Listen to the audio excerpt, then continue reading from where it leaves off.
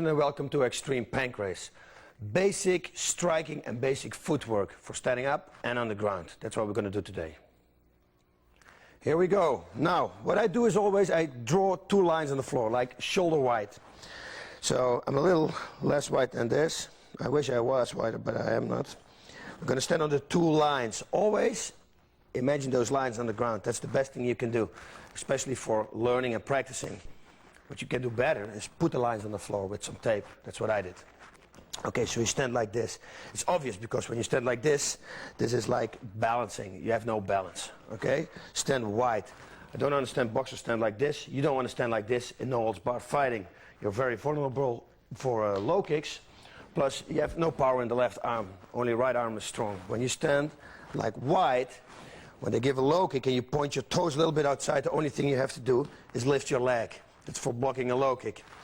When you stand also wide, your left is strong and your right is strong. So now, this time you got two strong arms. Okay, always put the guard up. Make sure your milt and your liver are protected here. Put your elbows down and protect your jaw. It's a really important thing to do. You don't want to get KO'd. Okay, now we're going to move like this. When you want to go forward, first you're going to make it wider and then you close it again. Watch what I do. Wider and close, wider and close, wider and close. That's what I do. When I go back, oh, same thing. I go wider and close, wider and close. Never do this, like go forward like this. That's a really bad thing to do. You don't want to get hit at the moment your feet are next to each other.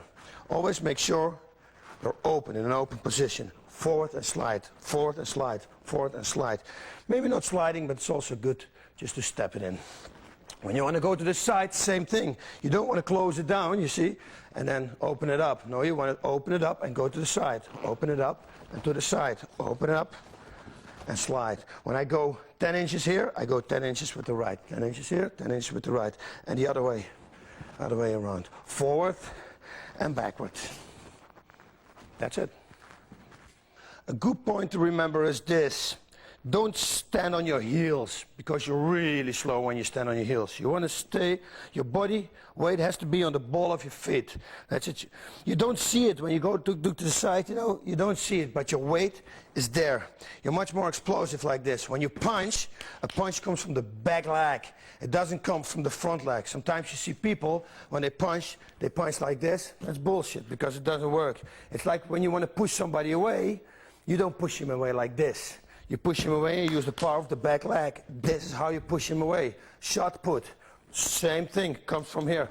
That's where the power is. So you step in, you put the power from the ground, bring it over into your arm. You always go wider, so you push out and slide, push out and slide, push out and slide. When you go backwards, you push yourself backwards and slide, backwards and slide, backwards and slide. So stay on the balls of your feet. It's really explosive and you can go and move. And you go forward, to the side, forward and backward. This is how you move. Never do this, never do this. Sometimes you see that, but you don't do that. You can do that as long as you're out of the range of the striking power from the opponent. The straight punch and the jab. Actually, I don't use the jab a lot. I try to make my left punch also very hard. So I don't jab with it. I really punch with it with power. My principle, my thinking is that when you punch somebody hard in the face, he will defend that punch. When I jab somebody, I'm not reacting on a jab. Somebody jabs me, no, big deal, you know, I don't feel anything of that. When somebody start punching me hard to the head, I have to block it. Something goes open, that's where my next attack is going to be, and from there on we're going to work. Now, make sure your elbows stay low. You don't want to signal. When I do this, before the elbow goes up, he already sees that my punch is coming. So you want to keep the elbows low. Yeah. Also what you see is when somebody has a defense here and you put your elbow up and he holds his arms like this, you will block to his arms. Give me 1 second. Brian. When he stands like the defense like this and I will punch with my elbow up, you see, I will punch on his block. Watch what happens. When I put my elbow down, I will slide through. It's much faster, and he doesn't see it coming. Thank you. So what do? Keep it low. And go forward, straight forward. Don't do this. This is enough, he's gone. punch from the position where you are. Stand here, boom, that's the punch, boom, that's the punch. You throw it with your shoulder. Throw it with your shoulder. And remember again, use the back leg. Really important. Sometimes they explain this. Punch, punch, punch, punch. It's stupid, you know. You don't close the distance with it. When you really want to close distance with a straight punch, you step in with the left foot. See? Now I close distance. When I do this, punch, and I step in with the right, there's no difference in distance. So always go forward, forward, forward, forward, forward, and go into the opponent. Let's go through it a little bit. Okay, his defense is up. I'm standing here. I want to close the distance. I close it with my front leg. Boom. That's where I close it with. You see? This is a lot of distance I travel here, right here. Same with right. If I want to punch right, I step in with the left. Whoop. Go forward. Step in with left. Always, to close the distance, do it with left. Don't do it with the back leg. I don't know who came up with that, but it doesn't work. Okay, now, I also, you see, my hand doesn't go out all the way. It doesn't turn out all the way because that's more of a cross. We will see that punch later on in this tape. What I do is I keep my hand a little bit like this. Maybe a slight twist, but not much. Straight like that. It's the same when I'm going to give a body shot. There are a few ways to give a body shot. When I really want to hurt him at the bad time, I simply go straight like this. I keep my fist like this because now I got some power behind it too. It's a simple punch, but sometimes it works. When you really want to set him up, like you want to set him up with like a right straight and a left hook to the head, you're going to show him that you go down. So then you go low, you bring your body down for the straight, and then the second punch is going to be the hook. It's a perfect setup like this. Go low, because you'll move low with your body. His defense probably will go down too a little bit, and you're going to catch him with the left hook. So you can punch two ways. Straight like that, and you can go down like that too. That's it.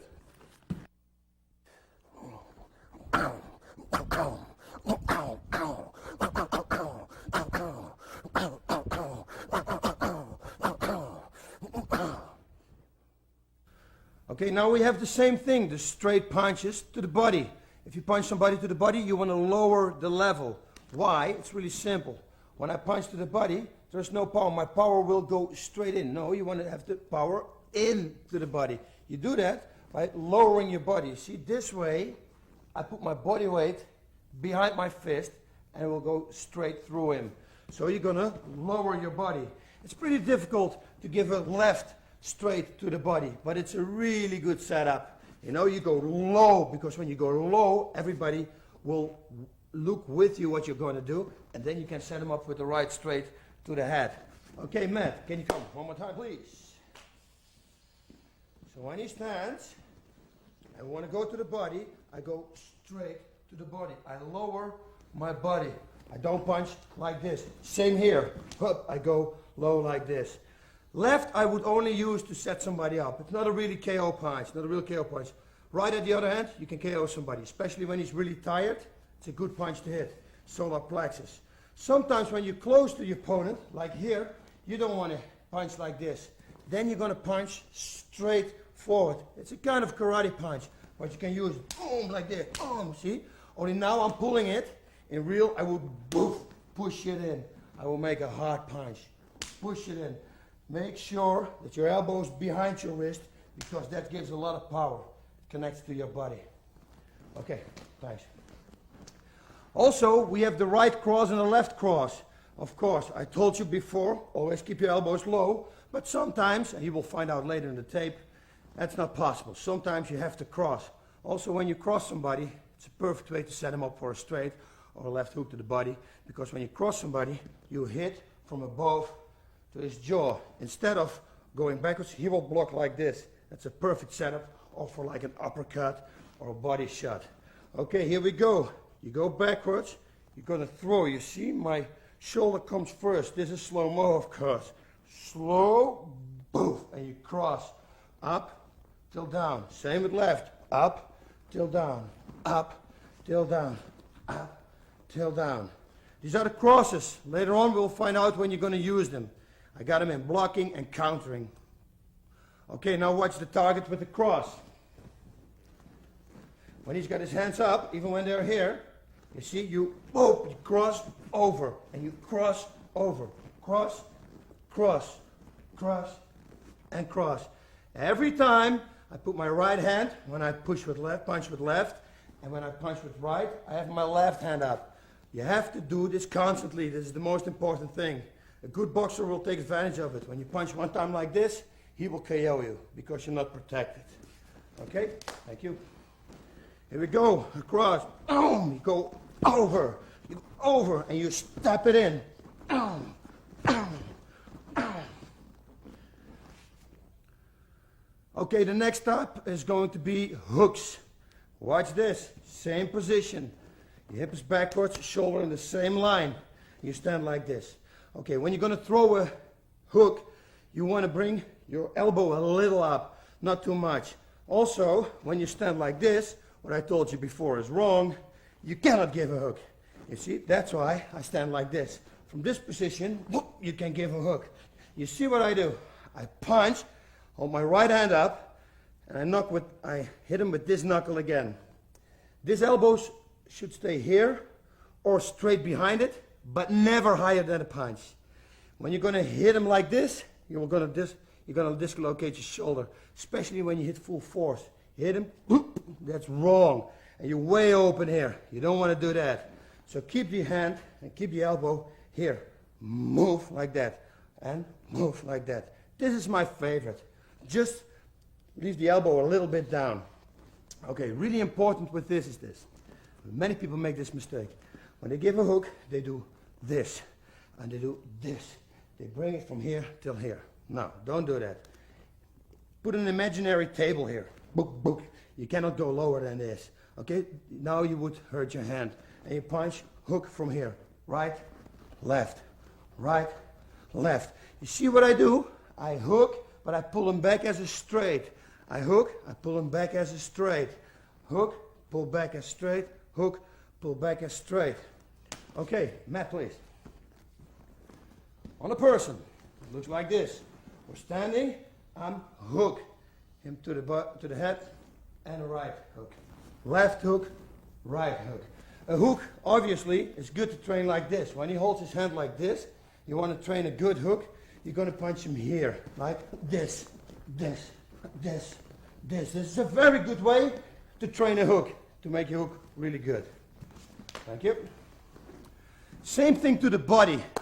You move your body weight into the hook. Now, the body shot is not horizontal. It's like not up, not like this. It's in between. You push in between. 1, 2. Again, you punch, and you you take them back like straight punches. Punch, go back, punch, go back. Also, what I forgot to tell you is where the power comes from. Again, the power comes from the floor. You cannot hook like this, or you cannot give a body shot like this. No. You put yourself solid on the floor, and you go, wow, you push the power in. Here is the power, here is the power. Push it up, and push it up. Don't do this. Always lower your body a little bit when you want to give a body shot. Yeah? Don't just do this because you know where he's going to punch you. It's going to be at the jaw. Okay, Matt, body punches. Stand like this. I go here, liver shot. You see? I try to hit his shoulder. Try to go through it. Boom. See here? Same thing. 1, 2. Thanks. Okay, I will show you a few things in the clip what a liver punch can do. 重いのかなと思いますけど、そうですよね。さあ今度は軽く膝蹴り。依然として両手はオープンのままバスルッテン。しかしここからやっぱり右から左のボディーナックルパート。そして小手。強烈な打撃。左のボディーだ。左のボディー。強烈なボディーブロー。立てますか。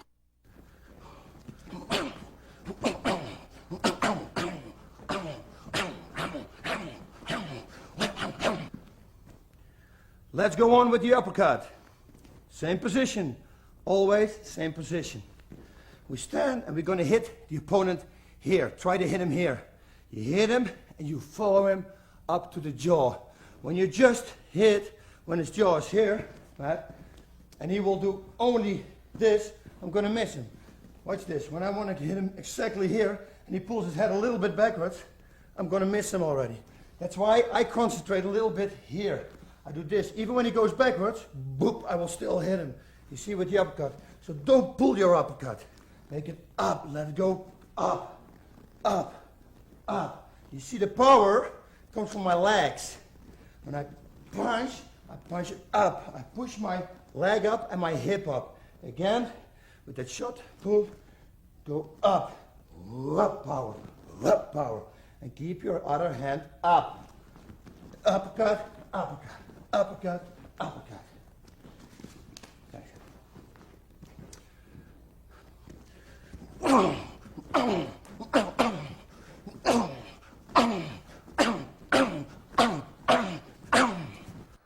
Okay, a very good way to train yourself with these punches is to mix it up. You can do it like this. Make it simple in the beginning. Put your feet next to each other. Of course, this is not a good position. This is only an exercise, just to train your mind to your punches. You're going to start doing everything after each other, after another. Left, left, hook, hook, uppercut, uppercut. Left, left, hook, hook, uppercut, uppercut. Left, left, hook, hook, uppercut, uppercut. See, you can continuously doing this. Constantly go with this and try to do this exercise. Now you can extend it a little bit, and this will help you always to come back to the position you started. When I do this, and I leave my arm here, that's dangerous. I'm open for here. So what you always want to do is punch and come back. Okay, you can force yourself by doing this. Make everything double. 1, 2, 3, 4, 5, 6, 7, 8, 1, 1, 2, 3, 4, 5, 6, 7, 8, uppercut, uppercut. Yeah? And now you're going to do it in this position. First a normal, 1, 2, hook, hook, uppercut, uppercut. See? 1, 2, hook, hook, uppercut, uppercut. Then you make 1, 2, 3, 4, 5, 6. 1, 2, 3, 4, 5, 6. You see, you can do pretty much everything you like. Mix it up and train it a lot. Keep your hands high. Okay, let's throw some elbows now. Same position. It's very easy when you got a basic position, where you come back anytime you come back in this position. It makes it really simple.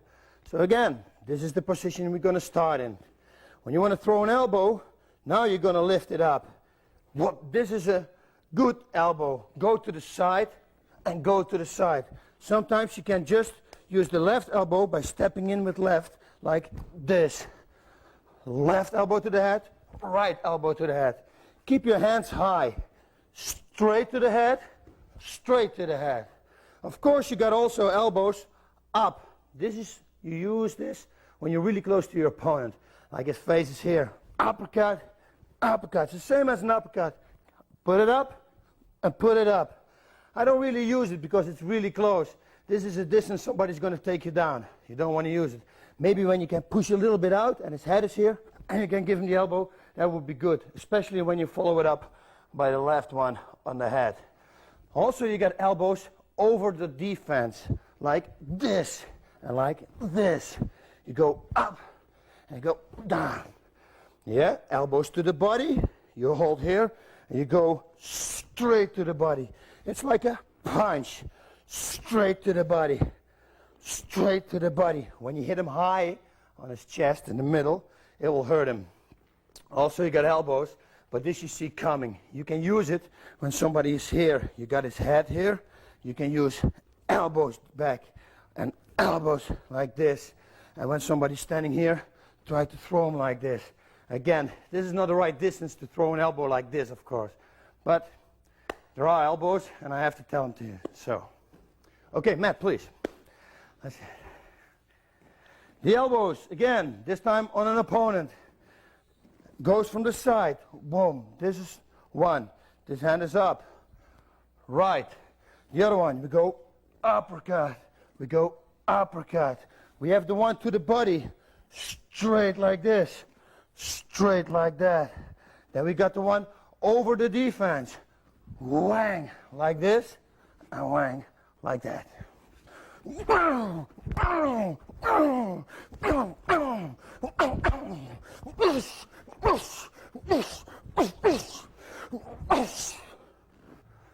Okay, palm striking now. Pancrase, known for the palm strikes. Why? Because it isn't allowed to hit with a fist, with a closed fist, to the face. That's why you have to palm strike. It's the same thing here. You have your hands open already now. And you're going to punch. Exactly the same as a straight punch. You're going to do this. Boom, boom. Straight, straight. Keep your elbows low and hit with the palm. When you hit somebody normally on the skull, like here, so when you want to punch him, when he does this, you hit him on the skull with your fist, you're going to break your hand. With a palm strike, at the other hand, you can punch him to the head, even when he does this. So when he does this, see, you still can palm strike. That's a good impact right there. Left, right, left, right, left, right. Don't hit him like this, because you're going to hurt your hand. Yeah, it's going to break. It's like a wrist lock. You don't want to have that. You want to hit him like this and like this. Of course, like the clip we're going to show you right now, I had a big opponent, my first opponent. He was standing like this. This is like a God miracle when they give it to you. Whang! Go under the jaw. A really good punch. Left straight, right straight. Left straight, right straight. Again, when I punch, you see my other hand going back into defense, because I start everything from here. Maybe I set it up with a hook now. Hook, straight, straight, hook. See? Constantly, my hands are high. I'm doing the hook now already, so we're going to stick with it.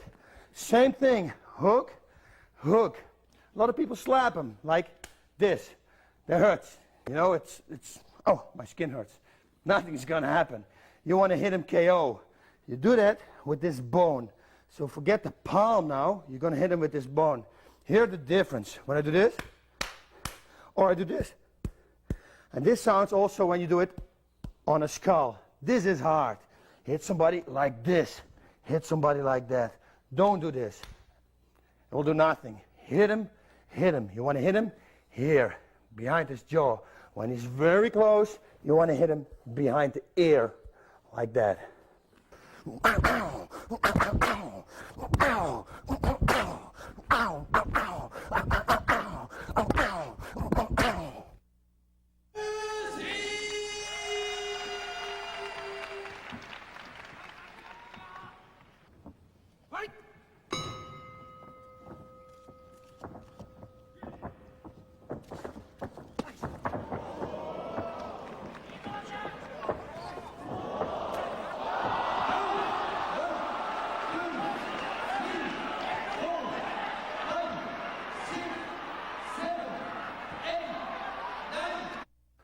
Okay, the spinning back fist. That's a good weapon. I use it when I miss like a kick. Because normally when you miss a kick, somebody shoots in on you. Like when I kick and he misses, I will do this just to make sure. When he comes, you're going to hit him. Like in my fight against Frank Shamrock, same position, same thing. I give him a low kick, he goes backwards, he shoots in, I give him a back fist on the head. It cut his eyebrow. Okay, what we have to do is this. You're going to step with your left foot in the line of your right foot, here, and you twist your hip. And now you're going to use your arm like a whip. You just leave it hanging there. Don't do this. No, keep it like a whip. And now you put your foot here, you twist. Bam! Like that. So your body weight, your body turn, the movement is doing the work. It's like a whip. It's like a punch. You throw it out. Same thing here. You step, you go step, and now I twist my body and I let my back fist do the work. Okay? Go and turn. Normally I would set this up. I won't do a back fist right away. The danger of a back fist is this. When you have an opponent and he's not backing off when you make the back fist and you hit him wrong, you're going to break your arm. Like this. You will break your arm. So you have to make sure that he goes backwards. You can do that by punching him like this, see? Then you can measure, and you have a good measure moment. You can hit him with your fist. Also, it's nice with a hook. Maybe he's going backwards on the hook. Whoop, step, and make the back fist. Just follow it up. When you make a hook, boom, boom, make the back fist. Let your body do the work. Only twist, and only sling like this.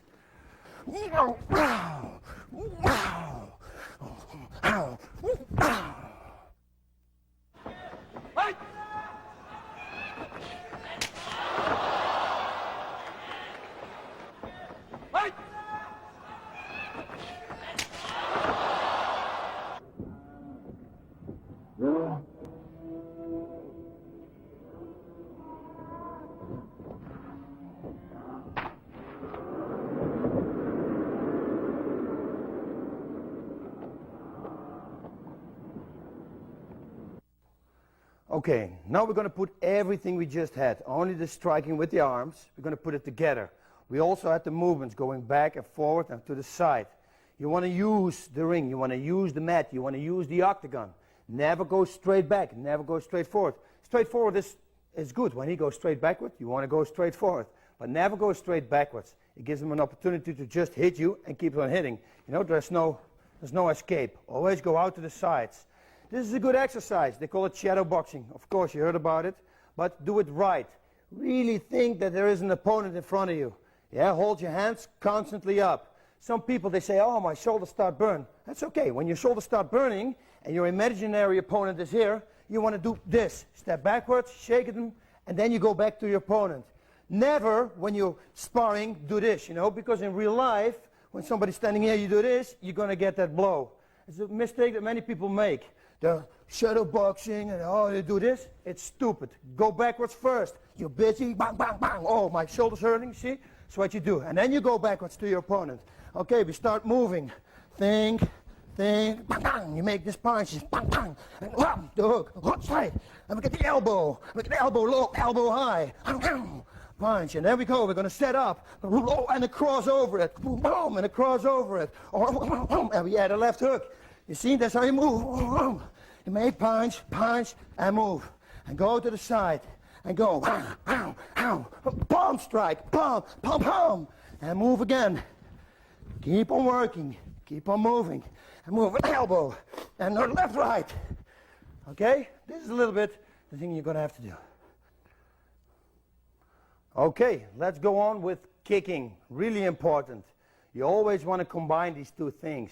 You want to punch and kick, or kick and punch. Almost never only kick. Always try to follow up with a punch. Or punch and always follow up with a kick. You know, you set your opponent up. It's like boxing. First you go to the head, few headshots, work his body. Defense will go down, go back to the head. Now with kicking you can do more because you also get the legs. You kick somebody a few times harder on the legs, he will be there. He's not thinking about his defense here anymore. He's thinking about the defense on his legs. That's exactly what you want. Then you're going to set him up with the right straight left hook, whatever your strong arm is to KO a guy. Of course, you can do it exactly the other way. I can like punch low and kick him high in the head. So we're going to do now basic kicking. Basic, I say, because I believe that basic kicks only work. Of course, you always see some people, some guys with an Ushiro Mowashi gear that's like a spinning heel kick and they hit somebody. Okay, that works, but like you saw in the beginning of the UFC, sometimes it worked. Afterwards, these guys get killed, you know. It's dangerous. You expose your back, and you don't want to do that in this type of fighting. You can do it when you're real good at it, and you train every day on it. Hey, you can do it. It's your choice. I don't say it's wrong. If you can do it real good, then you have to use it. Same with a spinning back or a normal back kick. Same thing. I wouldn't use it, you know. It's a little bit dangerous. I stay to the basics. Kicks to the legs, to the body, and to the head, and I make some front kicks. Maybe when somebody's totally standing like this, you can go whang, and you can kick him off with a spinning back kick. Then you can use it. Okay, let's go first to the low kick, the kicks to the liver, and the kicks to the head. It's really simple, this. It's all the same. Okay, let's start with the front kick, the maigiri, they call it in Japanese. You kick it with the ball of your foot. Sometimes I kick it with the heel. Why? I broke my toes many times because of this. Like when you have an opponent and he stands like a good stance with his elbows down, and I want to front kick him here and he defends it like this, you have a chance that your toe is hanging behind this and it breaks. This is what happened to this toe like 3 times and this like 2 times. But officially you kick with the ball of the foot. That is this. When I step away from it, it's like this. I kick like that. Oh. Stand like this and kick like that. You want to kick and you want to hit the solar plexus. So when you get a really clean shot, or you're wearing shoes, then you don't give, you can just go in. Front kick with right, and a front kick with left. Okay, thanks. Watch this, you have to step it in the good way. When I make it, I'm going to twist my leg a little bit, my left leg, when I'm going to kick with right. I do that to free my hip a little bit. When I do this, I keep the leg forward, it doesn't feel right. And my distance is not right. See where I'm here, or see when I'm turning myself in. It's like this more distance. You can see it from here to here. You got this more distance when you put your hip into it. So you twist a little bit. And this leg keeps bent. You don't want to straight this leg. That gives you a bad balance. You want to keep it bent a little bit. Of course, you're going to keep your hands up because that's the basic. Remember what we talked about. Go like this, front kick, and go back. What you see me also doing is to lift the knee first. When you do this, it's wrong. That's called a gingiri. That's a kick to the groin. A gingiri. No, you want to have the power behind the kick. When I kick like this, the power will go up. It will hit you like this. And you don't want to hit it like that. You want to have perpendicular impact. So lift the knee and go boom, straight forward. Stand, wham, straight forward. Stand, wham, straight forward. Same thing with left. Of course, with left, you have to step because when your opponent is here, there's no way you're going to hit him. So you have to step with your right foot in. Step, kick, and go backwards. Step, kick, and go backwards. Lift your knee, kick, and go backwards.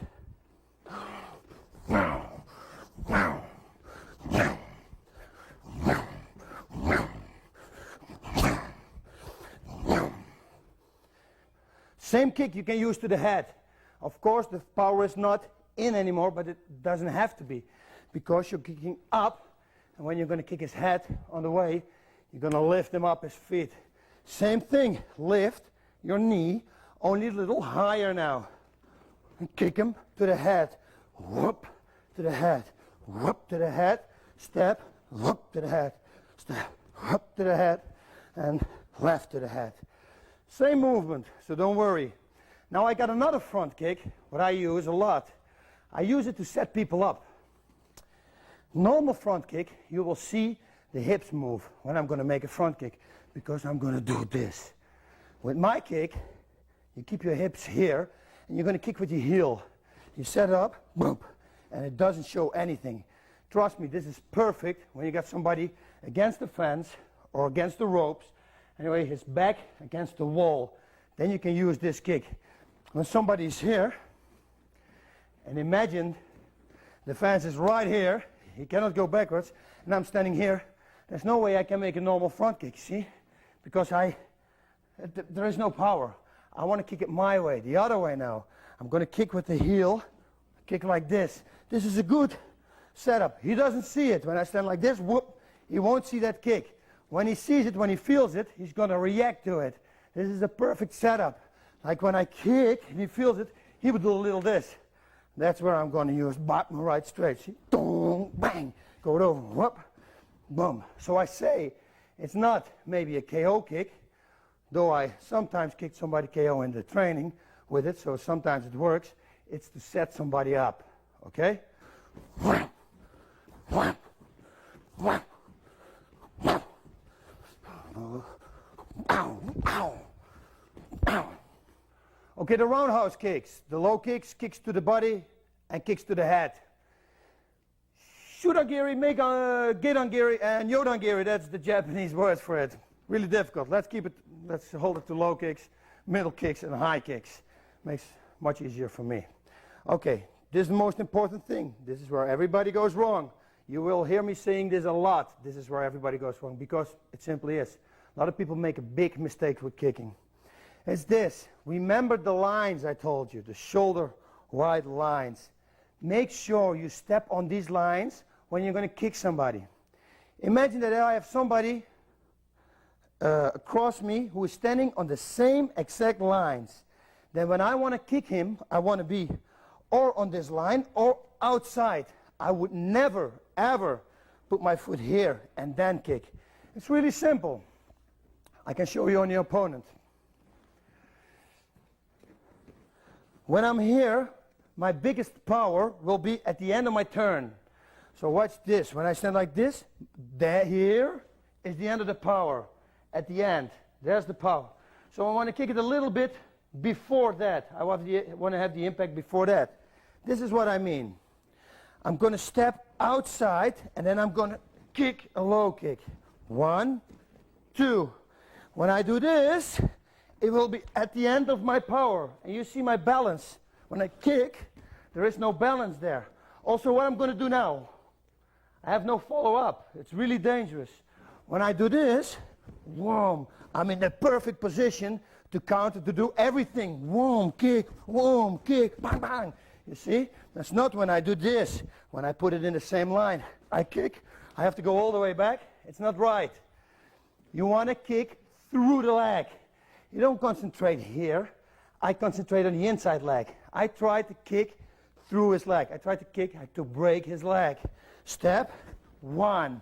And the other side, inside. I step out, 1. And step out, 1. And step out, 1. This is the way you kick. Step out and take the power through his legs. Really important. Okay, we're going to do the same thing to the body. We're going to step outside, outside. Remember the 2 lines. When you're back training and the bag hangs here, step outside the bag when you're going to kick it. Never step when the bag starts here. Never step in that line and then kick it. It's useless. There's no power in that kick. It's really easy to block it to counter. You don't want to do that. You want to kick hard. When you do something hard, they have to block it. When they have to block it, like a high kick, his hands will be up. Next one's going to be here, or here, or here, or here, or a punch, you know? So try to use that. Do everything 100%. Okay, Matt, we're going to do the kicks to the body. These are like liver kicks and kicks to the middle. You want to lift it a little bit up. You don't want to kick down. You want to lift it a little bit up. Like this. Step outside of his line, of his back feet. Step outside and kick with the shin. Why you want to kick with the shin is really simple. When I kick with the feet, with my foot, and he's going to block it by some freak thing, I'm going to break my feet. When you kick with the shin, he can block whatever he likes, but it's going to hurt him too, you know? So you want to kick with the shin bone. The backside of this is that you have to be a little closer to your opponent, because in with the foot of this, you have to be like this, closer to your opponent. But trust me, you don't want to hit him with your foot on the elbow. You want to kick with your shin. Okay, this is the right kick. I step outside, and the left kick. I step right and left. Don't make this mistake by doing this. Hold your hands up at all time. Punching, kicking, whatever you do, try to hold your hands up. Yeah, if you do it in training 100%, you will do it in the fight maybe 70%. You do it in training 50%, your hands up. In the fight, you won't do it.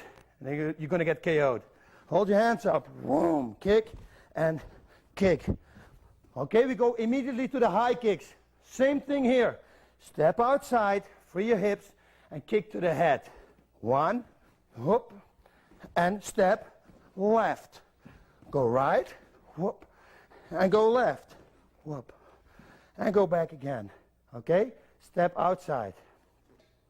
Before I forget, this is a videotape. There are things I can forget. The good thing about you is you can rewind a videotape and look at it again. When I make this mistake, you have to call me or you have to email me or whatever to find out what's going on. Listen to this. When I'm going to, this is a major mistake I see people do too. When they kick, they twist on the ball of the foot. It's not good. You know, when you do this, don't do that. Don't do it too high. More easy is this. When I'm going to give him a right low kick, step out already like this. It will help me a lot. Otherwise, I have to give him a low kick like this. Or when I step out like this, see, it's much easier. When I get mad again, you will see that when I do this and turn, or when I step it in, makes it much more easier and more solid. There's more power in the kick. So I step on my heel to the side. I free my hip already. And then I'm going to kick. Also really important is, don't kick like these people say in the books, you know. Don't kick like this. I don't know who came up with that. It's useless. You want to hit, make sure that the impact is perpendicular, like this. That means when his leg is like this, then you want to kick from above till down. You know, when the leg is like this, you want to kick like this. When the leg is like this, you want to hit like this. Right now, his leg, when I'm standing here, is straight. So I'm going to kick it straight. I make sure that a short amount of muscles going to get the kick. You understand, when I kick like this, there are a lot of muscles going to catch that kick. It's going to be more easy for him to hold that kick. You want to have the impact, this. It's like this. When I do this with my knuckles, he will feel this already. You see, that's why you kick with your shin bone. You want to hit him with this shin. It's sharp. At the same spot, like that. At the same spot, like that. You don't want to kick like this. Okay? So when he stands like this, all the way bent, and I'm standing here, now I'm going to kick from up till down. Wham! Now I'm going to do that. Otherwise, I'm not going to do it. I see these guys, they're standing, they think they're Thai boxers, and they see this, and they do this. It's bullshit. No, it's useless. Don't do that. Whap, straight go for the leg. That's the power. Okay? Thank you. Another good target is the inside low kick. I use this one a lot. I use this one a lot inside and with my left leg. You can do it both. You can left leg at the front first. Make the other. Yeah? I use it a lot like this. You will hit him here, inside. This is a weak spot. It's difficult for him to block. It's more easy for him to skip away. But that's another part of the tape. First we're going to kick. This one you want to kick with your foot because it's going to be difficult anyway for him to block. When he blocks it right, he has to do all the way this. This is a really fast kick. It's a kick to distract somebody. But on the other hand, when you punch him a few times, then you can use the kick also to take him down. I use it as a setup a lot. Once it starts hurting, of course, then I go for the KO on the legs. But first, go to hit it. Just hit it and distract him. See what I do? I'm going to step outside in that line. And I'm going to kick, boom, like that. Step, boom. That's the kick. I can do it real fast like this. Boop, and I go back, see? Boop, and I go back. Also what I can do is when he stands with his back to a cage again, and he stands there, and I don't want to go backwards and do this, I can make a twist. I can do this, whang, and kick like that. See, I twist. I put my hip out, like I just explained you. Put your foot already out. Don't make that turn. Put your foot like this. And kick like that. Stand, whang, kick like that. Same thing with a liver kick. I'm standing here. I'm going to do the same thing. Whang, liver kick. See? One, liver kick. Same thing to the head, of course. Exactly the same principle. Wow. Wow. Wow. Wow. Wow. Wow. Wow. Wow. Wow. Okay, knee strikes, really important. You can use them a lot. Let's watch a few clips from me kneeing down some people in Japan.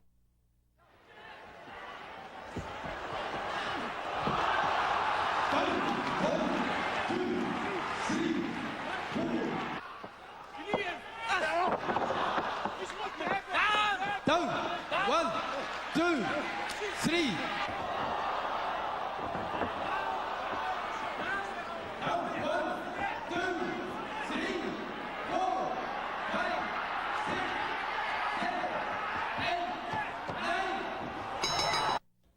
How about that, huh? So they actually work. Okay, here we go. A few things again. Some people make them like this. They give a knee and they lift the body up. They lift it up. They try to get power from this. Extend the leg. I shouldn't do that if I were you. Why not? It's really easy. Like when somebody's head is here, you have to do it. You see, because you have to go high. When you want to knee him here, that's the most the times that you want to knee him in the head or to the body, it's low. You want to do the same thing as with the front kick. You twist your hip and then you go up. You just knee in the head. Don't go up like this. I show you why. I'm going to try to explain you why. Oh, Matt, the perfect example. Watch this. It's like this. Maybe it explains easier like this. When he's here, I'm not going to give him a right straight punch because the real power for my punch is at the end. This distance I need to knock somebody out, not here. That's why you see like Evander Holyfield fights Tyson, Tyson's going to try to make the fight here, and Holyfield's going to try to make the fight here. He has to use his arms. Tyson is shorter, so he has to stand closer by towards his opponent than the other way around. Anyway, it's the same with knees. When I want to knee strike somebody, and his body is here, and I'm going to do this, see what I do? I cannot develop any power. I want to be my knee on the way as long as it can. Same with the punch. You want to hit it there. Same with the knee. When I do this, you see, I stop it. I can get this more distance by not stretching my leg like this. Whoop. Simply like whoop, that. To the head, simply same thing. Don't do this. I hope it makes any sense. I think so it does. But don't do it. Keep your foot on the ground, but free your hip. Don't do this, of course. No, you want to free your hip so you can go higher with the knee. Also really important, when you fight a wrestler, you only want to knee him to the head. You don't want to knee the guy to the body, because when you knee him there, he's going to grab your leg and he's going to take you down. It's going to be over. You want to knee him to the head. He can try to take the knee to the head and grab your leg, but he will go down when you give it hard. You know, he has to block it before he grabs it. To the body, it's another story. When it's a tough guy, he takes the body knee and he grabs your leg. To the head, he cannot grab it because he takes a risk of going KO. He has to block it and then grab it. There's no way on earth he can do that. So when you give the knee, pull it back also. Don't leave it hanging here, because then he's going to grab it, of course. On this distance, what you can do also, what I would do, only to the side, not here, because the same thing. He will grab my leg. It's going to be dangerous, and he's going to wheel it in. You want to go to the side. Boom. You can give knees there. Boom. On the leg, or inside. I already don't want to do this to a wrestler. It's too close for me. I would do only to the knee, or to the head. Knee him to the head, he will block it, he won't grab it. You see the kneeing like this. I don't know where they got it from. What do they want to hurt with this? I don't know what they want to hurt. You know, there's no way on earth I can do this as hard as I can to him. You don't even have to defend it. I'm not going to take him down. You want to put your foot behind your knee. Always do this. When I do this, you will see there is no power. There's no body weight here. It falls down. There's nothing. And you can hurt yourself real bad by hitting with this soft part of the knee. And trust me, this is soft. Hitting his elbow, you know, you're going to hurt yourself. So don't do these fancy things, what you see doing. It's useless. Go put your heel behind your knee. That way, you're going to put body weight in. Watch this. Boom. This is power. In. There's no power. See? You want to go in. Same with the punch. I don't punch like this low. I punch like this, though, low. I want to put my body weight into it. Go to the side. Go to the side. Here to, boom, to the side. Don't knee him like this. He's not going to feel that. You're patting him with your soft part of the knee. You want to give him a knee. Also, you don't want to give him an upper leg. That's what you do. Some people do this too. They give knees like this. This is too close, the distance for to give a knee. When you want to knee him to the body, you want to step backwards. You want to make sure again that the knee is on its way a long time. Not here. You only have this power. You want to step here. Whang! That's power. Coming from the back and going in. To the head going in. You don't want to stand here doing this. That same punching. When I would punch doing this, that's the same thing. You want to use your body weight. Okay?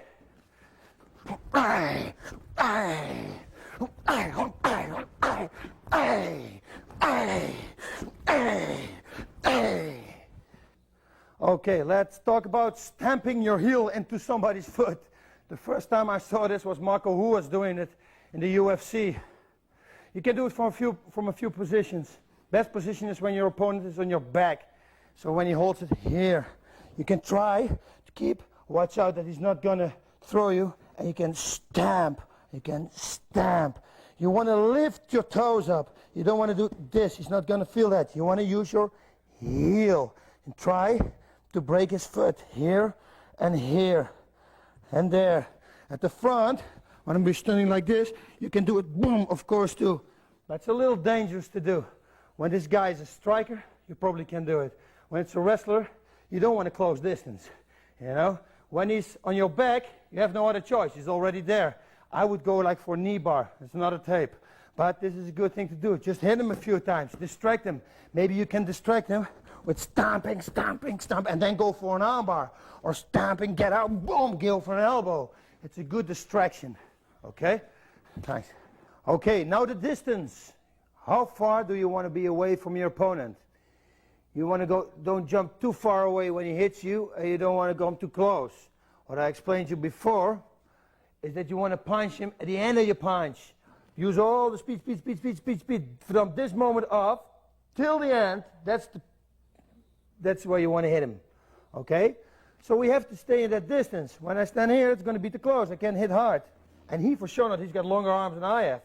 So he has to keep the distance with me. I call this distance the safe distance. You have to stay like 3 inches out of his reach. So you find that out. That's why you see boxers in the beginning always, they're moving around the first round. It's because of this. They try to find out the reach of the opponent. When he punches, and he punches to here, then I know when his foot is there and his punch is here, that I have to stay here. Okay? Also, I don't want to go too far backwards. When he's going to give me a left jab, don't do this, because I have to go all the way back to counter. No, you want to do like slow, boom, because then you can counter. There's the overhand cross we just had. He's punching, I go backwards, boom, cross it over with the right straight. So make sure when he comes to you, walking to me, that I'm going to stay in that position. I'm always just out of the safety zone. That's where I want to be. When I go to him, he goes backwards probably. When he comes to me, I go with him. I stay here. I stay in this distance. When he's punching me, I got boom, boom. I try to counter. So don't go too far away. Stay always in the distance that he just cannot reach you, and you just cannot reach him. You only have to step a little bit to hit him. That's exactly how you have to stand. Of course, the kicks are longer than the arms. So you can stay a little bit further away. I wouldn't do it. Watch this. A kick to here, you can do from far away. Whang! I can do this. Just to set him up. You know, when I give him 20 like that, he's going to think, shit, God, what's happening? Then I can set him up with a right straight.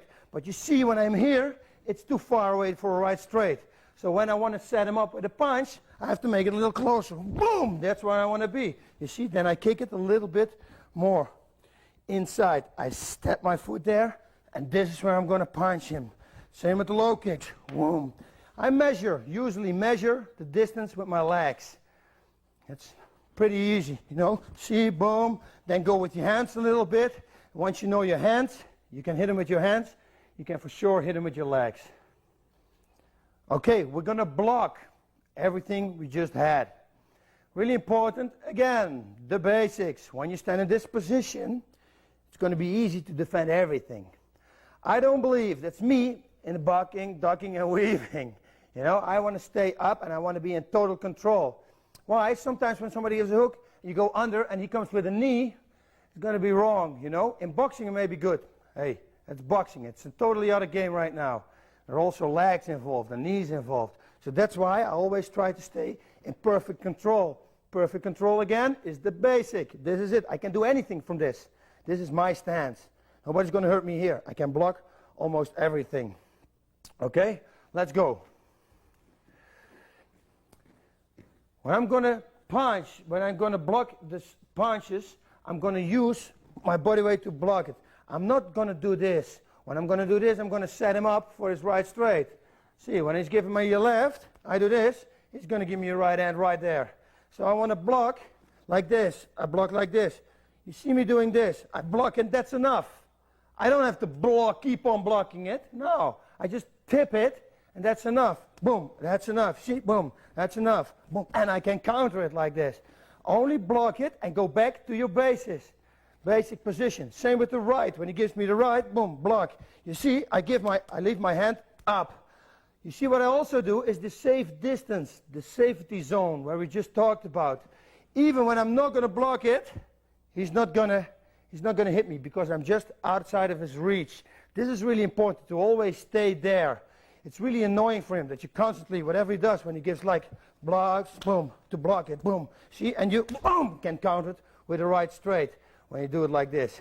Body shots, I will block. When he gives me body shots, I will block like this, straight body shot. boom, like this. Boom. When he gives a left, boom, like that. See?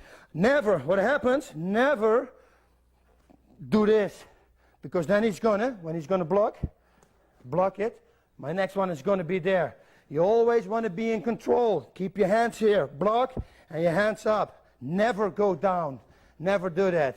Sometimes you get exceptions. We're gonna come there. But with the punching, don't do it. When he gives a hook to me, boom, up to the body, to the head, block it a little bit outside. Left hook, same thing. Block it a little bit outside. What I used to do, I try to avoid the hook. When he gives me a hook, I always try to go step out of his range. I think that's always the most safe thing to do. You know, a boxer would duck it, I will go backwards. Sometimes it is not possible. You're with your back against the wall and he's going to hook me. I just step in and I'm going to grab him. I think that's safer than to step back, because when there's a ring here, you lean backwards and then he's going to hit you. It's going to be wrong for you. So, or block it, boom, or slip it away. Whoop, go backwards. I prefer this one. I think it's the most safe thing to do. Okay, let's explain one more thing. We're standing here in this position, our arms are here.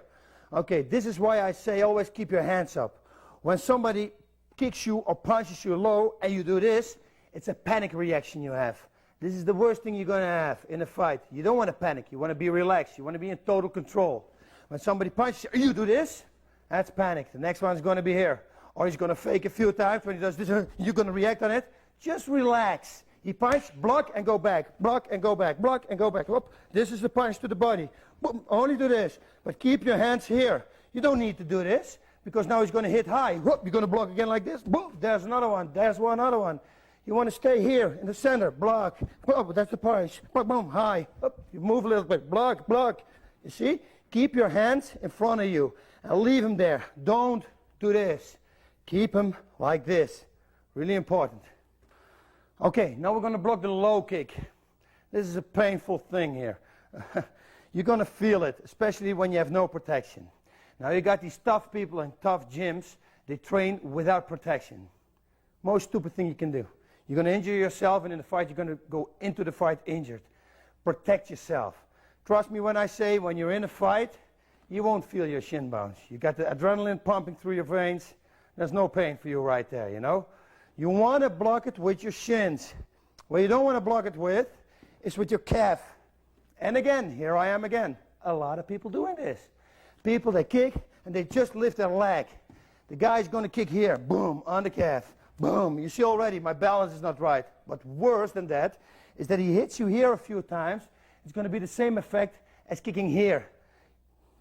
The muscles, they lock up, boom, and you cannot fight anymore. You're going to fall down, and on the street he can do pretty much whatever he likes with you in that position. So you want to block with your shin. It's going to hurt your shin, but it's going to make you can continue the fight. It's only pain. There's nothing wrong with that. There's no damage. Block it to the side. Kick shin on shin. Kick shin on shin. You see I go a little bit backwards. Boom, like this. A lot of people, again a lot of people, I say this a lot of times, you're going to be sick of it. They make a mistake. They lift it up too high. You don't want to do that. You're padding his kick right now for him. He's kicking like this.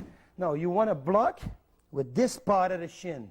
This is the strongest part of the shin, and the part where there is no pain there. Almost no pain. You can block really easy. What you do also is this. Watch this. When you kick somebody here, this moves easy.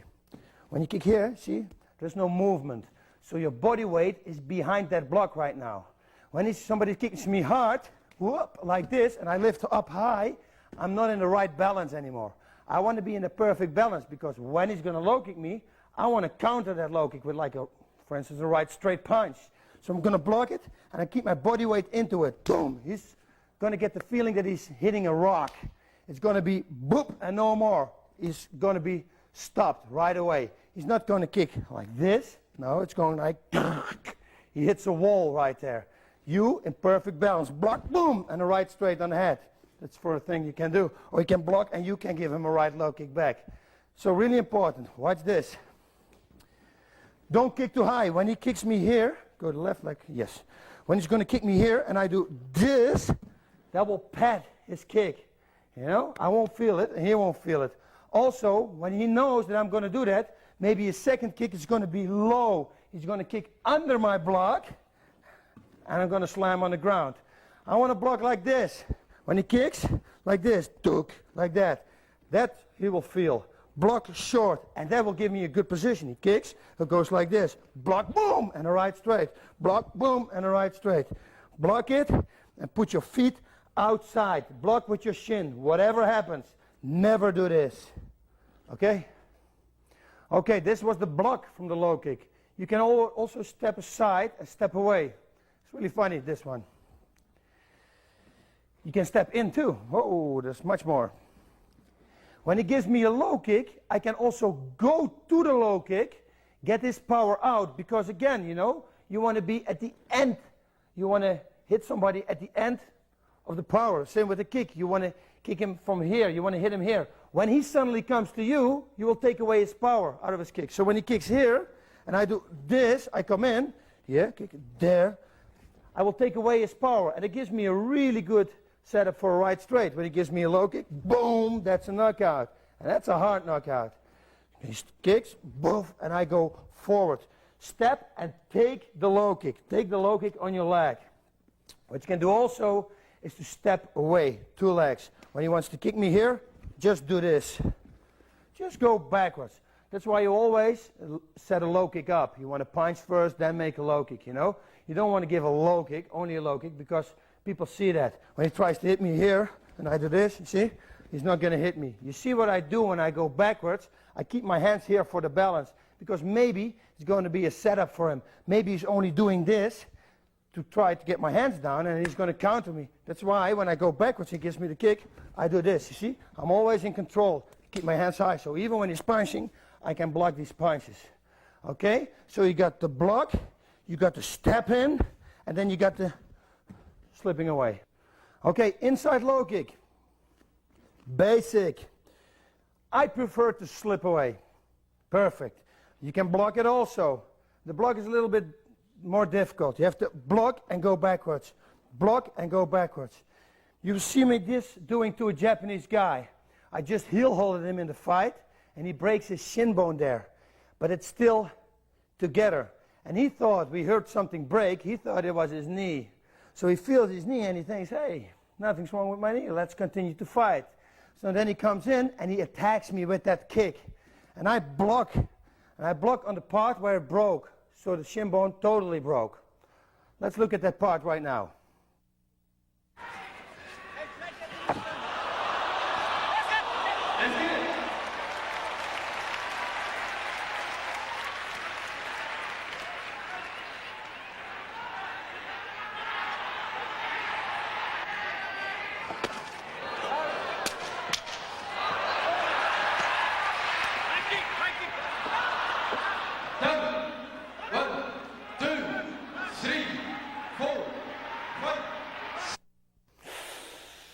Gotta hurt, huh?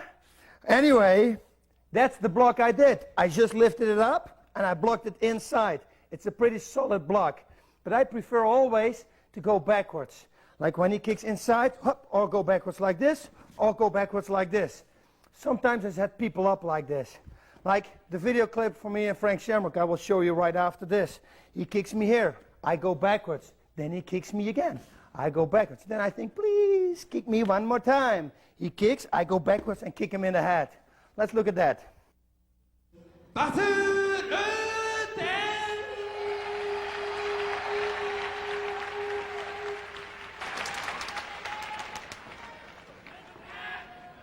Ready?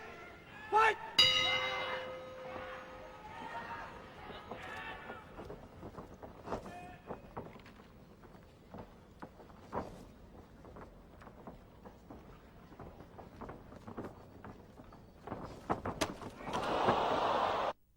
Blue, beautiful. What can I say? So you can set people, actually you can set them up. Matt, please. Here we go again. First one is the block. We have no protection. When you train with no protection, don't use this one. You're going to hurt yourself.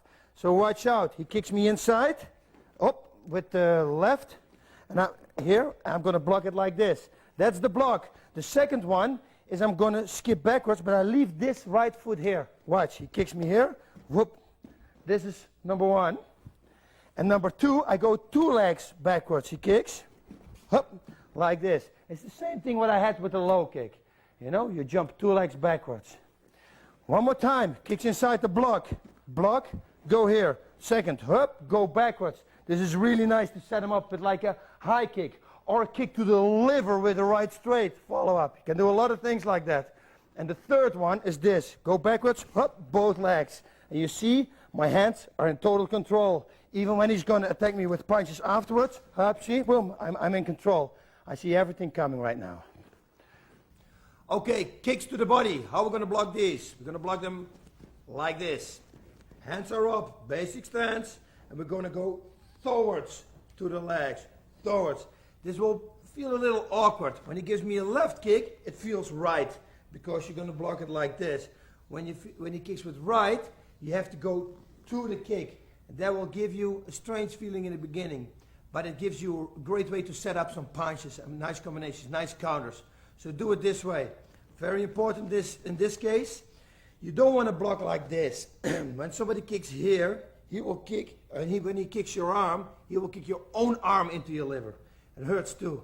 You know, you want to go outside. Watch this. This, you don't have a lot of power. When you turn your body and you turn your wrist a little out, this is like a rock. This is really hard. So you're going to block. And the same as we had in punching and kicking, you block and you're back. Block, block, block, block, you're back. Same thing here. He kicks, boom. There's no use on keep hanging here, you know. Don't block and keep here. No. Do this. Block and go back. Block and go back. Turn your body. This is really hard. Same thing here. Block and go back. Block and go back. And whatever you do, the other hand is high, and you keep on looking to your opponent. Really important. Watch this, Matt. Okay, when somebody kicks me to the left, with his left, to my right, I'm going like this. Try to kick here. I'm going to block like this. You see? Don't kick like this. He will kick your elbow in your own liver. Block outside. Some people are blessed with really long arms. And when they do this, the forearm is here. They don't have to do it, you know, because it makes contact with their hip. And they will have a good block. But unfortunately, not a lot of people have these long arms. So keep like this. He kicks, and you turn to the block. Okay, with right kick, the same thing. Go to him. Now this feels strange. You remember with that low kick, when they give you the low kick and you come in, you take the power away out of the kick because you're going to him. When he's punching and his head is here and suddenly his head is here, there is no power. Same with the kicks. Same with this. When he kicks here, I go to the kick and I block like this. He's going to hit me here. Don't this, he will hit it in me. Block outside. Really important. You can see it? Block outside. Sometimes when they're really strong kickers, you're going to kick with 2 arms. When he kicks here, you're going to do this for sure. Boom. And go back. When he kicks with right, you're going to do this. Boom. For sure. But you're going back right away after the kick. So you block, block, and you're back. Block, and you're back. Always come back to the basic. High kicks. How are we going to block the high kicks?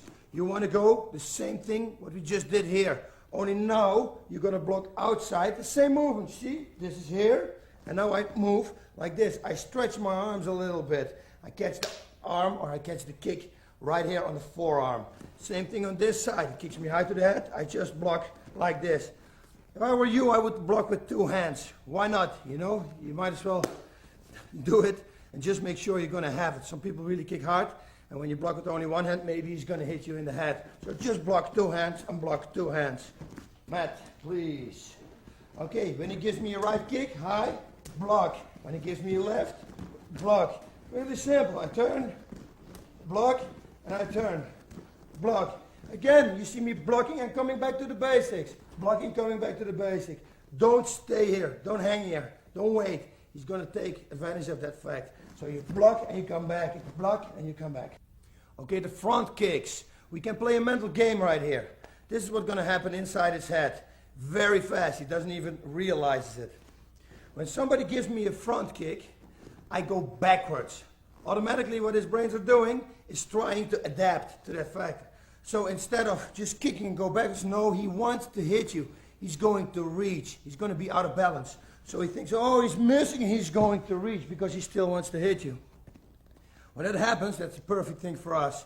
So when we do, we are going backwards and we're going to scoop the leg. I will explain you what and how.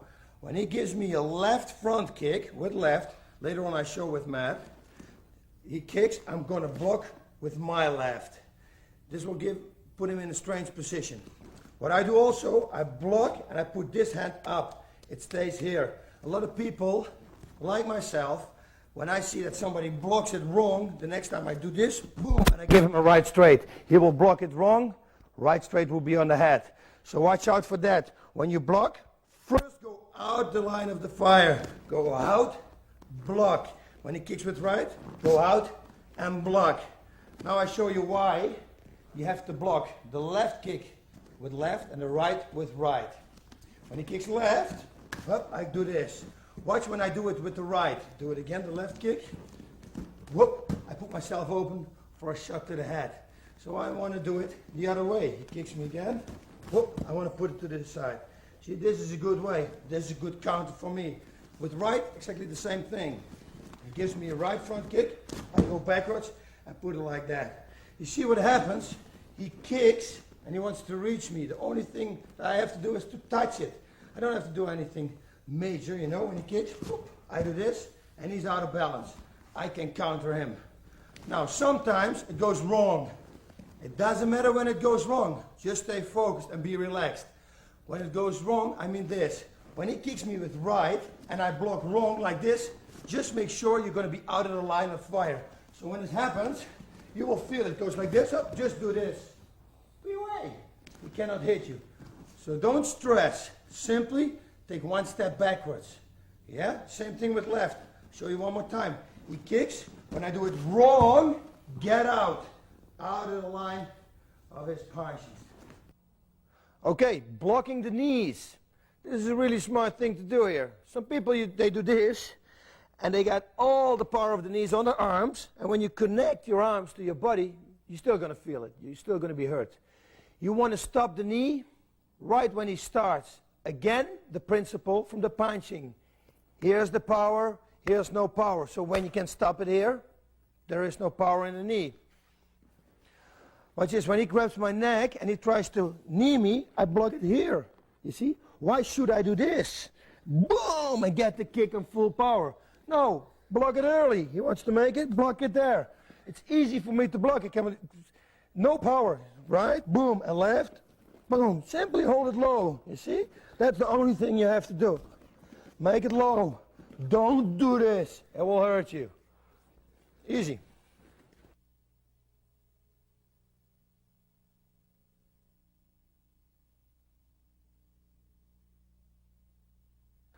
That was it. Basic striking. Pay attention to the basic. Basic is the most important thing there is. Okay, let's move on to the next tape, advanced striking combinations.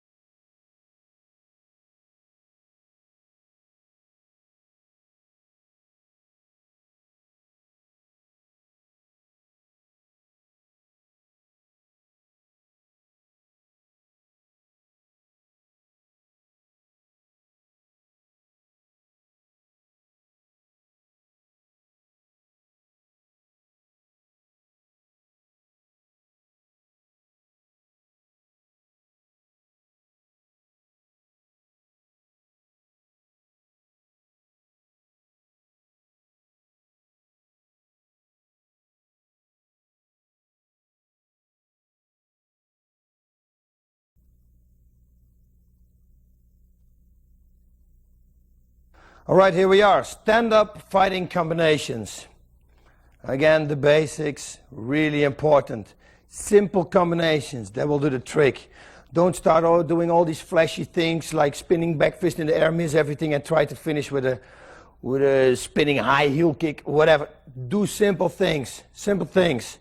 When I punch somebody in the head, he will be there with his thought. He will think, whoa, that will free other things open. That will make other things open where you can kick or punch. It's really simple. When you're going to attack somebody on his legs a few hard times, he will be there with his thoughts because it's hurting. His thoughts will be off the defense of his head.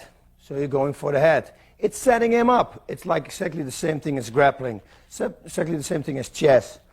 You know, okay, everything we do, we have to do hard, 100%. Don't jab. Like when you fight a wrestler, for instance, and you're a striker, you jab him a few times, he will just take you down and you're on the ground. Open with some hard strikes. Hard strike, hard kick. Do everything 100%. Okay, Matt, let's see. Okay, here we go. I like this combination a lot, a left straight and a right low kick. What I like to tell you also is that I used to Thai box. I was a Thai boxing teacher in Holland. And I used to bring my students to the fights. And I always taught them like a few things. Like a right straight, a good right straight. Like a left straight with a right low kick. And little setups, like maybe four or five things. That's it. They went into the fight. You had like a KO range or like a winning percentage of like 90%. We really did really good. Just because we did only what we did good, we did it 100%. When you know a lot of things, but you don't know them 100%, don't do them. You know? So everything you do 100% hard. When I stand in front of him, a very good combination is simply left straight and a right low kick. You can set him up. He's going to punch, right low kick. And go back, punch, right low kick. When you hit the punch, he will be there. He will be there with the punch because he wants to defend this punch. He wants to block it up. Boom, bang, there's the low kick. That's the second thing you're going to hit him. You see? Easy combination, but really effective. Ow, ow. Ow, ow. Ow, ow. Ow, ow.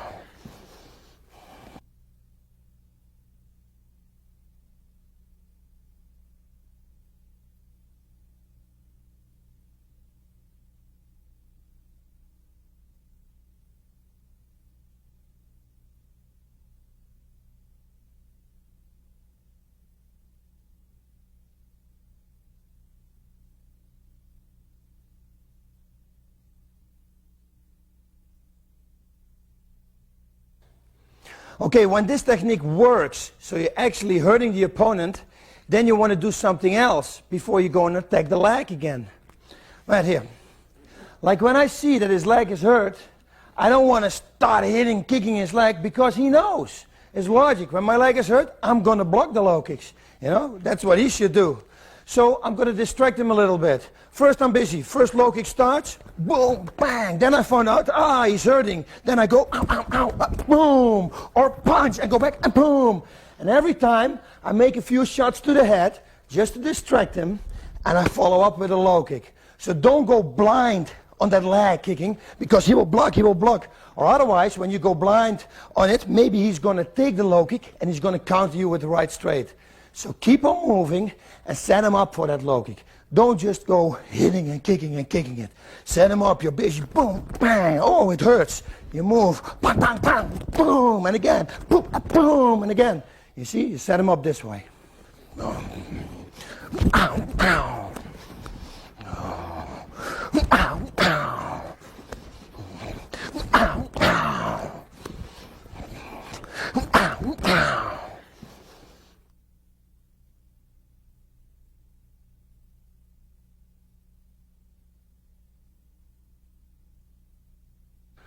Okay, you can also start with kicking to the legs.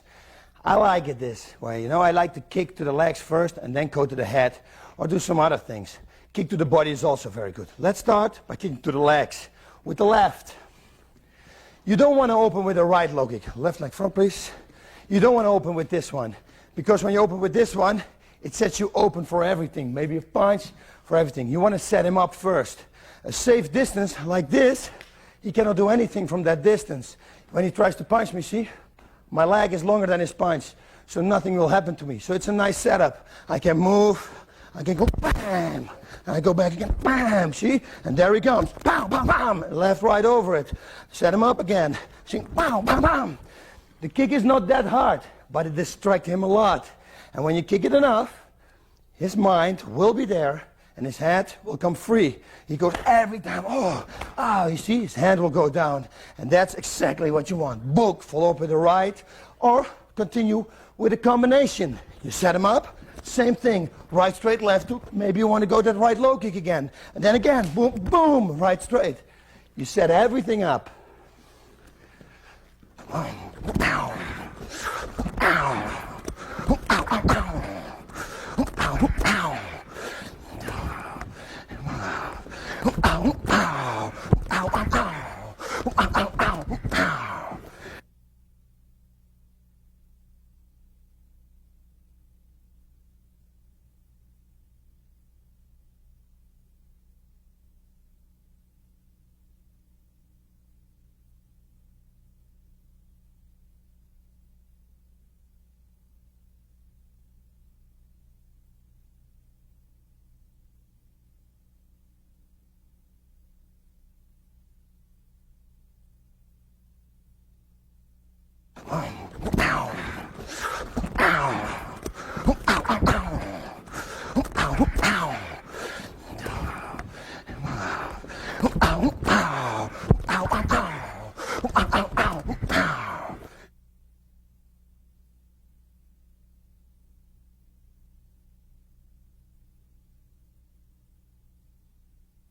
Okay, here we go again, a new one, fresh one. We're going to open with the right hand. It's really strange to open with the right hand, but you can do it. It's a perfectly set up for a left hook. When I go low with the right hand, and I bend, I bow, I go down, he will go down automatically. He will look down what you're going to do. So you're going down, you're going to give a hook high. From there we're going to grab the head, and we're going to knee him in the head. Simple combination, really effective. Try it in sparring. He's standing. I go low, left hook, knee to the body or knee to the head. Whatever happens, the knee. You always take, you always choose where you hit at the moment. Like when I give him a left hook and he's going here with his head, I'm going to knee him in the head. When he stays high, I'm going to knee him to the body. Okay? Same thing. I'm looking, I go low. This will let him think that I go for a low attack, which I'm doing. But the next one is going to be boom, left hook, grab, boom, knee, boom, to the head. Choose whatever you like. Oh, ow, ow. Oh, ow, ow, ow. Oh, ow, ow. Oh, ow, ow, ow. Oh, ow, ow.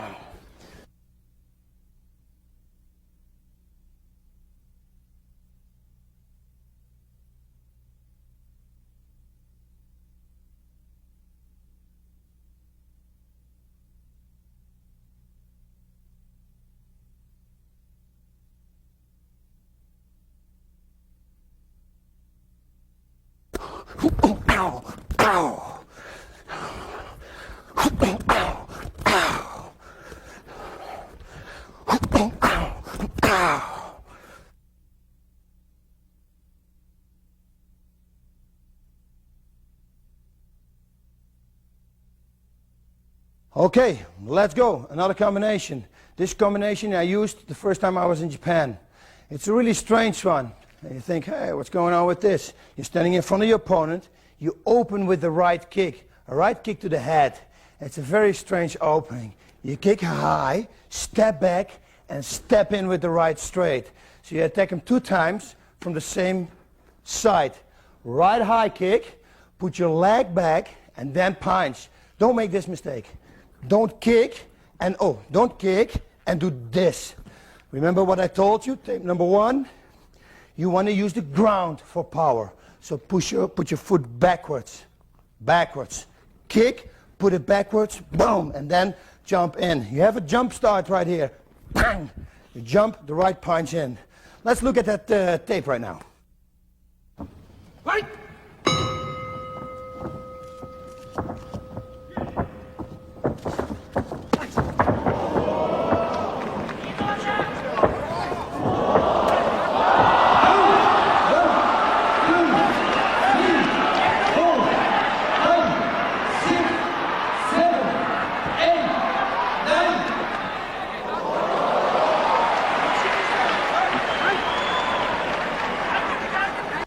Okay, that was the setup. He went down, 8 count.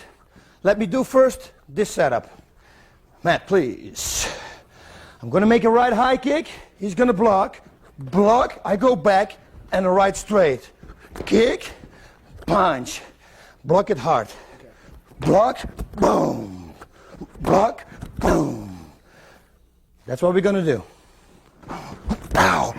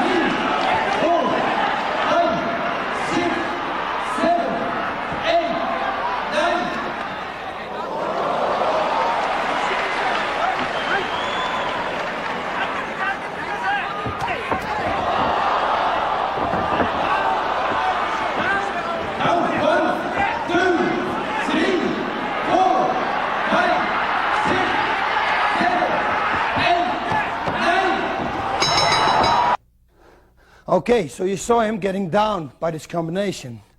Now I was thinking what to do. I just give him a high kick and a high straight to the head. Now you have to start thinking, when you punch somebody to the head, he will block his head for sure. So I can start hitting his head again, but it's going to be useless because he will have his hands up. The same thing I explained with the low kick. I kick somebody a few times with a low kick. Once it starts hurting, he will beat here with his mind. This is what you want. I gave him the right high kick with the right straight to the head. He goes down. He's thinking right now, when he stands up, oh no, I cannot have another shot to the head.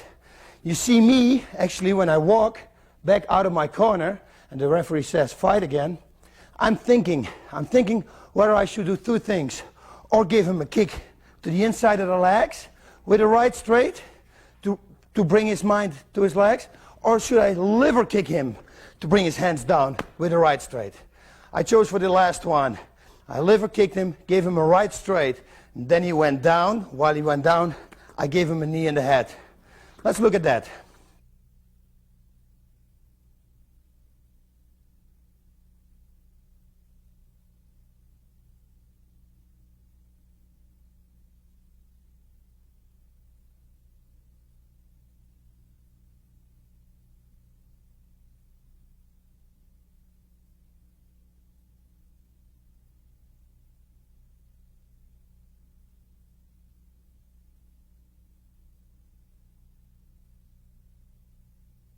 There was one, eh? What a combination.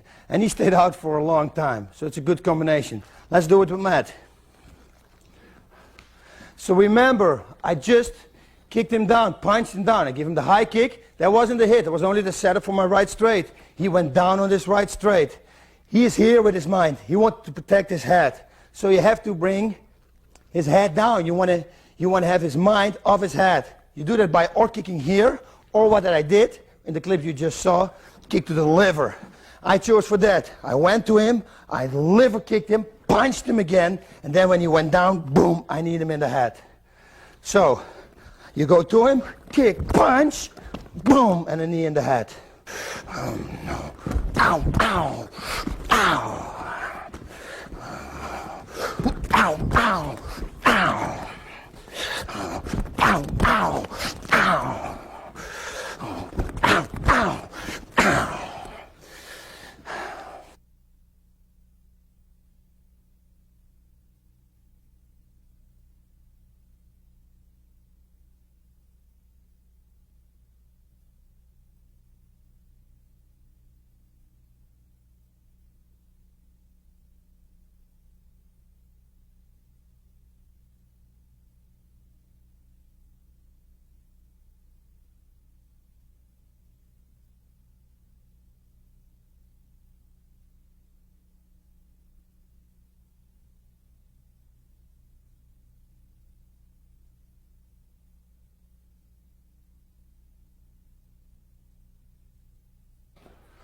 Okay, the next combination.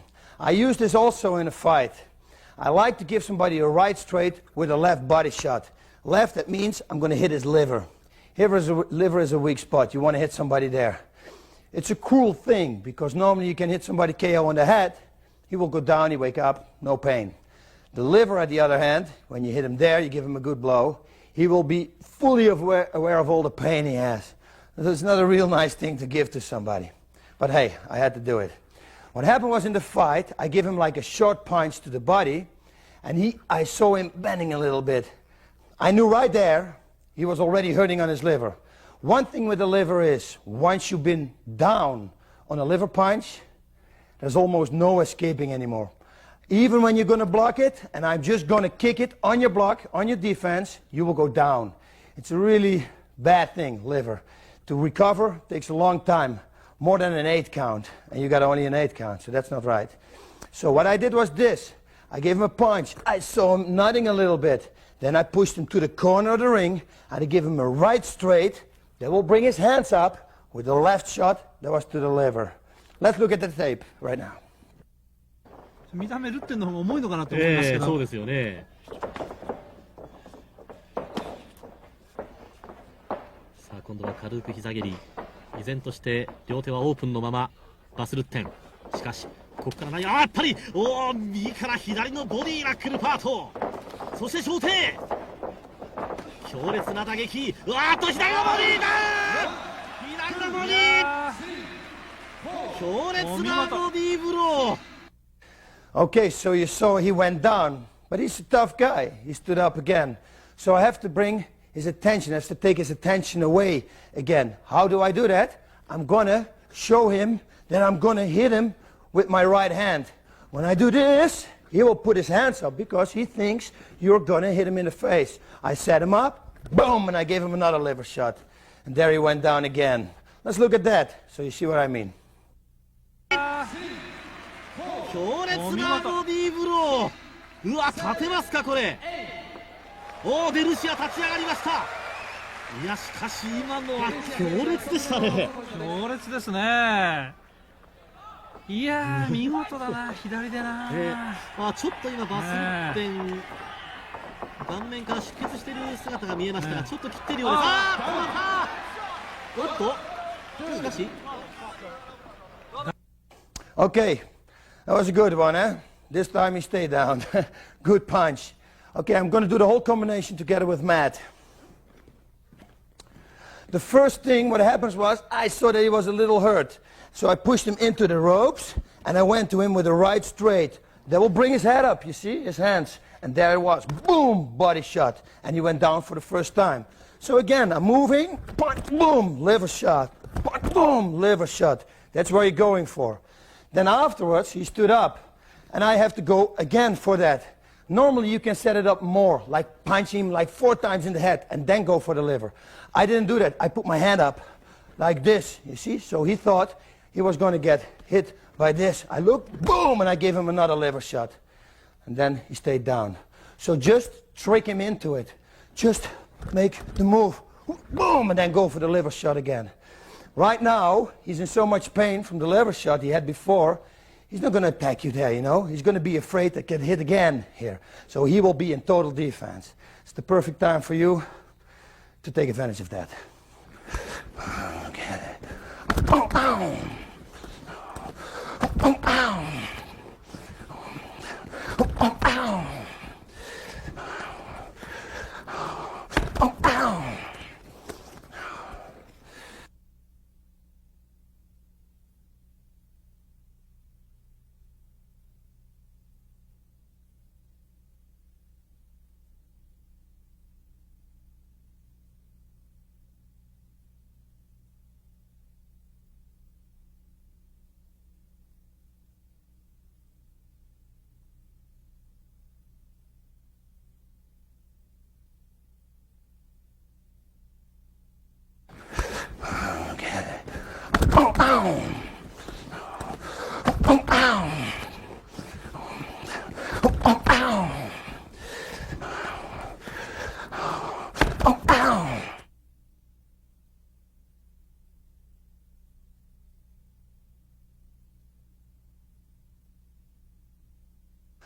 Okay, let's throw in a counter combination. Really nice. I'm a real counter fighter, normally. You know, sometimes it's really difficult when you fight like a wrestler and he only wants to take you down. There is no counters for you possible. When you fight a striker, you can give him good counters. Okay, this one is real nice. Remember, we had the kick inside the leg. We go, and you can go backwards. You can also go backwards with two legs and attack him with the right low kick. What you can do also is block the leg kick and punch with the right straight. Matt, please. So we got the 3 low kicks. Let's divide them up. First I'm going to block. We had it before in the blocking tape, and I'm going to counter it with the right straight. Then I'm going to jump 2 feet backwards, and I'm going to counter it with the right low kick. And then I'm going to go left leg backwards, and I'm going to counter it in the head. Okay, first combination. He kicks, I block. Block, boom, and a right straight. Again, he blocks, block, boom, and a right straight. That's a good opening combination, a good counter one. The second one, he kicks, and I go 2 legs backwards, kick him, give him a low kick. Again, go backwards, give him a low kick. Number 3 you can do. You have to understand these are 3 attacks with the same leg. What you do, you decide. This one I actually did in a fight against Frank Shamrock. He kicks, I go backwards, and I kick him in the head with left. He kicks, I go backwards, and I kick him in the head like that. When you go to that fight, you will see that I totally set him up. He kicks here, I slip away. Then he kicks number 2, he slips away. In the meanwhile, I think, no way, he's doing this for a 3rd time, so I give him my leg. I do this. He kicks, and I kicked him in the head. So it really works. Okay? Let's move around a little bit. He's attacking me constantly with the left kick here. Block, boom, right straight. He moves. Go backwards and a high kick. And he go back and a low kick. I'm sorry. And again, block, boom, right straight. Go back and a high kick. And a right low kick.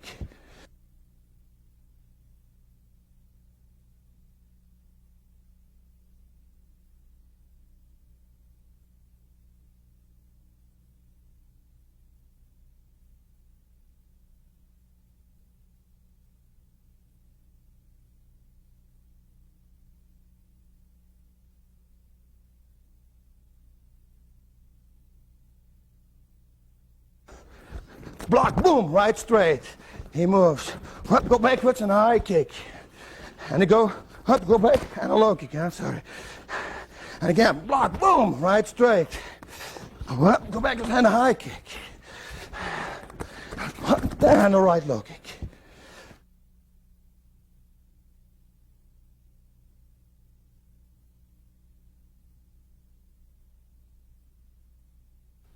Okay, here we go again. Another counter combination. You remember the defense from a kick to the liver. I was blocking it like this and came back. Now I can use the defense for a counter attack. You see what I do? I block, and instead of only going back, I can do right away, give him a right straight. That's a real good combination, especially when you're going to mix it up with a kick to the legs and another right hand. This is what happens in his mind. He's trying to kick your liver. You're going to block, you rock him in the head. He goes backwards, you kick him to distract him to the legs. Whoop, his thoughts are here, and then you rock him another time with the right hand. So again, block the kick, right straight, kick to the legs, and another right straight. Matt. He's going to kick here. I'm going to block, boom, right straight. He probably will go backwards. I kick, boom, and another right straight. I follow it up. Don't go boom, boom, boom to the head, because after one punch in the head, he will do this when he's a normal person. And everybody's normal, you know. He will defend the head. Distract him again by kicking low. So kick here, block, punch, punch again. And again, he kicks. Block, boom, knockout, kick, boom, and again on the head. We got it? Ow, ow, ow, ow, ow. Ow, ow, ow, ow. Ow, boom, boom, boom. Boom, boom, ow, ow.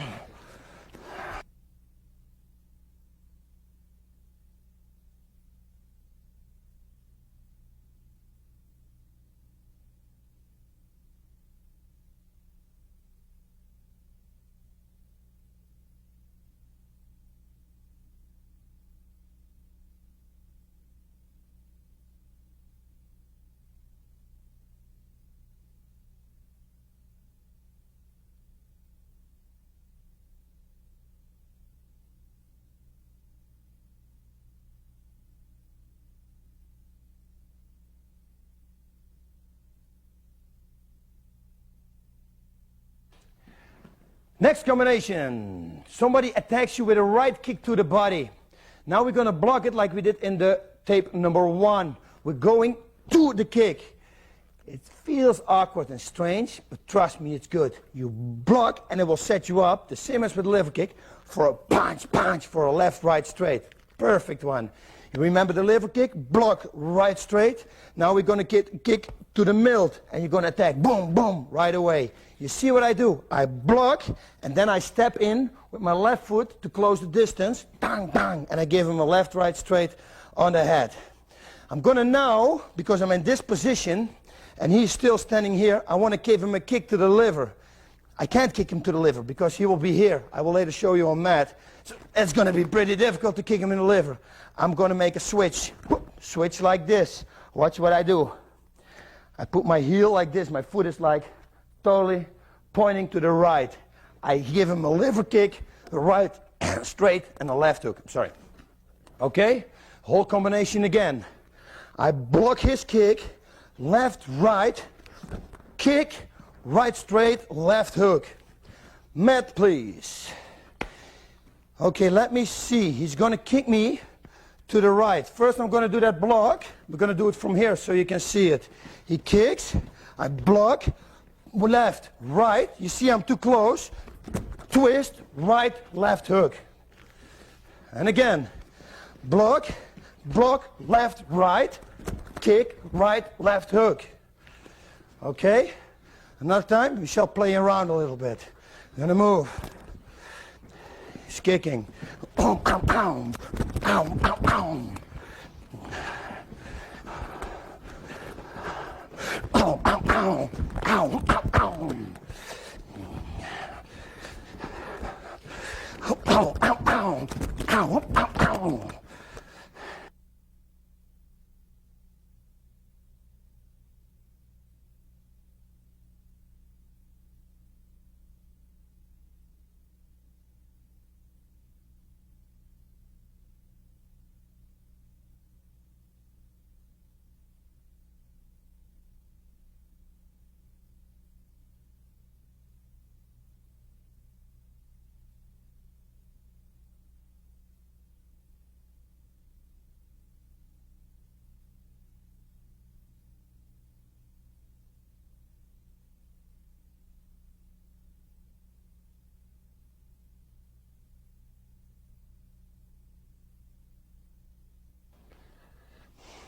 Okay, the next one we're going to do, again a counter one.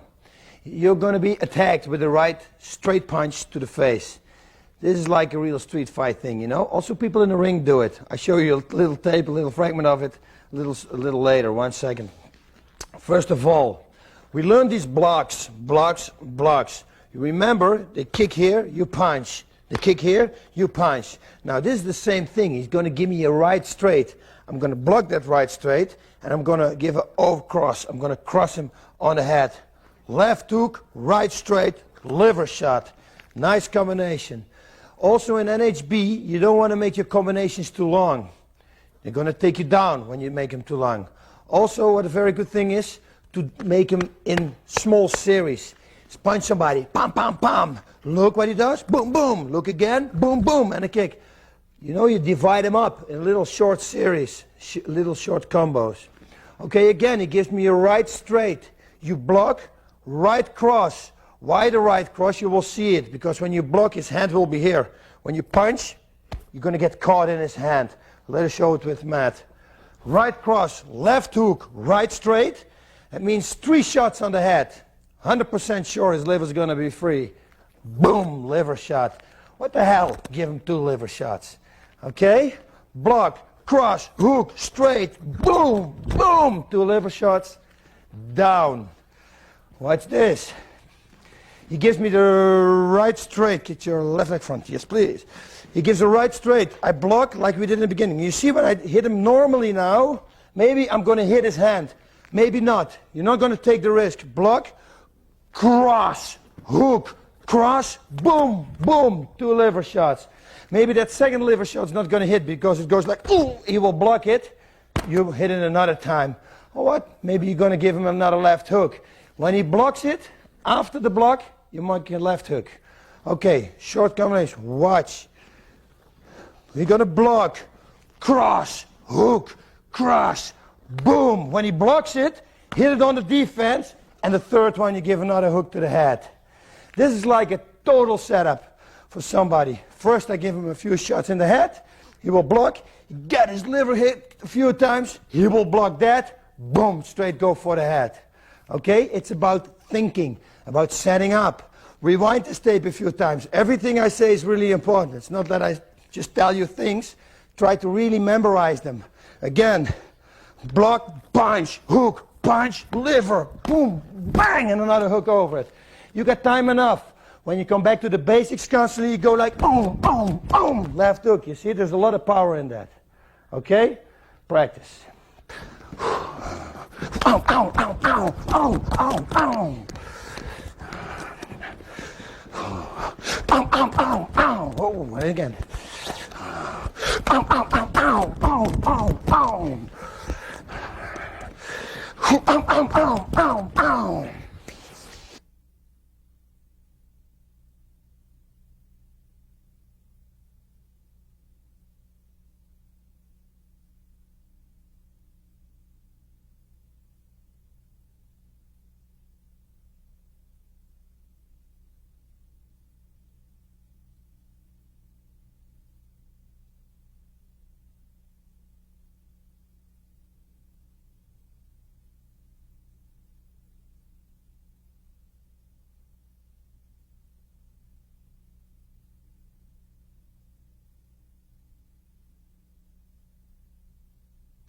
Okay, this was the first right hand. I blocked it, countered it, hook, boom, double liver, and a left hook high. Okay, now I was in a fight, and this guy threw me every time a right punch to the head. He threw it one time, boom. Threw it two times, boom. And then I was waiting for the third time. That please, give it to me one more time. And you see in this clip, I'm gonna prepare myself already like doing this. Then when he gave me the right shot, I kicked him down on the liver. Watch the tape.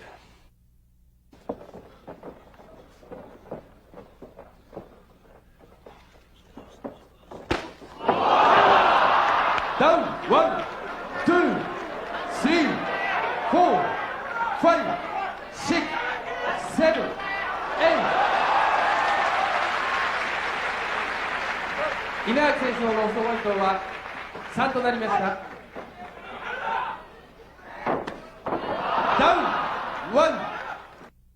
What a great kick. What can I say? Matt, this is what happened. He gives me a right, I go backwards. Then he goes again. Boom, backwards. Then I wait, boom, kick to the liver. And he went down. Now I do only a liver kick and he went down. But for sure, maybe this is a very good setup for the right straight. He's going to give me punch. I block, boom. And again, boom. And the third time, bang, boom, and the right straight. Right cross over it. You see, you can set it up. The kick is only the setup. When he goes down, it's perfect. Like in UFC type of fight, when he's down, he sits on his knees, knee him in the head. When he's not down and he stands up, boom, give him a right straight or a follow-up combination. That's it. Wow. Wow. Wow.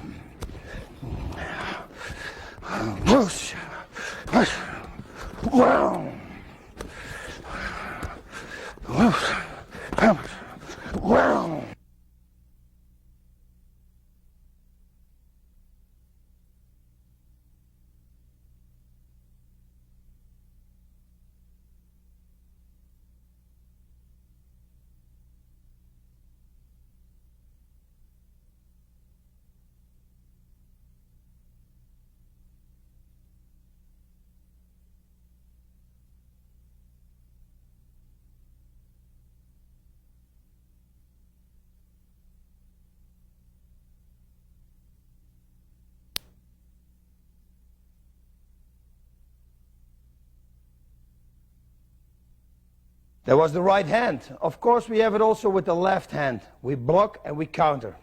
This is a funny thing. I did two good boxing guys, professional boxers in Holland, and it always works. It's a really good thing to do, especially to a boxer. I block the left jab he has and counter it with the left right. This is only the opening combination. Once you hit, you don't have to stop, you know. Continue hitting him until the referee comes. So maybe it's a setup for this. He punches, you block, left, right, hook, straight. Step back and maybe a right high kick to the head. Maybe not. Maybe you do this. Same block, same opening punch, and you give him a liver shot with a right straight. Or maybe you give him a double left hook and a right straight. You know, the setup, the rest, what you do with it, that's your problem, you know. I set it up like this. Block, left, right, straight, and then just continue whatever you like. My thing, I would go to the legs right away again. Block, left, right, kick to the leg, boom, boom, and a right low kick. Let's take that combo. That's a cool one. He gives me a left punch. I block what we had before. Left, right, kick, boom, boom, right low kick. And again, he punch, block, boom, boom, kick, boom, boom, boom. Okay, and again, punch, I'm sorry, again. Bam, bam, bam, bam, bam, bam, bam. And move.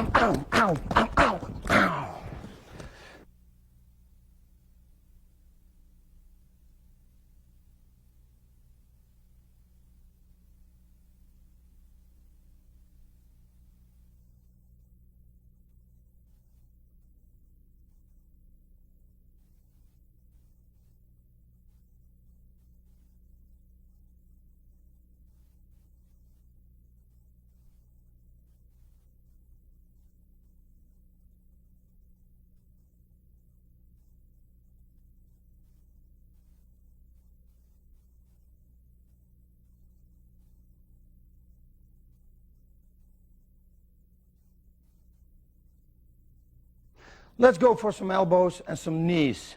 Matt, please. Okay, you want to set up somebody, especially in NHB. I told you before on tape number 1, you don't want to knee him to the body. It's a little dangerous. He's going to grab the knee. When you knee him to the head, to the face, he has to defend it. Defend it, and then he's going to try to grab it. It's going to be too late for him. As long as you do and you pull it back, it's going to be okay. So always knee to the head instead of to the body. Also, you can use a lot of elbows in this. You can do this. Once we're here, you can hold him down. You put your arms down because he probably will try to shoot on you. And once you shoot, you do this. You go down. You lower yourself. But you start hitting him in the head. Boom. Knee him in the head. Now from this side, you're going to push him to this. You see I'm blocking here. Straight, bam, elbow down. Behind his ear, it's going to be a knockout. Okay, hold him down. Make sure, watch out, don't stand like this. He will grab right away, he will be down. So keep down. Whoa, knee him to the head. He has to defend this. Whoa, knee him to the head. Go to the side, boom, elbow him to the side of the head. One more time. Grab him down. Go, hang in it, boom, knee him to the head. Knee him to the head. Push him here. I'll go here, elbow him this way, or go straight in like this. Yes? Do what you like. Or do this. Maybe it's better to go straight for it. Boom, like this. Go, boom. Oh, oh, oh, oh, oh.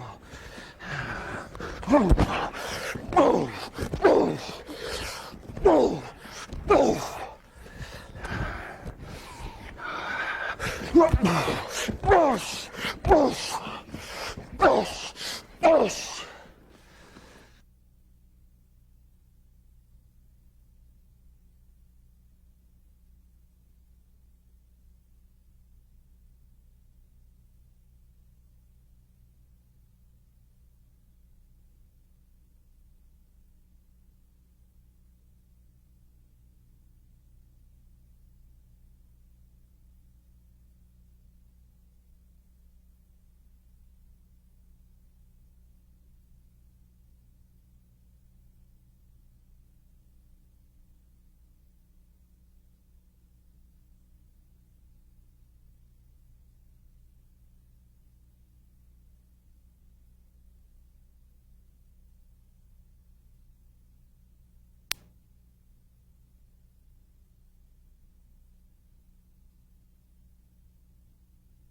Okay, here we go again. Your opponent gives you a right low kick. We had these blocks. We had these 3 things you could do in the tape number 1. One thing was a block, outside block, really important. Don't block like this. Block outside. One was stepping in. He kicks here, you step in, you take the kick. And number 3 was jump backwards with 2 legs and let him miss the kick. That's not a real favorite, but it works. When they attack you only with the right low kick, this is going to work because it's going to be too slow. You want to set up a low kick always with a punch or a punch combination. Or another kick. Maybe you kick him to the head and then give him a low kick. Things like that. Or give him an inside low kick and then an outside low kick. Anyway, these 3 things we're going to counter with 3 the same things. Watch this. He's going to give me the low kick. The first one was to block. I block outside. I'm going to counter with a right straight left hook, right low kick. This is a combination you can use a lot. Right straight left hook, right low kick. It's a really good combination. Plus, you can change for yourself the heights. You can do, by instance, by doing right straight left hook, low kick, you can make the same combination, right straight left hook, kick to the body. Or you can make it right low, left high, and right high. You can make everything up. You decide where you're going to kick it, but the combination is good. The movement is very good. Okay, here we go. He's going to give me a right low kick. I'm blocking, and I counter with a right straight, left hook, right low kick. Number 2, I'm going to counter the same way. He's going to kick. I'm going to counter. I'm going to step in. Boom, right, left, right low kick again. Now number 3, we have to add a little thing. He's kicking. I'm going backwards, so he will miss me, and his feet will come here probably. Kick, right straight left hook, right low kick again. So every time the same combination. Do it again. First, block, boom, boom, low kick. Number 2, boom, boom, low kick. Number 3, go backwards, kick, boom, boom, and low kick again. Ow, ow, ow, ow. Ow, ow, ow. Ow, ow, ow, ow, ow.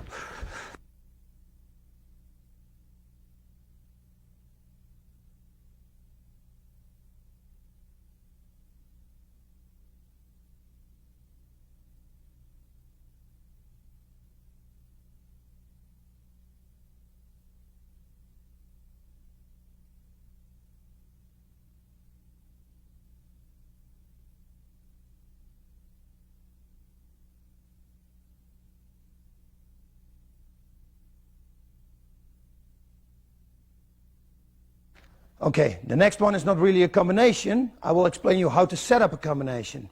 You can just start hitting on somebody, and it makes no sense. Again, when I hit somebody in the head, he will defend high. You hit him to the body, he will defend low. You have to make a combination of these both 2 things. Now, we have also a front kick I told you about in tape number 1. It's the front kick with the no hip movement. It's not a really good front kick. It can hurt you. Also, what I told in tape number 1, I kicked actually people KO with it in the training, so it works. But it works better as a setup. You can set somebody up just because they don't expect it. Now, when somebody with his back is to the fence or to the ring or whatever, or wall, you can set him up like this. Mat.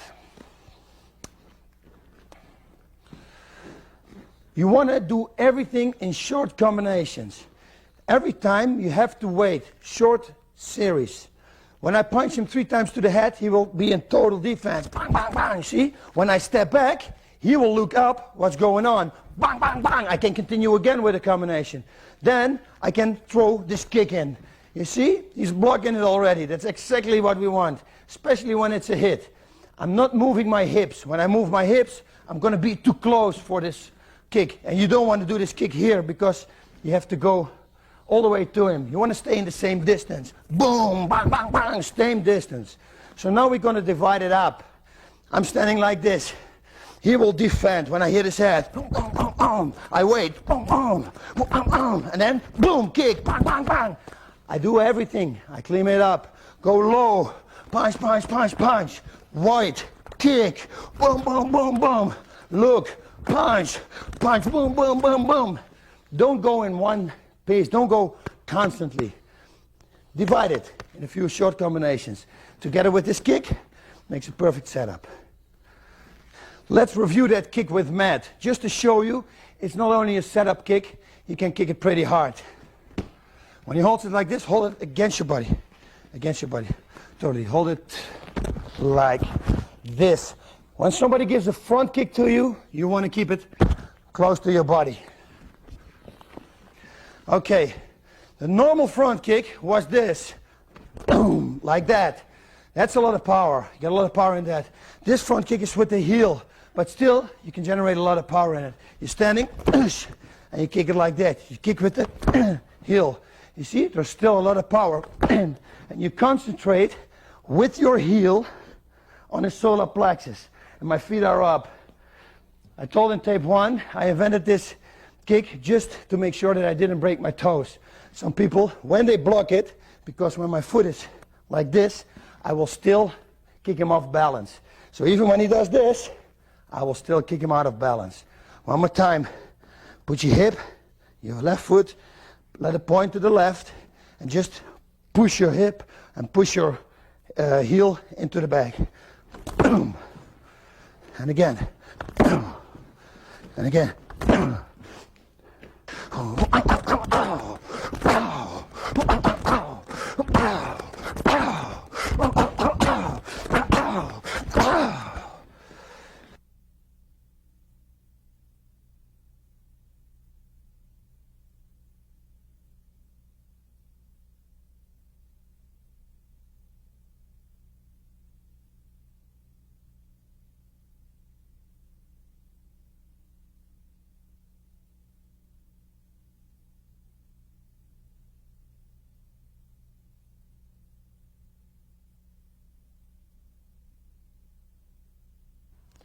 Okay, we're going to do some drills now. This is a really nice drill I made up. It's really working.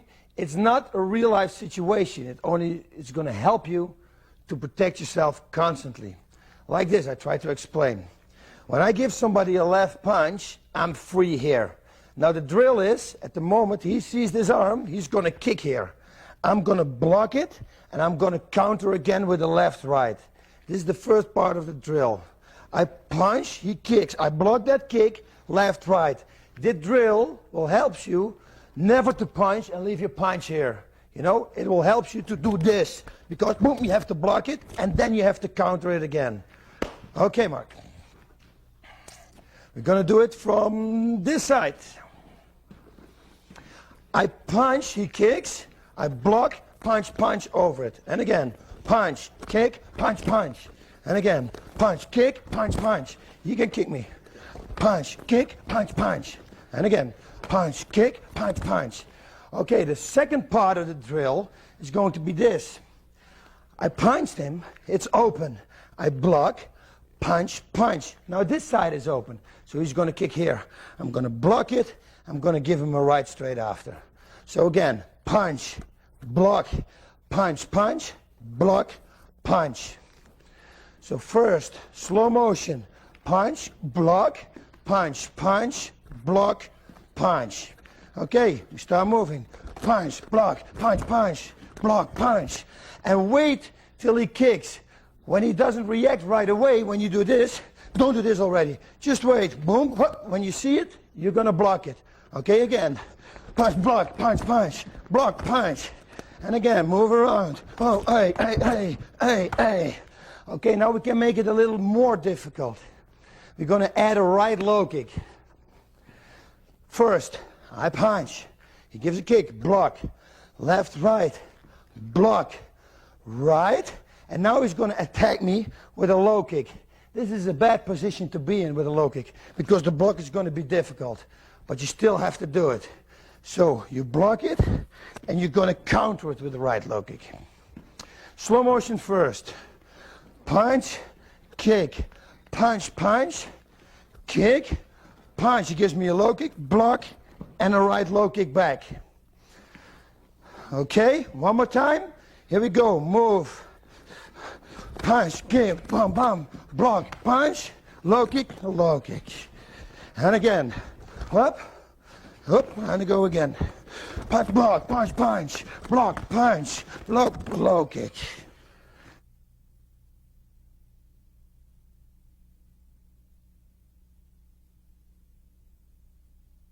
clinching. There's a big difference between NHB and Thai boxing. Of course there is. In Thai boxing, you can attack the body, the legs, everything with knees. You can let them go, you can punch and strike, everything. With NHB, especially with these wrestlers nowadays, you want to stay low. You want to make sure they don't shoot. Don't take a shot on you, you take you down. So what I do, what you want to do, is keep them low. What a wrestler is going to do, he's going to drop, he's going to try to go under your elbows, and he's going to take you down. That's what he's going to do. So I have to make sure, and I have to be aware of this, and make sure that I'm consistently putting pressure on him. So when he's here and he ducks, he's going down, I'm going down with him. But I don't let him get under me, because once you got a grip on my legs, it's going to be over. Okay, knees. You don't want a knee to the body. I told you before in another tape, when you knee to the body, he will grab the knee. He will take the knee, he will take it, whoop, and then he's got it. That's the wrong position to be in. Yeah, this I really don't want to be in. It's not my thing. So, knee to the head. He has to defend the knees to the head. So stay low, and from here, knee to the head. There's no way he's going to grab that, or he must be really stupid. Punching, it's dangerous to punch. Again, when I start punching, I open myself up. Maybe he's going down again. So just keep your arms there, stay low, and knee him to the head. That's the only thing that I want to do. So now when you cannot avoid a clinch situation, because with a wrestler you don't want to clinch, but make sure you always got one arm in. I mean like this. Probably when you're in this position together, that's okay. When he's going to force this arm in, you're going to do the same thing.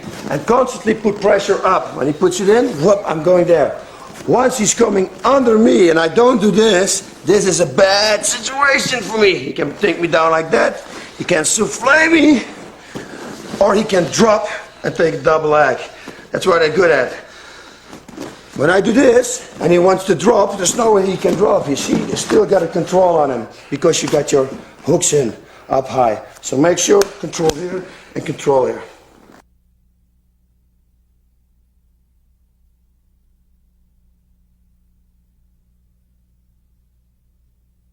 Striking from the mount. Okay, first of all, you want to have good balance. Your feet don't have to touch each other, because sometimes you can hurt yourself like that, but you have to squeeze them just when you ride a horse. So when he bridges, you need to post. Watch always out, because the first thing he should do when I start punching is bridge, because when I punch and he bridge up, I have to look for my balance. You see? Then he wants to go back. He doesn't want to stay in this position. When he stays in this position, it gives me the opportunity to start hitting him. So he goes back, the bridge again, no, on your back, and then bridge again. You know, constantly he's bridging, go up and down and up and down. That's the best defense for him. You see already what I do when he bridges. I'm going all the way forward. Once you get a hang of it, you're driving a horse. That's what I mean. Still, it's very difficult to punch, so you have to do everything quick. But thank God not everybody bridges. Okay, when you want to strike, you want to mix everything up. It's like really logic. When you see in the striking tape, when I punch him to the head, his defense will be here. He will be blocked. Okay, how do I get his defense away from the head? Is by slamming him a few times to the ribs. So you have to work. Go up and down and up and down and go with straights and hooks. Make everything happen. Once you're far away and you still want to hook him, you see it's difficult for me to hook. You can palm strike him. The palm strike doesn't have to be an impact. It doesn't have to be a hit. You can use it just as a distraction, because when he blocks, boom, the right straight is a hitter. You see? When you make a hook, you need to be all the way here to strike on him. When you sit up, you can just palm strike with a stretched arm, just to make him block. It doesn't really hurt him, but he's going to defend it. Boom, and the right stretch coming there. Okay, you don't want to hit like this. You always want to hit like you do normally. Your elbows inside, you're going through. This is why a lot of people miss. When he's simply like this, and they hit wrong, see? They hit wrong. People hit wrong. They put the elbows outside. Why? Keep your elbows low. Boom. See? I slip all the punch too. Through his defense. Keep the elbows low. Make it tight. You got only a little space. Whoop, to go. Hook, punch, hook, hook, hook. His defense is there. Pump him a few times to the shot. There's the hook again. Work your way up. Okay, the body hits, the body shots, you can hit here. Plexus. Really important. That's a good way to hit somebody. Here's the liver. You want to hit him like that. Normally a liver shot you would hit like this. But since you can't generate any power when you hit like this, it's a stupid move. You want to hit it like a straight, but you turn your fist in like this. It's a little bit strange. Trust me, the most power comes from here.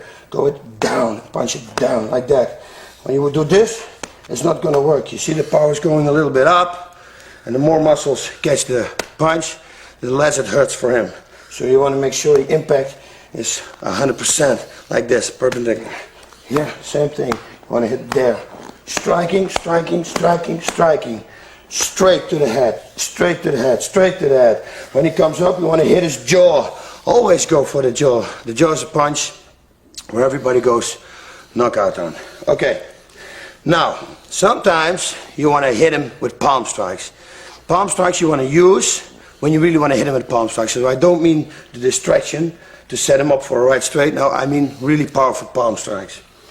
You want to hit him when you're too close to your opponent.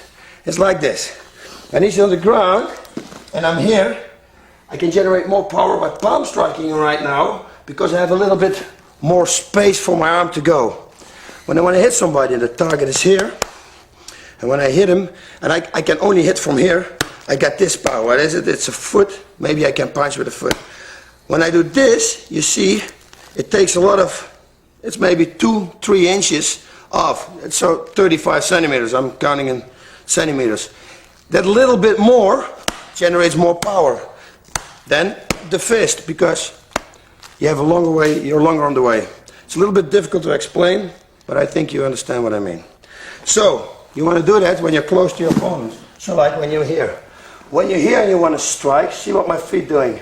They touch each other and I bridge. When I don't do that, he's going to turn me. He's going to try to get a... he's going to try to do that. Push your feet together and bridge out. It's really difficult for him now to do anything. For me too, because when he blocks, it's really difficult for me too. That's why now you're going to palm strike and you're going to punch to the body. Punch to the body, hit like this. It looks really strange, I know. But you cannot punch like this, there is no power in that. You want to use your knuckle and hit it like this. As long as you keep good control over the arm, the impact will be hard. You're going to mix it up with palm strikes to the head. One, boom, to the side of the head. That's where you want to hit him. Other side, same thing. The liver. See, the head comes down, palm strike to the head. You want to hit the ear. You want to hit behind the ear. You want to hit his jaw. The weak places, you know. When you punch somebody on the ear with a palm strike, he's getting in his head and he's off balance. So again, boom, work it out. One, punch, punch, punch, punch. Take your time. Palm strike, top of his head, the temple, everything's good. Another good way to strike from the mount is to bridge all the way out, catch his head and start hitting him behind the ears. With palm strikes again. Don't use your knuckles, generate more power, use your palm. Okay, I do this. You have to notice that when I grab his head, I have no post on the left side, and when I punch, that's okay, I can post with right. But once I pull his head and my concentration is fully to the head, maybe he's going to try to turn me. He's going to panic. This guy's going to try to do everything in his power to get out. So make sure that even when I got his hand here, and I'm busy, he's trying to post, that you got the post up and here, see? Always do that, up. Make sure you can post. Now watch what I do. Probably when I do this, he's going to grab me or whatever. This is exactly what I want. I hold, I'm going to hit him here behind the ear. Same thing from this side. I hit him behind the ear or on the ear. But behind the ear, it will hurt him a lot. Strike, bridge all the way out. Boom, boom, boom, hit him there. Boom, boom, post. In between. Okay, in addition, first remember this, a palm strike is a palm strike. It's not in here. You want to hit him with the bone. You want to hear this. This sound.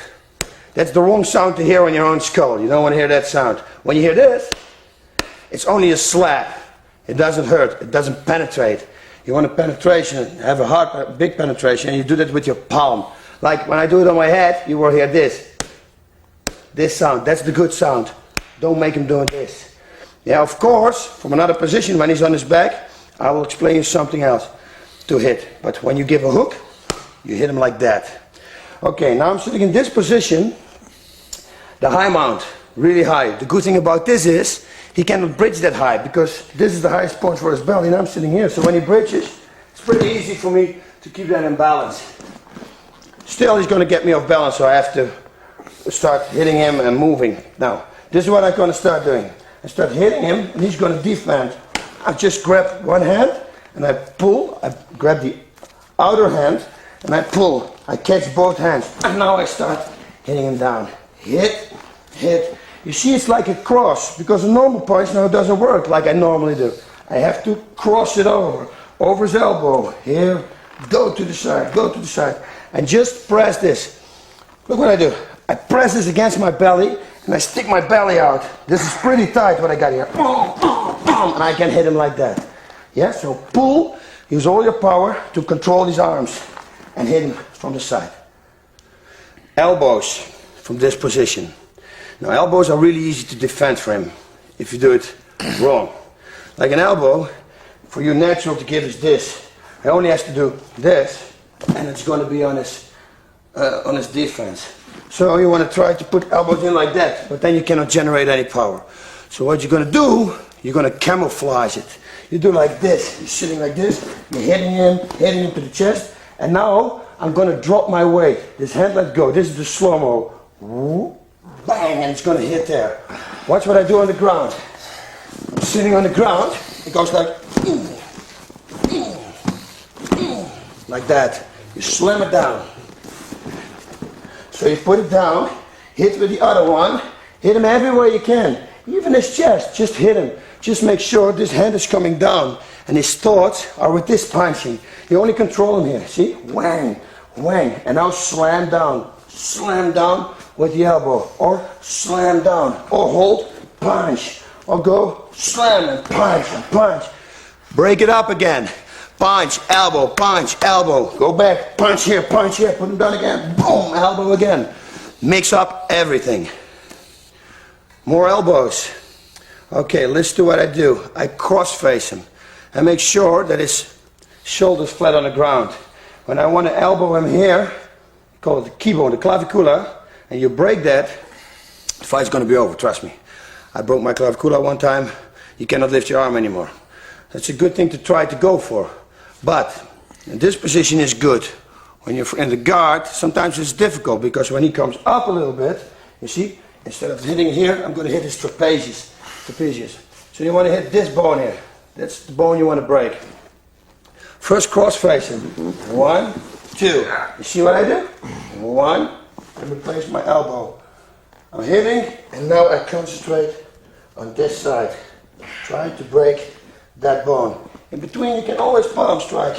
In between, an elbow, and palm strike, elbow. Okay? Okay, so then we got the hammer fist.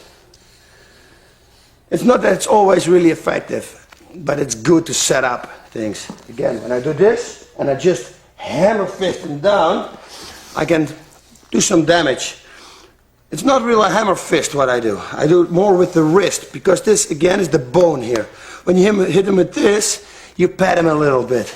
You can hurt him, okay, but why won't you use the bone? That's something that really hurts. So from here, when I hit him like on his cheekbones here, it's almost for certain that he's going to bleed. And maybe it's not that sports-like. A fight is a fight. When you got big cuts, they're going to stop the fight too. I mean, and a lot of people get afraid when they see their own blood. You know, they're bleeding, think, oh my God, I'm bleeding. That's why you want to have, you know, you want to throw them off their game plan. You want to disturb their mind. That's what you're doing. Push it to the side and just slam like that with the bone on the cheek. Try to cut him. Now the side mount. I like always to keep tight, to be tight on the person. Like really sitting like this, it's good too, but sometimes you lose position when he comes up. When you got somebody real fast on the ground, you know you have to react fast. Of course, like that, yeah, he's pushing up, you're going to lose balance, maybe he's going to stand up. So when you're in this position, try as fast as you can. Punch right, not with the right hand, punch the right way, that's what I mean. Straight, just straight to the jaw and make it hard. Bang, bang, bang, a few punches. Yeah, just post this hand for balance and punch with the right. I won't do any tricky things left and everything, just go for the head very hard. Better for me is, what I would do is this. I would lay in this position. Because sometimes when you start moving, and you start punching him, even elbowing him to the head, something else comes free. Maybe a submission. When I do this, for sure his head will be there. Boom, see, head, block, next one's going to be there. What do you think about an elbow on the rib cage to the side? How that hurts. Especially when you come all the way from up and you hit him. Okay, what you can do also is the same elbow use all over the body. Like I can hit him, he's going to block there. See? Block, there. And then you continue there again. So you can mix it up. What I said before, mix it up from low till high, low till high. The best thing is always to have one hand posted and control his hips a little bit, like this. I put my hand on the ground, and this is tight, it's pretty tight. I press here, with my hip here, my belly is on his belly. This is pretty tight. When he starts moving and you lose the control, you just take your time. Like when he moves hard, explode a little, and you lose the control, see? You go with him, and then you secure it again, and you go again, wang, wang, wang. Go on the arms, hit him everywhere you can. You want to panic this guy, yeah? Even if you hit here, it will hurt. You see in Thailand, you see the Thais, they kicking on the arms here. They neutralize this. It's the same as a low kick, you know? When I kick somebody to the head, to the leg a few times, the leg will hurt, and you cannot use his leg anymore like you used to. Same with the arms. When I elbow him just here on the arms a few times, real hard, it's gonna hurt him. It's gonna hurt him a lot. Maybe he cannot stretch his arm anymore. He's gonna, every time I'm gonna hit him, he's gonna be afraid. He's gonna be afraid to get hit here. That's exactly what you want. You disturb him. Then you go boom for the head again. Elbow him there. Elbow him here. Again, this is the liver, this side. It's a perfect way to hit him. Okay, now cross facing to this side. Hold him. That prevents him from rolling to this side. Cross face, elbow him to the liver. Same thing. That's the only thing you can do from here. Maybe you can do this, elbow, and then punch straight to the jaw. Pull your arm and punch there. When you don't cross face him, and you start elbowing, and maybe he starts rolling away to you, so you can elbow him in the back of the head, or go immediately for the knees to the head. When you want to go for submission, keep elbowing him. He will turn on his belly. Probably boom, boom, let him go. And you go for a submission. Let's not forget the hammer fist. Again, you don't want to hit with the fist, the actual fist. Try to hit with the bone. Perfect setup for elbows, especially with right. Look at him. Look what I do. When I look at him, he will see I'm looking. Wang, wang. And I keep looking at him. Keep looking at him, and then I give the elbow. Don't look here. He will immediately, when I toss my head here, he will defend there. You don't want to hit an elbow, you know? Why should you take the risk?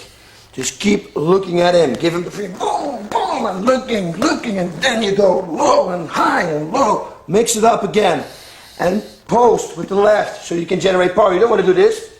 You can make 20,000 of these punches. You want to go whang hard. He has to block it. Has the elbow. Has. Penetrate. Try to hit a rib. The higher you go, the weaker it is. Here you can really break ribs on this side. Really breaking. Okay, cross face, and we're going to use knees. Many people have the wrong impression. You know? They think when you do this and you're going to give knees in the head, of course it will hurt. Maybe you're going to lose his teeth. But why would you show him? Why would you let him see that you're going to hit him? So cross face him like this. And this, what you don't see, that's a knockout. On the back of the head. Boom. Knees on the back of the head. They work really good. Okay, same thing. You see, because I cross face him, his body's coming up a little bit. That will give his kidneys away. This is perfect. That's a hurter here, right there. One. Hit him here, hit him there, hit him here, hit him there. And you cannot roll him away because you got posts here, 2 posts. It's very difficult for him to roll there, you see. The only way for him to roll is to me. No, it isn't because I got cross facing. But even when he pushes this off and he's going to roll to me, see, I still can control it. So post on your hands, cross face, and just knee there, knee there, knee there, knee there. And then mix it up with elbows again. Mix everything up, and there will be a hole somewhere. Hit him here, the opening will be here, the other way around. punching from the guard. Okay, hold him, palm strikes, palm strikes. Again, you hit with the bone in your wrist. Yeah, it's not real the palm, it's no slapping. You're hitting him. You hit from the side, go down. You see how much power I can get all the way from here? Unfortunately, this is not always the position you be in, and they're going to try to neutralize your power, of course. But still, this is the way to do it. When you got an open shot like this is perfect. Okay, when his hand is here to the side, simply go inside constantly. Because I cannot punch now. This is the only thing I have to do, go inside, and I'm here, and lock, and hit, hit. You see, it's not a straight, it's not a hook. I slam it down. It's like the direction I'm giving is straight through his head here on the ground. It's like I want to hit here on the ground, like one line. I want to go down. I want to hit it down, behind the ear. That's very weak. When you get an open shot like this, boom, go for elbow in the neck. It's a really good thing to do too. Okay, when he sits up, you want to go for stretch. Yeah, of course, you want to make sure maybe you're going to hold and you're going to punch. Go up, up. But think about your own defense. See, because when he's here, he does defense with simply turning your body. Don't let his hand go, because then he's going to unleash on you. Simply turn, boom, and hit. You have to do something back. It's difficult, but hey, nobody ever said it was easy. Okay, now the best way to strike, what I think, from the bottom, is to skip your hips out. It means I'm going to do this. Put them down, and I put my hips here. I put them out. I press my feet real hard together, because when I don't do that, he's going to pass my guard. He's going to try to pass. You see what I do this? It's pretty difficult for him still to do it, because I got a scoop here. My foot I use as a scoop, and everything's here. And when he tries to pass this, he has no defense. So that would be great for me to punch from the side. Sometimes it's also great to hold him here, and you can elbow him to the top of his head, or elbow him like this on his head. Okay, so he's leaning here. You want to pull his head down. When you pull his head down, you can slip your knee up under his jaw. You think maybe that's not a lot of power, but trust me, the knee is really hard, and you can generate power even in this small distance. You know, you can really slip it along and hit it there. And otherwise, you set it a little bit under his jaw, like here, and you start pulling his head on your knee. Boom. But like this, like that, you want to do it with power. And again, punch. And again, elbow. Set everything up. Go to the guard again when you want to go back. Okay, watch this. This position you want to palm strike to the back. It's a little difficult because his shoulder is here. And when he puts his shoulder up, like this, it's going to be more difficult. So this is what I'm going to do. I'm going to make my guard tight, and I'm pulling him a little bit down, you see? And then I'm hitting him to the back of the head. And you can try everything, see? Pull him a little bit down, so you create a little space, and start hitting him with palm strikes to the back of the head. Okay, a mount on the back. I would palm strike now. I think that's the best way. Hit him, and hit him upwards, like this, you see? So, his head, you lift his head up. Palm strike, because the penetration from a palm is better than with a fist. A fist is pretty good nowadays too, because we are allowed to wear these gloves. That makes the impact better. But like a street fight, and you don't want to hurt your hand, I'm talking about a skull right here. And when you hit with your fist, you know, like me, I don't have the biggest hands and the biggest, thickest fingers, you know, everything is pretty thin. When I hit a little wrong, and God knows what will happen, because you're sweaty, maybe you slip off, you're going to break a pink, or you're going to break the bone here in your hand. So when you don't want to have it, just palm strike. Post and palm strike up. Don't go just down. Try to hit it, because his skull is walking. It's like this. You want to hit it under his skull. You want to hit his head a little bit to there. Separate it a little bit from his neck. And the impact is pretty big when you do that. Again, you want to do it, mix it up, but hits to the side, because now he's going to defend the side and strike. Hit it down and hit it up. From the back, wrestling type position. Some people, when something happens bad to them, they call up like this. It's a pretty good thing for you, it is. You can hit the side of the head. You're going to start with that side, with the elbows. That's a good point right there. Also a good point is going for the kidneys, hitting the kidneys like that. You don't want to penetrate really on the kidneys. It's not like you really want to do an elbow. You want to use a little bit, you need more impact. You want to use a piece of your elbow. Normally I would never say that. Like when I do this to the head, I would never do that. I do it with the point because then you can cut them. But if you want to have a lot of impact, you don't get an impact like that. You can, but it's penetrating. It's only a small area. When you do the whole thing here, it will hurt him more. So just slam it down all the way on his kidney. Again, use your strong arm. You can try to do it with the left, but you have time enough. You're in total control then. You hit him a few times to the head, then you come up and you hit him to the kidney section. Okay, this you can combine, of course, hitting, and again, that hammer fist thing. Hammer fist, I say it again. Maybe you're not going to knock him out, but you will distract him. With a hammer fist, when I do this, I can combine it with like this. Knee to the head, and punch, knee to the head. You see, I set it up, I have a little bit more space to look than with an elbow.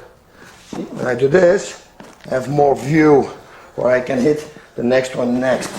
Boom, to the head, and hit him. Okay, very good thing to do is to cross face and hit him. Hit him on the ear, to the side of the head. Forget an elbow here. If you think you can slip in an elbow, you're better than I can, you see, but you cannot generate power. That's lost power, lost energy.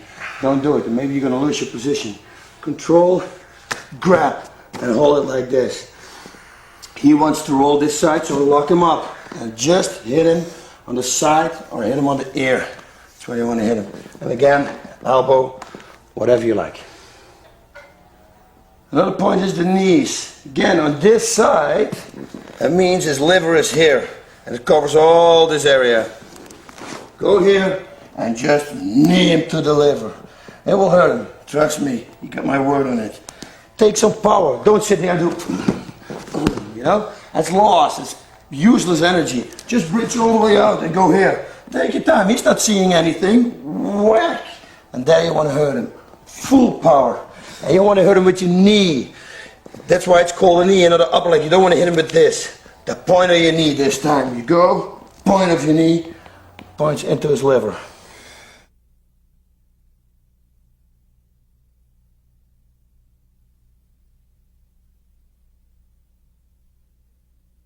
That's it. I hope you enjoyed my training video. Keep training, train hard, and I'll see you in the ring.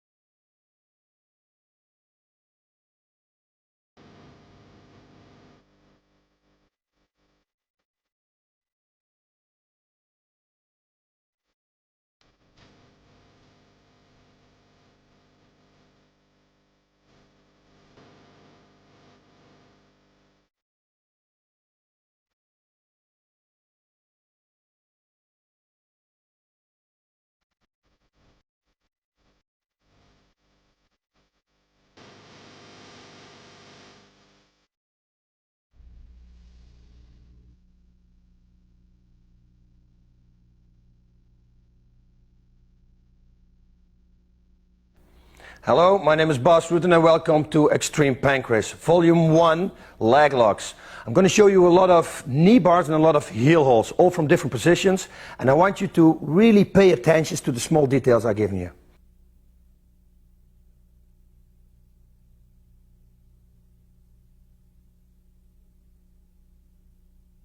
Okay, here we're going. The first technique. A lot of people know the heel hold, but how to do it properly, how to do it perfect.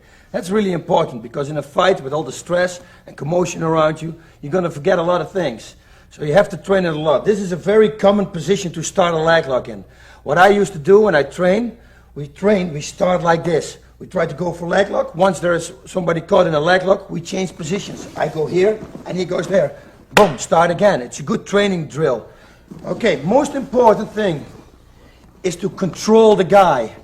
When he tries to go for a leg lock and he forgets to control, I'm out. You see? I only have to push the leg and I get out. So very good, really important is to control this knee. It's like an armbar. You want to control the head when you make an armbar. Same thing here. So when I'm sitting, I'm doing this.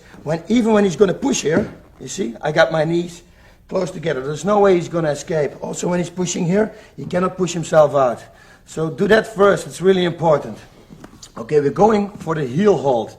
Now, also, before I forget, never go blindly for a submission. Always make sure that your own legs are protected. First defense, and then you're going to attack. Never go, this is the mistake that many people make. They go blindly for this leg. You see, they do this, and they give him the leg, and he will do the same thing. Don't do that. Make sure you're perfectly controlled. I'm busy here. A good controlling thing is this. Once I sit here, I stretch my left foot and I let my toes pointing out to the left. When he does that to me, you see, it's going to be, and he's pushing his toes to that side, it's going to be really difficult for me to grab his heel. When he stretches his leg, see, it's going to be more easy for me. So put the toes, let him point to that side, and stretch the leg, put it under my armpits. You see, I stretch it up, I put power on it. This is a good control for me. Okay. That is what we do. He starts to get on my leg and I just defend. Make sure he's not going to escape. Okay, now I have to try to bend his leg because that makes it really easy for me to grab his heel. Also to grab his heel, I'm not going to him. No, I'm going to lean with my tricep on his toes. On his toes, I say. That means not in the middle. You want to have the maximum leverage. You want to push here. You don't want to push here, you know, because it's not going to work. Push with your triceps on his toes. So you're like here, sitting. And now I push his leg a little bent, even stretch your leg. See? One, this is what I do. I go to the tricep, I bend it, and this is the leg lock. This is the first one. Watch it. He stretches his arm. This is his defense. He has to do this. Otherwise, he's going to give you the heel. Now, you can or push with your leg against his knee, or you can grab the knee. Knee control, very important. Always grab the knee. Once I get the knee, I can support it. I'm pulling, and I can support it by pushing this leg to the left. I lean on with my tricep, and his heel will come free.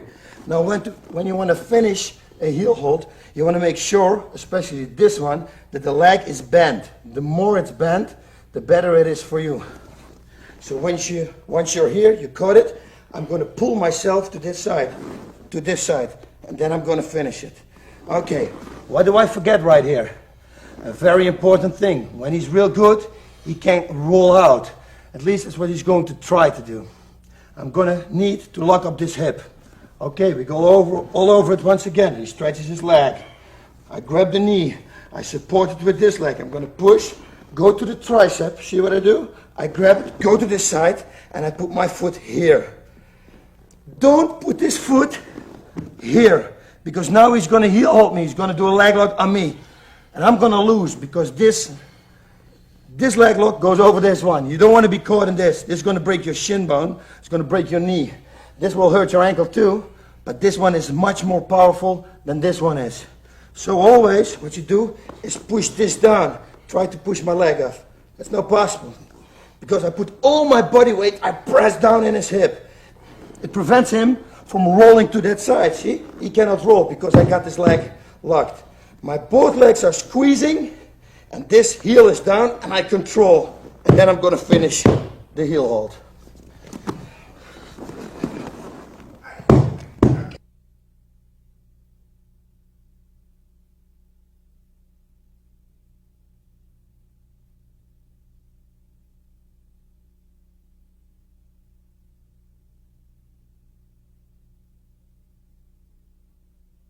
Okay, here we go with another leg lock. It's also a heel hold and I prefer this one better than this one we just had. Why? Because you're very slippery. When you're very slippery and sweaty, sometimes you can lose the control of this leg lock. I like this one because there's almost no escaping in this one.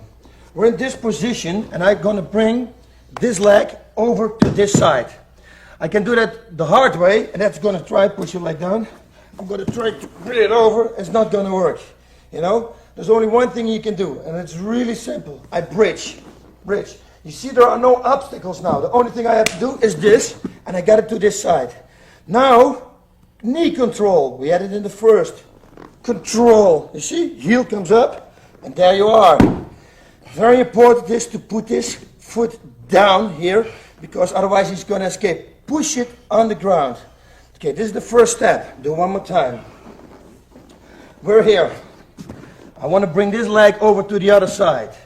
I control my knees. They're constantly pressure on. Constantly, that means when he starts to punch, push there on my knee. See, I put the pressure on. Make sure he cannot push this off, because otherwise he will go out, expert, and he's going to be on top. You don't want to have that. Okay, I want to bring his leg over to the other side. I'm going down, but I need knee control first. I need to control his leg, because maybe when I do this, maybe he's going to roll out or whatever. I'm going to lose his leg. So when I drop down backwards, I'm simply going to do this. I only control it like this. I'm going to bridge up, push it over, control, and I'm here. This one pushes real hard on the ground next to his hip. I'm going to pull the knee, that will bring his heel up. And again, I use my tricep on his toes, see? I will grab it. Again, you see what I do? The leg is like this, but I move my body like this, so the leg is more bent, like an angle of 90 degrees. There I'm going to finish it. Okay, one more step I would do in a fight, simply to be in total control, is this. We're sitting here, the control is the same. The setup, everything is the same. Control the knee, go backwards, lift it over, grab it, pull it, push this foot on the ground. Really important to push the foot on the ground. With your triceps, grab the heel. You can do this, and now you're going to slam this foot out and slam it to the other side. This. There's no way he's going to get out right now. Now you're going to finish it. Press your feet together as hard as you can. Never do this. Why never do this? No, I wouldn't go for that. I want to go for a heel hold, yes. And there is no rolling out because you locked yourself up right now. So don't do that. Just press your feet together. When you do this, he's going to do the same thing on you. Heel hold there, and I'm here. Now it's going to be a fact of who's the strongest in the mind. You know, who's going to quit. You don't want to have that. You don't want to take that risk. You want to go home, nice walking. So push these feet together. Put the knees together and you grab the heel. This is like total control. 90 degrees angle, pull your body weight. Don't start pulling with your strength here. No, just twist your body. Twist your body to the right. Okay, now I would do it how I would do it in a fight. Like smooth. You have to take control of everything. Remember the knee control. Bring it over. Total control. Totally in defense. Everything. Make sure he's not going to catch you. Bring the leg over. Bring your leg over. And grab the heel hold. This is what I would do. I was sitting. I will go bring to the side. See now, I bring my foot over. And I make the knee.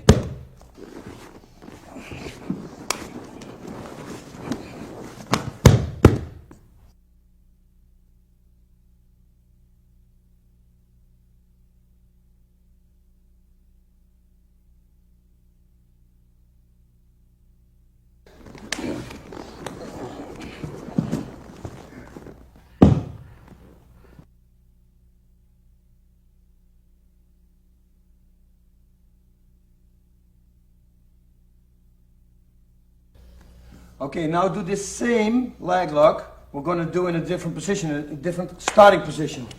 Okay, for instance, we're in half guard from somebody. I'm going to set him up like this. You see what I do? I control the knee. It's the first thing I do. I always keep pressure on here. Control the knee. Now I'm going to sit up on this leg, but I keep my hands down. See what I do? I only come up a little bit. It's like with an arm bar. You don't want to come up. You don't want to give him any space. Everything has to be compact. That's grappling. Okay, now this hand I'm going to replace for this hand. 1, 2, watch this foot, put it there, and I'm going to make the heel halt. One more time. I'm sitting in half guard. This position you see a lot, in the fight. People are sitting here, they're punching. Okay, control. Control, put the knee up. Sit low, replace. Grab here already, watch this foot.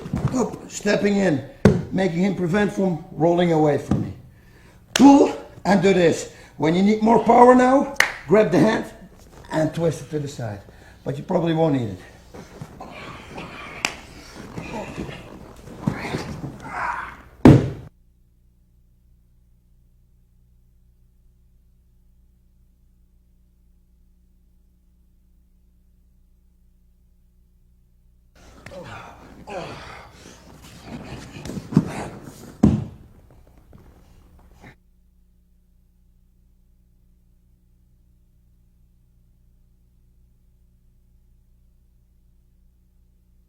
Okay, this position, you can use it also in this position. You want to be in control constantly. So even when he wants to get out, you're going to lock up this leg. But you know, once this leg is here, you control him. When I start pushing here, you see, I start controlling his body. He will drop to that side.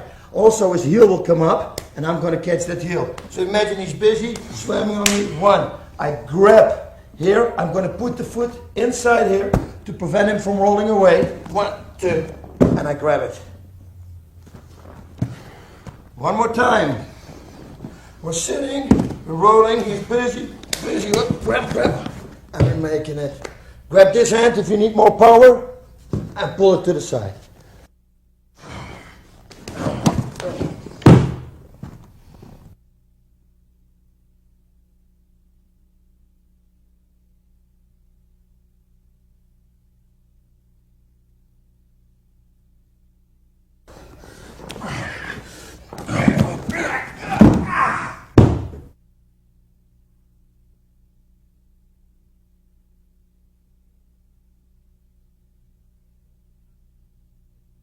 Okay, also a nice position is this. You know, you're many times in this position. We just did in the first one. Now I'm going to switch knees. I'm going to sit here, but I'm controlling his knee, constantly controlling his knee. I'm going to bring his leg over to the other side. This is something nobody will expect you're going to do. So trust me, you're going to succeed in this. Nobody does that because it's a really strange move. When you do this like 10 times in a row, they will know they're going to block it. But from here, he doesn't know. I'm pushing, I'm pressing weight. I catch his leg and bring it over. And now I'm here. Again, I control the knee. You see what I do? I push the knee and I put my body weight on it. Like this. I control it. Now I'm going to drop backwards and I'm going to control the knee. Control the knee. Most important thing in leg locks. Grab it, pull it while I fall. That will bring his heel up. I'm going to put my tricep against it and I'm going to drop backwards. 1, 2, 3, 4. That's it. Pull it to the right. Okay, we're sitting in this position. You're going to move position. You're going to move legs. I'm going to sit on this knee and stand on this foot. Okay, you see when I do that I keep his leg up. It's really important. Otherwise, he's going to slam it down. And then he's going to do the first one you just saw on the tape. He's going for that one. You remember? So watch out for that. Control his knee. As long as I push here, he cannot grab there. See, it's very difficult for him. So keep that control. Now, I'm going to bring the leg over. Nobody expects. Don't worry. Control the knee. Go in. Bring it to the other side. And push. Control. Do whatever you want. Grab his neck. Whatever you want. Control this knee. Grab. Step. Grab here. Boom. Drop backwards. Now finish it. Turning to the right.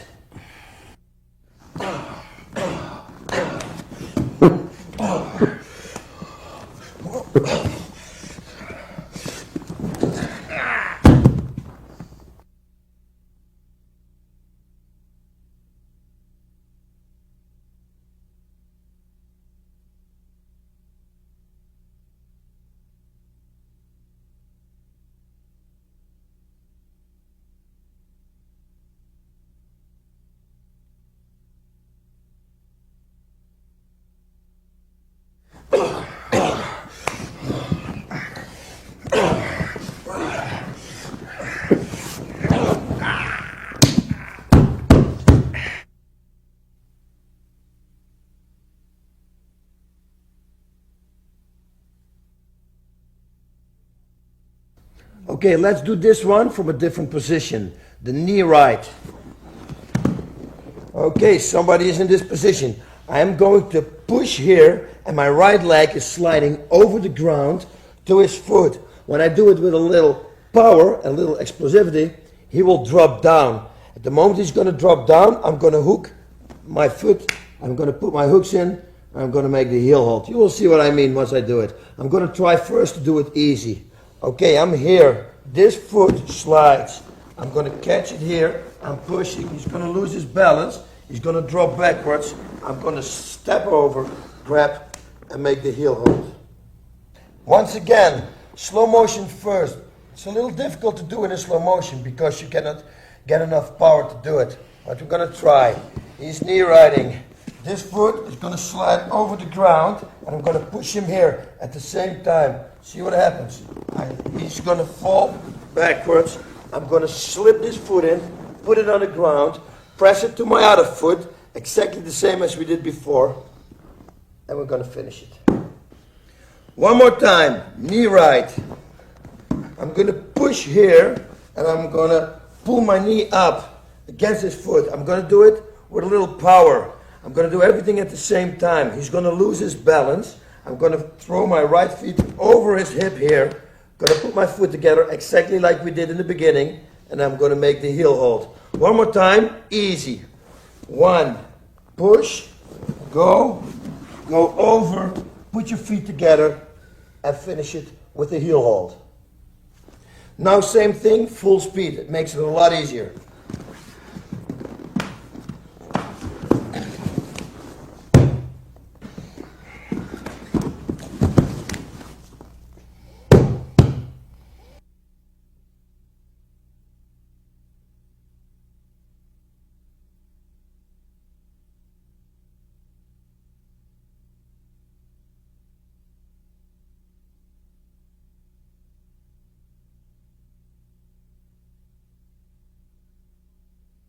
Okay, you remember the first heel hold. That was from this side. That was this one. Okay, I told you before, when he stretches the leg, it's going to be a little bit more difficult. Okay, we can catch it also with our neck. Watch this. He stretches the leg, he tries to get out. I'm going to do this. I'm going to control the knee again. Make sure he's not going to pull it away from me. Control it. I go backwards. I slide over, grab the heel with my palm, grab it here, get my neck on it, close my knees, put this here to avoid him from turning away, and now I push with this one, and I'm going to pull with this one. At the same time, I put my neck to this side. You see, I caught his toes. I don't catch his foot, no, I catch his toes. 1, 2, push and pull, and you got him.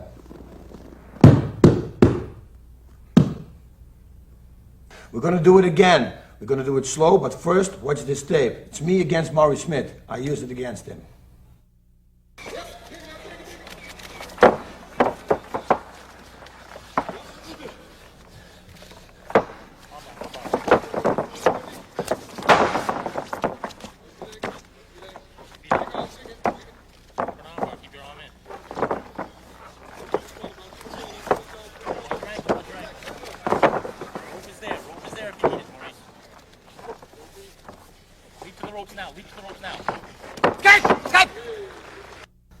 You see, it actually works. Let's do it one more time. Control the leg. I tell you, I cannot tell you enough times, always control the leg. Okay, he stretches the leg. He doesn't want you to catch it. So now you just control it by holding his knee. Go here, hold it like this, control the knee, what I always said. Go here and grab right away the heel. Boom. Grab the heel, put your head on his toes, your neck, and make sure he doesn't slip out. Okay? Once you do this, secure the lock by holding his hip, push with this one, pull with this one. That's it.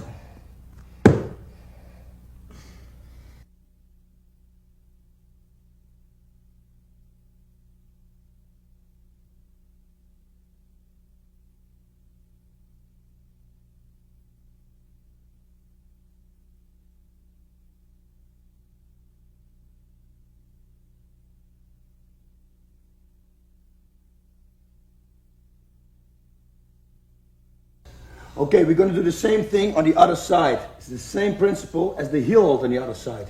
First, we have to bring the leg over. How do we do it? We're going to bridge.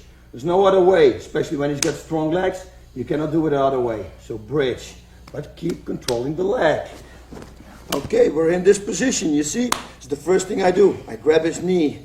Whoop, I'm bridging and I bring it over. Right here, I'm going to this move, over to this move. Pull here. And put your hand, your palm already on his heel. There's no way for him only to roll this side, so I'm going to try to prevent him from doing that. When I do this, you see, he almost cannot do it. But I'm going to secure myself. I'm going with my neck to his toes right away. I catch his toes. Now I'm going to bring this leg over to that side, just to make sure that he's not going to catch my leg.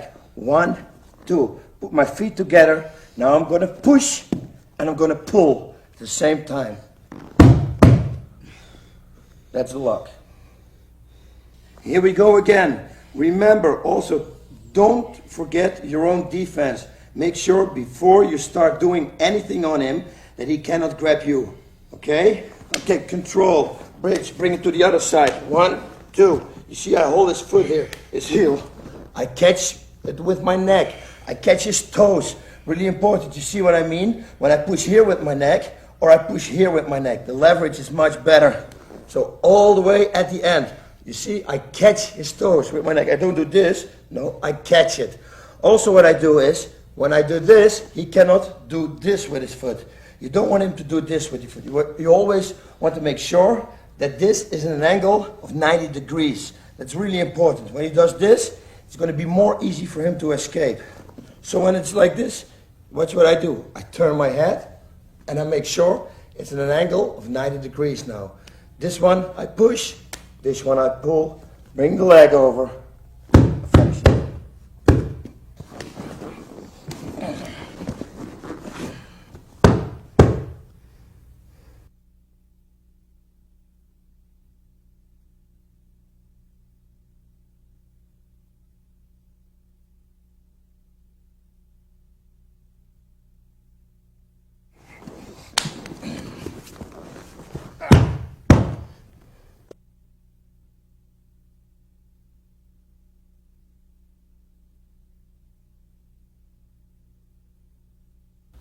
Okay, let's go for some knee bars. First I'm going to do this. This is a perfect position. You go from heel hold to knee bar. Remember this. When we did this, the heel hold, I told you to block his hip. He can't roll out now. Now you can forget about it. Sometimes this happens in a fight. Sometimes you're not there 100% and you just forget to lock the hip. No problem. When you forget to lock it, he's going to roll. He rolls there. I put my feet on his ass and I roll forwards to him. Now I'm going to pull and I'm going to push my hips out like this. Put my heels on his ass and bridge. Okay, now some details. What you have to make sure of is that this knee is going to be here. It's the same principle as an arm bar. The arm bar is the same as a knee bar. You want to bend it the other way. You know, you want to break it. It's the same with the knee. With an arm bar, you want to catch the elbow here. That's the same with the leg lock, with the knee bar. You want to catch it here. Okay? Let's go for one more time. You make it. He's turning. You're rolling to him the opposite way. And you pull here and you bridge out.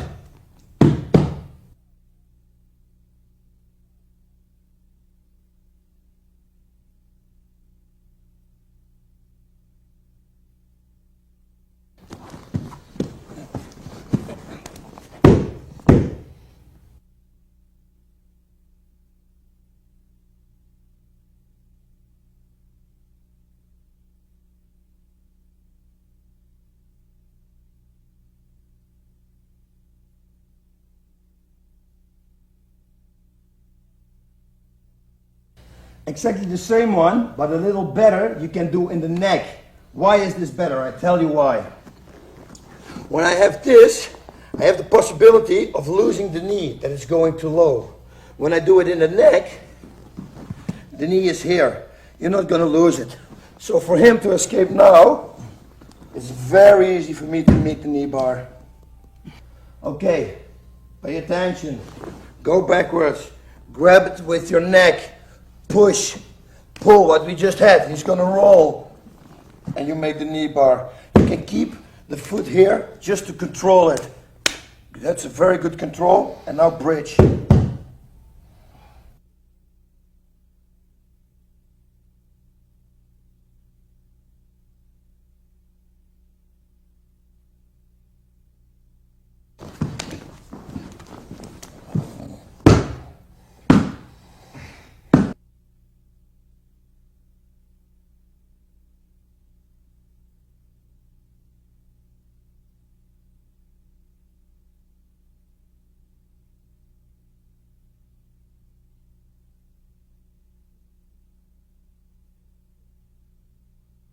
Okay, let's do some knee bars now from different positions. I will give you some details along the way.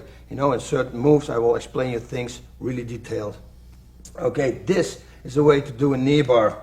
You can step over, you're going to swing your leg over, and you're going for this leg. It's like this. You're sitting, from here you're going to swing over, and you're going to catch this leg. I have to tell you first something. I lost because of this leg lock. I thought they taught me that everybody who's going to do a knee bar is going to step his foot in from here till here. That's also a possibility, but then when I was in the fight and after 2 weeks training or 2.5 weeks training of this stepping in thing, I had an opponent sitting like this.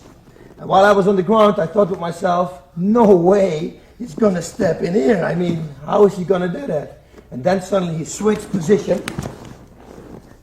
And he made a knee bar. I show you this because it's not a bad way. And for you guys, it's really important to see that you can lose on a thing like this.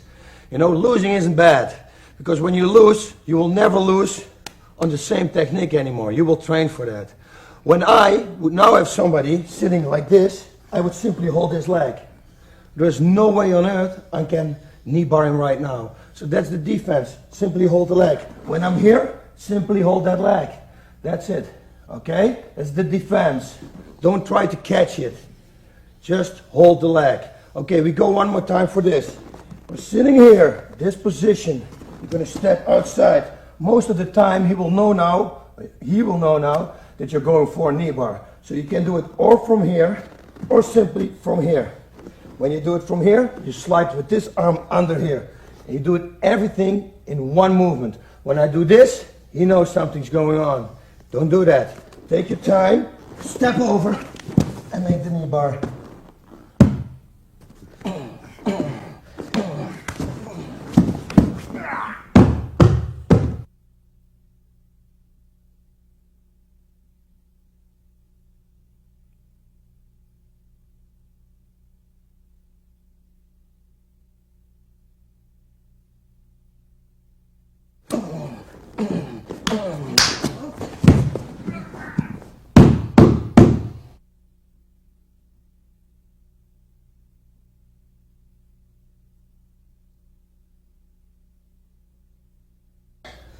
Okay, let's say now you're going to make the turn and you do it wrong. You lose a little control. I'm going to do slow-mo. Watch. 1, 2. Imagine this happens. So you're not in the right position anymore. There are a few things you can do right now. You can start with, first I would go right away from a heel hold. It's a thing. But still, if you want to go for a knee bar, you lock his foot up with your neck, what we had. I push here. And I pull here, and then I turn my body to his knee, and I stretch to make the knee bar. So you steer his foot. One more time, watch this. You're sitting like this, and you want to have his knee here, because that's the proper way. First you have to lock his foot up, because when you do this, and he simply turns again, it's gone again, you see? It's not going to work. I have to lock his foot, make sure his leg cannot move anymore. And now, I'm gonna turn. What you can do is push and pull. He will tap probably too. But what you can do also is just hold the leg in the same place and move your body to his knee. And then you go for the knee bar. Okay, all the 3 knee bars we just had, we did like this. Come in here and then make the knee bar. You can make them also under your armpit. Sometimes it goes really smooth, sometimes you lose control. That's why I always go for this one, because I think that's the best controlled one. But still, it is in the book. I have to tell you what you can do also. This is faster, much faster. You just keep the leg under your arm, and now you're going to step over. Watch what happens. 1, 2. And this is it. I only have to bridge now. And he will tap. So whether and which knee bar you're going to do, or the first one, you remember, swing over, or the step over, or the third one with the foot here, and the swing in. You can do it also like this. All of them at the same way. Number 1 I did already. Let's do this one now. See, I'm having it here under my armpit. I'm simply going to put my knee, slide it over to this side, and hold the arm. I put a lot of pressure here. I push him down, and I put a lot of pressure up. This I'm going to pull down, and I'm going to bridge out.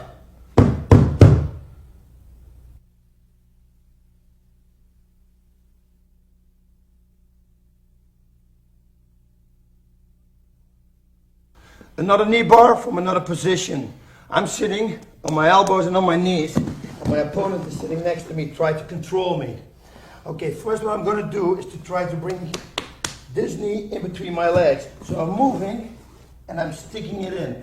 Then, you can distract him by putting his hand, or putting here.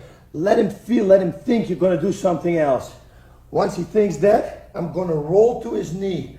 I am going to roll to his knee. I'm not going to pull him. I'm going to roll to him. I'm going to catch him in his knee here, behind his knee. Watch this. Slow motion. I roll, I catch, I stretch. Let's do it from this position. Maybe you can see it better this way. We're sitting here. His knee is here.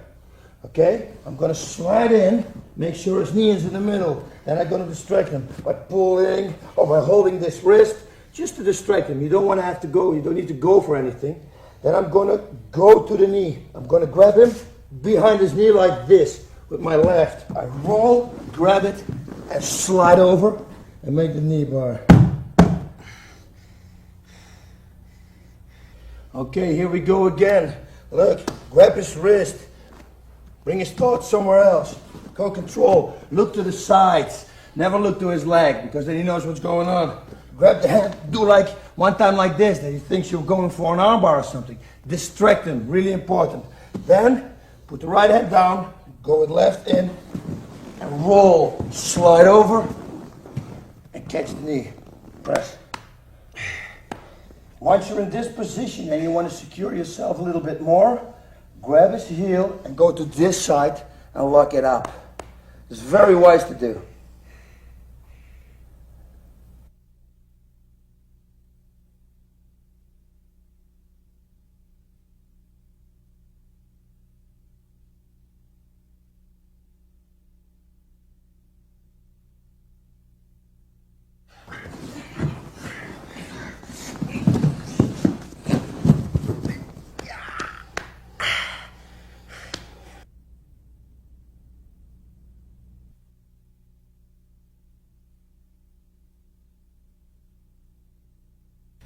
Okay, the same position, same knee bar. Again, you want to distract him first.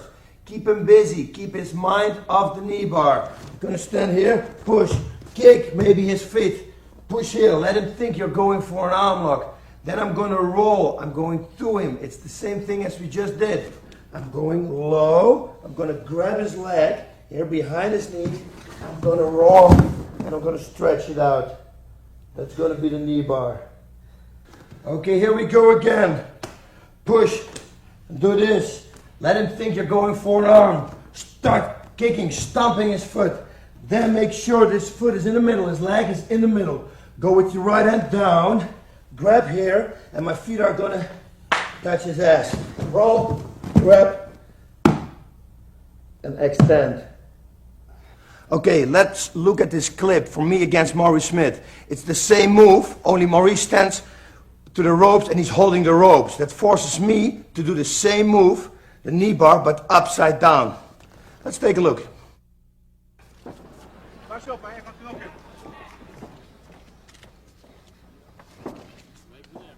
Je handen omhoog, hè? En was je boxje op. Tired already.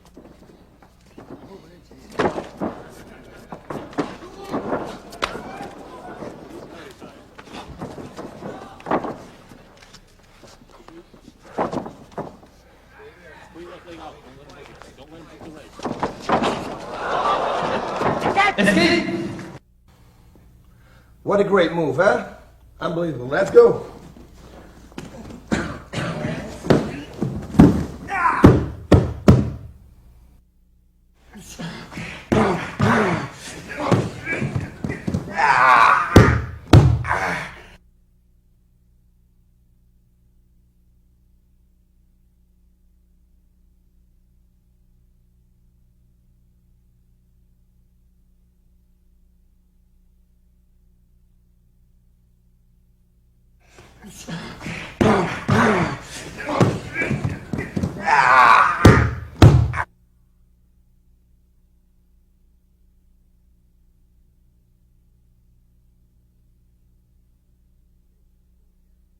Okay, here we go again, another position. Imagine you kick somebody and he's holding your leg. Whoa, he holds it right there. I'm gonna duck in here, but I'm gonna grab his both legs. Watch what I do. One, I grab outside, and I roll in the middle. I try to do it in slow motion, but it's really difficult. Let's see if it works. 1, 2, 3, slide up, and make a knee bar. Here we go again. What you can do also is this. Kicks, boom, boom, boom. Hit him a few times, just to distract him. Then go down, put your knee down, in between here. You're gonna grab both legs. I put my head in here. Keep controlling this leg. This is the leg we're going for. Let's try it again in slow motion. Go here, grab, slide up, and extend. Make sure this foot is here. Okay, the toes are in the neck right here, and you're controlling the leg. This foot is here. Don't worry about a heel hold. Where you should worry for, see, he cannot do it. He can try whatever he wants, he cannot do it. The only thing he can do is push my toes and pull the heels.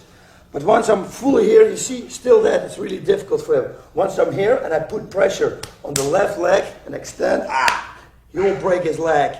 He won't think about doing that. He's going for that, boom, then I will break his leg. It's his choice. One more time. You kick, he has it. Don't panic. Nothing is going to happen. As long as he cannot grab this leg, nothing is going on. He has no defense because he's holding your leg. Start punching him, start punching him. Even when he tries to take me down, when I simply do this, try to hook my leg, it's really difficult for him. You got time enough, and you can smack, and you can smack, you can distract him. From distraction, you go over, go down, put the knee down in between his legs, and start rolling. 1, 2, stop.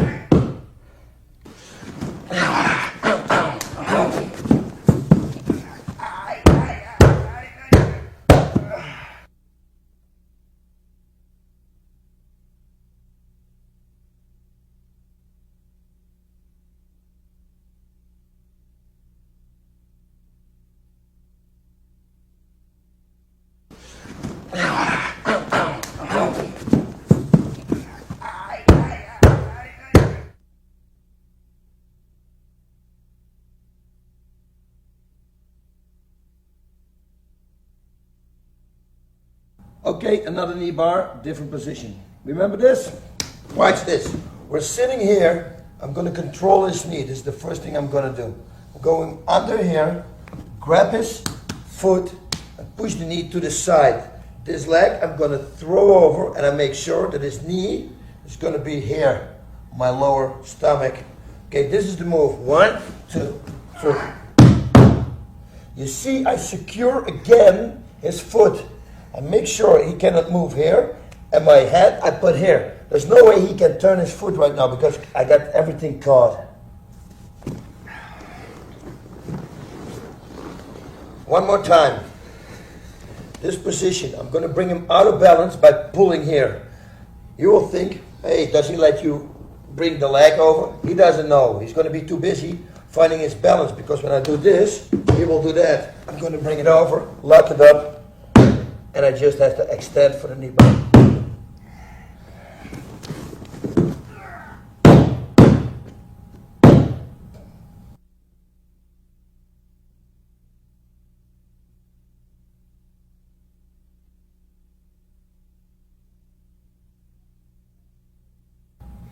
Okay, one more time, stabs. We can use here also the push and pull trick on the heel, what we did when we got the foot in our neck. That's a really good control trick. Watch this. Sliding in, pushing here, pulling here. I'm going to grab the heel, here, here, push, pull, stretch.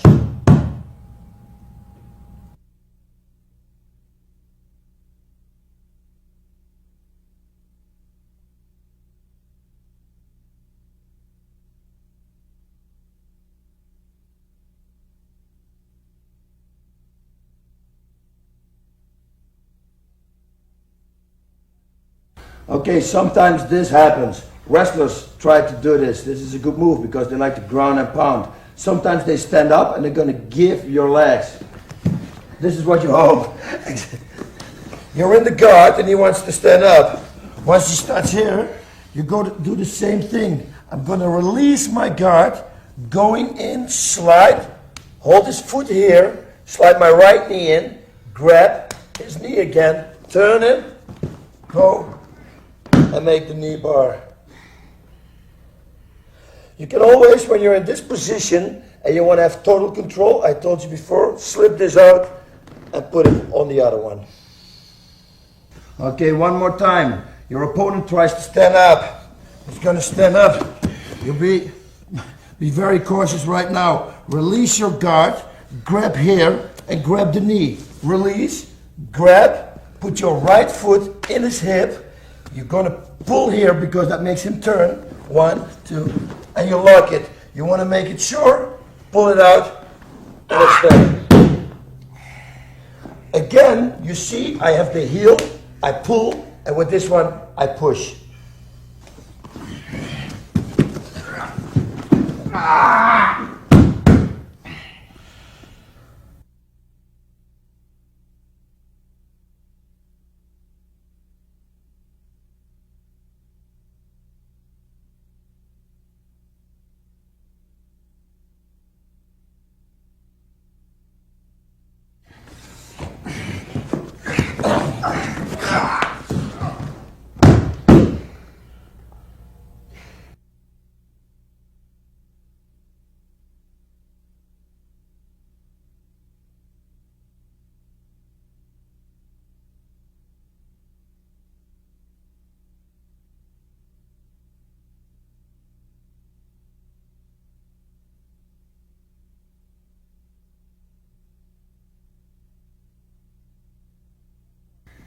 Let's get another one, another knee bar, without using the hands. We are going to use the hands, but I'm going to use my hands to grab around his body. I'm going to make the actual knee bar with my legs and with my stomach. First of all, I want to bring his knee a little bit to me. How do I do that? By pushing this knee to this side. So you push him to the side. You see that his knee is already in the right place, exactly for a knee bar. I'm sliding down with my feet all the way till the end, and I'm crossed my feet. Now I got it locked, I got it secured. I'm going down, grab around him, and I bridge him. What I do is I bridge, but I hold him down. One more time, here we go. First make sure the knee comes up. How do you do that? You're leaning on him, push this here. He will not know what you're gonna do right now, but his knee is perfect place. Move a little bit to the side, slide down, slide up, grab his body weight. Okay, we want to stretch his legs first. We want to bring the knee up. Push this to the side. Here, that's where you want to go. Slide down, cross your legs, and now you're going to push your hips down. You want to have more pressure? Grab him around the waist and then just bring it up. Bridge. You bridge out, but you keep holding him. Okay, another knee bar. You're going to do this knee bar without using your arms and your hands. You're going to do this knee bar using your belly and using your legs, your ankles. Okay, watch this. First of all, I'm going to bring his knee. I have to turn his knee towards to my belly. I'm going to do that by pushing this leg. Never look down what you're going to do. Look up. You know, he doesn't know what's going on. You see what I do right now? I slide down. I grab his knee. I hook my legs. I grab around his middle, his waist, and now I just bridge. I would do this, but when I keep holding his body, I would break his leg.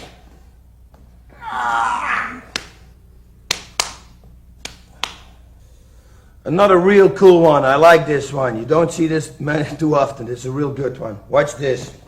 I'm laying down in the same position. I move my hand to this side. I lean on it, and I'm going to turn my body to this side. Right.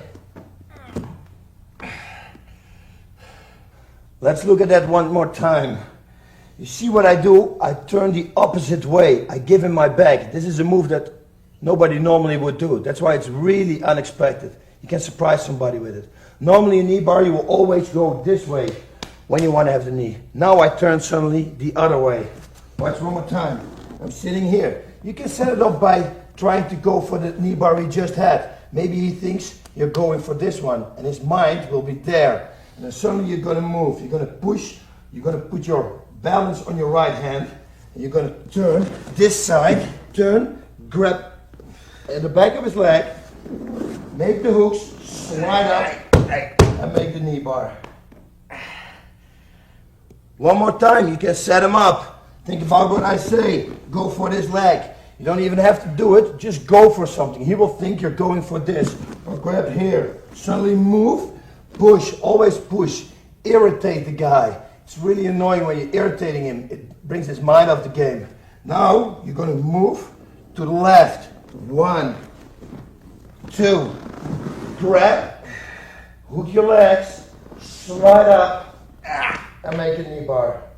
Again, when you really want to control it, catch the toes and the hands and do it like this. This is like the best control. But when you make it in one time, you're going to have the control anyway, so don't worry.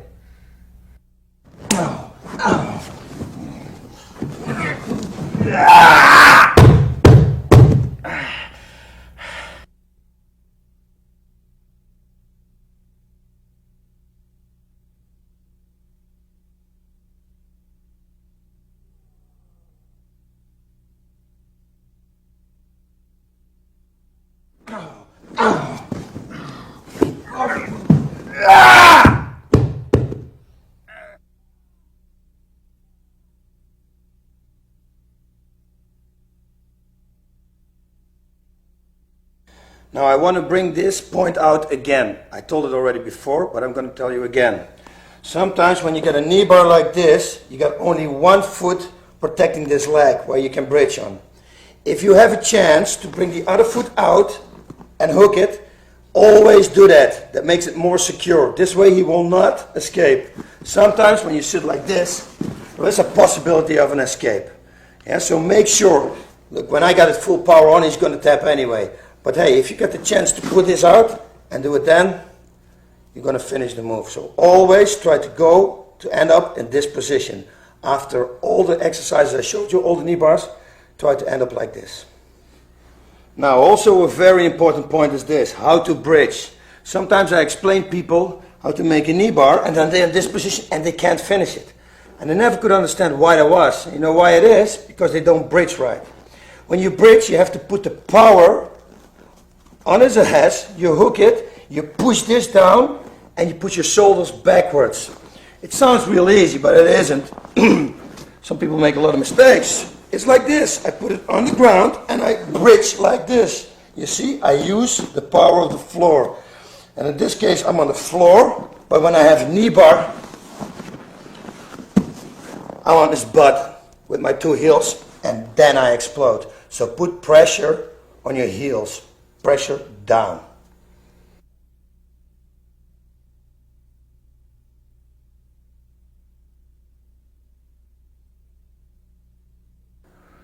Okay, this was the end. Knee bars and heel holds. It's the basic things. Keep on practicing, make them tight. Make sure your opponent cannot escape. Let's move on to tape number 2, the more advanced leg locks. 稲垣選手は2つ目のロストポイントです。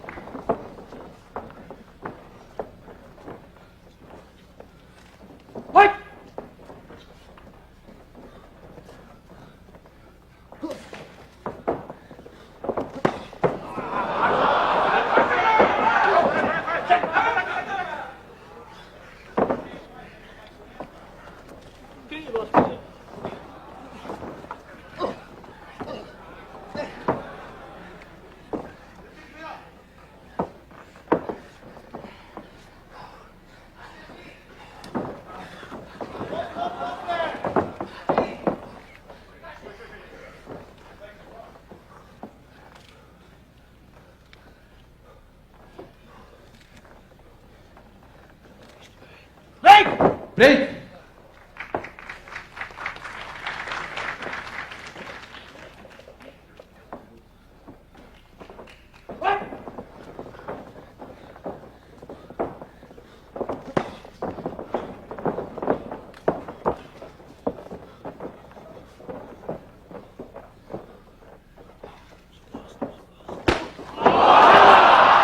ダウンワン、ツー、スリー、フォー、5、6、7、8。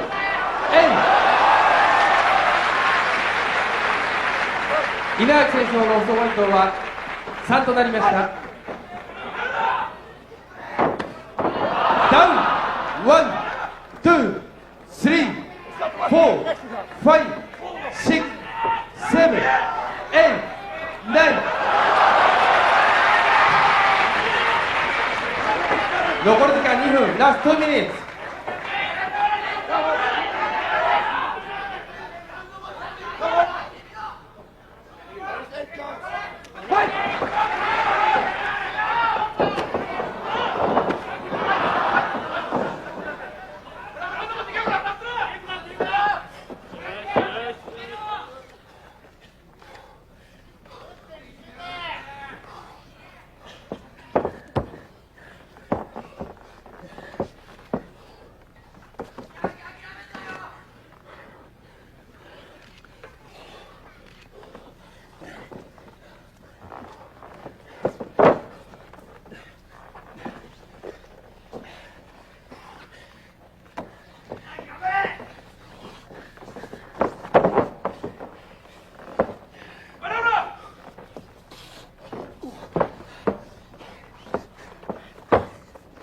残り時間1分、ラスト1ミニッツ。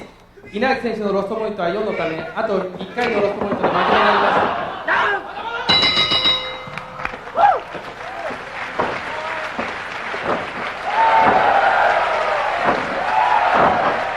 す。試合タイム14分7秒、ロストポイント5による TKO で赤コーナーバス・ルッテン選手の勝利です。勝負の結果が全てではない。ルッテンの超絶キックをもろに食らいながら立ち上がった稲垣の姿は観客に勇気を与えた。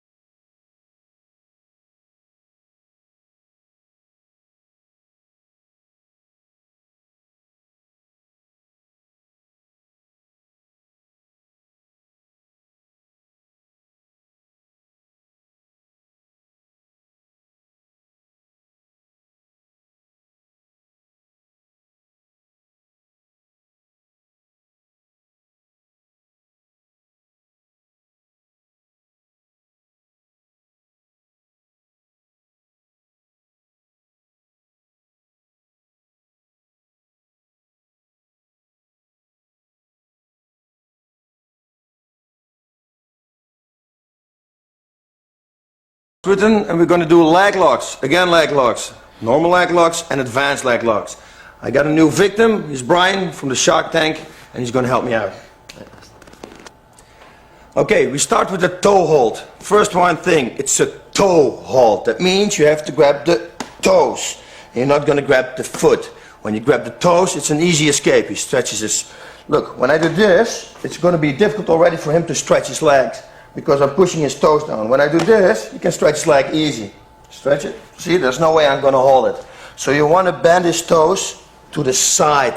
It's going to make the lock much more tight. Okay, watch this. We're going to sit. When I'm going to do this, he's going to know something's going on. So don't do that. You want to feel, but you do this. You know where the foot is. You don't have to look. You know where the foot is. This is the leg, the foot is there. There's no other way where the foot can be. So take your time. You can set it up a little bit with punching to the head. Now you're going to grab the toe. You're going to turn your whole body and do the whole move in one time. Slow motion is going to be this. Turn, grab, and I'm turning back. Now I make sure that my knees are locked up. My knees I press my knees together so his body is between my knees tight. And I make sure his leg is bent. When his leg is stretched, he can stretch out. When his leg is bent, there's no way on earth he's going to stretch out. Now I'm going to pull my right shoulder. I'm not going to push the toes down. No, I'm going to pull my right shoulder up and he will tap. I'm going to pull my right shoulder up. That's no power. I'm using my body weight to do this move. Okay, let's go over it again. It's a lot of things you have to remind. Start hitting him, distract him. That's always the best thing. This is a position you can force yourself easy in. Half guard, you know, it's an easy position. So once you're here, keep on pressing, put the pressure forward. You don't want to sit here because when you sit here and he's going to stretch, maybe you're going to fall. He only has to grab your leg and he has to stretch, and I'm going to fall backwards. So you want to lean a little bit forward and you start hitting him, distract him. You know where the foot is and you're going to make the twist in one time. Turn, grab, and squeeze your knees together.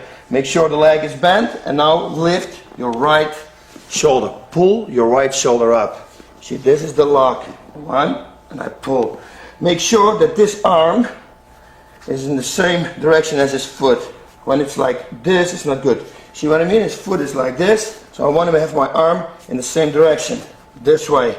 Now it's real tight.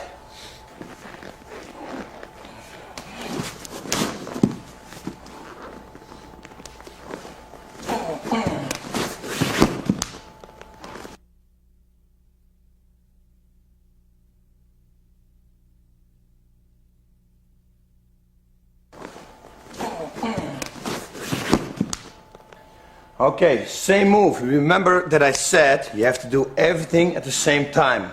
Of course, you can hold his foot in control already, only if you do it right, because if you do it wrong, he's going to stretch, he's going to get out. This is the right way. When I'm here, I'm pressing his shin bone between my ribs and my body. Now I go here, I push his toes down, and you see, I'm putting my knee up by standing on the ball of my foot. When I do that, I already lock him. See, when I do this a little bit with more power, probably he's going to tap already. But you don't want to have that for sure, because in a fight, the pain tolerance is really high, so they're probably not going to tap. But anyway, you got him good under control. What you do, put your foot up, now you feel that it's tied on, then you make a turn and do the same thing again. Make sure he doesn't roll out. Squeeze and hold. And again, pull your right shoulder backwards.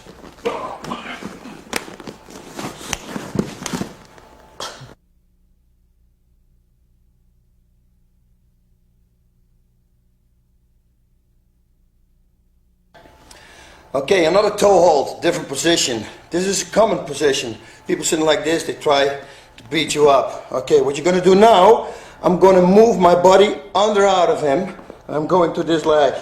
First of all, I have to lock his toes. Again, it's a toe hold. Don't lock his foot, lock his toes. Press on his toes. Now I'm going to bridge, and I'm going to slide it in. I'm not even touching him. Watch what I do. I slide, I grab, and I go back. I hook my legs, and now again I'm going to pull my right shoulder. I pull it, and he's going to tap. So here we go again. Make sure you first secure his foot. Put your hand on his toes. Then bridge and go over. This is why. when I start doing this, you see, it's not gonna work. He's gonna stretch, he's gonna hit me from the side. You wanna have everything smooth in one movement. So I'm sitting, put the toes, I'm gonna bridge on this hip, and I'm gonna move around. Whoop, got it. And this is it. Make sure this leg cannot go out, because otherwise you're gonna lose control. And again, hold the toes in the same place and pull your right shoulder back. So you don't need any power. A lot of people push here, and it's not gonna work. Pull your right shoulder backwards. Okay, here we go again. Lock the toes, and I wanna lock this leg also. So at the moment I'm gonna bridge on my right foot. I'm gonna secure this leg already with my left leg.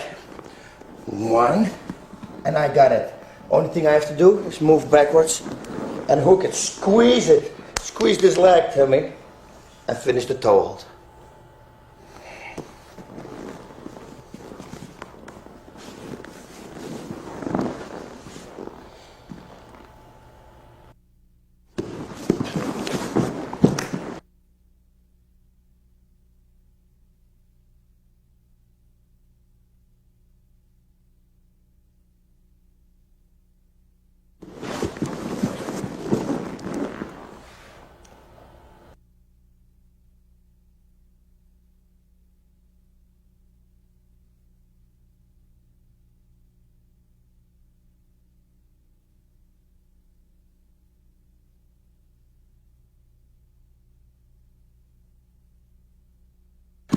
Okay, he's sitting on his knees and arms. This is a common position in grappling.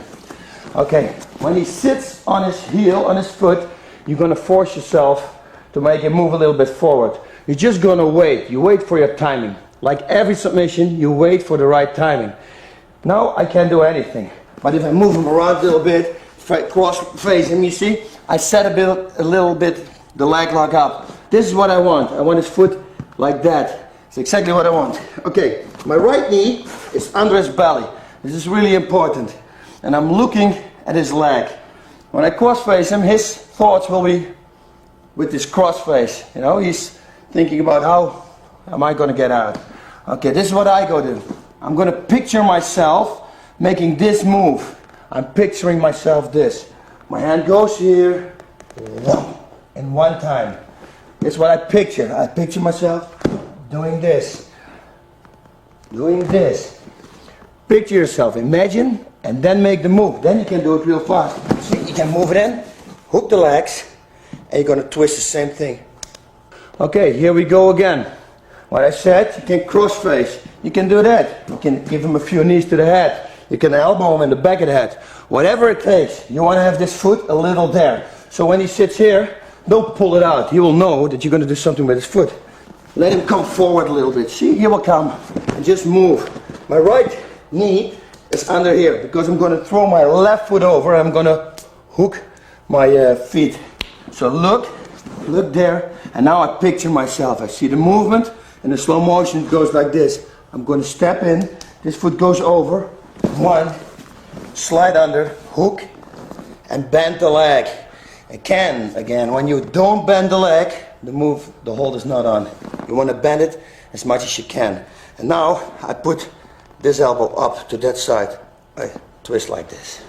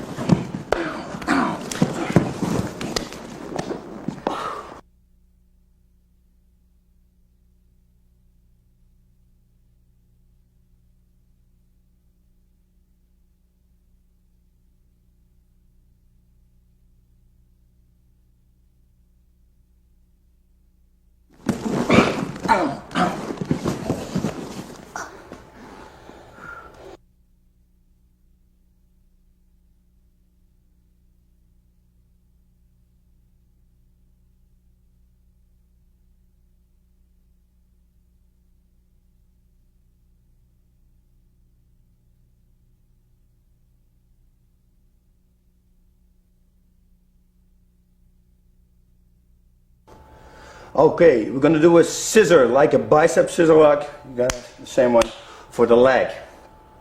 First of all, you want to make sure that you're in this position. This is a really common position, especially when you have a guy that knows leg locks, he will try to go for this position. Make sure your knees always press a little bit inside. You don't have to do this, but just make sure that when he pushes, he cannot push them off, because otherwise he's going to escape. So you want to hold him in the same spot. So when he pushes, it's the same spot. See, so don't pressure, but hold it at the same position. Okay, now what we're going to do is we're going to slide in like a choke. I'm going to grab his foot. I'm going to go backwards with this foot. I'm going to create some space. Watch what I do. Whoop, I slide it in. When you don't slide it in, it's not that tight. He will never expect you to do this. So don't worry. Don't think from, oh, but now he can do this and do this. Later on you will see, when I do this on reality speed, it's going to work. Lock it under, grab your bicep, and lock his hip. Simply by doing this. Yeah, don't throw it over, because he's going to heel hold you on this leg. That's dangerous. Only secure his hip. When his hip can't move, he cannot move. See, when I push this and put a lot of pressure on him, there's no way he's going to roll out. Now I'm going to lean backwards. That's the only thing I do. No power, no arm power, only leaning backwards. I will separate his knee. One more time. Same position. We're sitting, make sure he cannot push it off. This is an easy escape for him. Watch this. This, and he's on top of me. That's the escape. So you want to make sure I cannot push this leg away. Yeah? So keep it a little tight. That's it. He cannot do it right now. I'm going to make the move slowly. Go backwards, slide, grab, secure the hip, and pull.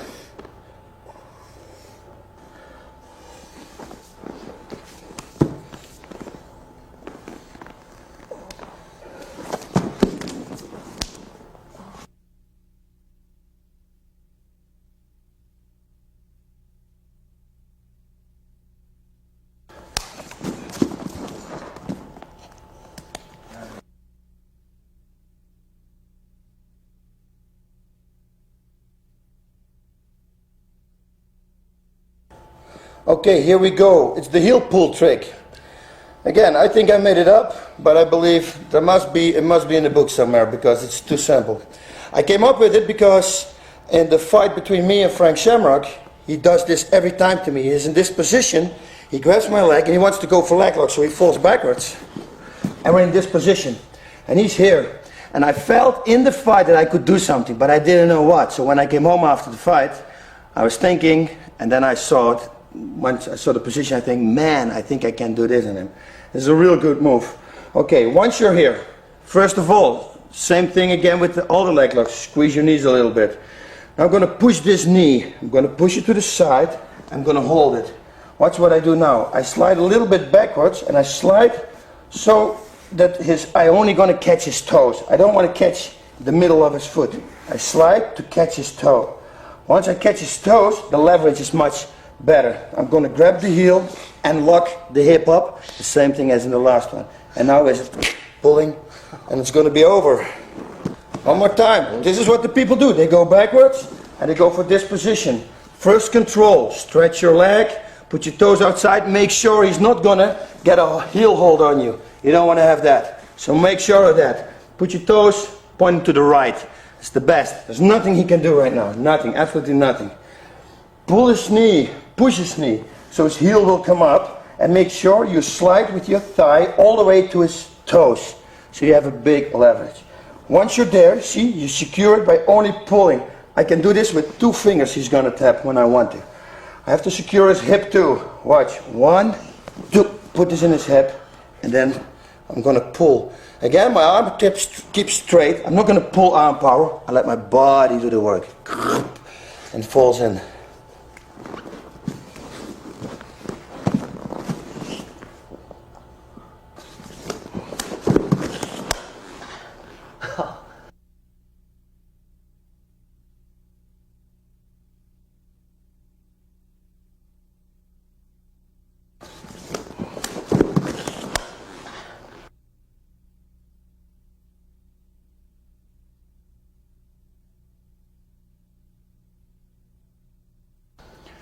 Same one, exactly the same one. I was training with Townsend Saunders, you know, silver medalist in the Olympics, to protect myself from a shoot, from a takedown.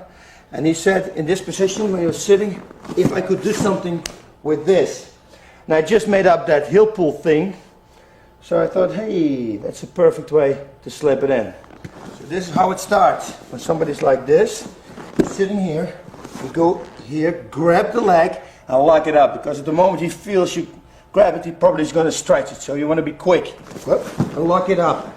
Make sure you're compact. He cannot stretch it anymore. Yeah? You're here. Go up, grab the heel, step over and pull. And it's the same move. So here we go again. Grab, lock it up. Make it tight. When I don't do this, he's gonna go with his body there. He's gonna escape. So I have to lock everything up. Now I wanna press this hip down, pin it down by putting my hand on the ground. Make sure his body cannot roll. See, there's no way he's gonna roll out right now because I pinned him down. I grab the heel and I make sure his toes are in my crotch, not his middle. This is not gonna work. You wanna have his toes. Again, you wanna use the leverage. Okay, so do this. You're sitting here, you grab the heel. Now you're gonna make a quick move. He won't know what you're doing. Again, he's not gonna block this leg because he doesn't know what's going on. This is a totally new thing for him. Grab the heel, step over, replace the foot for where the hand was, so you totally pin him down. And now, 2 hands for more power, just pull. That's it.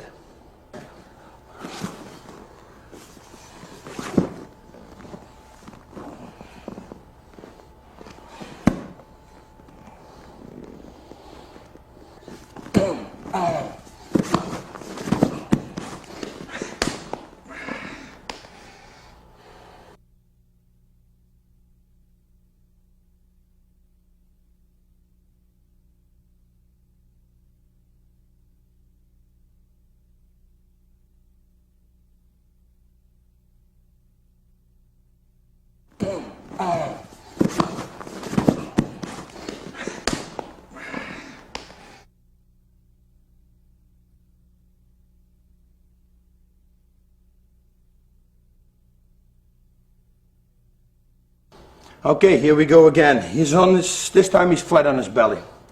We're gonna go for a leg lock. Watch this.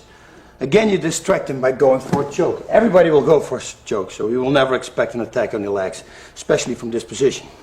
So sitting here, I will do this. I hook this in and I grab it. Now I got it. In the beginning he doesn't realize, once it's here, it's over. I got his leg. Now you're gonna take your time because there's no way he's gonna escape. There are a few things you can do. Some people, he's pretty tight in his ankles, so he will tap with this submission. I grab his thigh, make sure this arm's not gonna move. This will stay in the same position. And then I'm gonna push this knee up like this. This arm stays in the same position. Watch. 1, he will tap. See? Push your knee up. That's a lock. Again, when you're in a fight, the pain tolerance is real high. So I would go for a little bit more security. And that's this one. Go in here, grab, turn around, and make this one. This for sure nobody in the world can hold. Put your hand on the heel for a little bit more pressure. And it will break his knee, shin bone, or his ankle. One of the three is going to pop. Here we go again. He doesn't know you're going to attack his leg. His leg will be here, and it's always relaxed. They're not going to stretch his leg with a lot of pressure, you know, it will be relaxed. See, I can do this easy. So you go for the choke, slide over, and I'm going to hook it up, grab it like this. Total control. Keep this in the same position and let your knee do the work. Twist it up. Here, and twist. He's going to tap. People who are real flexible, this is not going to work. So you want to do the next thing. Slide over, make sure you got constantly pressure on the center of his back, otherwise maybe he's going to turn, he's going to roll out. Grab with your left, so it's real secure. Go around, put your arm here. Now you can or twist like this, or for a little bit more power, you put your hand, the palm of your hand on the heel, and you push it that way. He's going to tap for sure, trust me. One more time, real quick. Lane, always distract him by cross face him. Grab, grab, lock it up. You can let this go, he's not going to stand up anymore. Put your right knee, put it up. And this hand holds his thigh. This is the tap. If he's not going to tap, grab, go around, push with the palm, push there, and twist your body a little bit to the right. He's gonna tap.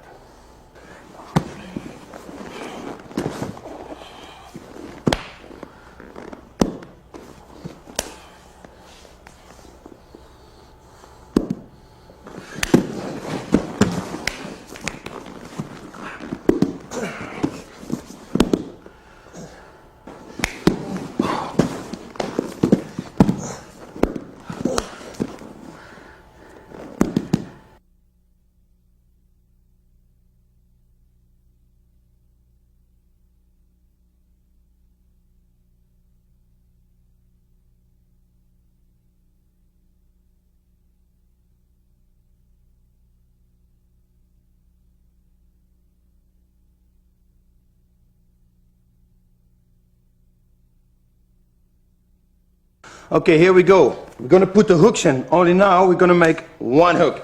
Sitting here, I'm gonna put the hook, slide in, and grab the foot.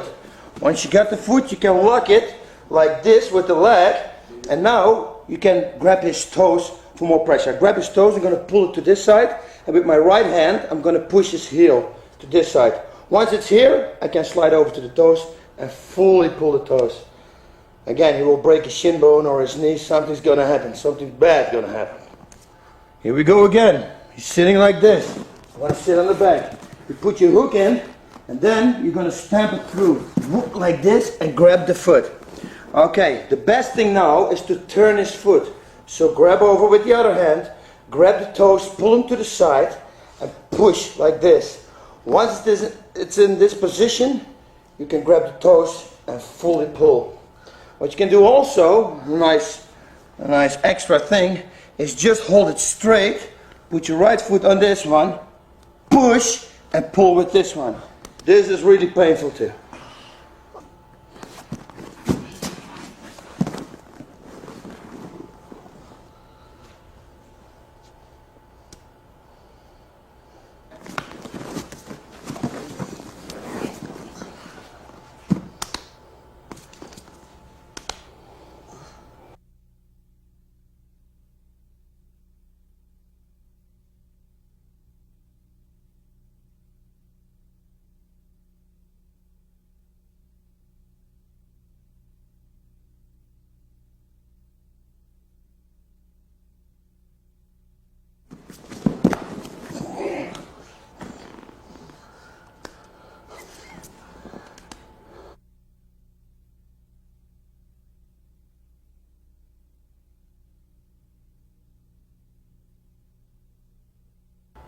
Okay, the same technique from a different position, the bottom. We're in full guard right now, but when you want to do it, you want to skip out and go to half guard. Grab him like this, pull him to the side, get up, grab it, do the same thing. Push, pull, grab the toes, he's going to tap. Otherwise do this, put your foot on it, stamp it there, and pull here. Okay, the guard, common position in grappling. Skip out, go for half guard. They will think, what on earth is he doing? Because that's a good position you give right up. Pull him here, go to the side, slam this foot into the back of his knee, go up, grab, and go backwards. Once you got it, grab the toes, pull, pull, or otherwise hold the toes, put your foot and stamp this one, and he's going to tap. One more time, watch this. Go out, go half guard. What you do now, I slip this into his back of the knee. See, this foot, my left foot is in the back of his knee. Even when he's on top of me, you can hold like this. I'm going to go like here and get up. Grab the foot, go backwards. Grab the toe, pull here. Otherwise, you're going to do this. Once you're in this position, you cannot do anything, absolutely nothing. You're in total control.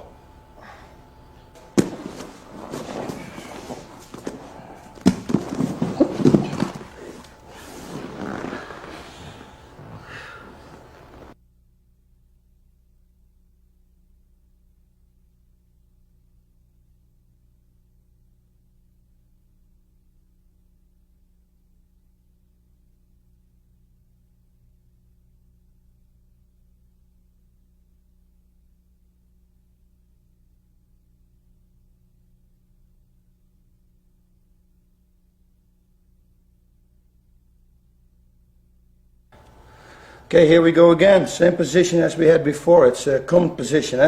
Make sure your knees are locked.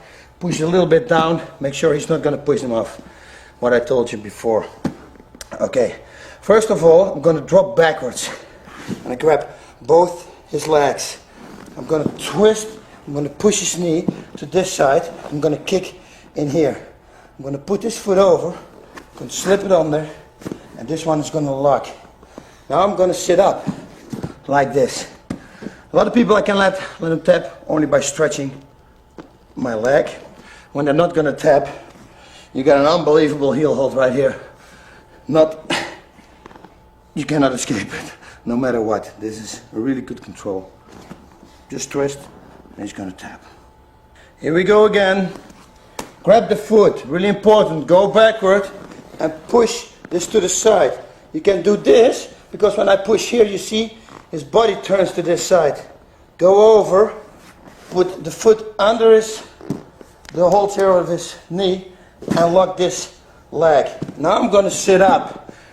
Control it by stretching or by making a heel hold. And it's true, he cannot do anything. He cannot come up to me, you see? He cannot do anything. I always do for fun in training. Don't do it in a fight, because you can lose the control, but it's just a funny thing. Doing the training, you can slip and you can push here. Oh, see, and you got a leg lock on this. Maybe when he's going to push it off, there is a possibility to escape this one. So I won't do it, only in training. Just keep this leg here. Make sure he cannot put this leg out. Once you get this leg out, he can escape it. So keep it like this. Now sit up, put your hands backwards, stretch, or grab the heel and twist to the right.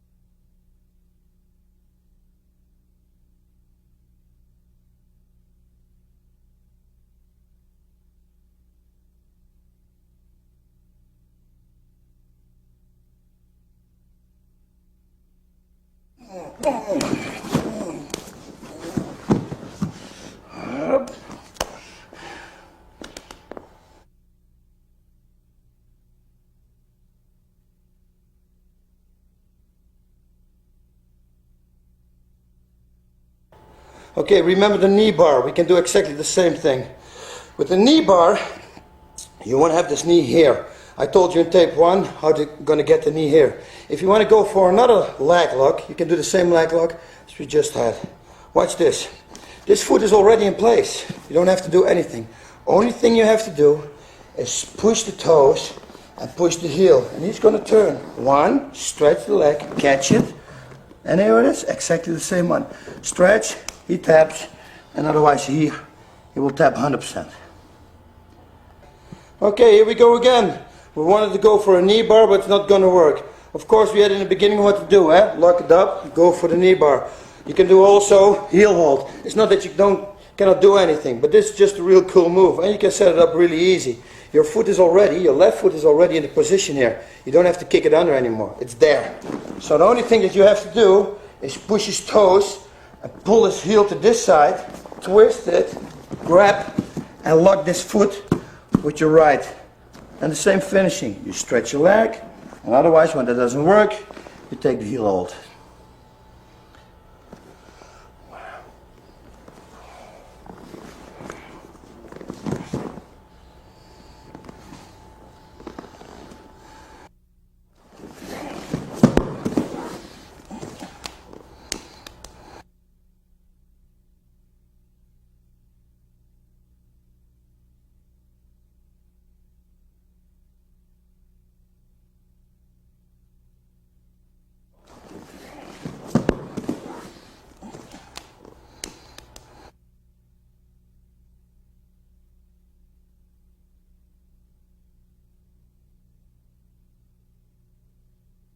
Okay, good position for him, but it's a good position for me too.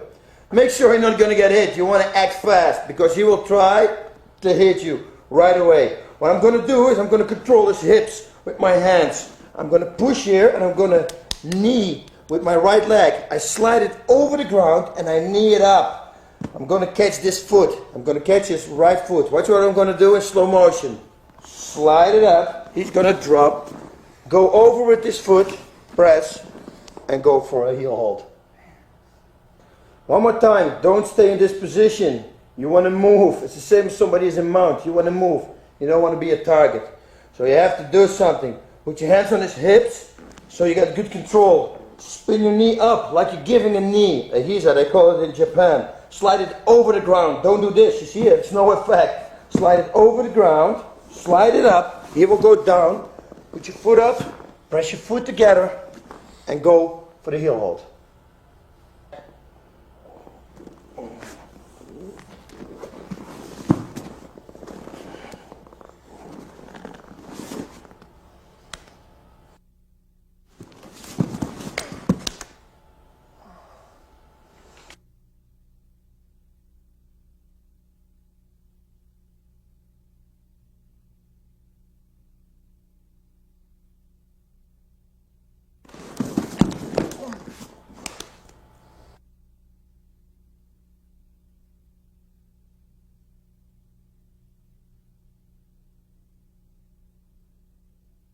Okay, we're in half guard position and I want to come up. If he bear hugs you, I never see somebody doing this in a fight, but this is like a really easy escape. I don't know why. Put your head here and simply press on his jaw. Hold me tight. There's no way on earth he's going to hold me. It's the most easiest thing to do. Nobody does. Why? Why? Anyway, you're out. Get up and you're sitting in this position. First of all, you're going to try to punish him, distract him again. Like everything. You always want to set everything up. You can punch him. And now you're going to do a strange move. He's not going to expect it, so don't worry. I'm going to bridge and put the knee over to this side and I lean forward. When I don't lean forward, I lean backwards and he stretches his leg up. I'm going to lose my position. That's bad because here's a leg for him. Maybe he's going to finish me. Maybe I can still do this, but you don't want to have that. It's not going to be a battle who's the strongest in mind, you know, you want to finish it. So one more time, once he's here, I have pressure here. I go backwards, bridge it over, and put pressure, forward pressure, constantly. Now, watch what I do. It's a little bit strange. I'm going to put my hand on his chest, and this knee, I'm going to push here, like this. I'll lock it up here. Okay, best thing to do right now is to move the position, the leg. Grab the toe, and push him down. That's it. When you want to apply a little bit more pressure, grab the heel and twist it. Trust me, you don't need to. Make sure when you push the toes down that his foot is not like this because it's not going to work. His foot has to be in an angle, 90 degrees angle. You see? It's totally locked up with my arm and I push it down here, not there. This is not going to work. Here. And now I push it straight down like this. He will tap, trust me. If he's not tapping, you get it control, boom, boom, and then you do it again. You can do a lot of things from this position. Here we go again. Grab, slam it, and get up. He will let go, you see? Now sit up, sit up. This is the position you want to be. Pressure, distract him a little bit, punch him. Make him think you're going for a punch. Move, go to this side. You see my pressure is constantly forward. My weight is constantly forward. Lock it up. You see what I do? I got a good control here on his chest. I push and I lock it up with my elbow. Now I'm going to move my feet like whoop, to this position. That's the only thing I have to do now. Is grab his toes and pull him down like this. He's going to tap.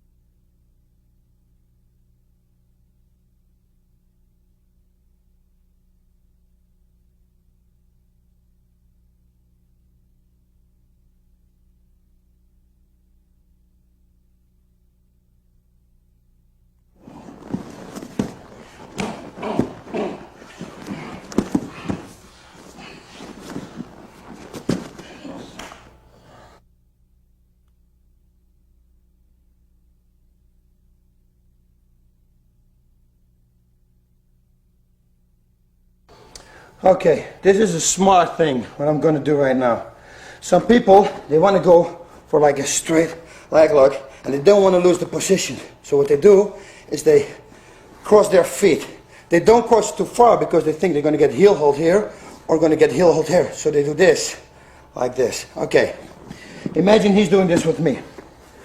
He goes for the leg, he goes backwards, and he's crossing his feet here. Okay, what I'm going to do now, I'm going to create some space. Look what is going on. When I pull here, you see I pull him against my chest. So I have no room for a leg lock. So when I bridge, you see, now there's a lot of room for a leg lock. I simply grab and I pull. That's it. You can do this a lot in sparring, trust me. Just bridge, hold here. When it's tight, do it a little bit like this. Pull it open, bridge, and pull. You got a heel hold, same thing. Okay, so here we go again. He's going to try to make a leg lock on me. And he wants to secure because he's a little vulnerable too. You know, I can go for a toe hold for him. You see what we had before. Or I can go for a leg lock here. I'm going to try to do the same thing back. And some people, they think they're smart. They're going to cross their feet on my chest. He's going for the leg lock. Whoop, he's crossing his feet. Okay, the best thing to do is a little to open it. Grab the foot here.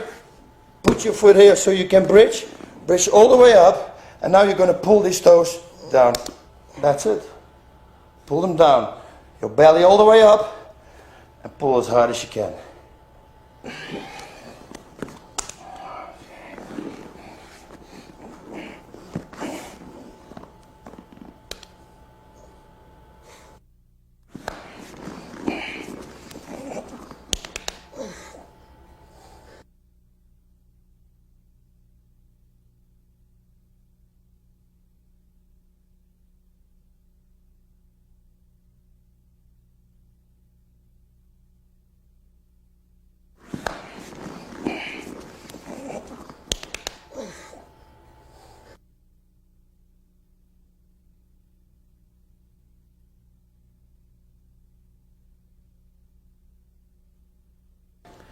Okay, another position for the toe hold is this. When he's working on this leg, and I keep my toes that way, there's nothing he can do. The only thing he's going to try to do is maybe pull it to the side or whatever. Anyway, he's going to expose his leg here. That's exactly what you want. So even when his foot is on the ground, that's exactly what you want. So you can force yourself into it a little bit, like this. He's pulling, see, and I just do this. I make sure he's going to be on his left side. Okay, this is what you want to do. Grab the toes, slide under, grab it, and pull. When you want a little bit more security, slide this over, not too far, only here, and press it down with as much power as you can, and then twist it. Okay, here we go again. He's going for a leg lock. Put your toes outside. Nothing can happen to you. As long as he doesn't throw his leg over, nothing can happen. So make sure that you caught his leg. You see, you don't have to hold it. This is enough. You cannot do anything right now or control the knee. Okay, I want to have him on his left side. So I'm doing this. I move him to the left side. I can push a toe also on the ground and I pin it. I pin his foot. It's the only thing I do. Nothing more. Okay, now I'm going to bridge up. All right, bridge up, and I'm going to slide under, and I'm going to grab my left wrist. All right, and I grab it. This is real tight. I told you before you can do this for secure, but as long as you do this and you put pressure here, it's okay.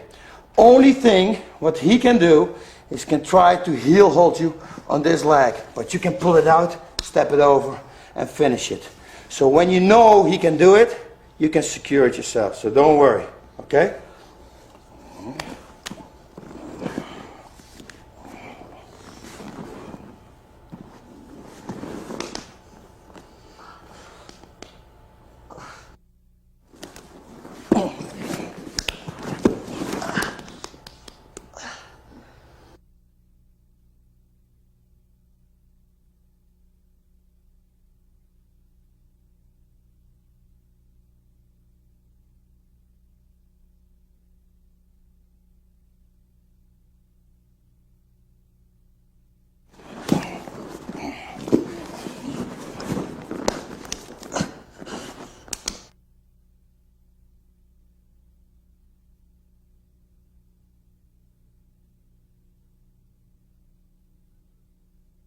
Remember tape number 1 with the heel holds. I told you always to bring the leg over to the other side.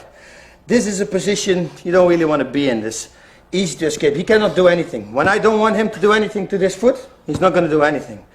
The real danger is coming when I'm going to bring this leg over to the other side, because then I'm totally locked him in. The way to do that is this. I'm going backwards and I'm holding his knee. Okay, now when you would bring it over, you will see when he presses down, put your pressure down. It's very difficult for me to put it over. So there's a little trick for that. Bridge. You see? Boom, it's over. Grab. That's it. Bridge all the way up. Slam it over. Grab his knee and go to this side. You always want to control the knee. Always. When you don't control it, maybe he rolls out and he's out. So control the knee. 1, bridge, slide it over, control, grab it. Now this is a setup, perfect setup for a heel hold. But because we had it already, we're going to do something else right now. I'm going to go to the side and create some space. You see what I do? I go in with my hand and I pull this up. Now I'm going to squeeze my legs and I got his ankle and now I twist. It will break his ankle. This is like an ankle hold, it really hurts.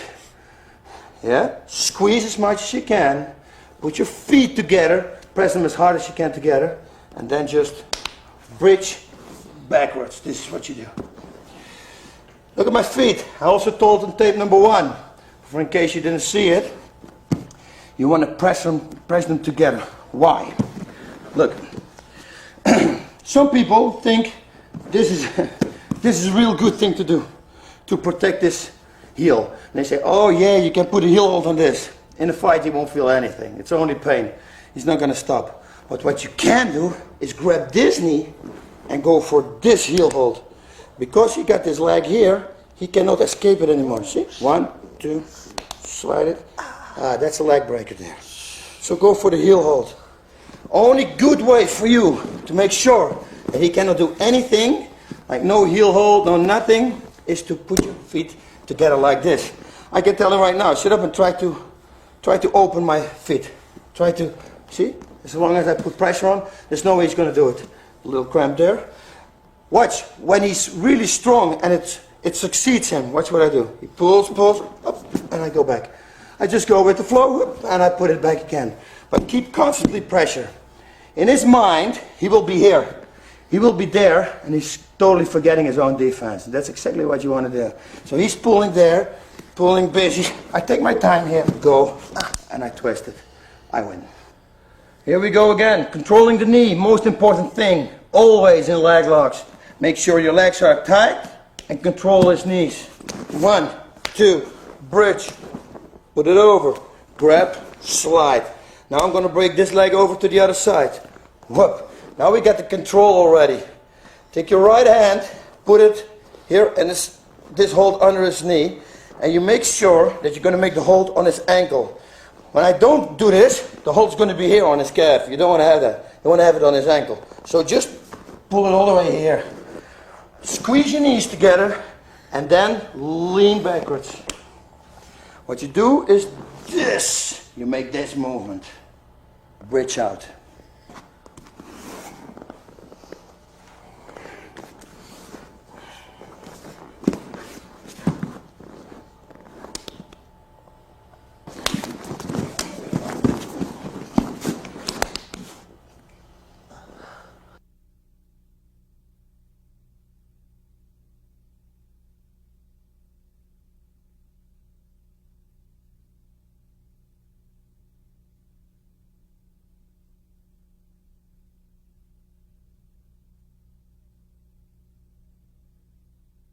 Okay, this position, this happened with me in the fight in Pancrase. Somebody wanted to go for a knee bar, and I caught him with a toe hold. I'm first going to show you how I did it, and then you can see the live footage on the video. Okay, he was sitting like this, and he wanted to step over. I caught his foot here, grabbed the toe, pushed it down, and made the toe hold. Okay, so what happened was, he goes for a knee bar. If I want to stop his knee bar, I can do something really simple. I just hold his leg. But I didn't do it. I wanted to catch his foot. So when he stepped over, I caught his foot here, and I made the toe hold. Make sure when you do this, again, the leg is bent. Grab and now pull your left shoulder up. Pull it up. Your body's doing the pressures, doing the work. You don't push his toes down, no, you pull this shoulder to you.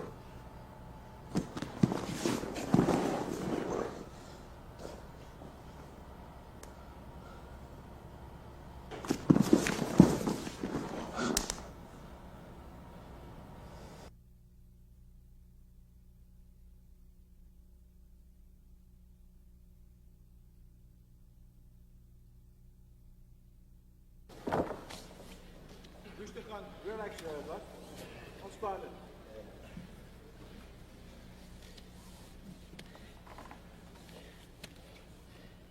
Als je slaat, is dat terug gewoon.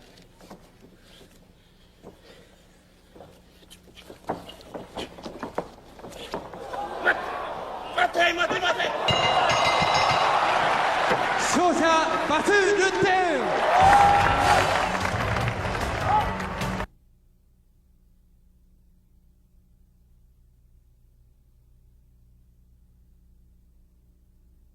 Okay, this was it.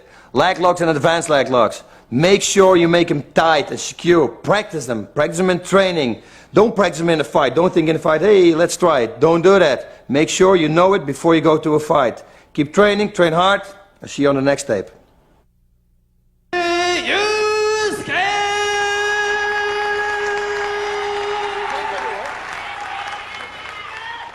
赤コーナー185センチ89キロランキング1位バス・ルーテン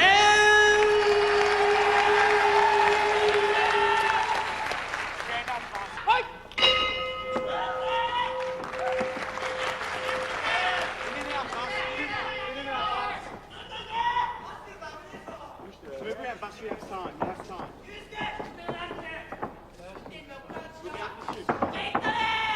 In and out, Bas.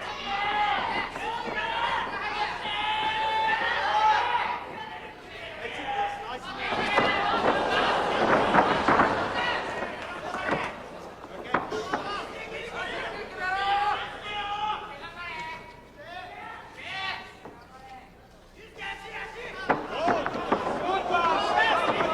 SK 池選手は1つ目のロストポイントです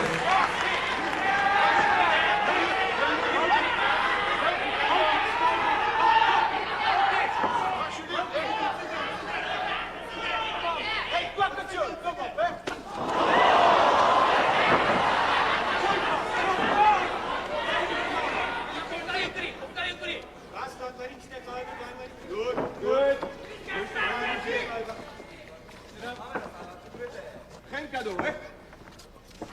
Wijd, Bas, wijd. Hey, kijk aan jullie. Rustig, wijd. Hou zo. That's it, then. Yes, wijd, Bas, good feel. Nice and relaxed, Bas, nice and relaxed. He's doing nothing. Bas, denk aan je lucht, hè? Nu moet je naar de Take your time, Bas. Breathe in, Bas. Breathe.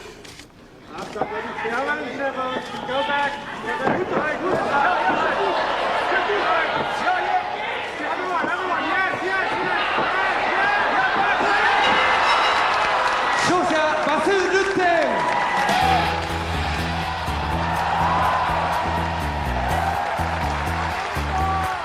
1年半前と同じようにルッテンジャンプで締めくくられたこの対戦。しかしルッテンは明らかにファイターとして別人になっていた。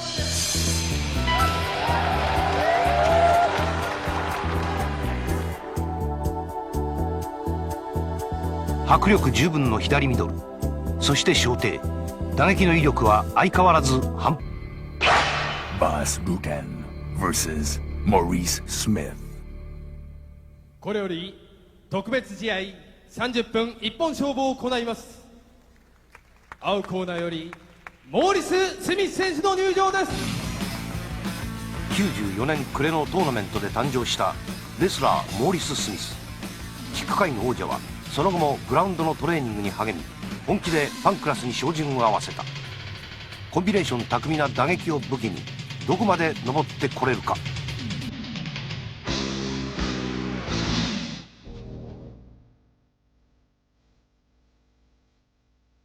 1年8ヶ月前、ルッテンもまたキックボクサーだった。当時のルッテンなら、世界ヘビー級のベルトを持つスミスとの試合は、挑戦と言われただろ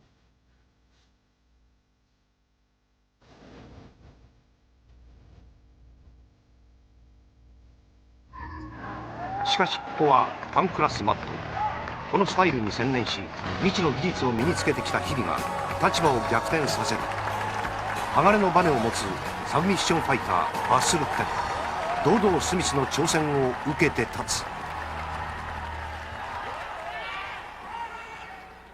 青コーナー188センチ、93キロ、キックボクシング WK 世界ヘビー級チャンピオン、同じく WK 世界ムエタイヘビー級チャンピオン、モーリス・スミス。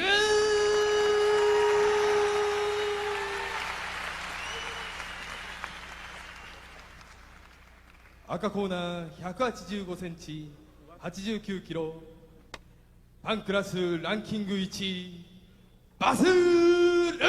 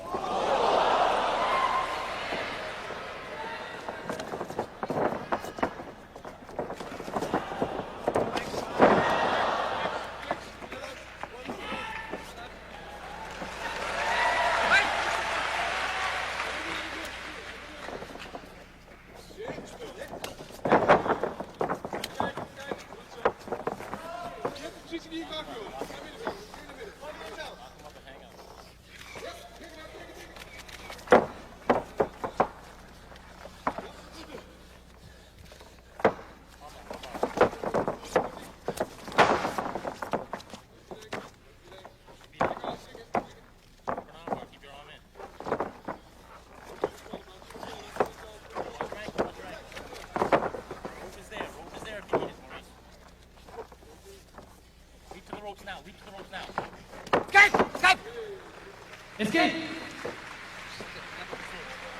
スミス選手1つ目のロストポイントです。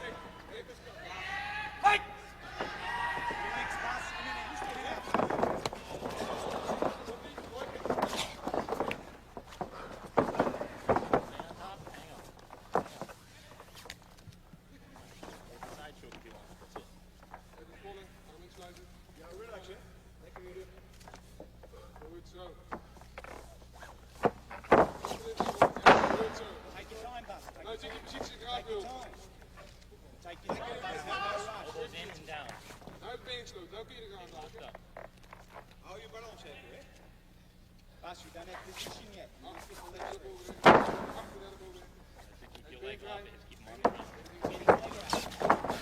That's it. Keep it in there. Keep cinched in there.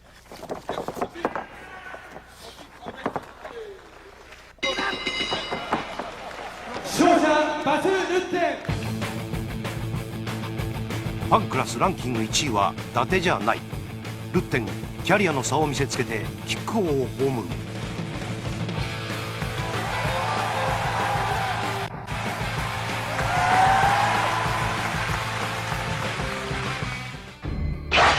Bas Rutten versus Jason DeLucia.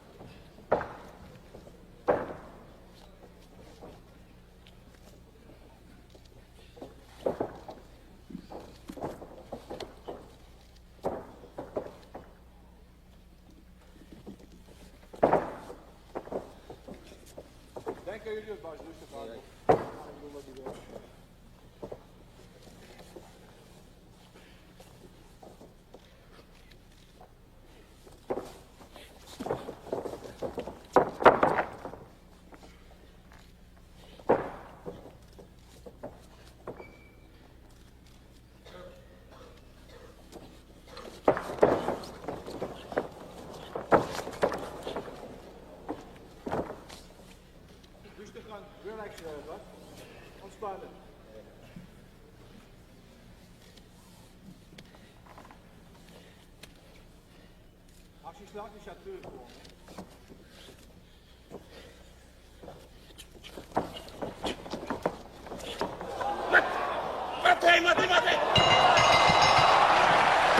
者バス・ルッテン。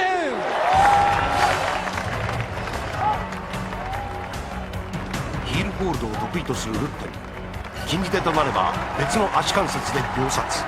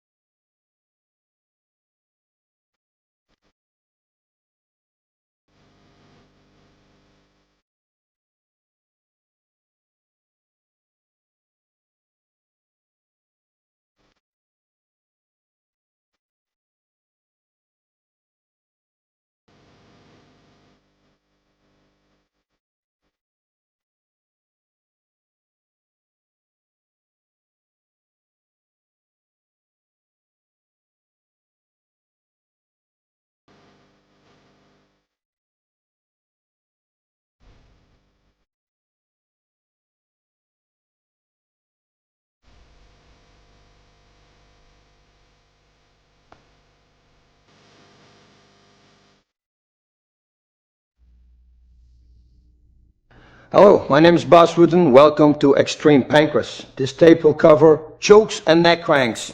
This is Brian from the Shark Tank. He's going to help me out. We're going to do a lot of things. This is a very common position. When you want to go for a choke, you want to start in this position. Okay, watch me first. Watch me close. I'm going to step in. I'm going to put the hooks in. I'm going to dig my hands in and I'm going to get his wrists. I'm going to pin them down on the ground. Nothing more. I'm only pinning him down on the ground. Now I'm going to push him forward. His hands just stay on the ground. They don't move. I press him forward. Watch what I do. I go forward. And I stretch him out. You see, I totally bridge. This is a good way because now I put all his body weight on his hands here. When I want to choke him now, I'm going to pull one hand out and I go real fast to this. Once you got this, you can go for the full choke. Watch again, carefully. I'm going to step, I'm going to put the hooks in, and I grab his wrists. I'm going to pin him to the ground, and I'm just going to push him forward. You see, he's hurting. At this moment he's hurting already because I put a lot of pressure on the center of his back. I put all my weight on him. I'm going to let one hand go. I'm going to see where the opening is. I see there is an opening for a choke. Let go, slide it in, go, and go for the choke. Here we go again. Step in. Put the hooks in. Go forward, grab his wrist. grab him tight, push him forward, stretch him out. Make sure your feet touch each other. When they don't touch each other, he can escape. Like when I do this, he can maybe roll out. Now, because I got his hands locked, it's still very difficult for him to go out. But you don't want to take the risk. So make sure your feet touching each other. Then look when you're going to do the choke. You see there is a little hole here. Let go, slide it in. Let go the other one. Grab your bicep, push his head forward, and get the choke. Now watch how I apply a choke. You don't want to go around and make the choke. That's not going to work. You want to slide it in. You make your hand thin like this, your thumb like this, and you slide it in under his neck. And you're going to grab your bicep and you're going to choke. Now, there are two ways you can choke. One is this one. I crush his throat. That's this one. And now I'm pulling my left shoulder backwards. Watch what I do. I pull. That's the way I choke. So I don't put pressure. No. Only thing I do, I hold everything in place and I pull my left shoulder backwards. That's it. I crush his throat right here. You can also go for the blood choke. You want to cut these two veins right here. So you slide in only a little deeper than normal, and you can correct it a little bit by doing this. Push his face here. Then grab it, and now I pull this backwards and I squeeze everything together. I pull my shoulders backwards. This way I cut the blood circulation right here, and when I do this, whoop, he's gonna be choked out in a second or 4 or 5, something like that. So you got two ways. One, this, you want to pull, and the other one, you go this, you push his jaw, make sure you got your arms around here and here. One, grab it, and then squeeze everything together and choke him out.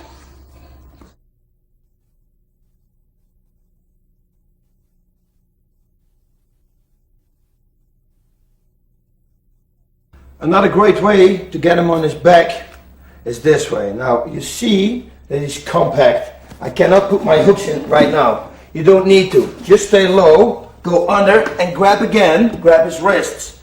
Now you put your foot here and you just lift him up. Lift him up, get him backwards, and you put your hooks in. Whatever you do, and a lot of people know this, never cross your feet because you can apply a leg lock on you like this, and then I'm gonna tap. So you don't want to do that. Just put a lot of pressure and push his legs outside, push them down, so you get it tight. Okay, from here you can do a nice armbar, a nice choke. What I do, I push this down, and I'm gonna grab this arm with my right leg. 1, 2, and I slide in. Now I can let go of this one, and I apply the choke. The neck crusher, the throat crusher. I pull my right shoulder backwards and he's gonna tap. This choke though you have to do real fast because he's not gonna wait for you. At the moment you let his hand go and you look at arm up, he knows something's going on, you're going for a choke. So you have to do it fast. So once you're here, boom, you're laying like this, you're gonna do this one, you slide it in right away and make the choke. Okay, so we got him on his back. Put your legs out. Make everything tight. You have him here and you have him tight. When you let go of this, he will turn. So this is really important. You have to act fast. He's not going to give his neck to you. He knows. So once I lock this arm up, I have to go for a choke right away. Watch what I do. I do 1, go, up, I dig it in, and I got it. I pull my right shoulder backwards.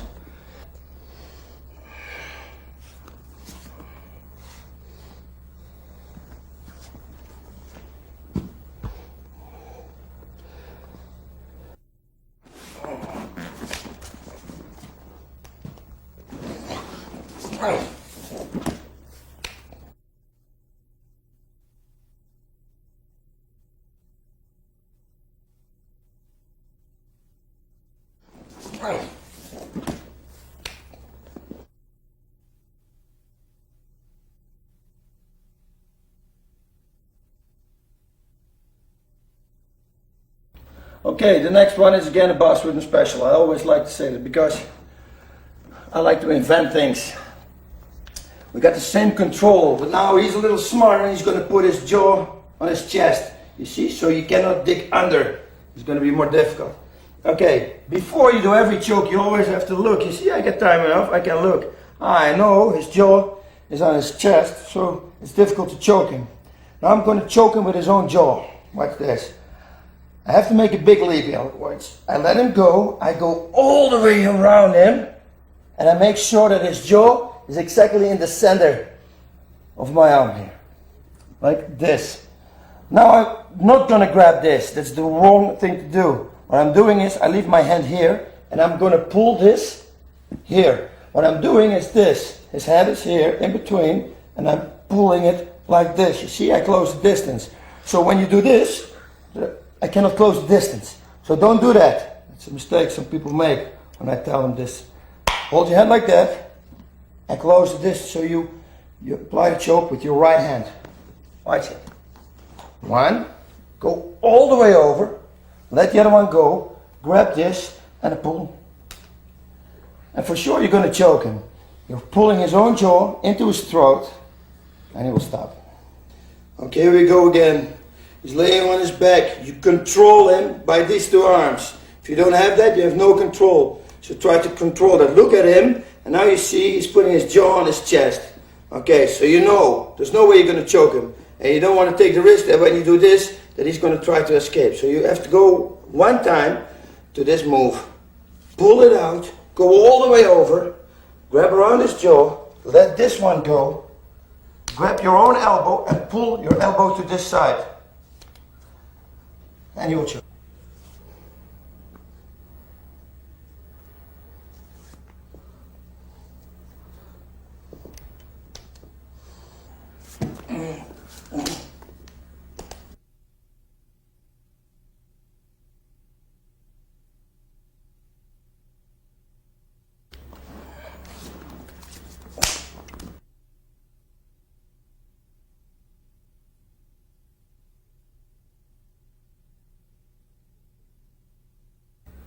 We're going to stay in this position and now I'm going to do a neck crank. It's a really strange position to do a neck crank. And again, and I'm proud on it, the Bas Rutten special. Watch this. This guy is really good in defending the choke. There's no way you can choke him. And it's true, you know, when you train a lot on defend the choke, you almost cannot choke anybody. So you can mix it up a little bit. You can try to go for a neck crank. So he's having his head, his chin down again. First thing we're going to do is going to pin this hip here. I'm going to do this. Make sure you got the arms in, because when I'm going to do this, he's going to turn his out. You see, he escapes right away. So before you're going to move, make sure you got his hands tight so he cannot turn. Watch what I do. I go to half guard and I underhook it like this. This is really tight. He feels it, like when I squeeze, he feels it. Okay, now this hip is covered. There's no way he can turn that way. So I'm going to neck crank him that way. I'm going to cross face him, and once I got him, I'm going to turn his head. I'm going to make him look like the exorcist. Try to rotate his head at 180 degrees. It will hurt him. Cross face and twist your body. How flexible somebody is, I never saw somebody who didn't tap. So it's a real good move. Here we go again. This is for the guy who really knows how to defend the choke. He's got his jaw on his chest and it's going to be really difficult for you to dig in. And you know, you tried already a few times, so now you're in this position and you don't want to go. Make him tight. Make it tight, make sure he cannot turn. Okay, we're going to leave this, put this leg out, we go under, and hook it in the other one. Now you see that hip is locked. It's locked so tight that there's no way on earth he can turn that way. So that way you're going to neck crank him. Cross face him like this, grab your head and just twist his neck. He will go for sure. When you really want to make it more tight, grab the back of his head and push it up like this. Oh man, it will hurt a lot.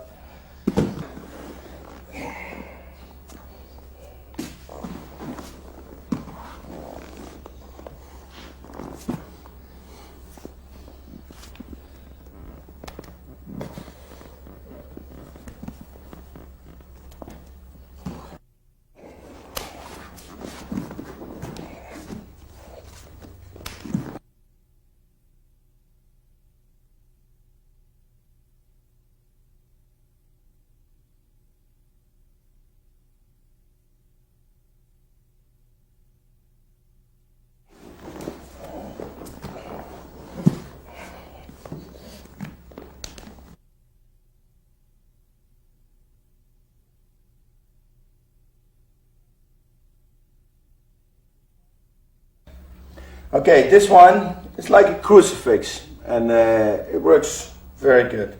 Watch it. Sometimes his arm is closed. We don't want to have it too easy. When it is, you're simply going to push it open. You're simply pushing it open. You go with your right hand under, and you put your fist here on the ground. Make a fist because that's really tight. What I can do now is stretching, and maybe he's going to tap. But you got a lot of tough people out there in the fighting world, so you want to make it a little bit tougher and tighter. I keep my body low. I'm going to sit up. Now I'm going to step my foot in and slide it, put it on the same spot as my hand is. Now I can crank with my arm, with my power of my leg, and I put my right hand on the top of his head, and I'm going to pull it like this. He's going to tap. This is also a very good control situation. Watch this, because when I'm here, one slide, I pin his hip, you see? So he cannot roll out. I do this, step it over. Man, the things you can do right now, you can do whatever you like with him. Punch, punch, punch. Oh, let's finish it. And you finish it. Okay, here we go again. Pin his neck, pin his hip. It doesn't look like I'm in control right now, but there's nothing he can do. Try to move under out of me.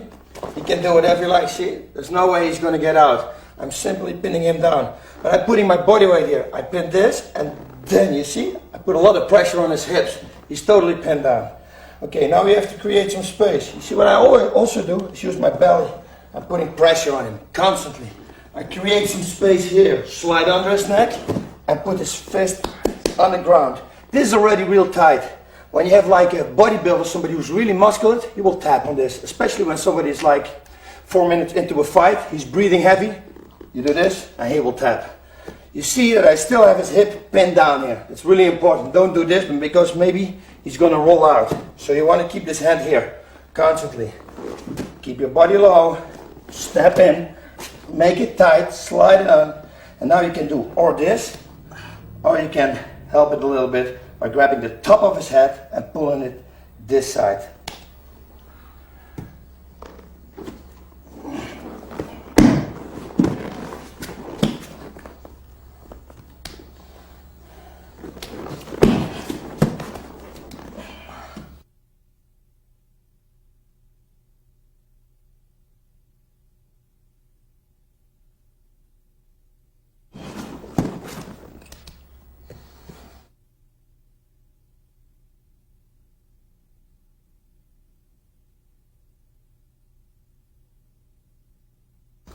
Okay, the next one is going to be choke neck crank. It's a little bit of a mix.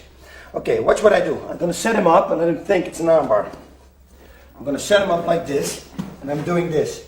For sure, he's going to think, he's going to try to stop this leg, because when I step it over, it's going to be an armbar. That's exactly what you want. You want this hand out of the way. I go under, grab, step over, and simply twist. And crank the neck. So watch it again. Set it up as an armbar.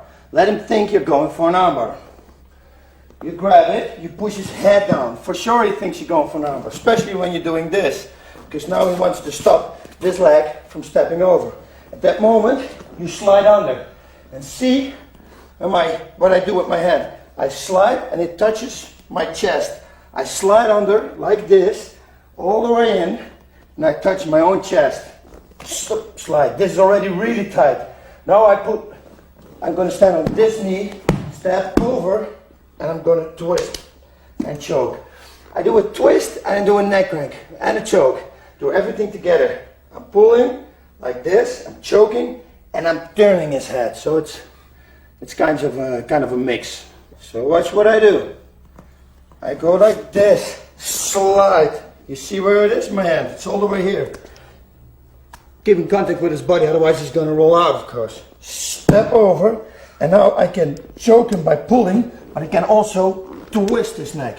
You see? So I choke and I twist. We're going to do now a thing for somebody who's really strong. It's the same situation. Like some people, you got a lot of people, with Marco Huas, they don't have to try this, you know? He's not going to tap. He's really strong in his neck. But we got other things for that. We do the same thing. Only now I'm going to stand on my head, I'm going to grab, I'm going to secure my grip, and then I'm going to bridge out. I will show you what I mean. We're in the same position. We're sitting here. We slide. It's under. Now it's over. Watch what I'm going to do now. I'm bringing my body up so I create some space here so I can grab my hand like this for the choke. I lock it up. Then I go back on him, do this, and extend. And then I choke. Okay, so again, we're standing here. You're leaning like this. Sometimes, when you want to make it more easy for yourself, you can also lean on your head like this, you see? You grab the hand, slide in, and crank. He's gonna tap, no matter what.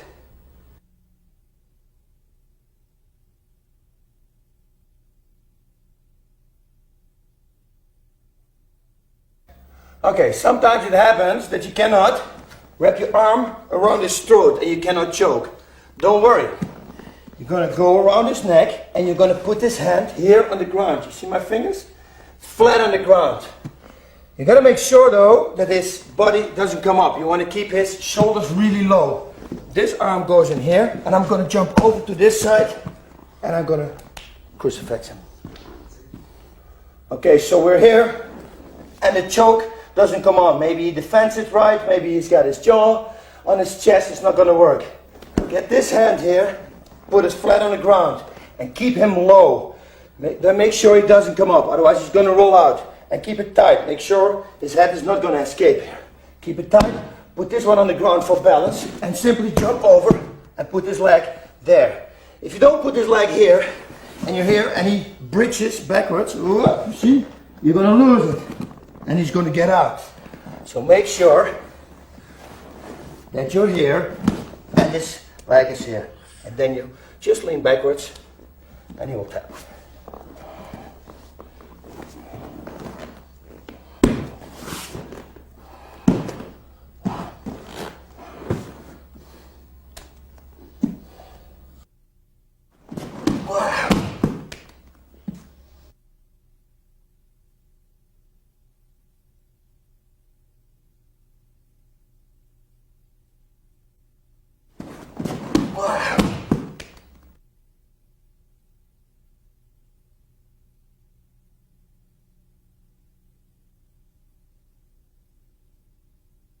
Okay, great choke.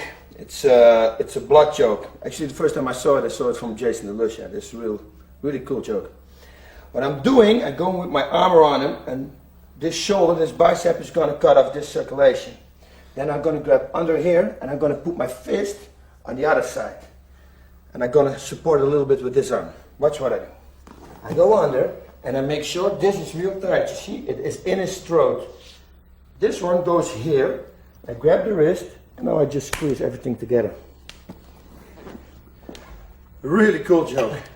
Here we go again. Make sure when you start, and you're going to put this arm around, that it's already tight here. You have to understand, at the moment you're going to do this, and he's going to lock this foot up, he can turn you to that side. So always, when you go under a neck, and you have no bridge, that's what they call it in Holland here anymore, so he can roll you, make sure you do like this. Put the foot out, so he cannot roll you to that side. That's really important, otherwise you're going to lose it.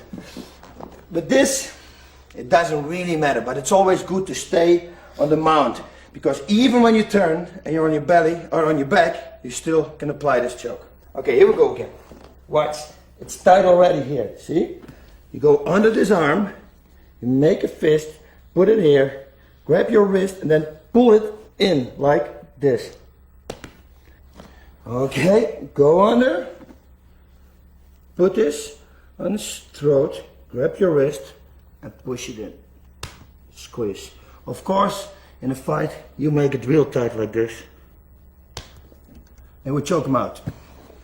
Same technique. I'm gonna pull him on you, go around, put it in his neck, and you choke him out. You see, that's why I said, even when he turns you, you still can do this choke. But it's always good to know when you're mount, you want to keep that position. One more time. You see what I do with my legs? I'm pulling him on me. I'm not leaving him here because now it's not going to work. So I push him up like this. He will come up. Apply it here, push it there, and choke.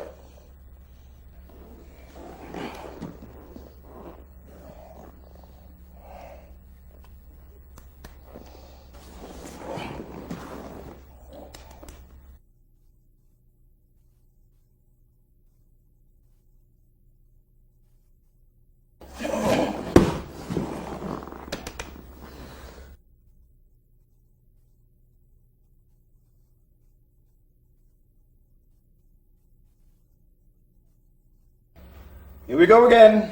New one. Laying down, constantly in control. Put your elbow here, go under here, grab the head, go under, and what you can do now is step this leg over. Watch what I do. One, keep it tight, here, grab, and squeeze. What you're doing now, you squeeze everything together into his own throat. You don't use any power for this. This is like a thing you don't need any power for. I'm not doing anything. See, I can do it maybe with my fingers already, like that. So when you do it like this, and you push your chest down on him, oh man. Okay, when you start in this position and this hand is here, simply lift it up. Lift it up and make it tight. That's the only thing you have to do. Go here, around him, around his neck, twist and grab. Make sure that knee is far enough out and not here, because otherwise maybe he's gonna turn you. So you wanna have it posted there. Okay, pull up, make it tight, bring it over, go to this side. When you're here, what you can do now also, step over, you got one hand free. You can do pretty much everything you want with his head. You can palm strike, because you don't want to hurt your knuckles, or you hit him on the ear with your knuckles. That will hurt him a lot too. Plus that's a trophy for after the fight, when he's got ears like that. Okay, and then you finish it with the hold.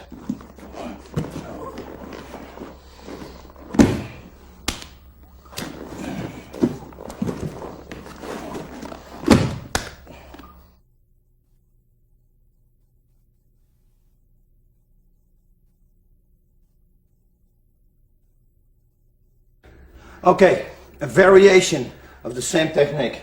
I'm going to put my knee here on his chest, and I'm going to make sure that my knee constantly touches his chest, like this. See? It's tight. It's going to prevent his arm from escaping. You will see later on what I mean. I'm going to grab him here, and I'm going to grab him here. I'm going to roll him. See what I still get his knee on his chest. I let him roll, and do the same thing. Grab over, and choke. Okay, watch again. Put the knee all the way in, force it in. So make sure that it stays there. Grab here, grab his foot, and roll him over. And your knee is keeping contact with his chest constantly. You're rolling him, and you make sure this arm doesn't go down. When you do this, he will escape. So lay down and grab it. Pull him on his back, grab like this, and squeeze.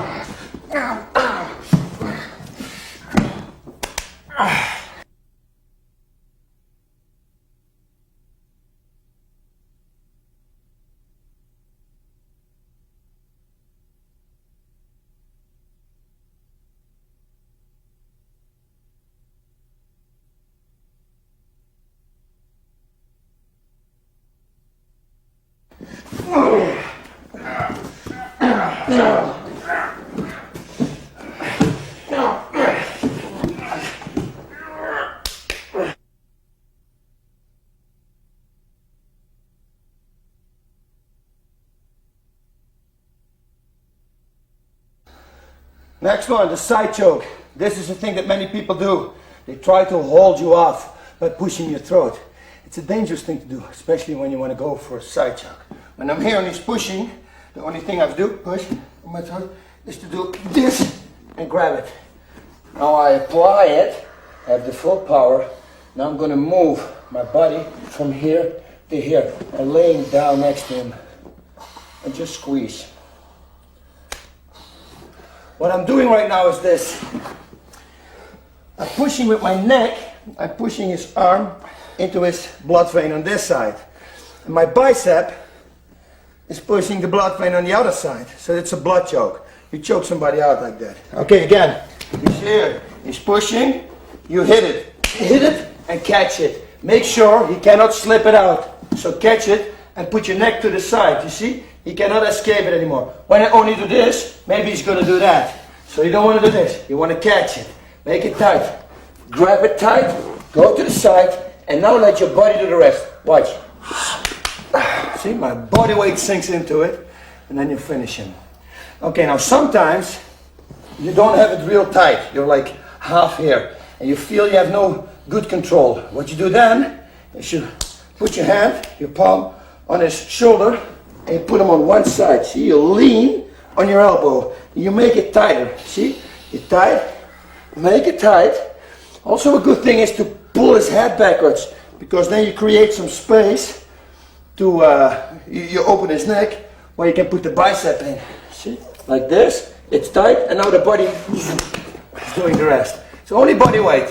When I drop, it's the body weight who's doing the choke.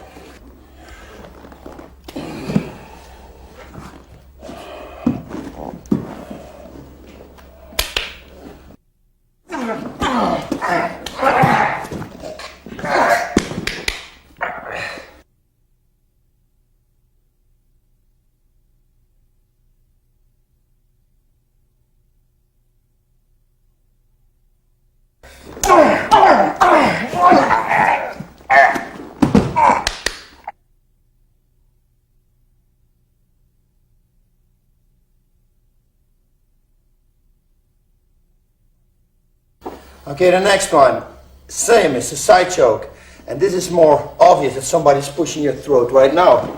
See, he wants to choke you, he wants to put pressure on your choke. If he doesn't do it, you know what to do? You're gonna lay down and you do this. When you do that, for sure he will gonna do this. So you bait him a little bit. At the moment he's pushing, you're gonna push him to the side and you're gonna go up. So don't push him down. There's a few movements I'm doing here.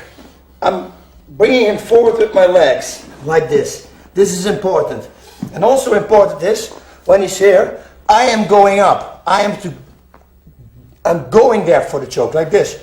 Push, I go up. You see what I do? I'm not forcing him to me. I will go to him.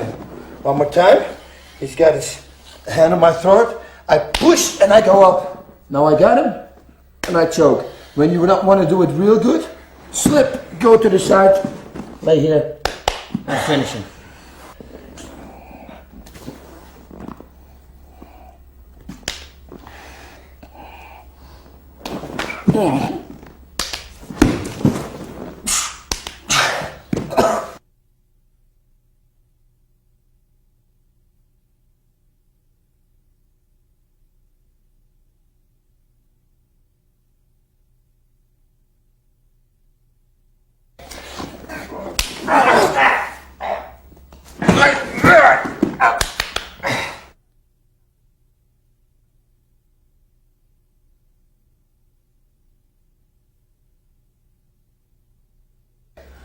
Next one is a neck crank. You can do it. Some people tap on it, some people are a little smarter, they get out. But still, it's a great way to go for like a front choke. It's a great setup. Watch what I'm going to do. That camera there, right there. I'm going to slide, I grab this tricep, I slide, neck crank, and grab my wrist. Now I'm going to make sure that his head doesn't escape out of here. Now I want to catch it with my chest. What I do now is lift him. And he will tap. I will crank his neck like this. This is what happens to him. One, and I crank like that. Okay, here we go again. Go to the front, control him, grab the tricep. You see what I'm doing with my belly? I'm pushing his head down. Now I dig in and cross face him. Grab my wrist and I lift him up. I crank his neck.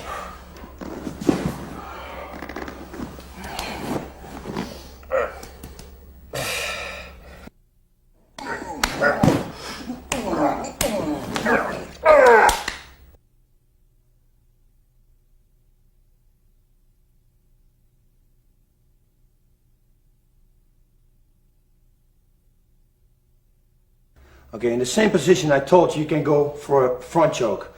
Normally when you go for a front choke, they will defend by putting their hands like, or he puts his jaw on, see? So I cannot dig under. And when you cannot dig under, then you go for that cross face we just had.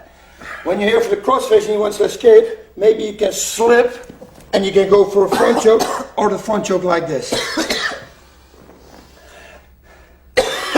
We're going to keep this one on the tape.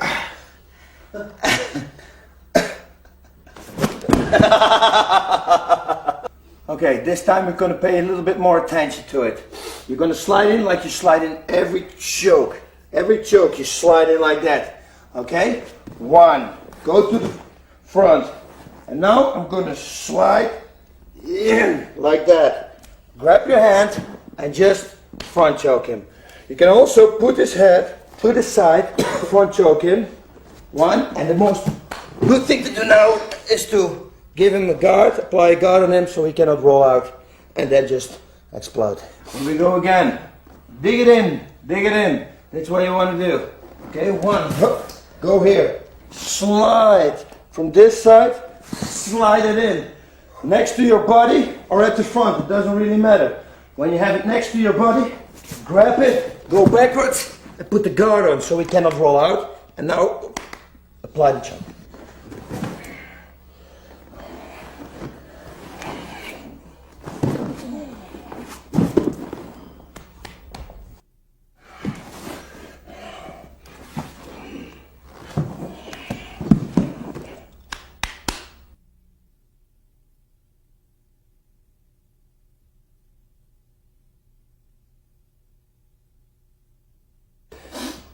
The crucifix, neck crank, that's next.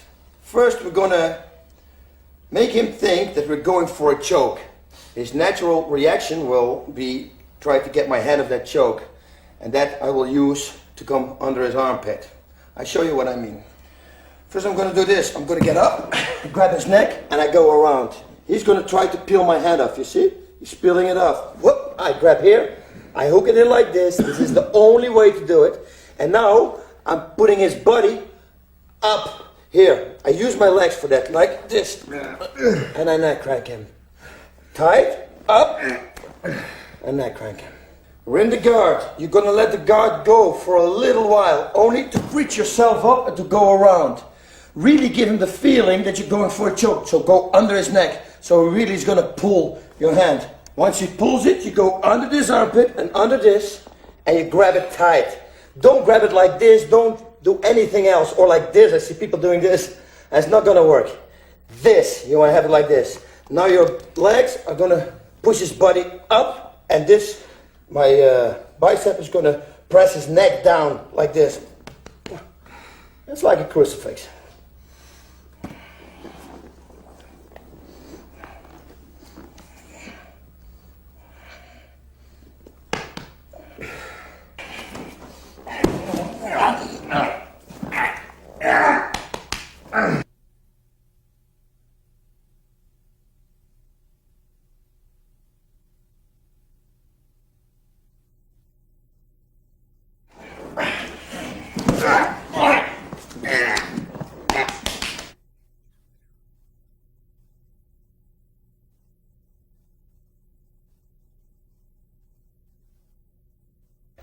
Next one.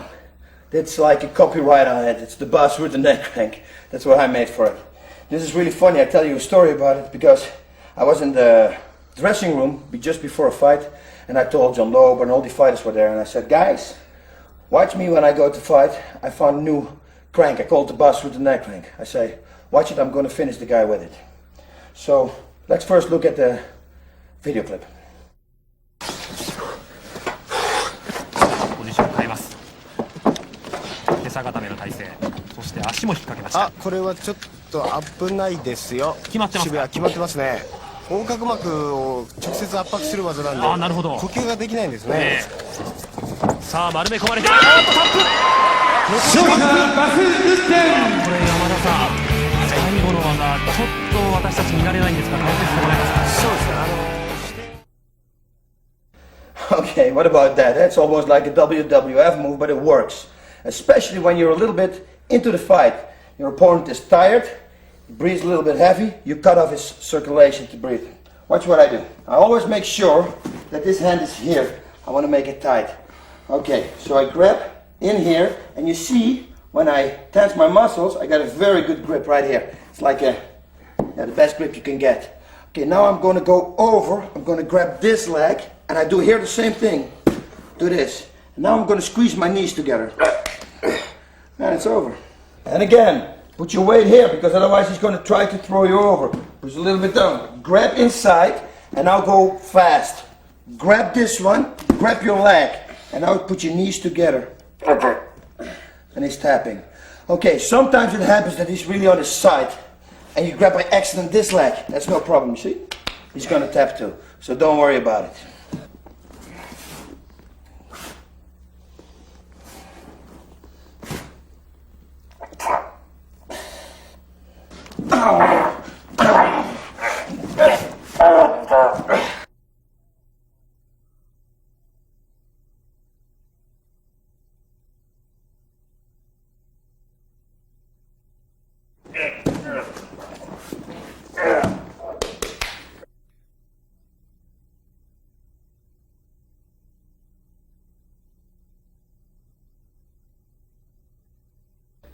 Another neck crank. This is not a real common position, but sometimes it happens. I oftenly did it with judokas. The people, they lay flat on the floor. Why? I don't know. You see that he's protecting. He knows that I'm going for a choke, so I'm not going for a choke. I'm going to cross face him. I'm going to cross face him, and when I let him, his nose point to that side, my legs are going to that side. I put my balance on his back, and I'm going to crank his neck. Watch this. Slide, go over, and I twist. Now watch what I do. I twist, I pull this up, so I twist his head, and I use my body weight. And as you can see, I'm loose from the ground. That means that all my body weight is on his back. I'm not sitting like this. I'm really hanging backwards. So I squeeze this like this, so I twist, I crank his neck like that, and I go backwards. At the same time, he's gonna tap. You got a good grip. You will be amazed what good grip you have when you go in between the jug bone here and the jaw. It's a real good grip. Same thing in the other side.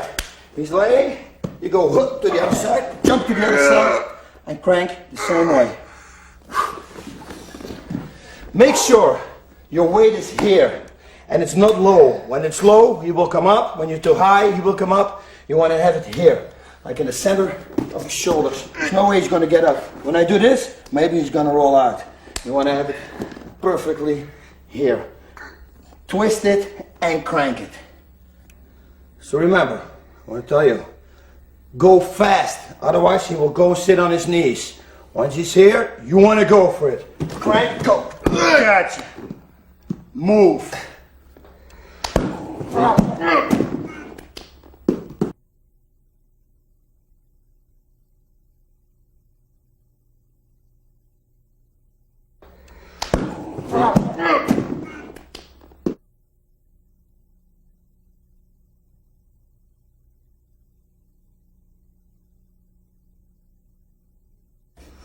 We can do this in two ways. This is going to be a choke. I can do it like this when he's flat, and I can do it when he's on his knees. I'm going to show you first the one when he's flat. Okay, I'm at the front and I'm controlling his head with my belly. That's what I'm doing. This hand will dig in here. It digs in next to his jaw.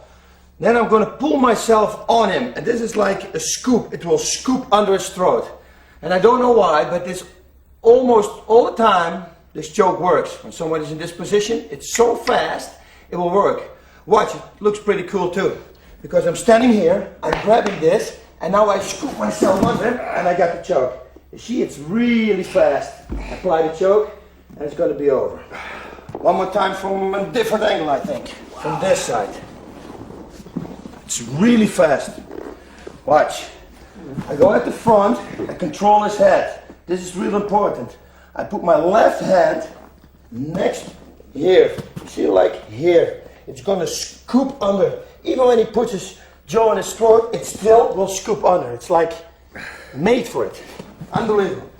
This hand is here because you're going to pull your body onto him. Everything goes simultaneously. What a difficult word, huh? I cannot pronounce it almost. Watch this. I put it in here, go, and I go for the choke. Same thing we're going to do when he's on his knees. Knees and elbows. Same move. We're going to the front. We're going here. See? And I got the choke. It's really fast. One more time. Control. Put the hand here. Control. Grab this hand for control too. And choke.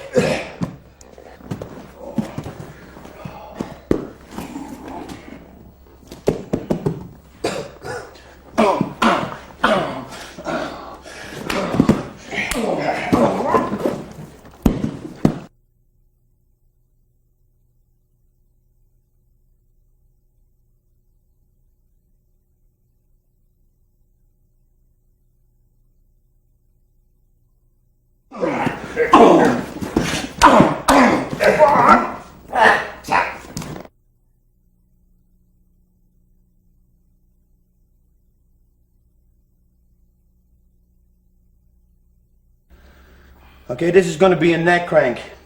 From this position, it's always good to do this. You can control somebody for real with this. Also, sometimes when you punch him and you punch him here under his bone, maybe you slip in a choke. You know, so it's a good control. Control like this. Keep it as a cross face. You want to use the space between his jug bone and his jaw. Yeah, that's why you want to slip in, so you got a good grip. Now I'm going to create some space. I'm going to throw him up, go him to this side, and now I'm going to crank his neck. Watch what I do. His neck is going to do this. Only I'm going to use my chest and my arms to pull it in like that. One, and I crank like that. So watch again carefully. Go in, grab his upper arm. It's a good control, his shoulder. You got a good control right here. You're going to hook it in. You're going to create some space. You see, you step backwards and you slam him to this side and create space here. And now you neck cranking forward.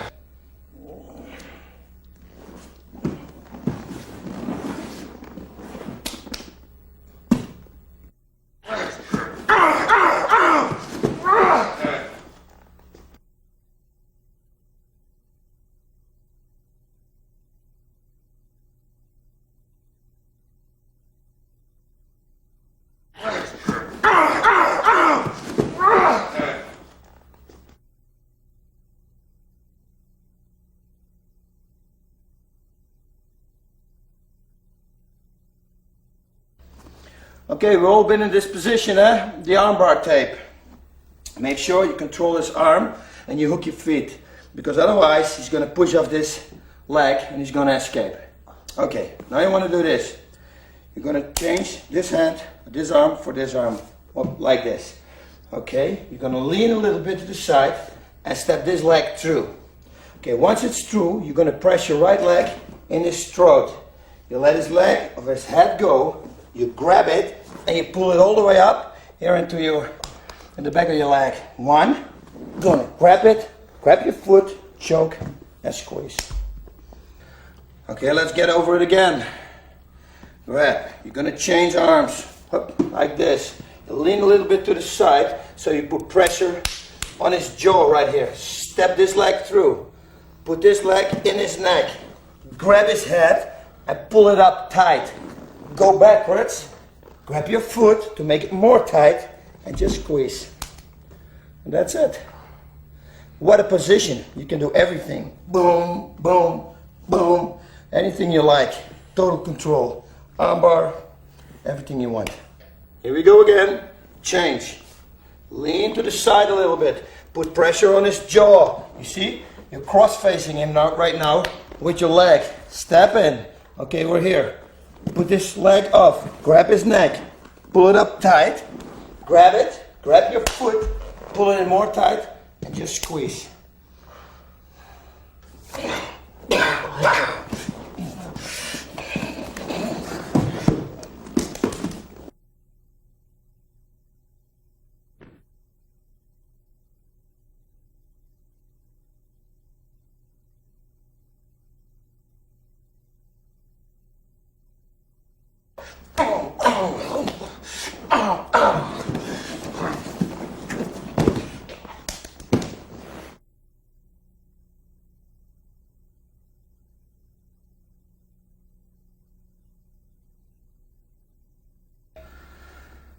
Okay, this is pretty much the same but different.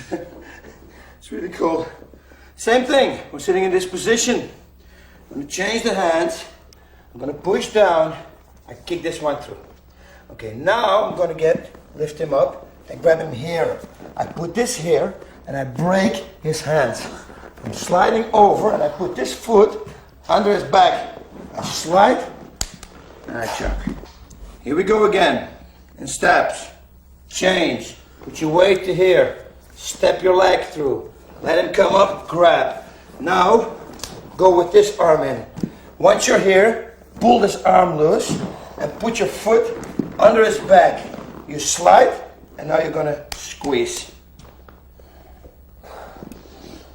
Boom. Nice elbows. Nice armbar. Many things to do.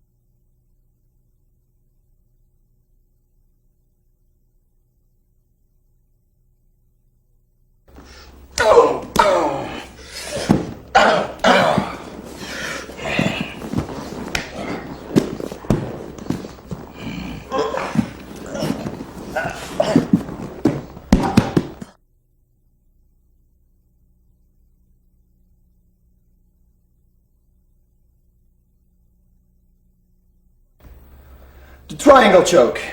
First, from the mount. I'm gonna grab his wrist and I'm gonna smack it into his throat.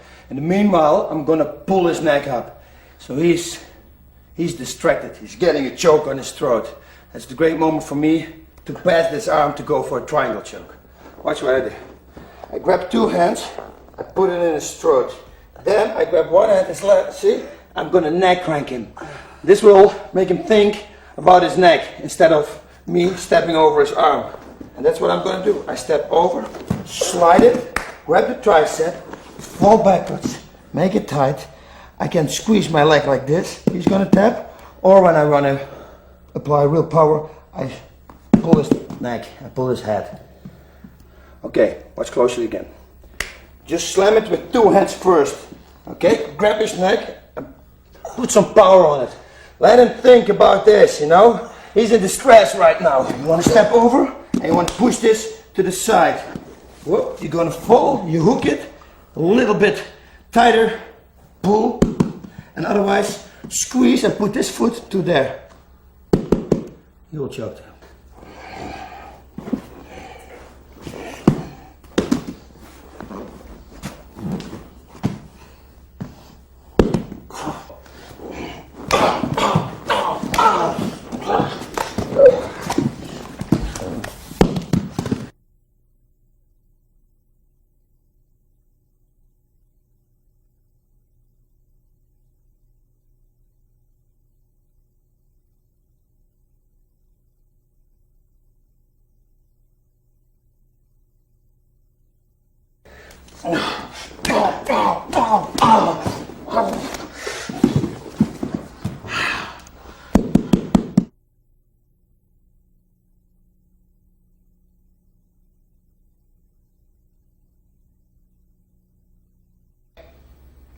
Here we go, another one, figure four. This time we're gonna do it from the guard when somebody's in your guard. Okay, grab his wrist, do the same thing. Push it and grab his head. Push in his throat. Go around him and make it. See, this is more easy. Pull the head and choke him. And otherwise, put that foot to the side and you choke him too. I would always pull the head because it's more secure. Okay, we're in the guard. Two hands and push hard. Push hard. Once it's here and his arm is bent, it's difficult for him to stretch it. Once it's here, he can easily stretch it. So do this and grab the top of his head. See? Slide over, grab it, pull the head and extend.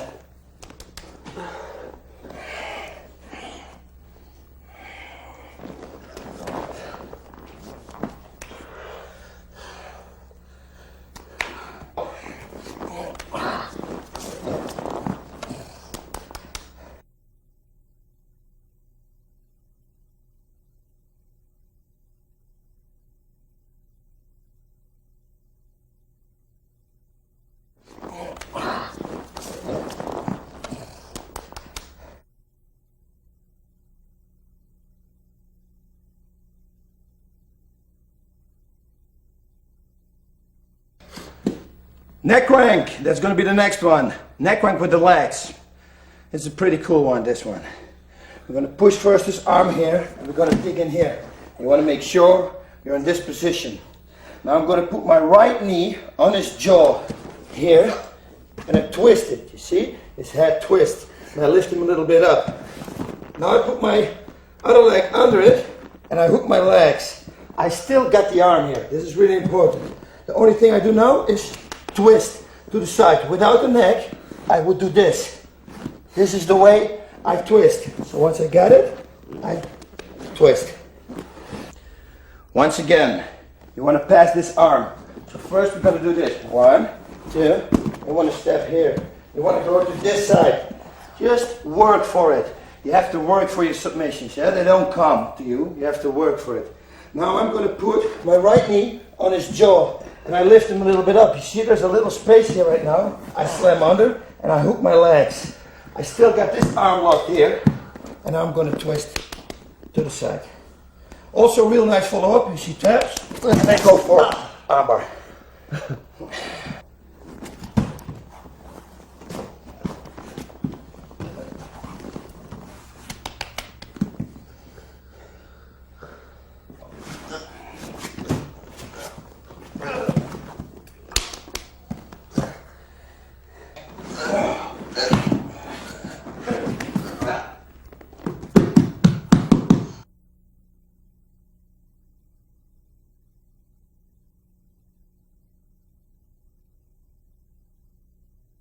Here we go again from the same position. Move your hands. Go in here. When he comes up, you hook your legs.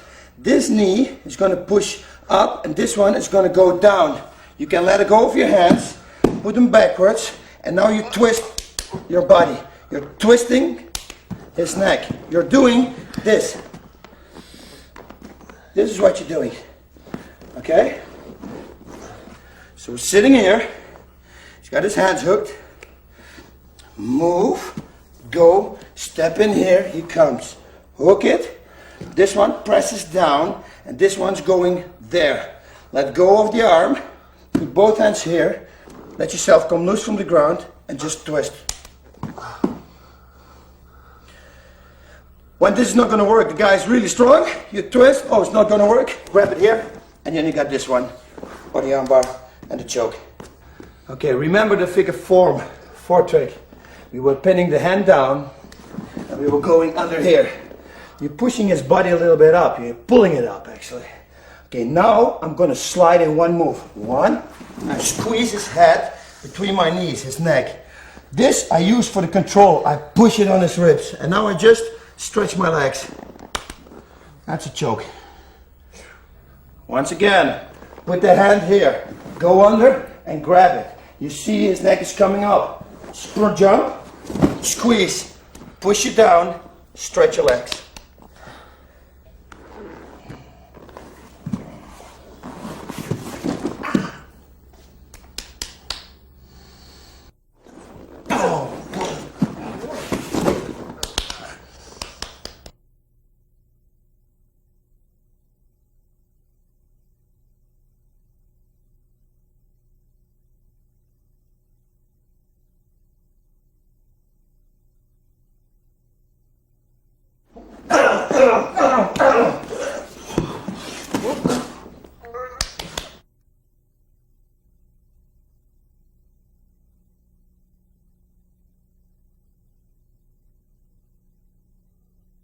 Another one, he's on his hands and elbows. Okay.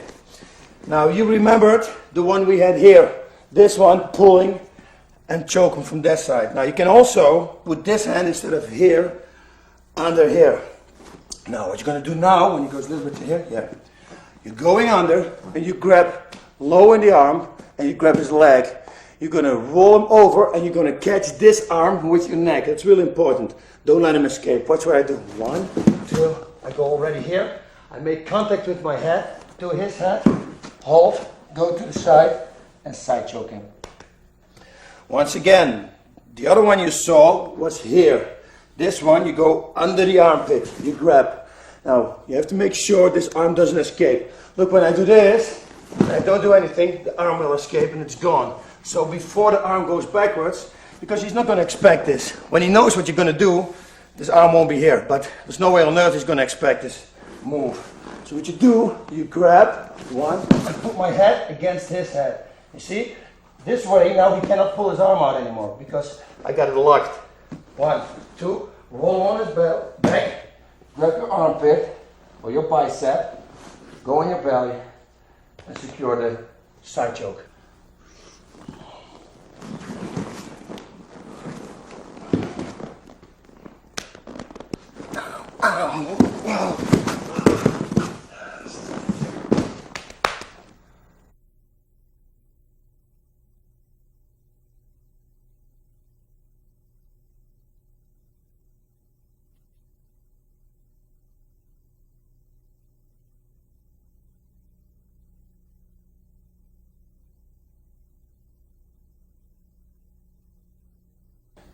That was it. Chokes and neck cranks. Very important to know. Really effective too. I thank Brian. Thank you very much, man. He had a little bit, he's a little bit hurt in his neck. Look at the girl there, man. Jesus Christ. Oh. Always works. Okay, keep practicing and make sure everything is going to be top notch. See you later.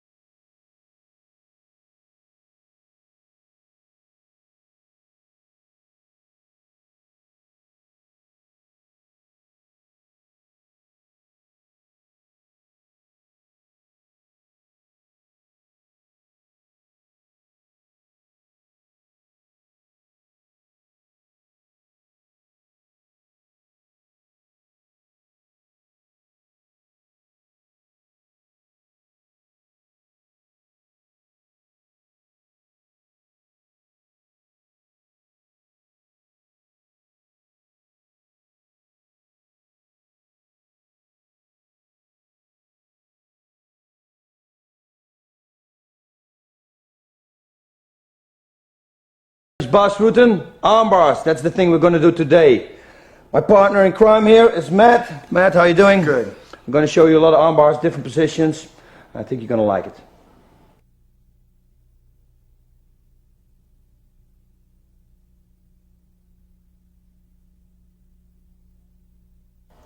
Okay, this arm bar is the most simple arm bar. Nothing is simple, I always say. This is probably the first arm bar you're going to learn when you don't know anything and you walk into a dojo. This is what they learn you, when they do it right. Okay, first of all, we're going to make sure he cannot turn his body. This is why. When I'm going to push his elbow to the side and I'm going to step over and do this, he can twist his body to this side. Maybe he's going to roll out, maybe not, but this arm, the arm bar is gone. You don't want to have that. To prevent that, you're going to pin his jaw down, like this. I would always start like that. Maybe you start with a few shots to the jaw, push his arm over, and make sure that you use your belly. You see, I put it all the way out to control his arm. When I don't do that, he does this, I don't have the arm. So when he's here, push to this side, replace the left hand for the right, grab the arm and grab the tricep here at the back, and now you're going to take your time. You're going to step, you're going to go, and you're going to make the arm bar. What really important is right now is that you squeeze your knees together. The thing is, when you don't do that, he's going to push this leg off and he's going to get out. Now what's first? What's first? A lot of people think you squeeze the knees together because then they control the arm. That's not true. I squeeze my knees together because when I don't put pressure on my knees, he will push it off and he will climb on top of me. And I lose the control. That's the only reason you squeeze your knees together. So keep that in mind. Like this. Even when he's pushing here, and you're going to move now, and he's doing this, when he rolls, he's going to roll out. You don't want to have it. You want to control his total body.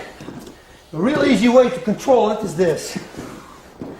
When I go for this arm bar, I'm going to push his head down on this ground. First of all, I can do this. This first step. Push to this side and push the head. This way he cannot turn to my side anymore, you see, because I locked his jaw, I locked his head. If his head can turn, his body can turn. Okay, this is here. You want to make sure you catch the arm with your belly. You see, I make my belly real thick, and now I'm going to take my time. Slide over with my hand to the other one, go. Make sure you stay low and make an arm bar. So here we go again. First of all, push this to the side and grab his jaw. Pin it on the ground, really important. Replace it for your right hand. Grab, step, make sure you're low. You're not too high, otherwise he's going to escape here. Make sure you're low and take your time. Slide and do this. What you want to do also sometimes to secure it is cross your feet and then make the arm bar.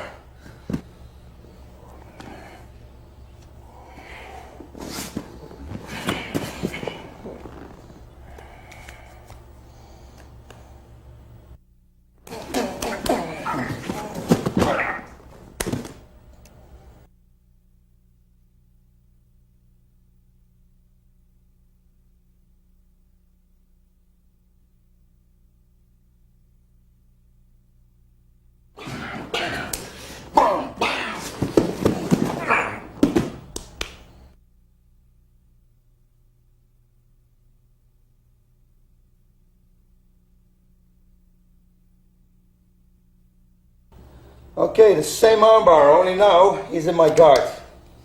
This arm bar, after the explanation, I will show you how I did it in Japan, in a real situation. Okay, this is what I do. I go inside and make sure his arm stays bent in the beginning. And I'm going to grab the tricep. I'm going to cross face him and I'm going to skip my hip under out of him. Watch this. 1, 2, 3. And I get the arm bar. One more time. Watch carefully. Take your time. Slip in and grab the tricep. Like a good grip. The guard is pretty tight. I'm pulling him on me constantly. I got pressure. At the moment I let go, I do this. I'm going to rotate my hip. I'm going to make sure that my hip is not here because he's going to escape there. Make sure that you do this so you still caught his elbow. I'm going to cross face him and I'm going to apply an armbar on him. Okay, so in this position, 1, 2, and I got the armbar.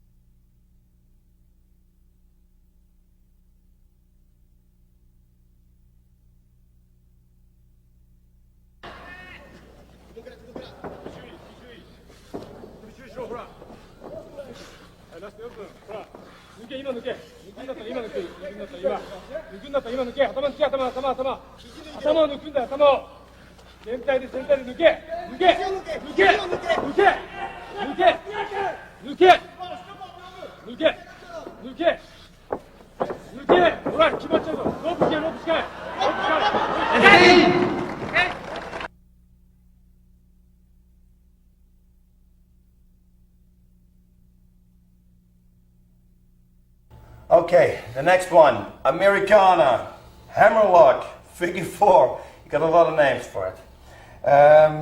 First of all, always make sure your opponent is pinned to the ground. I pin him like I'm laying like this. It looks like I don't have him pinned down, but I have. I control his hip here. I have this, I got his neck, and my knees are up. And it's pretty difficult for him to get up under art, especially when I'm going to move with him. When he starts moving, you see, I'm just holding him down. I don't do anything. It doesn't cost me any power. Okay, most of the times the arms are here, you know, because they didn't want to get caught for a straight armbar. Okay, this is what you're going to do. I'm going to switch my my weight to this side, and I'm going to put my palm on his wrist. You see how I'm laying? This foot here and this straight. 1, I go back, and this is the movement. Watch what I do. This I push down, and this arm I lift up. So the movement I do, I lift this up to that side, and I push his wrist over the ground to that side. Now we have to make sure that this hand is here, like almost in 90 degrees of his body, like here. See, when I do it now, it's real tight. Watch when I do this, he can escape. But once I bring it over the ground to this side, you see, you got it. Okay, so sometimes you can start here and you can finish it. But sometimes you start here and you think, oh, what to do now? Then you just push his wrist over the ground to this side. It's here, and I just push it. That's it, and he's tight. One more time, just to make sure. Pin everything down, lay on him. You see what I do? I'm not breathing, I'm putting my belly out. I have constantly pressure on him, constantly. See, I'm really laying on him, like a dead weight. I don't want to have this, I want to control, because I want to see him. Maybe he's going to hit, and otherwise I can hit him under here or over there, or I can elbow him, whatever. Control, that's what you want to have. You don't want to let him escape. Okay, when his hand is here, you see, I'm going to twist. You can grip. I'm going to switch my weight to this side, put it here, and now you're really powerful. You're not going to push, but you let your body weight do the thing. See what I do? Oh, slap it, make it sure, put it on the ground, and then twist. Bring his hand from here to here. Watch. That's it. That's when he's going to.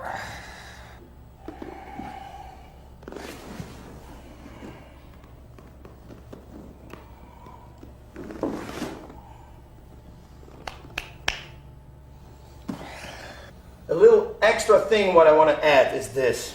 When you grab the wrist, you don't need to go with your thumb here. I will explain it a little bit later why. Watch this. I'm going under and I grab this wrist. Don't go with your thumb under. See what I mean? Look at my hands, how they are right now. When I really want to make it tight, it's not going to happen. Watch what I do. When I put my thumbs out and my thumbs out, I can make it real tight, you see? I can slide all the way over. Now it's really, really tight. And you want to have that in a fight. So don't go with the thumbs here. Do like this, and then squeeze it. Now it's tight, and now you can finish it. Okay? Really important.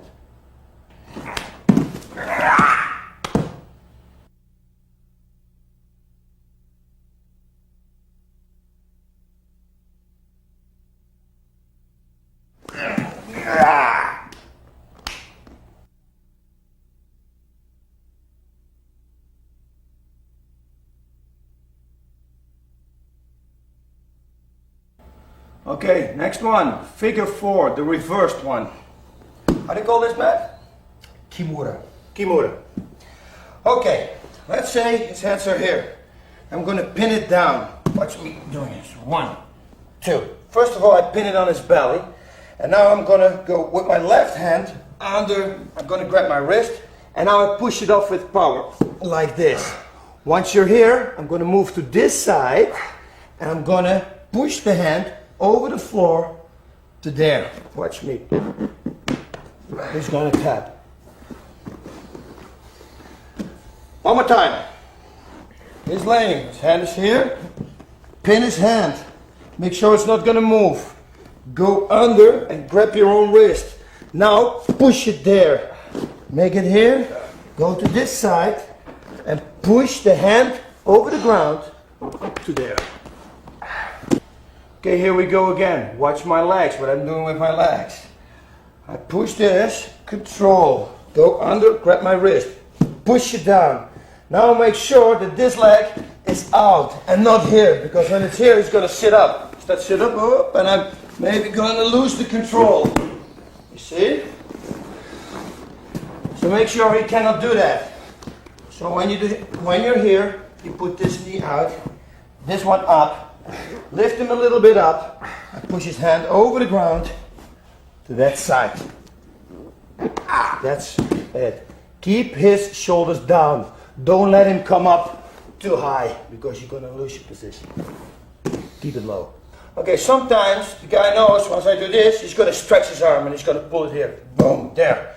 And he thinks you're going to have a difficult time to make it from here. And it's true, you're going to have a difficult time to make it. But you can do this.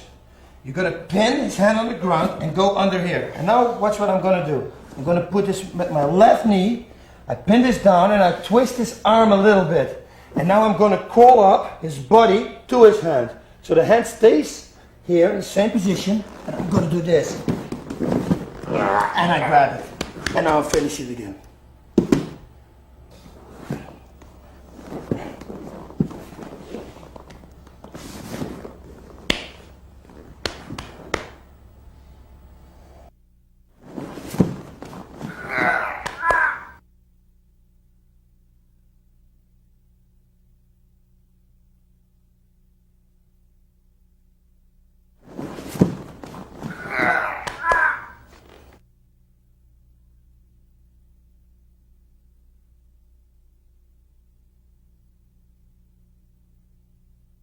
I go high like this and I grab the head.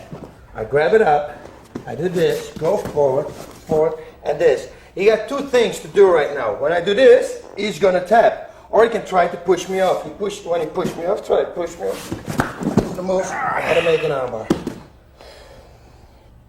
Okay, you don't want to rush this, because when you do the little wrong, it's going wrong. He's going to take over the control. First of all, you want to make sure you're not sitting here when you pull. Because when you pull now, he's simply going to sit up. Whoop, I'm going to lose the position. He's in my guard. So you don't want to have that. You want to crawl up high. That's why I started from here. Grab the head on top of the head, because you got the best power. The leverage is the best from here. When he holds his neck backwards, and I grab here, there's no way I'm gonna lift it up. Top of his head, though, it's gonna be real easy. So I'm going here, I grab, I go all the way to the front, like this. I'm sitting real high. Put this feet forward and this foot, and I'm pulling. The only thing for him to do is or tap, or try to push me away. And when he pushes me away, control, I go for an armbar. Okay, make sure, a few more notes. Make sure his arm cannot go under here. You do it by squeezing your knees together. 1, 2, 1, 2. See, it's going to be really difficult for him to go there. Look what I do. I don't do this step over, no, because maybe he's gonna get out of there. What do I do? I'm sitting here and I slide it over like this. I control his head. Control, pulling, control. Now, grab over. Grab the tricep, and watch what I do with this hand. I have it to me, and in slow motion what's going to happen? I'm going to let it go, and I'm going to push his head here. 1, 2, and then I release it.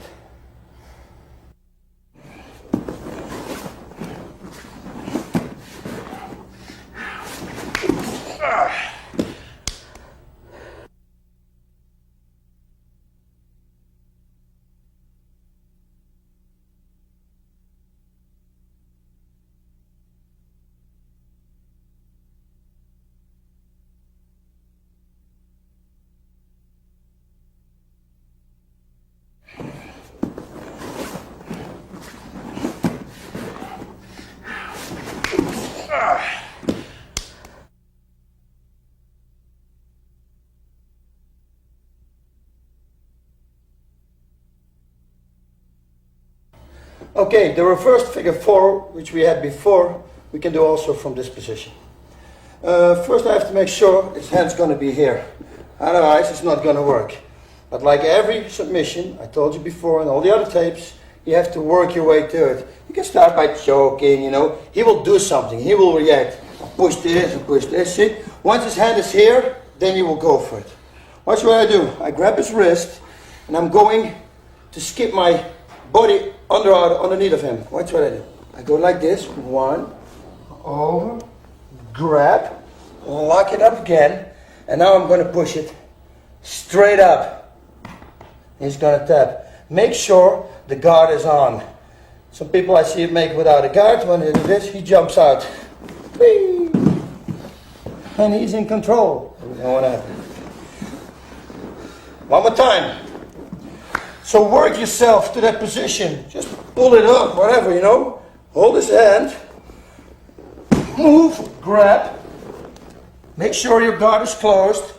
Make sure his arm is bent. And then push it up. When his arm is not bent, sometimes you see that, it's difficult. Especially because when he's really strong, it's difficult to finish. Still you can finish. But the best way to finish is this. Hold it close to his body and push it. Slide it over his body. Never slide it there. Don't lose the control. Slide it over here. That's the best way to go.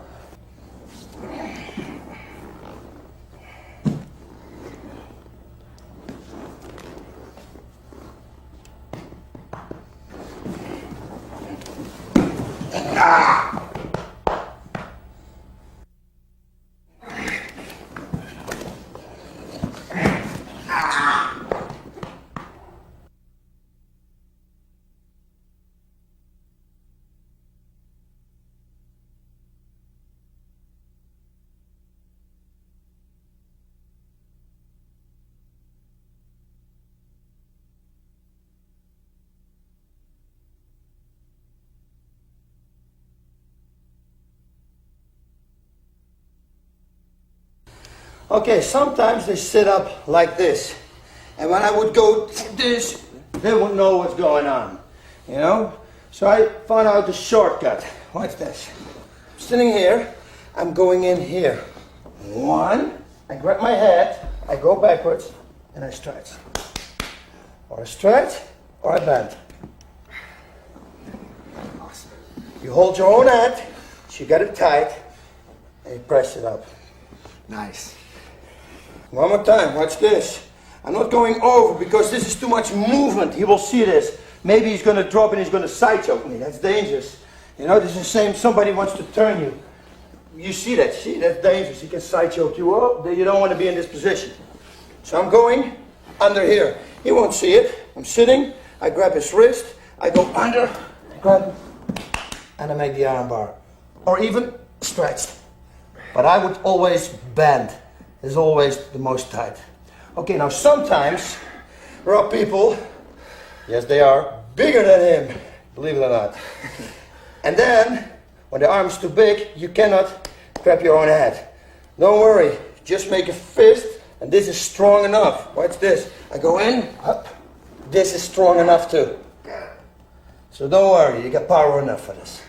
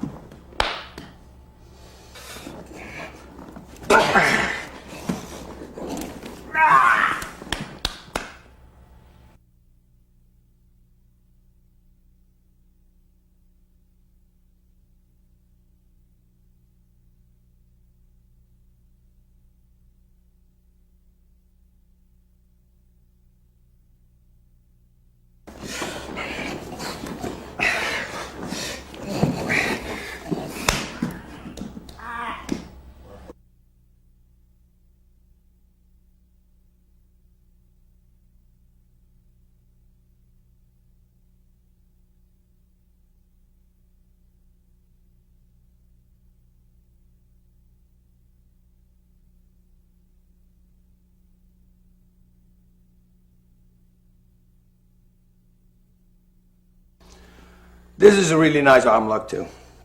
You will surprise a lot of people with it. Watch what I'm doing.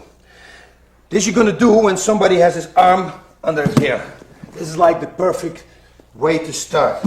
I grab with my right hand, I grab his elbow and I lift it up just to make sure that he's not gonna pull it out anymore. Lift it up and hold it close to you.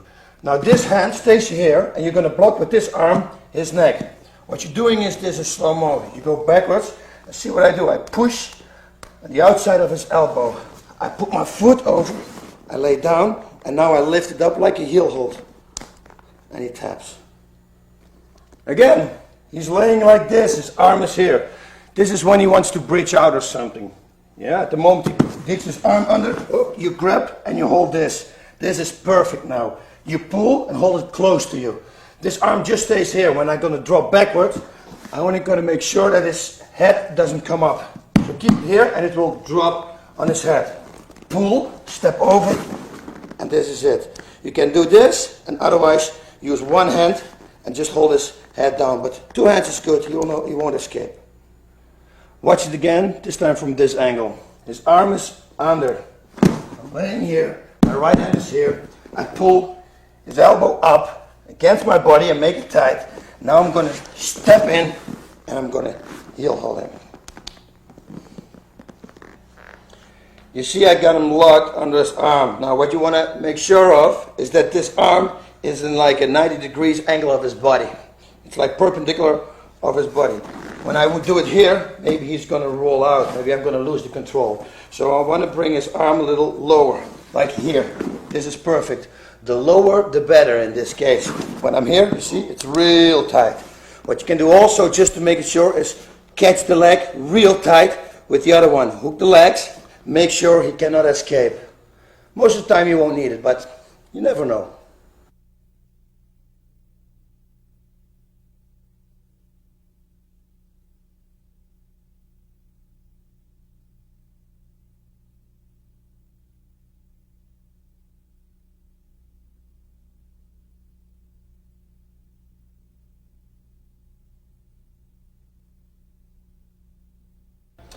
Okay, this position, everybody knows this position. You can do a couple of good arm bars from this. Watch this.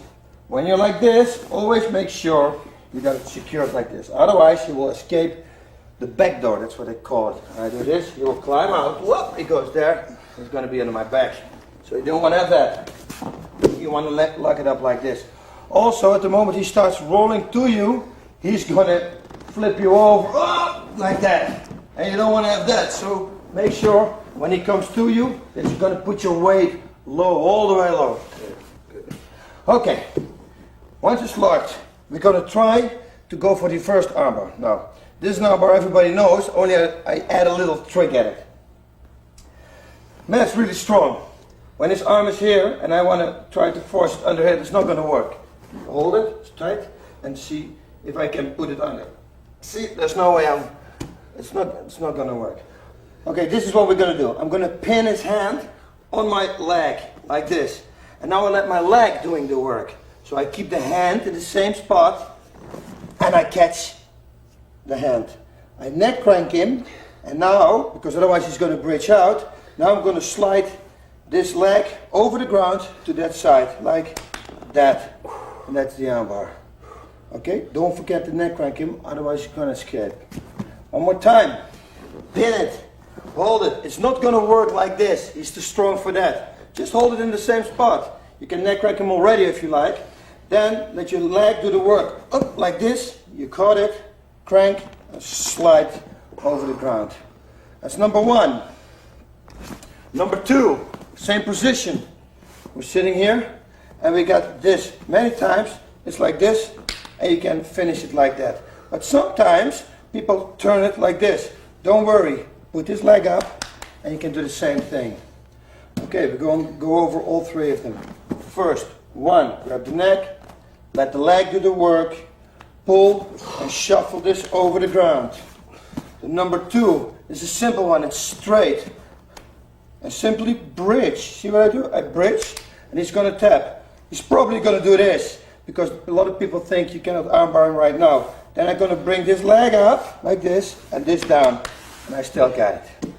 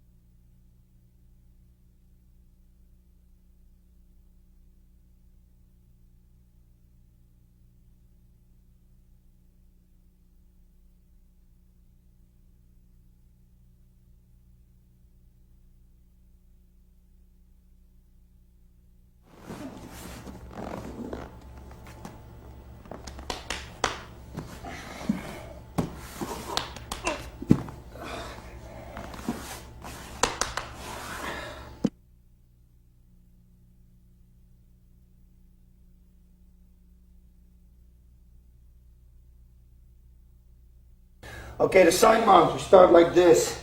I think it's the best always to be in side mount. You can do the most techniques, the most submissions from this position. That's what I think, and you got total control. Okay, first of all, we're going to move. Make sure you're always compacting. You lay on him, use your weight. 1, 2, bring it to here. If you bring it to here, he will force. He will use power to get out. If you do this, he won't expect you're going to go for something. See what I do? I grab him with left, and I slide over. I use my right hand. I do this, I don't know, Matt, how do they call this in America? A wrist lock. A wrist lock, oh, wrist lock. In Holland they call bokkenpootje. It's a really stupid word, huh? You do this, hold it like that. I go under his neck, and with my left hand I'm going to grab under his armpit. Now I'm going to neck crank him, and I'm going to stretch this arm. Watch what happens when I stretch. He's going to tap, it's a lock. So one more time. Side control, push it here, get the wrist, this is good control. Go under, grab your armpit and stretch your right arm. You can also neck crank him like this, you see? I can let him finish by neck cranking, and I can finish him by armbar.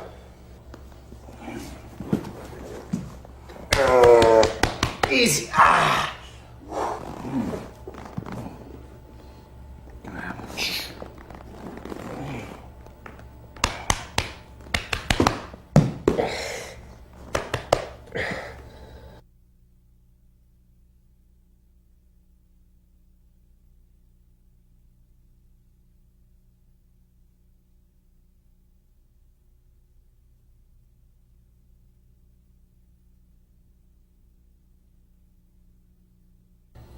Okay, let's go to the straight armbar. If you do it right, they almost can't stop it. And it's a good way to do it. Watch this. Most of the time they hold their hands here. Because what you want is to dig in here and then go for a straight armbar. So you have to open this first. Now we can all see that Matt's a tough guy, so it's not going to work. There's no way when he holds his hand there, then I'm going to pull this open and make a hole right here. So we need a little aggression combination with my things. Watch what I'm doing. I'm going to grab his wrist, I'm going to put my knee in his throat, and I'm going to slam it open till it's open, like this. If I let it go now, he will do this again. So pull it open till it's here, and watch what I do. This hand turns like this. There's a lot of power like this. When you do this, he can flip it back. Like this, he has to move my whole body. It's already difficult for him to close it, to try to close it, you see, because I got my whole body behind this. Best thing to do for me now is to lay my body on it. Then there's no way on earth he's going to close it like this, you see? Now he cannot close it anymore, and the hole is here. And that's what we want. So make sure you do it this way, otherwise no, it won't work. Now, for sure, you have many times, let's do this. Once it's here, he bridges, boom, and it's back again. Just constantly go, consistently. Going, until you got the hole, and then you go for the armbar, okay? Put in the knee, pull it here, put your body weight on it. There's no way he can move it right now. Try to move it. I got my body weight on it. Okay, now my right hand goes in. I'm gonna grab his tricep. Don't do anything else. Don't go all the way like this. I don't want to have that armbar. I don't like it. Try to do it the way that I do it. You will see it's a real good way. Grab the tricep, and now you annoy him with your elbow on his rib. See what I do? Boom, boom. I'm annoying him. Once you get this secure, you can let the left hand go like this, and you pull him, or you push his head down. This is what you do. See how I am, which position. This leg is stretched, this one is here. I'm going to put my knee in the center of his chest, and I'm going to step with my left foot all the way here. 1, 2, and then I'm going to turn. 1, stretch, and make the armbar. Okay, here we go again. Of course, everything needs to be with a little more action, and it makes it more smooth. First of all, in a step, okay? Put the knee, whip it open, go down and lay on it. Okay, lay on his hand. The hole is right here. Go in, grab his tricep. You still got his wrist here. Laying like this. Once you're here, you can let the wrist go and push his head down. Push it really down. In the fight, you can start kneeing him in the head, whatever you like.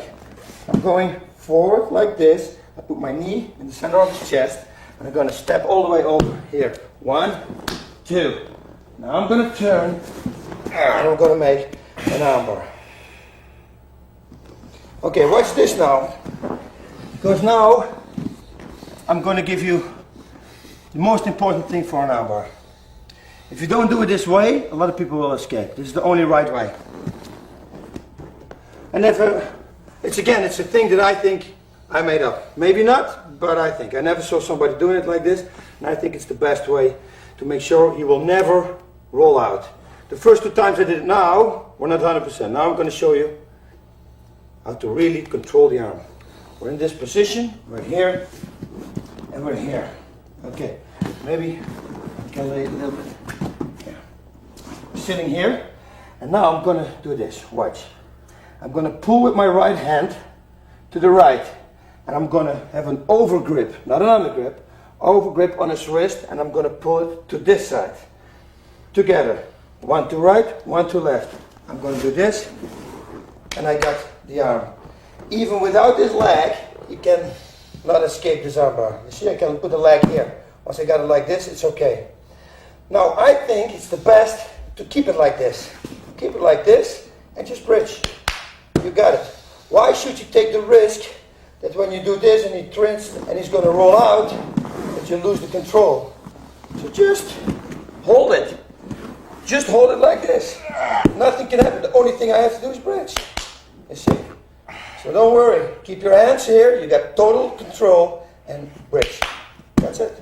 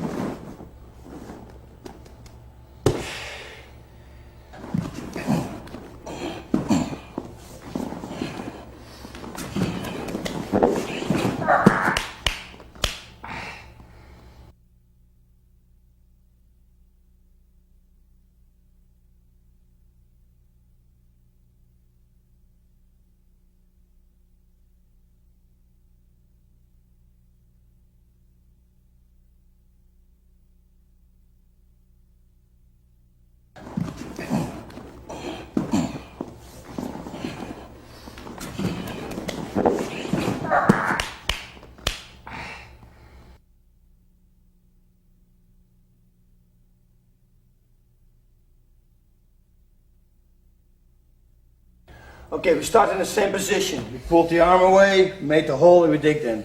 Okay, now we're going to start in this position. Okay, think that sometimes they want to try to escape here.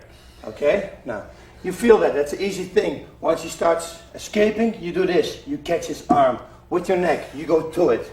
Once you do that, you do this, push his jaw to this side, go up, put your knee on his jaw so his body cannot turn to me, and you make this lock. I always think this hurt the most, so you want to do that. Here, grab and pull. Boom. Okay, one more time. We got the control like this, but he wants to escape. He wants to escape like that. Okay, at the moment you feel him slipping out, catch it with your neck. Now you need to control his head different. You have to push him this side. Put your knee here, so you secure it. Get up, put your body weight on that knee, and make, now you hit me, man. Okay, so we did all the things, we pulled it open, we did it all, and we're in this position. He tries to escape with the arm, go to the arm, catch the arm, make sure you got it. Turn his head the other way, grab his jaw, push it the other way. Go with your left knee, put it on his jaw, so now you prevent him from rolling to me. Yeah, got it like this, and apply the arm. Escape.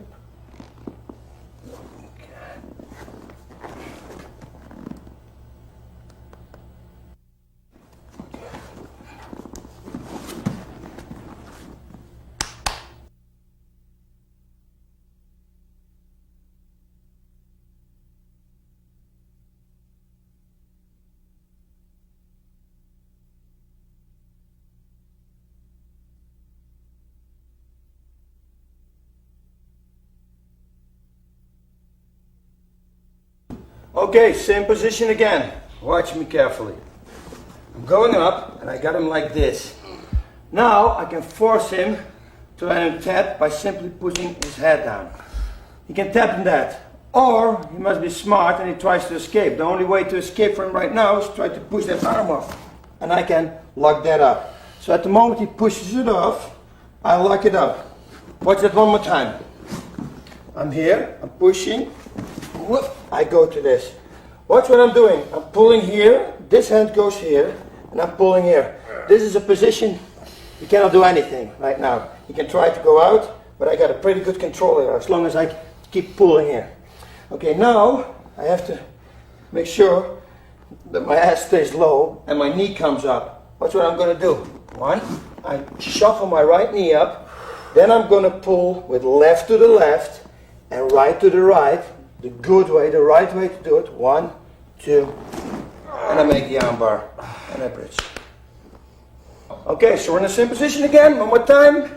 I'm going to push him. This, he's going to tap or he's going to push it off. Look at this. This is going to tap, and otherwise he's going to push it off. When he pushes it off, you use that motion. You go with him. He pushes. You know that he's going to push, and you climb all the way onto him. This hand goes under here, so you get a good grip. Now your right knee has to come up, but you have to stay low because when I do this, he will roll out there and I lose my position.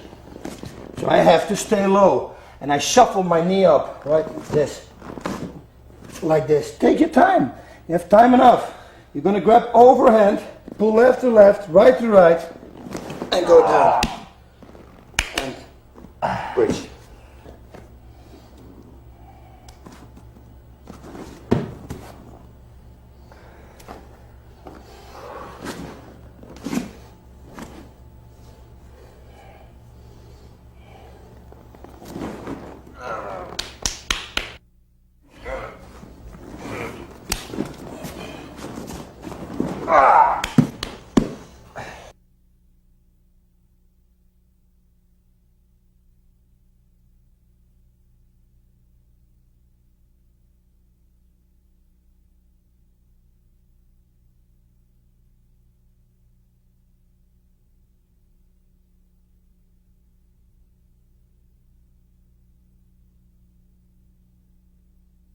Okay, same position again. You know how to break the guard and everything. Once we're in this position, we continue like this. Okay, this time we push his head this way up. Okay, I'm gonna sit up, I'm gonna step over, and we're squeezing in between our legs. Now we're gonna change our right arm, we're gonna replace it for the left. Grab it in, grab your right hand, put it on his wrist, and make his arm bend. Make sure it's not stretched. Bend it, and now slide it over his belly to the other side. If you don't do that, he's gonna stretch and he's gonna get out. Still no worries, because when he stretches, you can go for a straight arm bar. Like when he stretches, you can go for the straight arm bar. So don't worry. But I always say, when you want to go for one arm bar, you're gonna finish him in that arm bar. Yeah, not with the follow-up thing. So we moved the arms, we replaced it, grab the wrist, make it tight. Look what I do. I push it over his body. Constantly, his hand connects with his body. And then I push it that way. See? There. That's the lock. So again, we're in this position. We push the head down here. We're going to step over the same thing, the same way as we did when we went for the straight arm bar. 1, 2. Only now we control him. Squeeze. Replace the right arm for your left. Grab the wrist and slide it over to this side. And now push it to that side. That's the lock.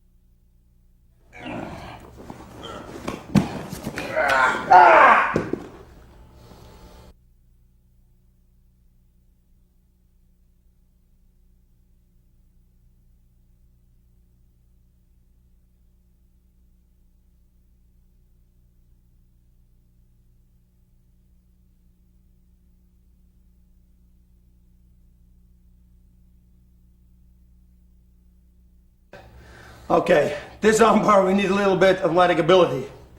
You need to be smooth and turn, and you have to turn fast.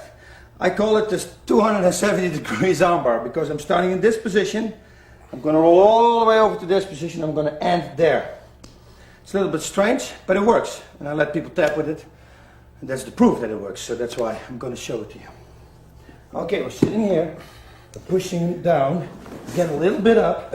And now I'm going to spin all the way around. 1. Like this. You see my foot is under his back. There's no way he can escape this armbar. He can climb on me, he cannot do anything. As long as you make sure that this one is here and not here, otherwise he's going to pull out. So make it really, really tight. That's what I mean with athletic ability. You have to rehearse this one, because otherwise it's not going to work. Watch it one more time. See when I turn how low I stay with my body. I always stay low, as compact as you can. Like every submission move, you want to be compact, compact, compact, tight. Okay, we're sitting here. Grab it, I'm going to sit here. I'm going to keep this height. I'm not going to get any higher. 1, slam, and make it. While I turn, I pull at the arm. So the elbow is going to be here, exactly at the place that I want. And then simply bridge.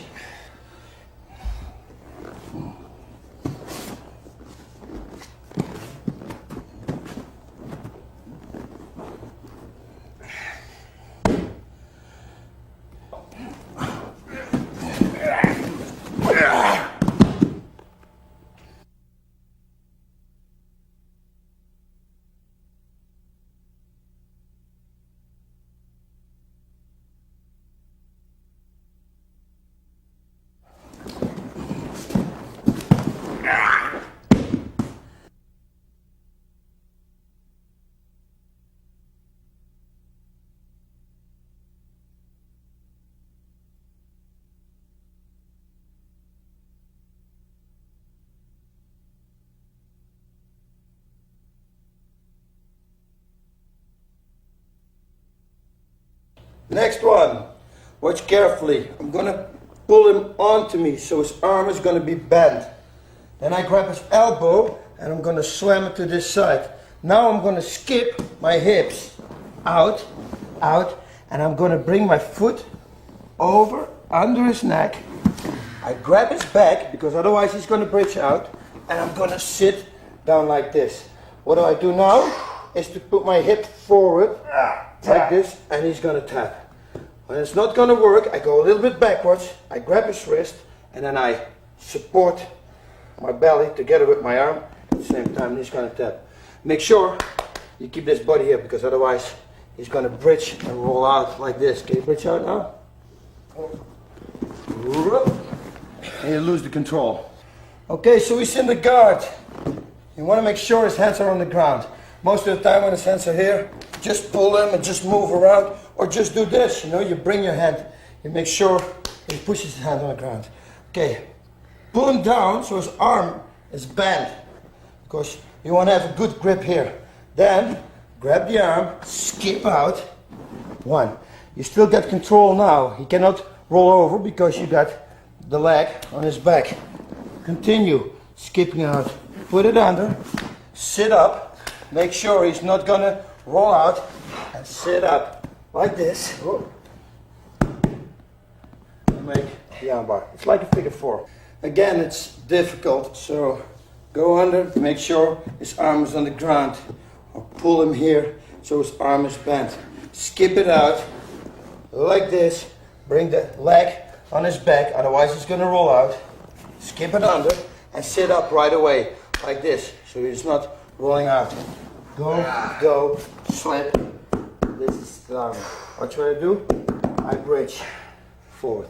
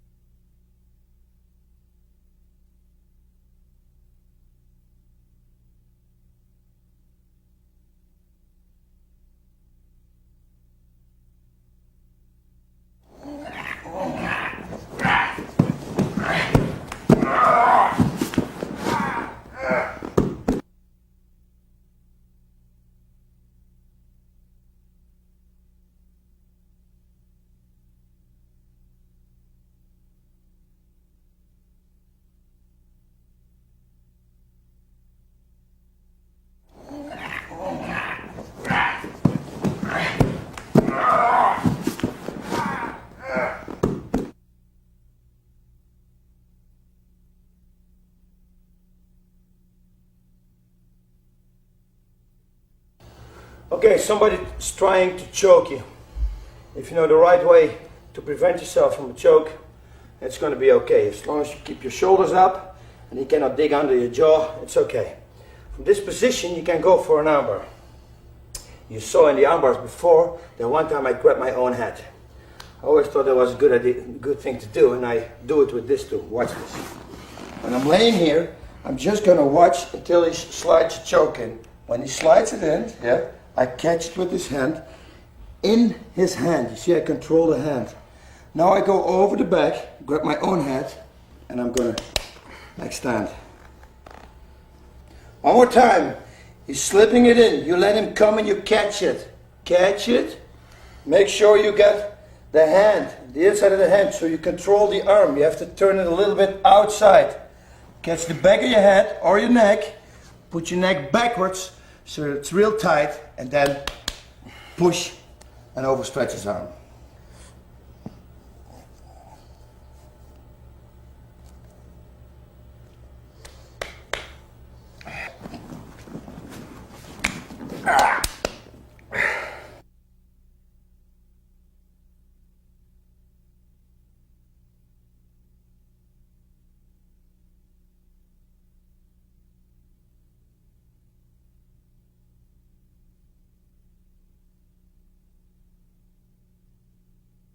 Okay, this is a position where we all been in. We got somebody real strong sitting here and they got his hands hooked. Okay, what I would do is lock my feet. When you do that, you secure yourself because, like we said in the beginning of this tape, when I do this and he's pushing this off, he's going to climb on top of me. So you want to make sure he cannot push this off. And because you start to really concentrate on breaking his hands, maybe you're going to forget this leg because you concentrated here and he uses that against you and he's going to climb on top. So to prevent that, it's better to hook your legs. You see, there's no way he's going to push it off, and you can take your time and see if you can break the hands. Okay, there are a few things you can do. I can do this a little bit to the side and take the back arm. Take the back arm, push it, slide over for this. Watch this one more time. Put it to the side because I need some space to go over here. When his arm is here, you see, I cannot grab it. So I simply push it a little bit to the side so I got some movement. I grab his tricep, and when I push this or pull this, you see, it will break. Slide over, and you make an armbar. Okay, that's the number one method. Sometimes, when you're lucky, his hands are hooked the other way around. Can you hook them the other way around? No? No? Yes. Like this. This is when you're lucky. So imagine I would have made an armbar on this arm. You can use this trick. Make sure you got always control over the arm. So this arm is in, and grab your own upper leg.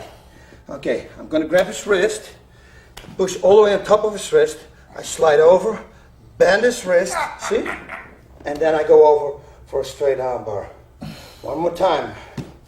Other way around. Okay, control. Put your hand on, slide over, and now make that wrist lock. He will let go, slide over, make an armbar. Number 3, you can use brutal power. You're in here, kick it in, and just slam it open. Sometimes it works, and hey, why not doing it? So, simple control, put one foot in, push, and pull. Make sure when you do this that he's not going to push your leg off and he's going to climb on top. Make sure of that. So always put your knee, the pressure, to the left side, to this side, so he's not going to push it off. Okay, then there's another simple way. He hooks his hands. Okay, that way is simply hit him in the head. A couple of times, he will let go most of the time. A good way to do it is with this. This is real hard. And you hit him on the nose. Boom. You want to hit him a few times there. Most of the time, they will break his hand. It's the same thing when he holds. You want to back fist him here. You see what I do? Watch what I do on his belly. I'm using it like a whip. Like this. It will hurt him, trust me. When I hit him like that there, right on the solar plexus, it will hurt him. You do it a few times. Boom, boom, boom. You go here, boom, a few times on the head. Whoop, you will stretch the arm. Okay, we got another way. And I really like this way. This is the thing what I always do in training. And it's my dream sometimes to do in a fight. Okay. Control, control, and push down. You have to make sure his hand is down, completely down. Now, I'm going to get out, and I'm putting a little power like this. When I don't do that, he will come up. When I do this, he will try to come up, you see? So, I make sure he cannot do it by doing this. Now he cannot come up. I put the pressure here. I'm going to create some space. I put his foot over like this. It's called a scissor lock. I grab my bicep, and now I lean backwards. He's going to tap. He's going to tap for sure. Plus, this is like an unbelievable control too. You grab here, boom, boom. You can start hitting him, poke his eye, whatever you like to do. One more time, this one. That's a tight one, huh? Okay, he's got his hands. Make sure this is down. Because sometimes people, you see them doing it, they do this, and now he simply let his arm go, and he's going to pull it out. Make sure you get control over the arm. Put it down, put it down. Sometimes, watch this, I can let him tap probably now already like this. See? What I do, I push this down, I turn, and watch, now I expand the wideness of my bone. From here, I expand to full. Watch what I do. I twist, he's gonna tap. But I don't think in a fight he will tap, because again, the adrenaline is rushing, you don't feel it. So you want to do it like this. Push him a little bit to the side, kick his head to create some space, put it over, lock it up, make sure it cannot escape here. Grab your bicep, and now let your body do the rest. Lean backwards. You don't need any power. This is like, I don't do anything. It will hurt him a lot.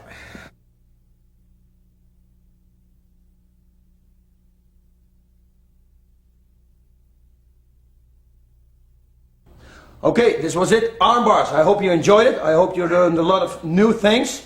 And thanks, man. I'm sorry, man, that I hurt you. And thanks for everything. Thank you very much. Keep practicing, and I see you on the next tape. Bye-bye.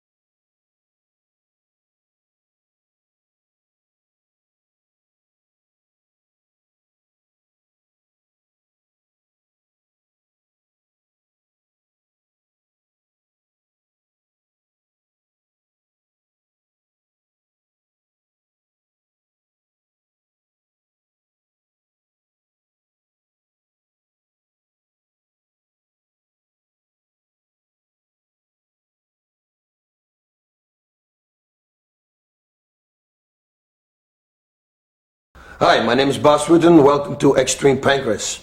Today, this tape is a really important tape. Escapes and reversals.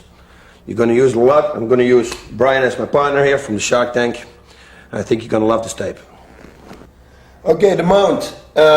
Most of the times, the best thing for him to do is start punching me. And then we're going to use another escape. But a lot of people, they go for a choke. Don't ask me why, but they do. Okay, this is really simple. Let's see. He wants to go under my neck like this. Now, this is the most simple reverse in the world. What I'm going to do, I'm going to lock this foot up. I'm going to make sure that his foot cannot go out and make a post there. So you cannot post.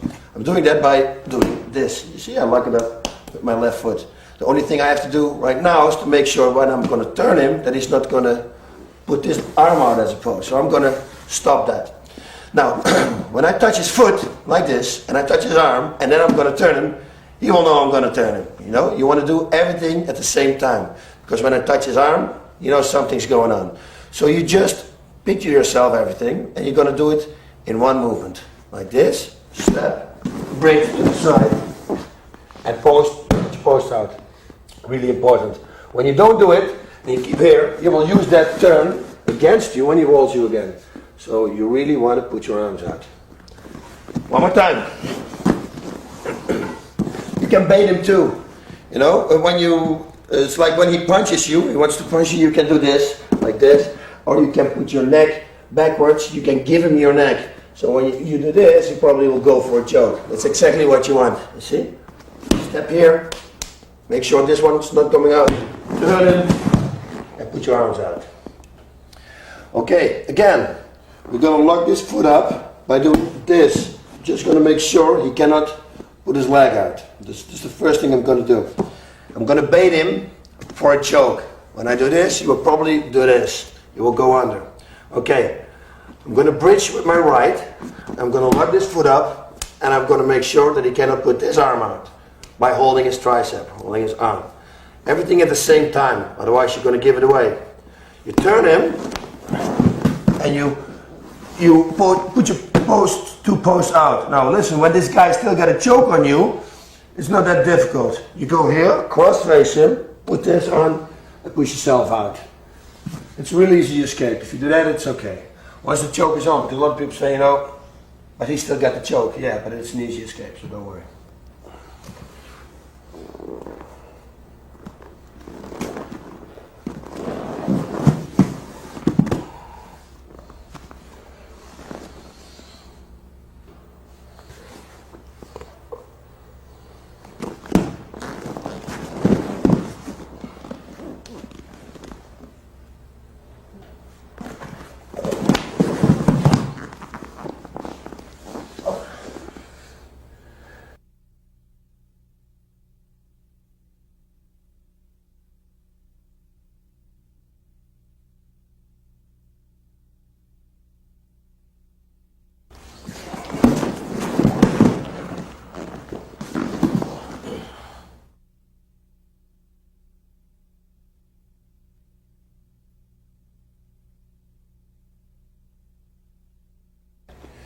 Escape from the mount, really important in NHB. So you have to do this right. First of all, a lot of people, they stay here and they start defending their face. Don't do that. It's better to take a few punches and to escape than to lay here and be a bag, you know? It's just a punching bag. You want to move. So it's better to get a few punches, but then you're escaping it. Okay, first of all, it's easy. When he starts punching you, you can bridge. He has to look for his balance. So that every time you bridge, he can't punch. It's difficult for him to punch. So that's a good thing to do anyway. Always when he wants to hit you, just bridge, constantly moving. You see, he has to put his post out for balance. Okay, then you're going to use the momentum. What you're doing in slow motion is this. His feet are separate from each other. When they're touching each other, you're going to force and you're going to move until they're separate. I'm going to go to my side like this. And you see, in between, I put my leg in between his feet. Yeah, I make myself thin. I go totally on my side. It's the most important thing. Go on your side. Now, I'm going to push this leg. Sometimes, when he's holding it tight, I cannot push it. But then I just hold it in the same spot, and I'm going to lift my left leg up. Watch. Whoop. Like this. Going to half guard. One more time. I'm sitting here, go to the side, make sure I'm totally on my side, one leg is in between his feet. I push here, and I slam this leg up, and I catch it. Okay? This you can do in combination, go to the mount. This you can do in combination with the bear hug. Watch what I mean. He sits up, sit up, I go to the side, I punch, and I do this. I make sure I got him here. Now you can go and work for a full guard. You can try, but sometimes this position is good too, because we got a lot of reversals in this position. Anyway, I will tell you, you go for this, and you move, and you're gonna do the same thing. Push, go out, and make the full guard. Again, don't panic, stay relaxed. Even when he starts hitting you, just bridge, bridge, bridge. Make him unstable, you know, you want to see, he's unstable, he has to put his arms out, otherwise you're going to bridge him over. Okay, you're going to move to your side, you see, I press my feet on the ground, my leg is tight on the ground, there's no space in between. I'm going to push, I'm going to lift my left leg up, push, up, and I grab it. You can do this, just to make sure he's not going to hit you. Once you're here, go to your side, take your time and do the same thing on the other side. Push his left leg. Slam your right leg up, go and make the guard.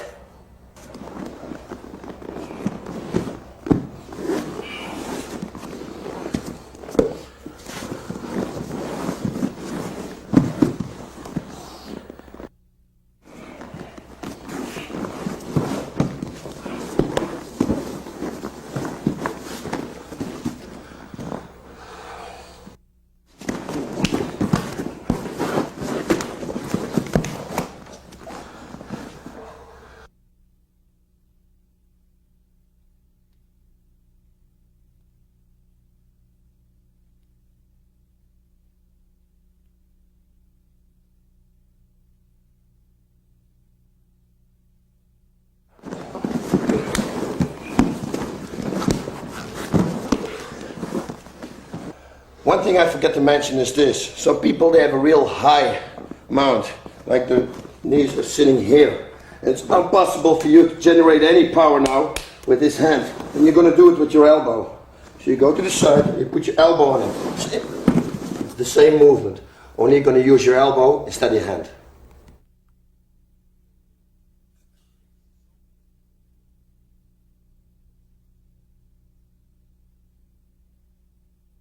Okay, what I told you before, sometimes when I push somebody in a half guard, I think that's more comfortable for me.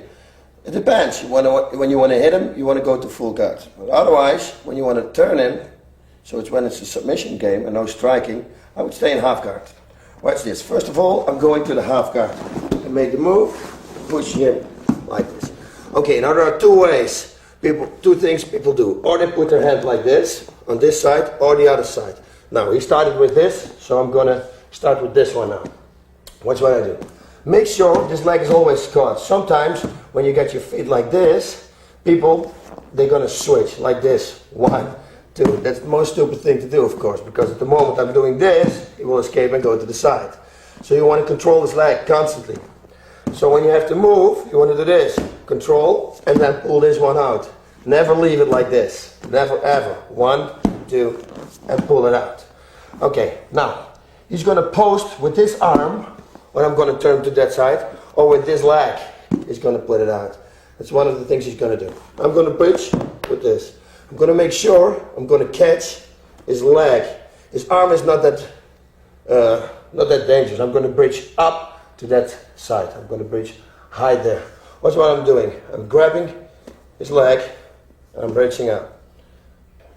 Most important now is to block this arm so he cannot post it. His leg, it's okay, even when he's going to post it, even when he's going to put it out here, there, it's okay because I'm going to bridge him there. I'm not going to bridge him to the side because it's not going to work. Okay, so he's got his knee here. So I'm going to grab this arm, make sure he's not going to put it out by holding it or by holding your own head. Again, you see? I use this hand too. I can use it on his hip and I can bridge. So I got pushing, I got the hip movement, I'm grabbing this, make sure the arm's not going to get out, and I'm going to move everything at one time. Watch what I do. I put it here, I set myself up, grab, and I'm bridging there. And I put my post out. Really important, otherwise he's going to turn me again. Here we go again. Go to the side, push, half guard. This is it. Okay, you see now, I already got his leg set up so I don't have to switch. You know, it's already here. Sometimes it happens that it's like this. Catch the leg, pull it out, make it tight again. Make sure he's not going to escape here. Really important, otherwise it's not going to work. Okay, his arm is around my neck. I'm going to block this arm and I'm going to bridge high there. I don't want to bridge here because even I got his arm caught when he's going to put out his knee here to the side. Just put your knee on the ground to the side. It's going to be difficult for me to roll that side. So I want to go there. That's where I want to go. So even when he's going to put his leg totally out, it's not going to help him. I go to the back of my head because this way you lock his arm up. One, I'm going to use this hand, palm, to push here. All the forces now go in one time. One, up, bridge, and go. And put your post out. Never do this. Always put them out. Okay, I'm going to do it wrong now. I'm going to turn him. I'm not going to post out. Watch what happens. Grab. He turns me again. And this is the worst position. Now he's mount. You don't want to have that. Okay? So, always post. Go back.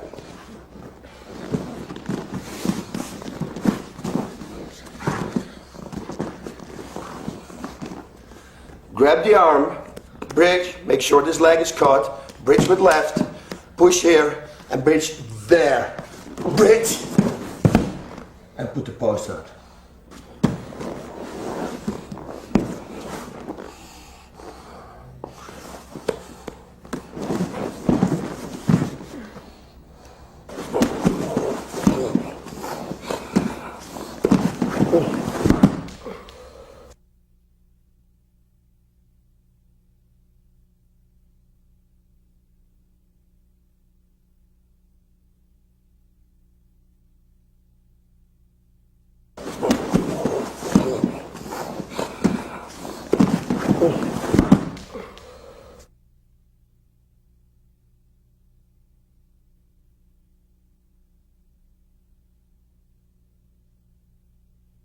Okay, it's the same thing. We're in half guard, but sometimes when I cut this leg, they're not going around like this, but they go with this arm around. Now for him, that's the most stupid thing to do. Because here, I caught his leg. He cannot post anyway with this one. Here I only have to do this, and you have absolutely no post. And now I can even turn him just to the side. I don't have to break. See?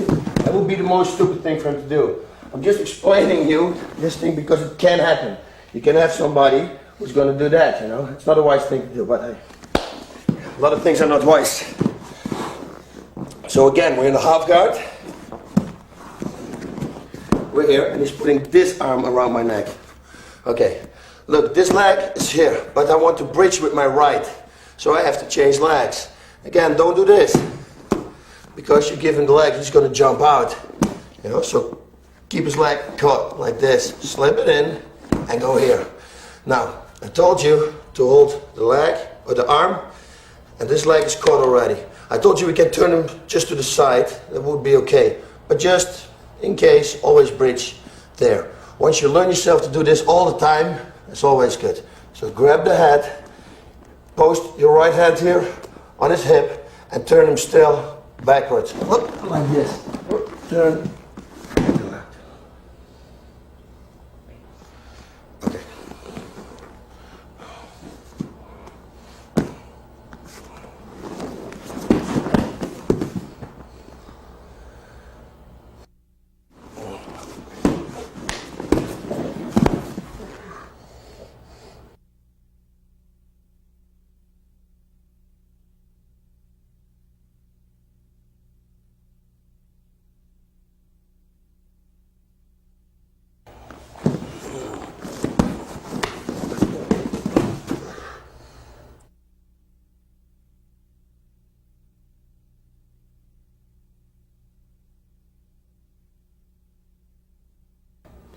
Okay, escaping from the guard.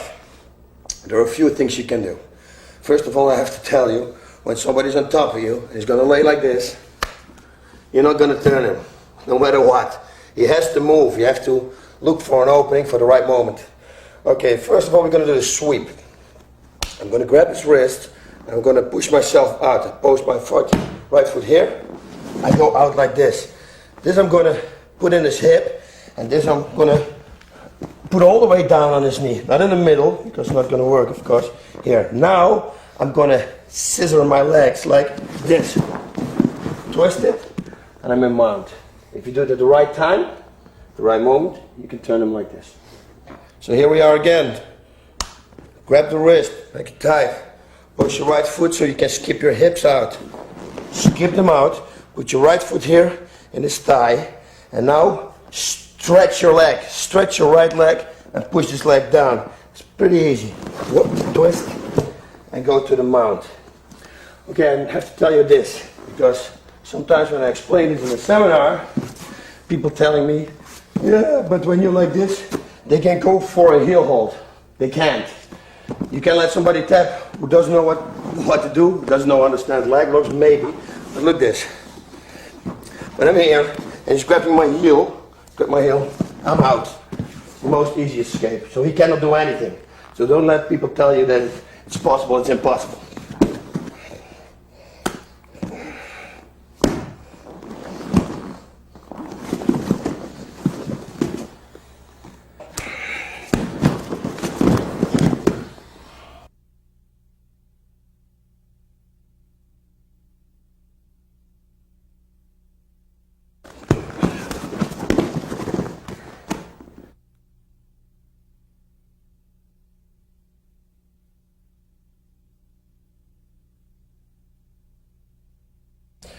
This one works the best when somebody sits up like that. You can go for the best. I'm going to put this foot again on the ground.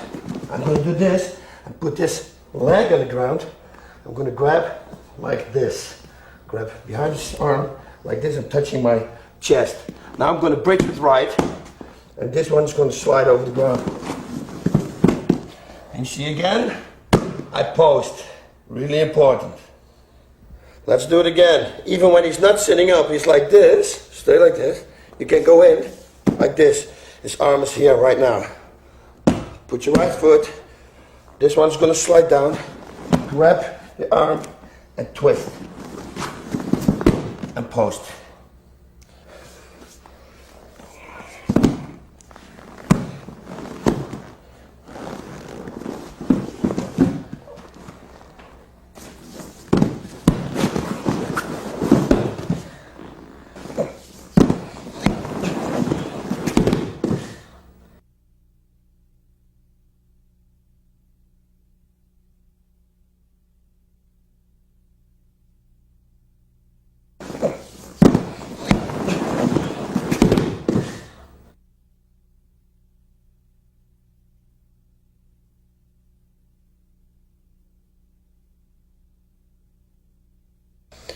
Okay, the Bas Rutten special. Look what I'm doing. I'm gonna go under his arm and I'm gonna push this against his throat. So I got a pretty good control over his body here. And he can't post that way. What I'm gonna do now is bring his body weight up, all the way up, by using my legs for it. All the way up, and then I turn. It looks strange, but you really can use it. I turn a lot of people like this, so it works. Grab his wrist, go in, and push here. Use your legs now to pull his weight totally on you, so he has no weight. His weight is in the air. And then twist him to the side, all the way up, and then bridge out. You're going to be on top.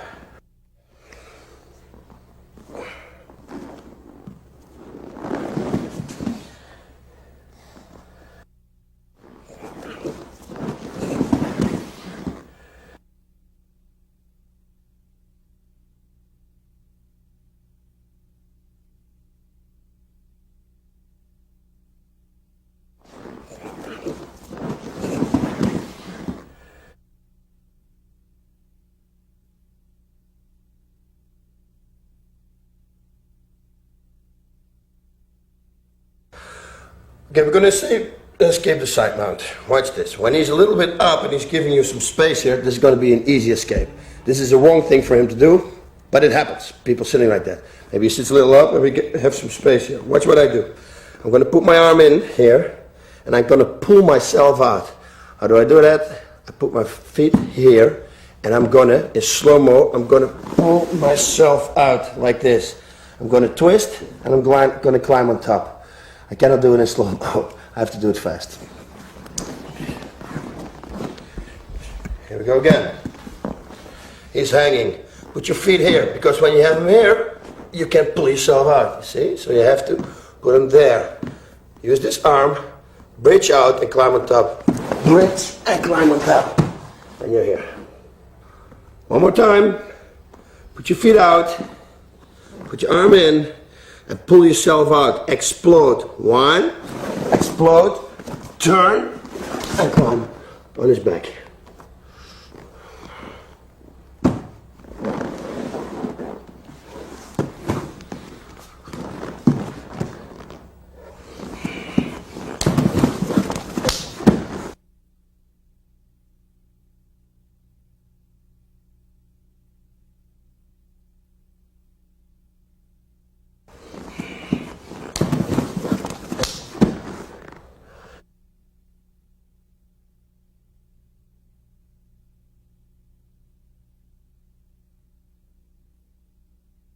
Side control. This is a pretty good control he has. You want to make sure this elbow is right here. You start like this. Always do that. Otherwise, maybe he's going to knee you in the head. So you want to control that hip. Okay, watch what I'm going to do. I grab over. You see, I'm protecting him. There's no way he's going to pull his arm out anymore. He cannot post it. So I grab it like this. Now I'm going to move my arm. I'm going to block this knee. And I'm going to bridge. Here we go again. First thing, you want to grab here and pull. Try to pull out your arm. See, there's no way he's going to pull it out. Of course, you're not going to sit like this. You want to do everything again at the same time, like we did before. So I'm going to move this arm, one, and now I grab, you see? One, block the knee, and I'm going to bridge high. I'm going to bridge real high to that side. Bridge. And I turn him. Which both out. The way I bridge is not this. It's not like I'm bridging. No, I'm trying to explode. I go all the way up like this. As hard as I can. You have to explode. Also really important is this. When he's got the arm around, I'm grabbing this one so he cannot post with his arm. And the elbow goes down to make sure he cannot post with his leg. You know, he cannot post out. Look, when I'm not doing it like this and he puts his foot here, I'm not going to bridge him over. Okay, so take the right moment and block it here. You can also do, when you bridge, you can slam your arm over the ground. Stretch, slam it over the ground. All at the same time. So you're sitting like this. One, grab, slam, and post.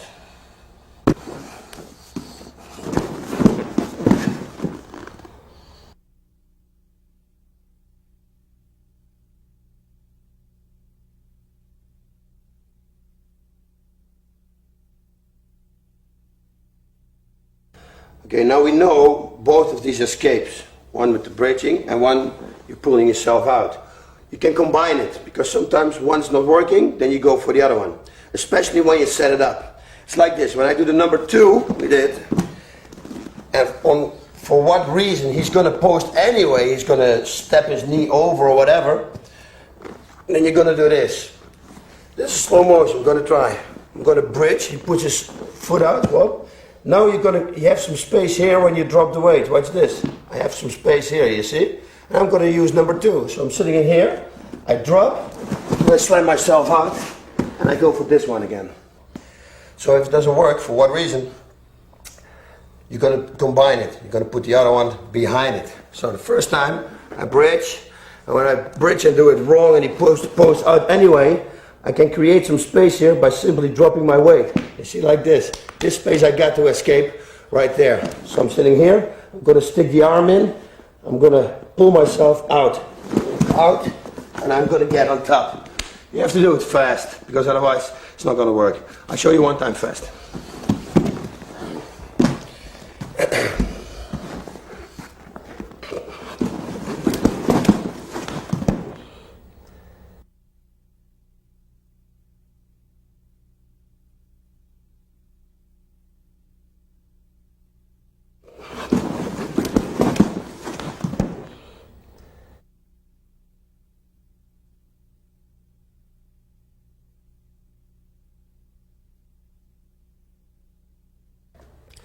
Real common position this. Okay, he has to make sure that this hand is there. If not, I'm going to escape the back door. See, if this hand's open, it's really easy for me. I'm going to turn on my side here, I'm going to pull out, and I go for a choke. Watch this little video clip. You see me doing this.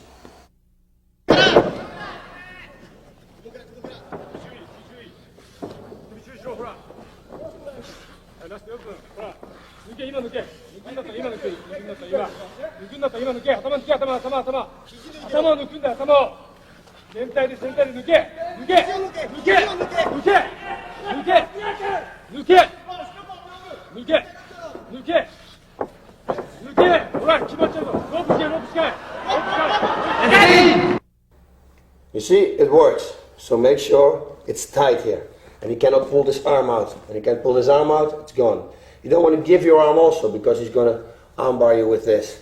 So always grab around him. Now this is what I'm going to do. I'm going to climb to him like this until I'm here. And now I'm gonna squeeze him tight. And I'm simply gonna just twist to the side. I'll go bridge a little bit over my top, like that. So I'm not going totally to the side. I'm going to there. Bridge high, and you twist. Once again, I'm gonna move to him. 1, 2. Grab him tight, and now I'm gonna bridge there. Move my feet, bridge high, and go there.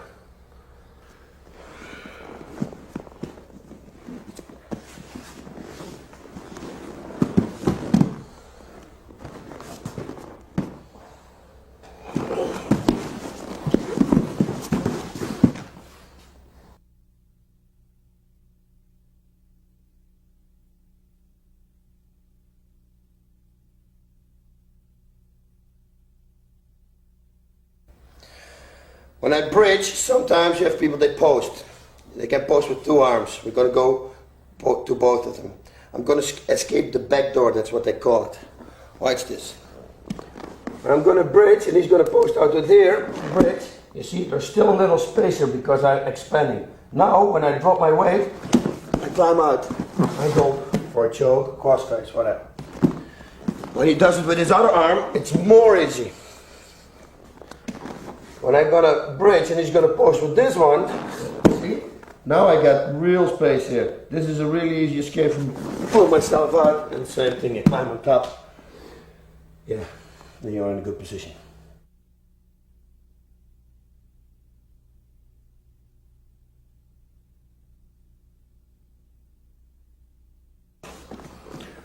Okay, we're gonna climb out of the opponent. I'm gonna switch here. And I'm going to twist my hips out. I'm going down. Now I'm going to put my palm on his tricep, and I'm going to push myself out. Climb on top and control him. Very good thing to do is grab this wrist so he can't turn. So once you're on top of him, grab this wrist. This one got the hook in, and this one got the wrist. What you can do here too, when you see the leg lock tape, is looking backwards, go for this leg lock. It's a nice combination. So we're in half guard. You got your opponent. When your feet is like this, catch his leg and then pull it out. I remind you again, don't do this.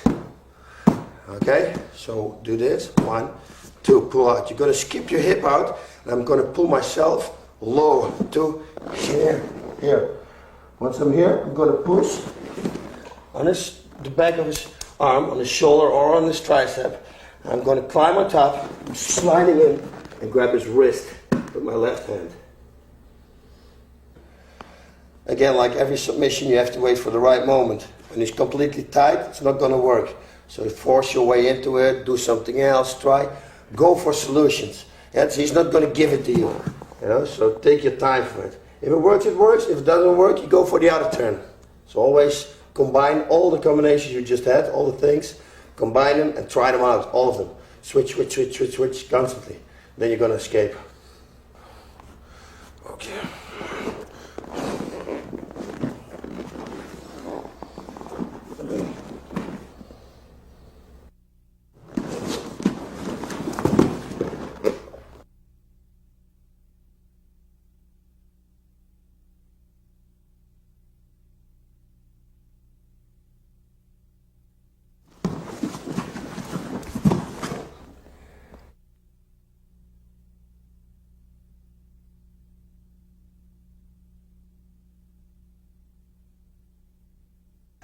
The choke from behind, the rear choke. Okay, this is the way you can roll out. Watch what I'm doing. I'm putting my weight on top of him, and while he's busy trying to choke me, I put my shoulders up, so I'm giving him a lot of work. I'm going to one side, to this side, boom, I'm dropping. Now, I'm going to put this foot out, make this arm low, keep it low, otherwise I cannot turn, and I'm going to explode to this side, and I'm in this guard. So put your jaw to the side, your shoulders up. It's really difficult right now for him to choke you. Go to the side, drop your weight here. This is what you do. You post out and you're going to explode. Make sure this arm is here. When you do like this, you catch his body, you cannot turn. So you want to have it here. And now explode to the left, this side. and you're in his guard.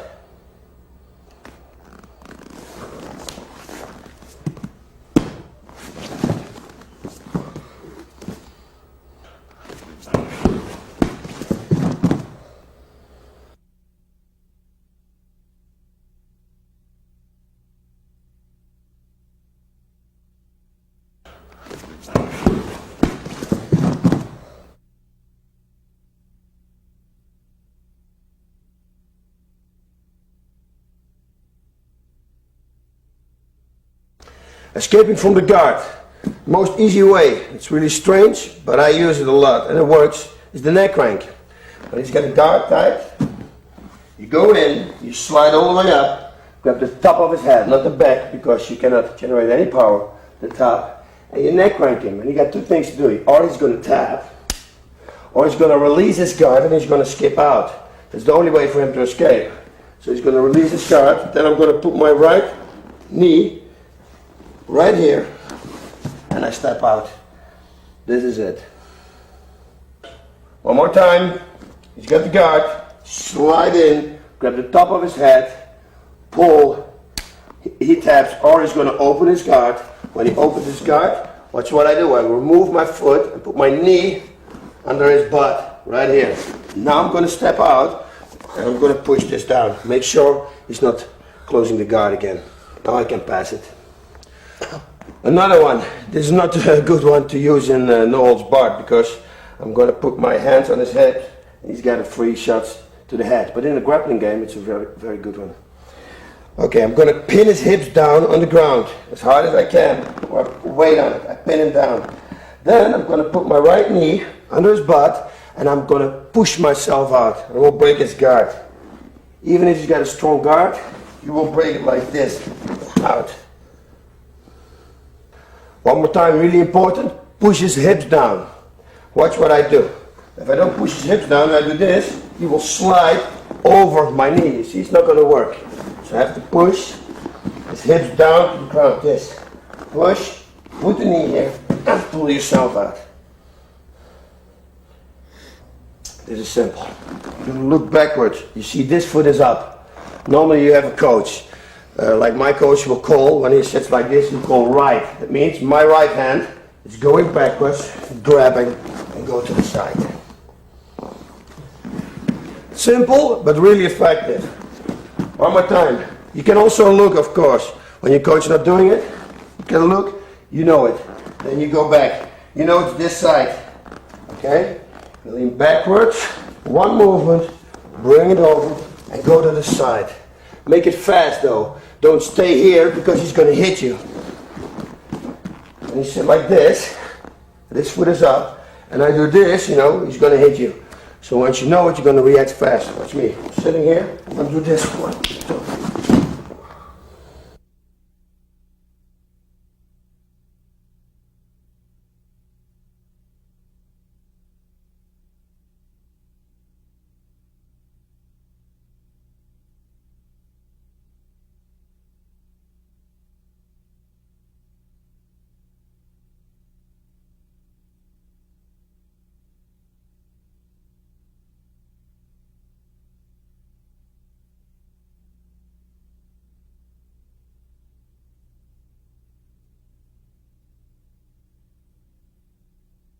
Triangle escape. Best thing is not to get in a triangle, because once it's on, totally fully on, you're not going to escape it anymore. You can try, but once it's fully on, it's difficult. The first thing I always do when I feel that somebody's going to triangle me, I go again for neck crank. He's going, watch, grab, watch what I do. I go forward, he will open it. Or he's tapping, or he will open it. Simple neck crank will do the trick. One more time. He grabs me. He's here. Don't let your arm push to the side, because this is the worst position. So keep here, go straight for his neck and grab. He will release. That's number one. Number two, this is really funny. He puts it on, and you have to react a little fast, because once it's real on, it's not going to work anymore. I'm going to step up and I'm going to the side. I'm going to put this knee right there on his jaw. 1, 2, 3. Now, I'm going to put all my pressure on this knee, and I pull myself out. the stronger he holds me, the tighter he holds me, the more pressure will come on his jaw. So he will release, because all my power is on this leg. I'm pulling myself out like this. So if he pulls me real hard and he holds me tight, he's going to get a lot of pressure here. He will let go, for sure. One more time. Okay, make sure the hand's not going over. Keep it here. Move up, put the knee, and pull yourself out. Put the pressure on your left knee. Number 3 is putting it on. Go and step up. You're going to step on his arms, or simply drop backwards. Woo. One more time. You got the triangle. Go forward, step here, tap, and pull yourself out. You see you got a leg. Maybe you can go for a nice leg lock. Do something with it. Number 4 is a variation from the knee thing on his jaw. I'm simply going to step over. 1, 2, go, tap, and pull yourself out.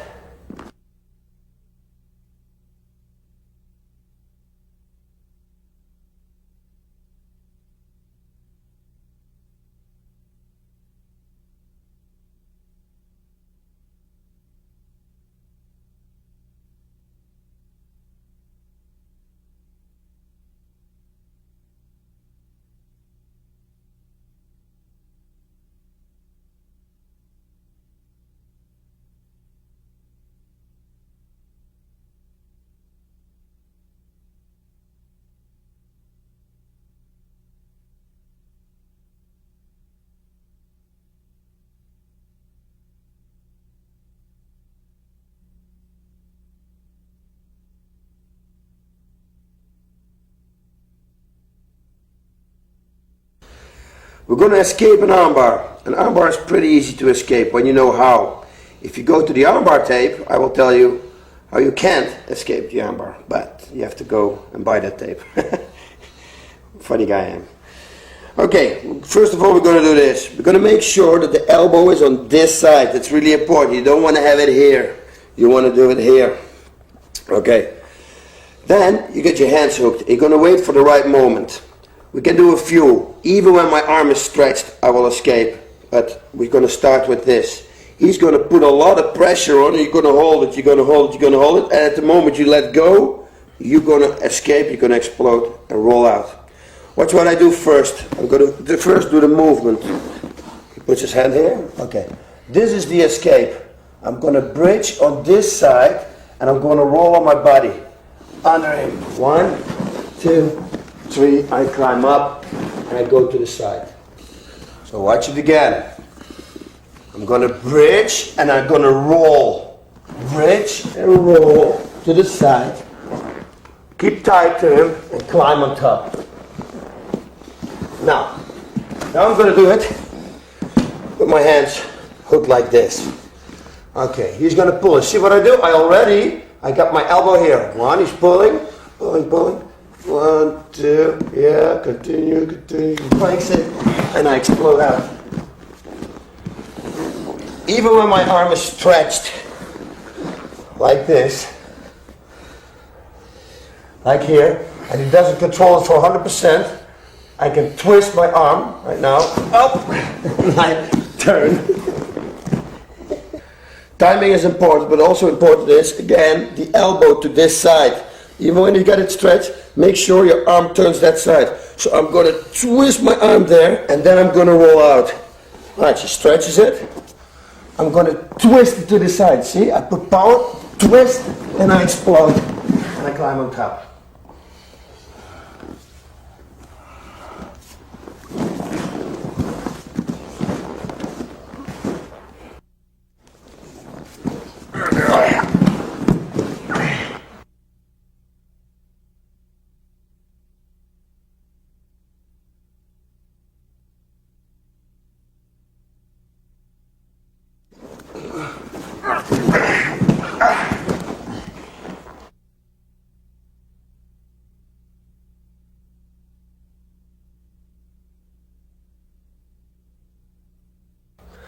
Leg lock escapes. When you don't want to go for leg locks, when you're not familiar with them, get out. It's pretty easy to escape them. It's pretty easy to get out. Just make sure he's not going to bring a leg over. That's the first thing you're going to do. So when somebody drops backwards, I'm just going to hold his legs.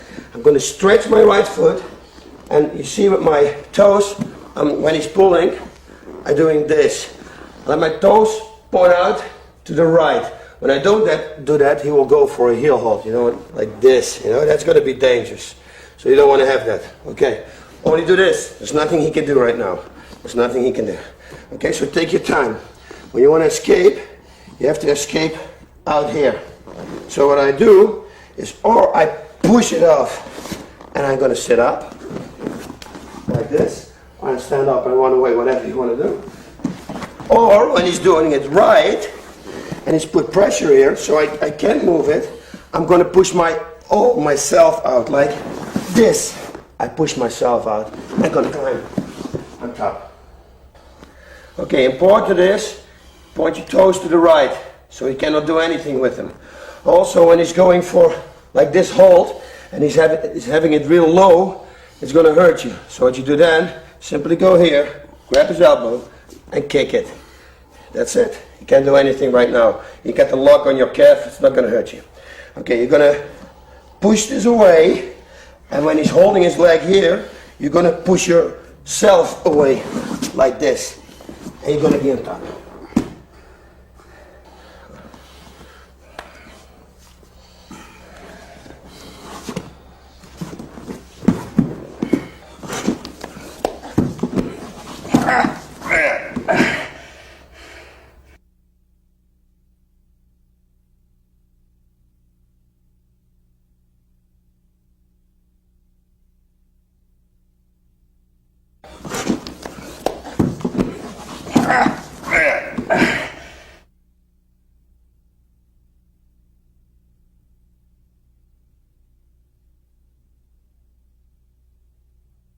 Okay, the knee right.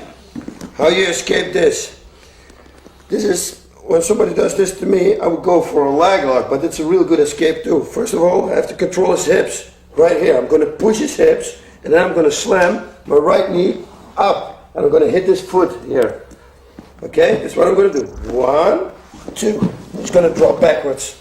I'm going to stand up, or I'm going to throw my leg over and go for a leg lock. You can do whatever you like. One more time.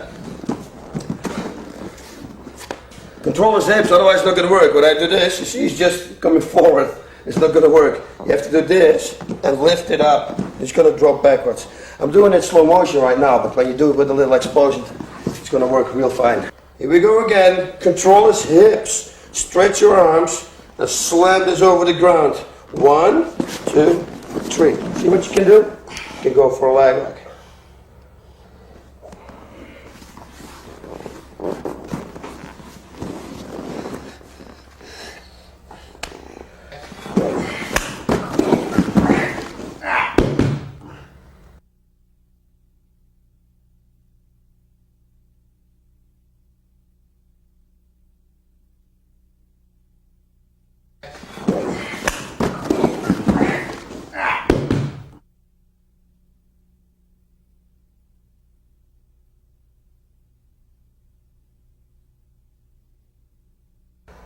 This is a bad position to be in too.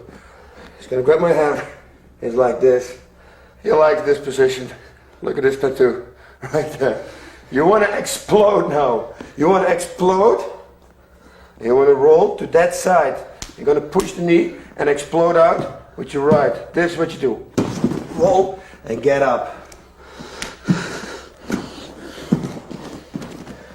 What is he doing? He is controlling your hip with his right knee, you see? So you have to explode, because otherwise you cannot turn out. So you have to use explosive power. Okay, push here, explode as hard as you can, and turn yourself to the left. 1, and go. Pow, by the right.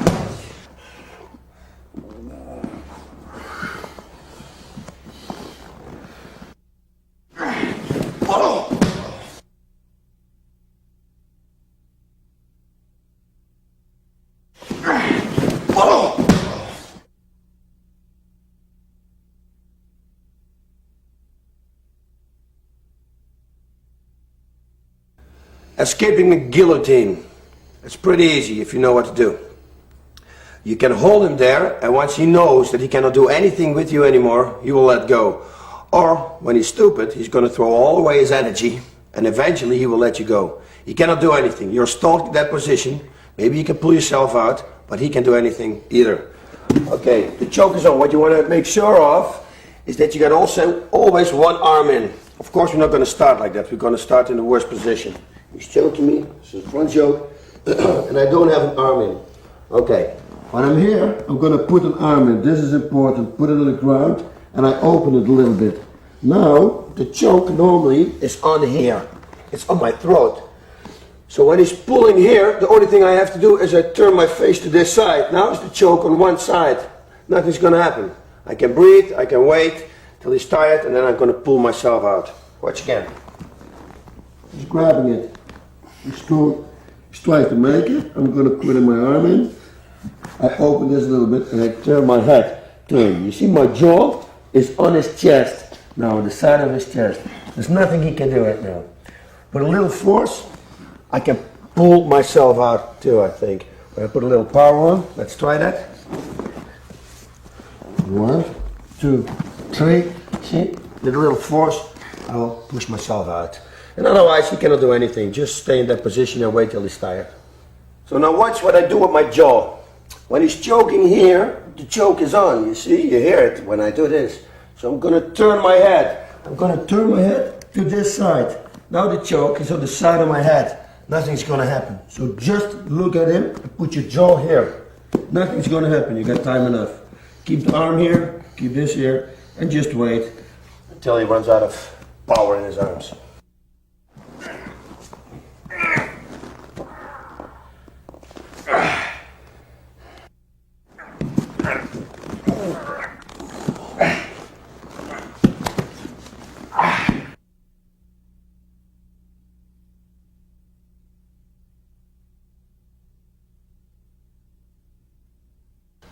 I tell you again, I think this is the most important tape of all, because you want to always turn somebody, you want to improve your position. Thank you, Brian. Thank you, Big Mac. And train, guys. That's all I have to say.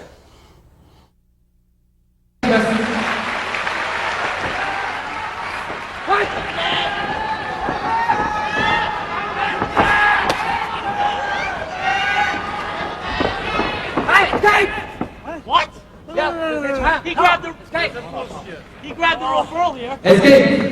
ただいまフランス選手がロープをつかんだので、フランス選手にロストポイントが1つ加算されます。フランス選手が2つ目のロストポイントです。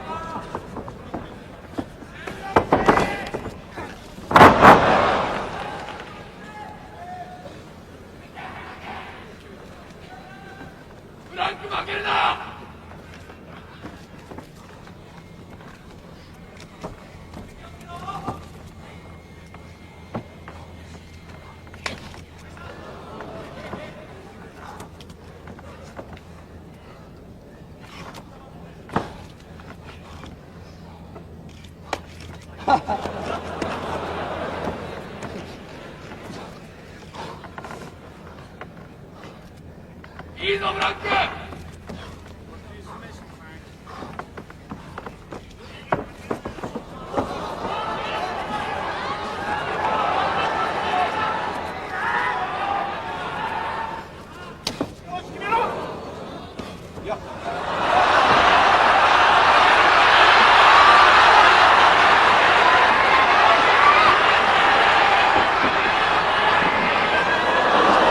経過10ミニッツは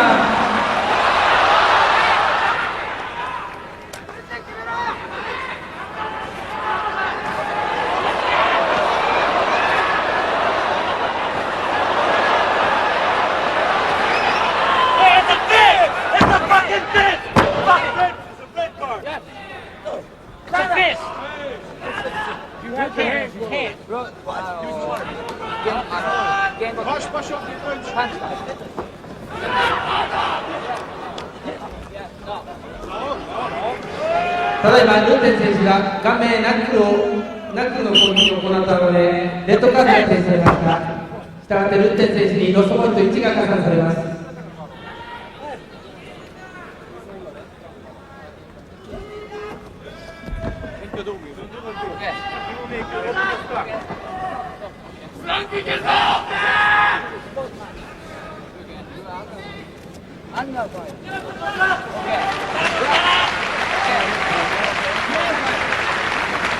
再開します。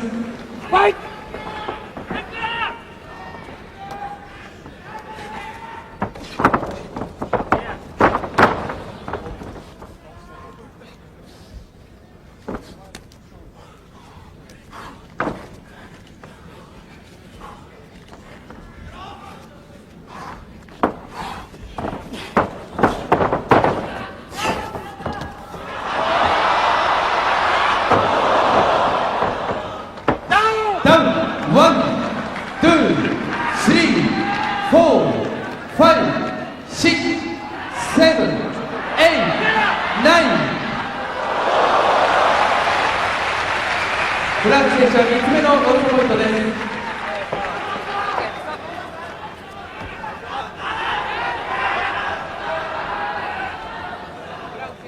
フランク選手の傷口のチェックを行います。しばらくお待ちください。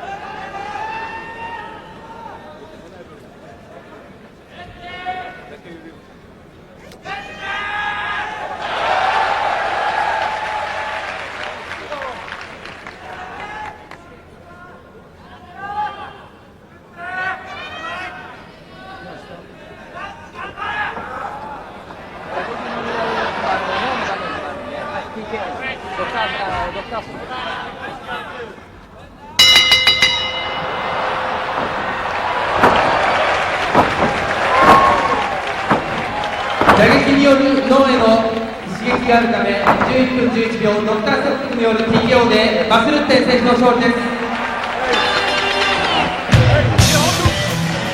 激しさを極めた王座統一戦はドクターストップで幕を閉じた。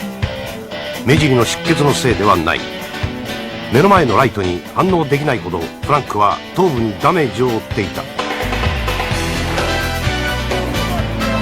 だいまの試合の結果によりバスルッテン選手のタイトル防衛となりました。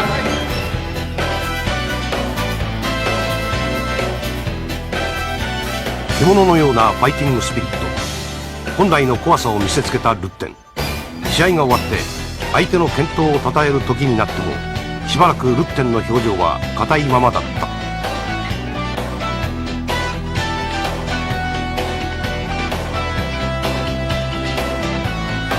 敗れたフランクは試合後いいファイトができたと胸を張った。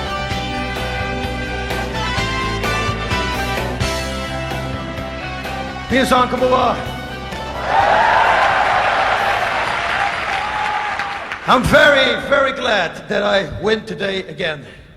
This has been a very, very special week for me. This week, I called my girlfriend in Holland, and she told me she's pregnant. She's going to have a baby from me. So I'm going to be a daddy. And maybe over 20 years, my son fights here in Pancrase. Maybe. 私は今キングオブパンクラスです。どうもこのベルトを長く守りたいと思います。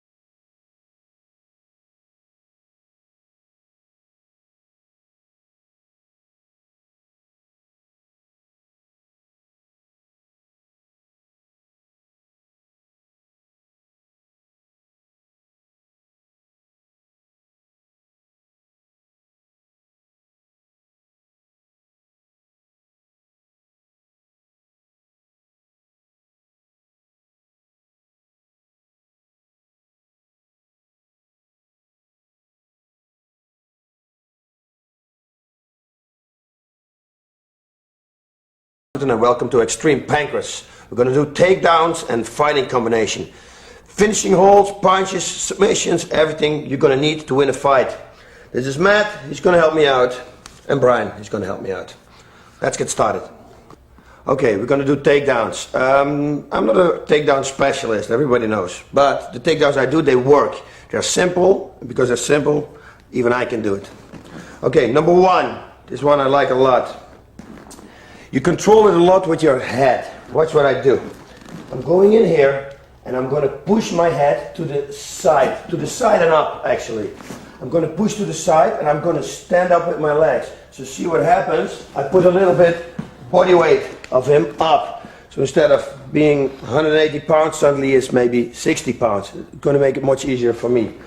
So I'm going to do, my legs are going to do the work together with my neck. I'm pushing him to the side and I'm going to stand up. So his body's going that side up. Okay, now I'm going to grab the back of his leg right here. This is the best grip you can do. And you're going to, once I'm going to get up and get his weight up, I'm going to push his legs to the side.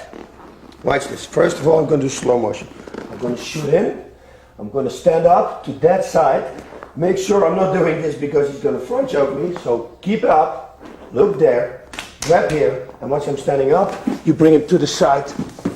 And he will take it down. If you do it right and you use your legs, you can do this like 100 times in a row. You're not going to get tired. If you're not pushing him up and he's just standing there, so stay firm on the ground, I can do whatever I want. I cannot get him from his place. So I have to lift him up, diagonal up, there. One more time. I'm standing, I'm going to run in, I go here, I'm going to stand up and make sure this foot is not touching this leg. Sometimes you make a mistake by doing this. That ain't so bad because there's a really good right leg lock right here. So it ain't that bad. But if you want to go for a side position, you want to make sure both legs are going in front of your legs. One more time. Stand. Go down. Go down. Go up there. And grab his legs and push him to this side and put him down.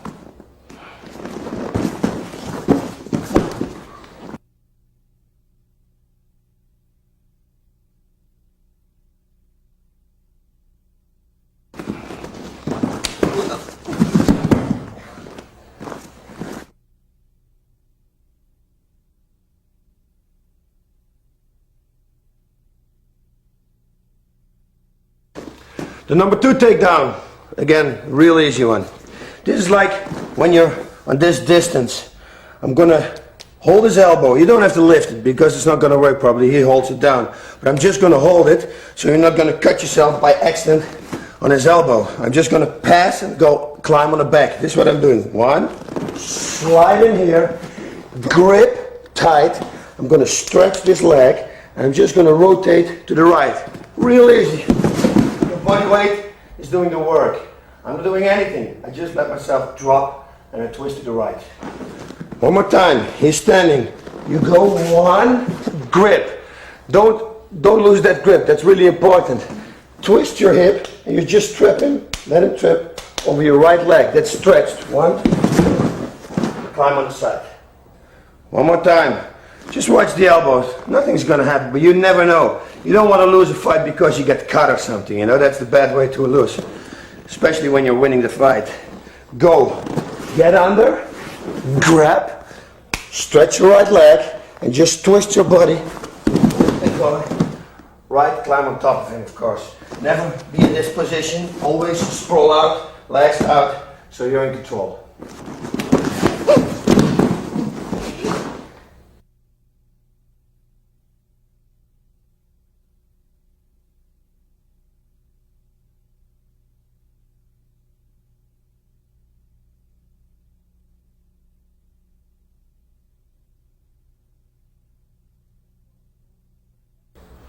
The next one is called the Slam Bam Thank You Man. That's what I call it. And this is a good one. Watch this. We all did this trick. I used to do it with the teachers at school. Finds. And he's going to drop. This principle we're going to use. Thank you very much, Matt. Yeah, thank you. This principle I'm going to use, but instead of having somebody behind him, I'm going to hold his legs. Watch what I do. I'm going forward. I'm going to step forward. I step with my right leg next to his left leg, next to it. I'm going to pass him. I'm going to put my hand on my head on his stomach, like this. And instead of having somebody here, I just hold here. My hand, I'm not going to move. They stay in the same position. The only thing what I do is to drop my body. Normally I will run this in, and then the speed and body weight will do the trick. But now you see in slow-mo, I only go to the side. Go to the side and climb on the side of him. Step next to him. Put your hand on his belly. Hold his legs. Just keep him in the same position. You don't have to pull, don't do anything. And just drop down.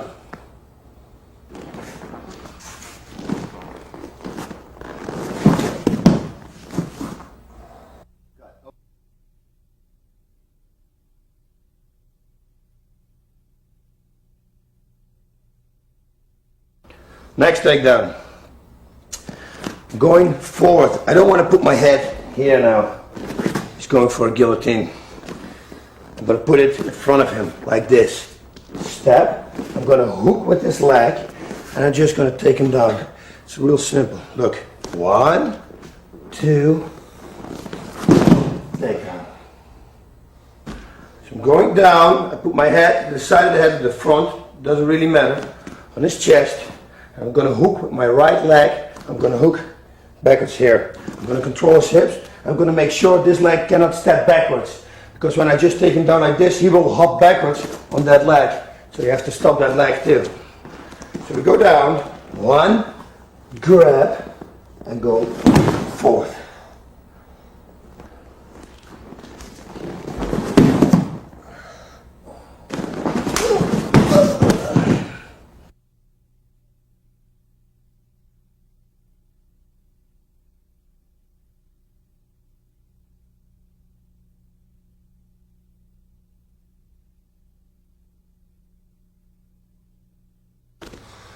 Now, if you don't have years of experiences for takedowns, like wrestlers, college wrestlers, it's better to set it up with punching. You know, distract him and then take him down. Like a real good wrestler, he will take you down on will, so they don't need it. But we know we're gonna need it. Best thing to do is to punch. I always think like a left, right, left. Straight punch is the most easy thing to do because it brings you in a perfect position. Boom, boom, boom, and then you're gonna take him down. Let's see how all these takedowns look with some punching before.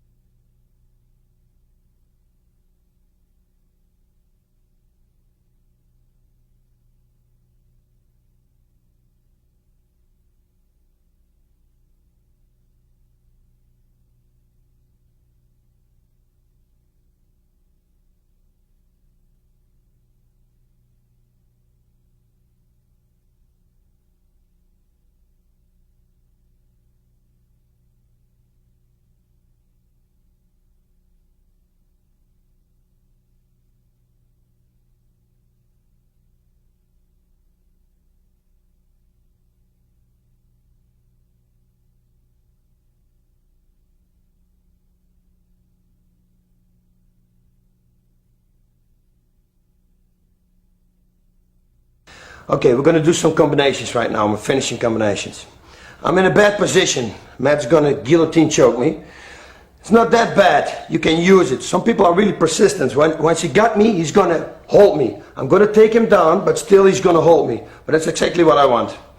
Let me see if I think from this side it's going to be the best. So he's got me in the guillotine. Okay, the thing to do now in the guillotine is step to the side, because when he's smart he's going to drop backwards and he's going to put the hooks in. That's going to be dangerous for me. So get to the side and go low. Now you can lift him up. You put him down. Once he's on the ground, he got still the thing going on. This is exactly what you want. See what I do? I create space by pushing myself here. I'm going to push his hand and I'm going to finish with a figure four. So one more time, he's guillotine choke me. I'm going to the side. When he's going to drop backwards and he's going to put the hooks in, it's not good for me. So you want to avoid that. Go to the side, bend your legs, pick him up. Most of the people will hold you. They will try to hold you because they think they got a hold right there. They don't. Once you're to the side, they cannot do anything with you anymore. But because they keep on holding you, it's going to be easy for you to figure four them. Do it again. I'm going, I'm hanging in. Not a good position. Go lower yourself and go to the side. Go under, lift him up, put him down. Now he's here. Go to the side, grab his wrist and push as hard as you can. Slip and then make the armbar. Normally you will get all the way here and make it tight. But it's a little tight right here, so I be easy on him. That's why I don't do it, but you have to do it. Okay, this time he's going to do exactly the same thing, but he's going to fall backwards and he's going to try to put the hooks on. I have to make sure that before he secures his hooks, that I jump out and I go to the side. Nothing will happen as long as you control his legs and you jump to the side. You're in the same position where we ended up in the one before this. I will show you. He's got the choke and now he wants to drop backwards. I go to the side and I'm here. He cannot do anything right now. Slide under, push, grab, and got it. Okay, this time I'm going to shoot in. He's going to grab my throat. He's put the guillotine on and then he's going to drop backwards. That's what a lot of people will do, probably. They're going to drop backwards, they put the hooks around and then they choke you. Make sure he cannot put the hooks on. Before he drops backwards, I'm going to hold his legs and I jump to the side. So we're going to end up in the same position as we ended with the technique before. I show you. He's got this. He wants to roll backwards. I'm going to the side.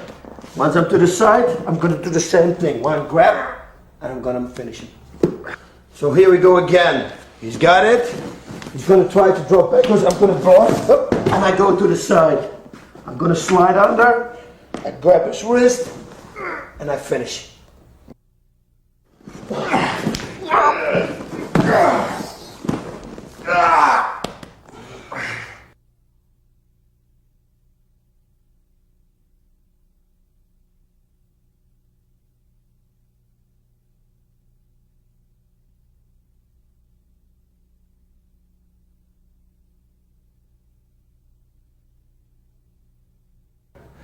You remember the escape from the armbar?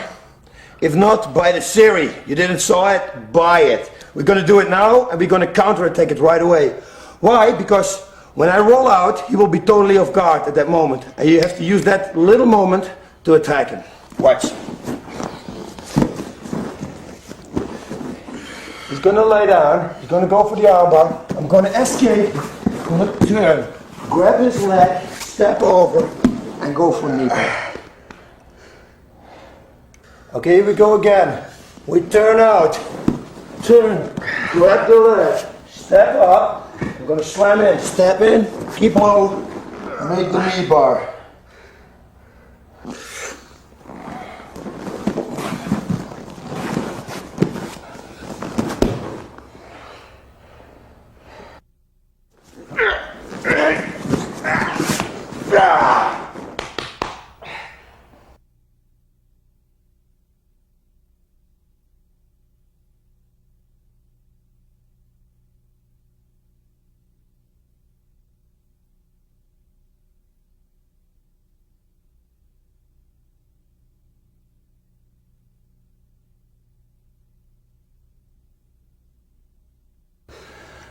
So this one is the same thing, it's the same attack. We're going to escape different. He's going to figure four me, we're going to escape and we go again for a knee bar. He's off guard. At the moment you escape, he will still, with his mind, with you escaping. He cannot believe it. Once you're out, he thinks, what? Boom, that's the right moment. You want to catch the leg there and put a knee bar on. Okay, he's got the choke. You have to go fast now because otherwise he's going to choke you out. Okay, I'm going up, put my knee on his jaw, pull myself out. You see, here you got the leg. Step it in, and make the knee bar. When this happens, his hand is here, it makes it better. It makes it more tight, so don't worry about it. This knee bar is tighter than one without the arm. Here we go again. Figure 4. Okay, go to the side. You see what I do first? I put this arm here, because otherwise he's going to swing it over, and he's going to pull my neck. And I'm going to tap, so I'm going to make sure he cannot do it by this. Holding there. Watch out over an arm bar, straight arm bar. So you want to do this. You see? You have this elbow bent, you have your arm bent. Now nothing can happen. See, it's pretty tight like this. And I have to move. You don't want to stick here. You want to get out. 1, 2, 3. Push yourself out. Hold this leg. Step in. And make the knee bar.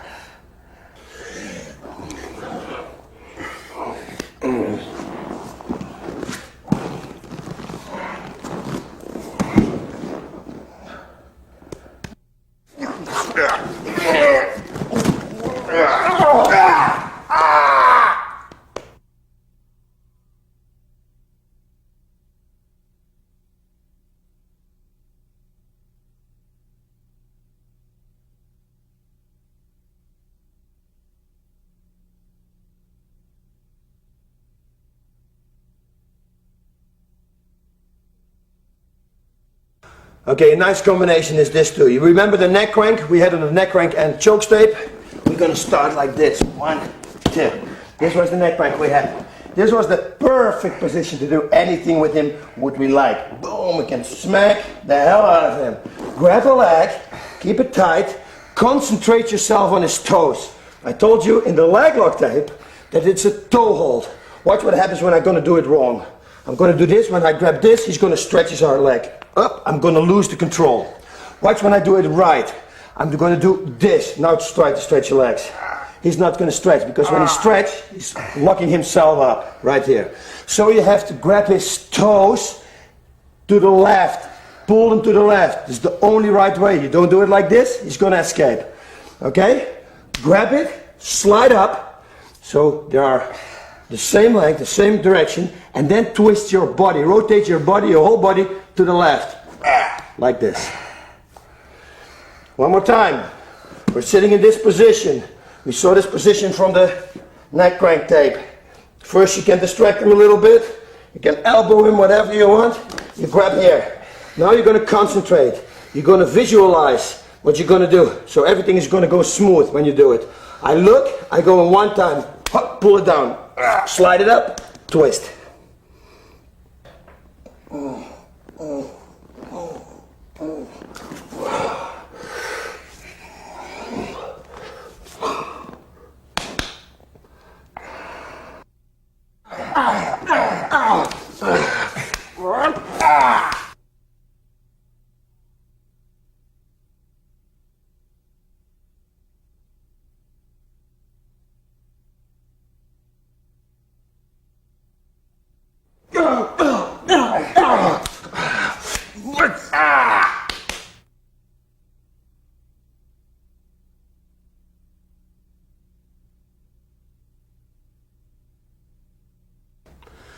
Same thing, same position. We're not going for the toe hold, we're going for a straight knee bar. You're going to catch his arm in between the leg again, like we had before, but it makes it tighter, so it's better. 1, 2. You know this all? To do it right from the neck crank tape. Punch, punch, grab the leg. Everything, you're going to let everything go, and you're going to step with your left leg in between his legs. When his legs are like this, you just open them up. You make it a little bit more easy for yourself. So, stand up, keep low, keep your ass low, step in, and make the knee bar. Okay, watch closely now. I do the neck crank. You have to understand that the whole time that I'm busy here, the neck crank is on. When he's a little tired, he probably will tap already, you know, because it's very difficult for him to breathe like this. So I got the thing going on, just step in, and I'm beating him, and constantly putting pressure on his head. So it takes his mind off of his leg. That's why you can grab his leg. Once you got his leg, you're going to let everything go. You open it up a little bit just to make it more easy for yourself. You're going to step in there, in between. 1, 2, 3. 4. You see, I got his hand here, so it's more pressure on his leg. I'm going to extend, put my hips out and my shoulders backwards.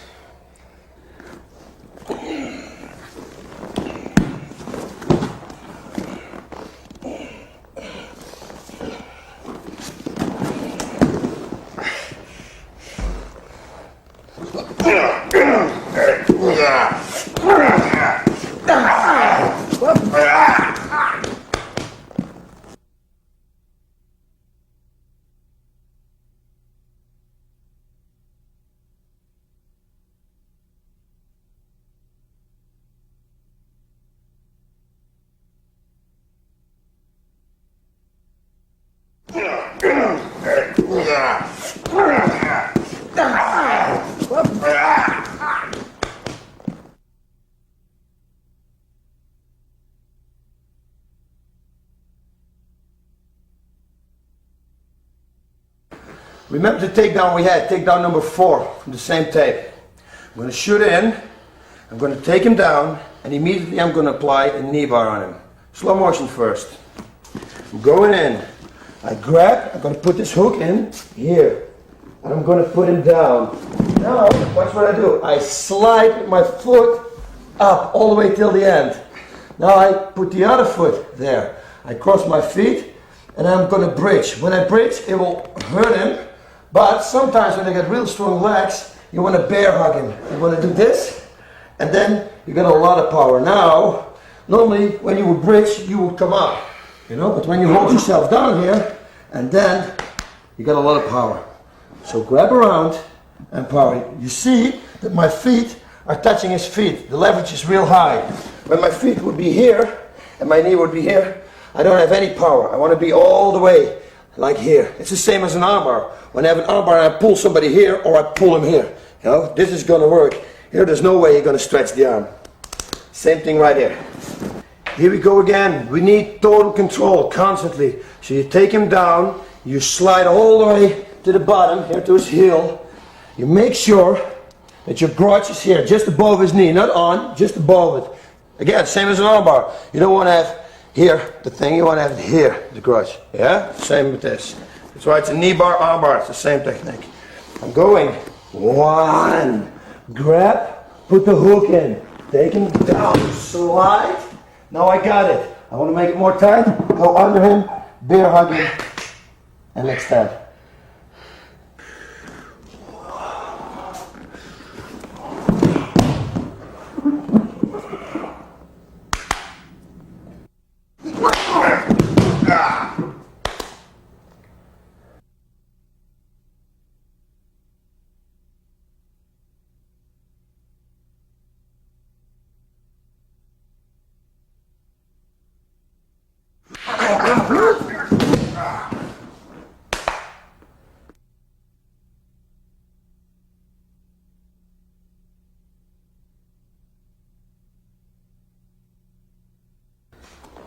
Okay, this position is a common position. You're going to turn your opponent now. We're going to turn him. And most of the people, they keep on holding your head real tight because he's got it now right tight, and he's going to keep it tight. Okay, this is what you do. Climb onto him, and we're going to turn over. 1. He's holding me. Watch what I do. I cross face him. Because when I cross face him this side, he cannot turn this side. That's what you want to do. 1, 2, step over, and make an armbar.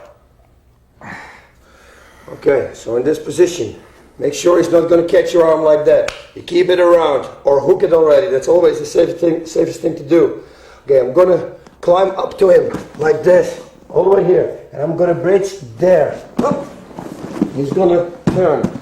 I'm going to cross face. 1, 2, and I'm going to put my foot in the place where the hand is. 1, 2, 3. I don't have to throw this leg over like I did before, but you can. It's no problem, but it's also right to do it like this. This is very common. This is like when you train every day, once a week, at least once a week, you're going to do this lock on somebody. There's always somebody doing this. Okay, when you really want to know how to turn and bring him over, you have to go to the turn tape, you know, turns and improving for your positions. Let's go. 1, 2, 3. Wait.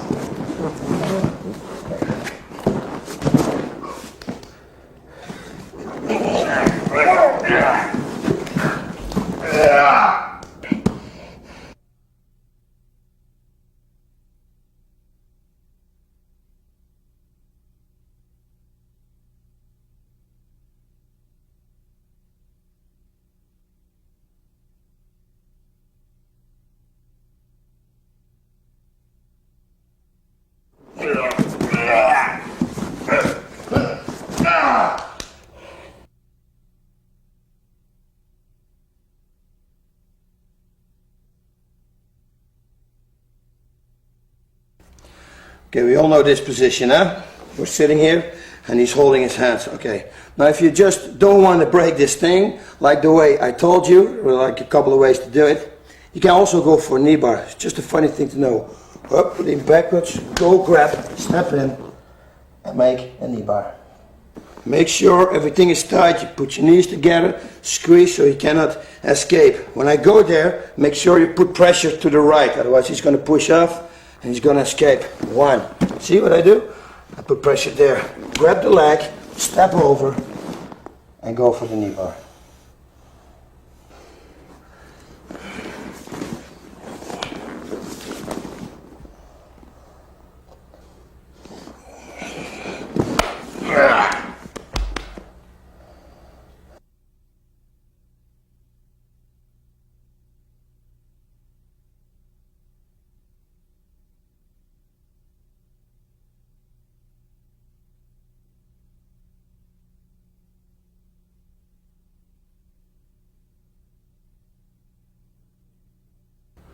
I'm going to take Matt down again. Once he's on the ground, I'm going to react. I'm going to move.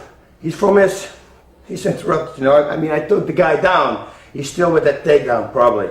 Beat him up a little bit, and we're going for a leg submission. This is slow-mo. I'm going in. We had this takedown early on the tape. Grab, takedown. Boom.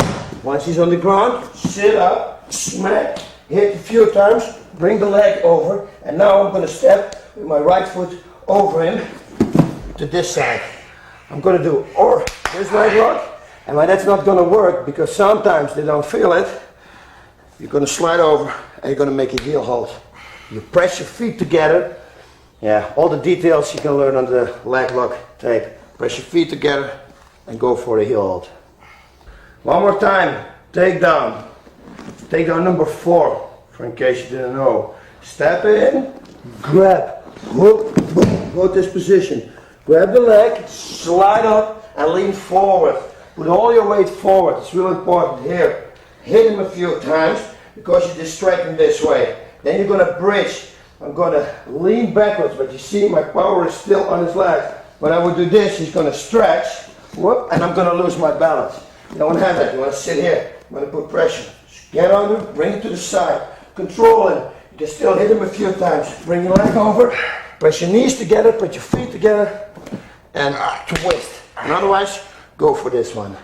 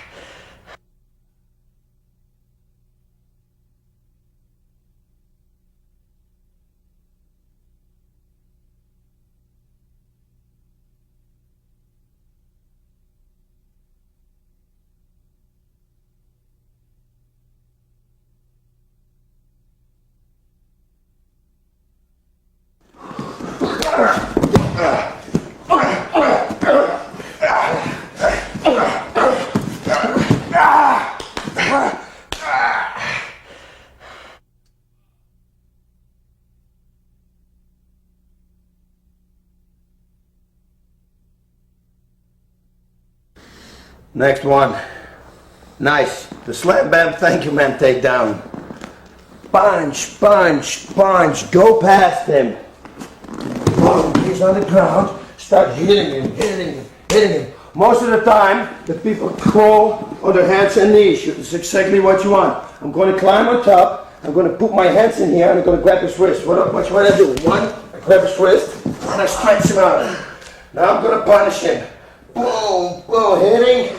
Go for a choke. You got the choke on, or you let him go, punch, punch, punch. Cross face him to the side and jump and make a cross face. Here we go again.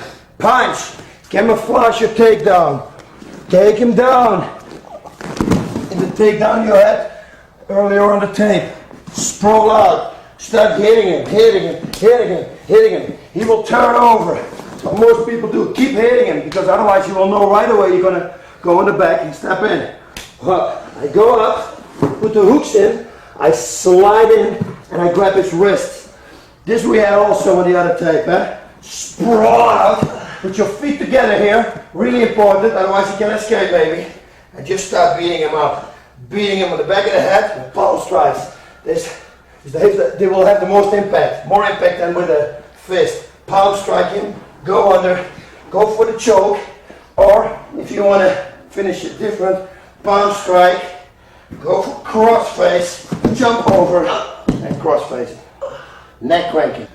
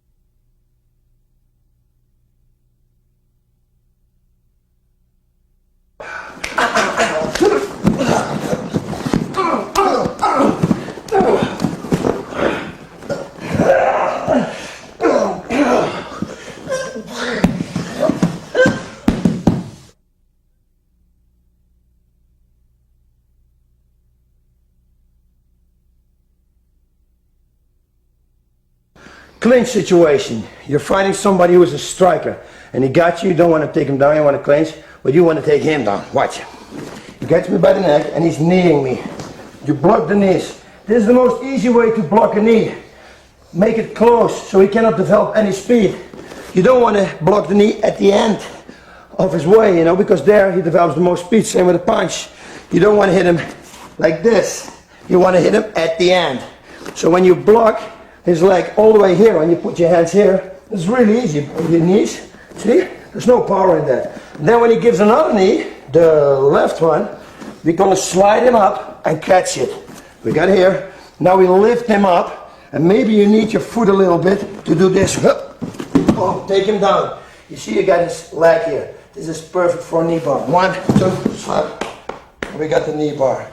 When somebody is really flexible with the knee bar, you can put it under your armpit, but control the knee. Don't do this because he's going to roll out. Control, get it, and then extend. So we're going to wait for his knees. We're going to wait until he makes a left knee. Maybe when he starts with left and you don't catch the first one, what Thai boxers do, strikers do, they do right, left, right. They have a pattern.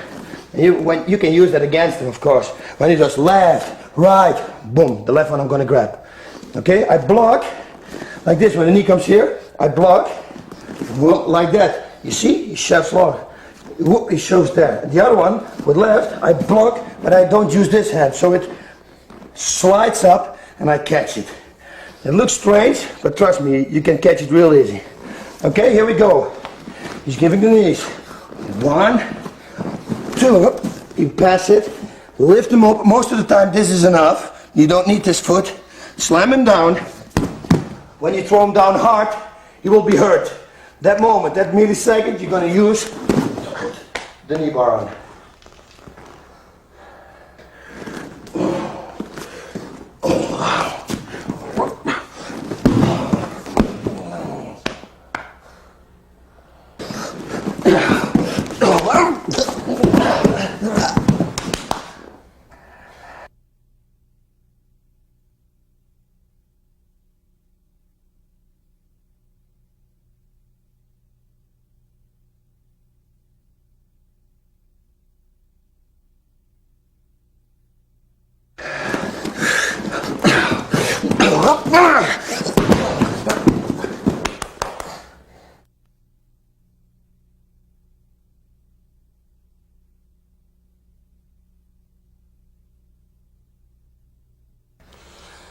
This one we got under choke tape, this position. Okay, we're controlling him by holding his arms right here and pushing this down hard in his thighs so he can't turn. I'm going to catch this arm, watch. Push, I catch it. I hit him, hit him, hit him. Now I'm going to cross face him and I'm going to post. 1, 2, and I go for an armbar. Okay, we got the control here, huh? Good control. Going to catch the arm. 1, 2, hit, hit, hit. You want to distract him. The back of the head, where he doesn't see the punch, is going to hurt him. He's going to be dizzy. That's the moment where you want to have. And look what I got here. 1, I hit. I got this arm. Step to the side, cross face, go over, and make an armbar.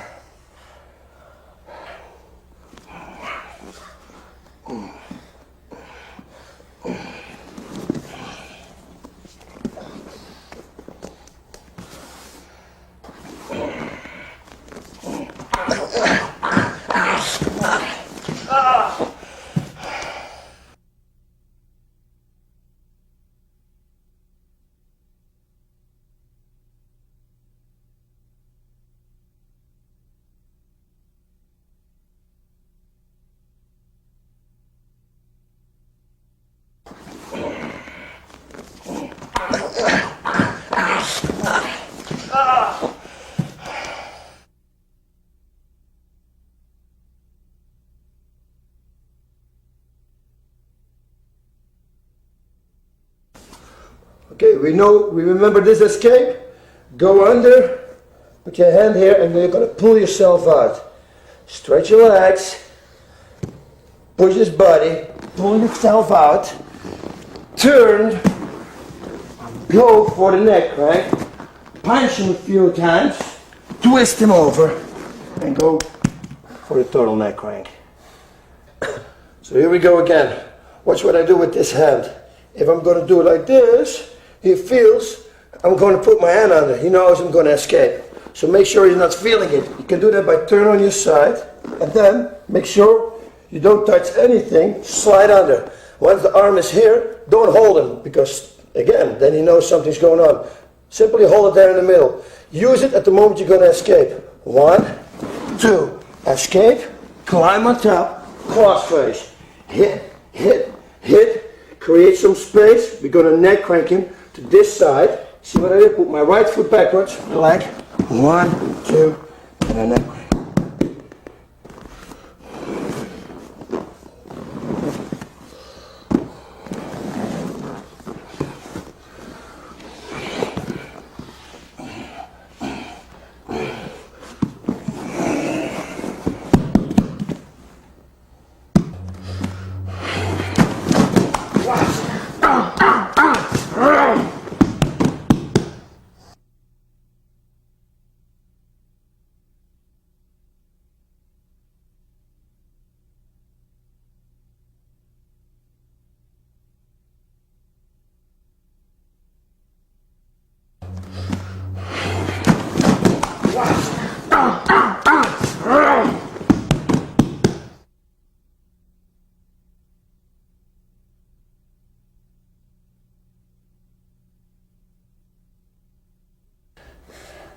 Perfect setup for an armbar. Neck crank him. Okay, you have to make sure that your legs, your knees are close to his body, because otherwise he's going to put his arms, he's going to try to put them under here. Both of them, that is, because if he does only one, you're going to triangle choke him, of course. But if he's smart, he's going to put both arms in. You can do anything then. He can bridge you off, and you're going to lose the position. So make sure when you crawl up that his arms are here. See? This is it. I'm like this. I'm coming up, up, up. Once I'm here, I'm going to put my foot out like that. Now I can grab his tricep and sit higher and do this. Trust me, you can be in this position. Now I can neck crank him, and he's going to tap, or he's going to push me off. He's going to try. Probably you will push. This is what he's going to do. Okay, once you go there, 1, and now we're going to slam over, 2, and we go for an armbar. Combination neck crank armbar. Take your time with this. Don't rush it, because you're going to lose the position if you do. Go here, grab his neck, climb up. Make sure everything is tight. You see, hold the elbow, go forward. Hold his neck constantly. Grab it up, and sit, stretch. He's going to push you off. He's going to try to push me off, or he's going to tap. This is exactly what you want. See, grab in the middle. Now this hand is going down. This hand stays here. Watch what I do. It stays here until I apply the armbar. You can mount somebody in different ways, you know. I like the high mount. Sit really high on his chest because he can do a lot. From here he can bridge. It's difficult for me to punch.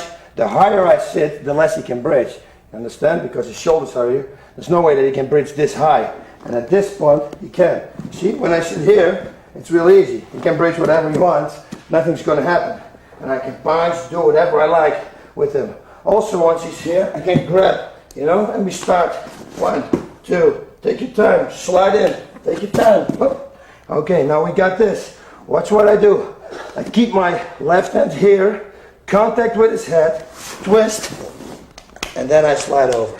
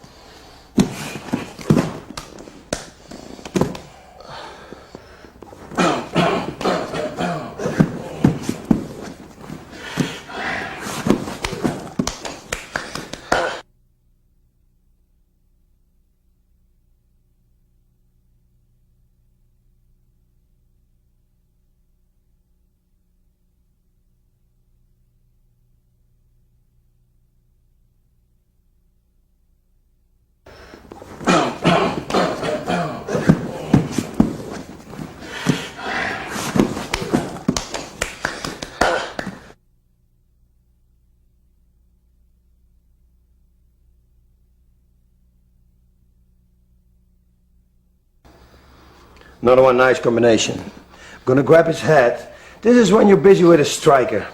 You want the knee, always want to knee the head, never knee the body. Because even when he's a striker, a knee to the body he can take. And once he takes it, he can grab your leg. And when you knee him to the head, he has to defend his head. There's no way he can take a knee to the head and then grab your leg. So it's really important. See, when I do this, he will take it to his body, take the whoop and grab my leg. You see, and that's a bad position. You don't want to have that. At the other hand, I make sure my distance is pretty big, far away from him, and I got good control. I'm pushing him down constantly, so even when he wants to shoot, I just drop, and my elbows holding his body. Now I start kneeing him in the head. He has to block the knees in the head. I distract him a little bit. Wham, wham. Now I'm going to push, I'm going to slide in and lock my hands. Lock him tight. When you don't lock him tight, he will escape. You lock him like that, he will escape. This is the only way to do it. Now you can see he has no defense. So whatever you can knee him, whang, he cannot stop it. You see, he can put his hand there, but he cannot really block it. Okay, watch what I do. Just put my right foot in front, left backwards, and I'm going to turn him to the left. Whoop, like this. I bring his body real close to the ground. You see, I don't want to have this, because when he's going to sit up now, I'm going to lose the control. Keep his body real low. My ass stays low, and I'm going to put my foot there. If I don't put my foot there, and he's going to bridge backwards now, bridge back, I will lose my control. I still got my hand, thank God, where I can bridge with, but you don't want to have that. You want to finish him. You finish him like this, and now I lean backwards. Pay attention. It's the small details, the little details that make the whole thing. Grab the head and lean backwards. You don't want to stand here, you know, he's going to take you down right away. Lean backwards and knee the head. I told you why. Knee to the head, knee to the head. Even when he tries to shoot on me, I jump, I go low. You see, I'm still in control. Keep on kneeing the head so his mind is there. Then you push him a little down and you slide in like this. Up and you grab. Make this real tight as you can. You catch his neck, his head, everything is really tight. Put my right foot at the front, my left backwards, and now I'm going to twist him. Whoop to this side. You see how low I am? You need this. Be low. This is my bridge right now, but you want to finish it. Whoop, slip, and now lean backwards. Look at my grip. I'm around his neck. Don't do this. You know you have no good control. You want to do this. This makes it more tight. Look what I do. I can twist him now only with my arms, just by moving his neck. With this, it's going to be a little bit more difficult. It's not that solid. So grab the hands here. Okay.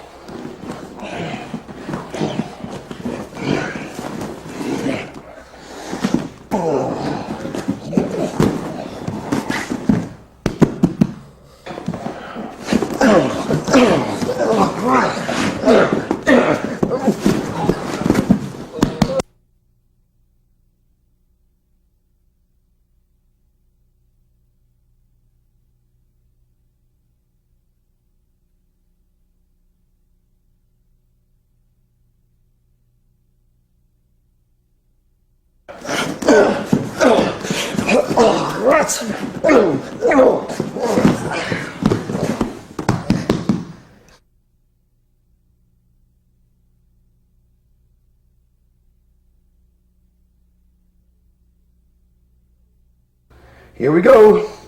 Okay, we'll come in position. We need to create a little space to put my hook in here.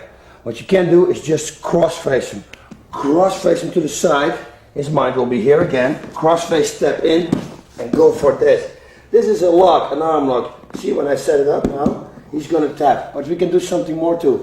Make sure you not let this arm go. You really want to keep holding to it. So I slide up so you can't pull it out. I grab this arm and I roll to this side. From here, I can elbow, punch, hammer fist. Real good, but I would go for an elbow. Few elbows, and it's going to be over. Once again, move around a little bit, do something. Palm strike him or cross face him. Cross face him, open this up here a little bit so you can step in and catch. Slide, you get the arm bar right here. Now you're going to jump over, grab this arm here and hook it tight. Make sure this is tight, otherwise he's going to pull his arm out. And now you start elbowing him.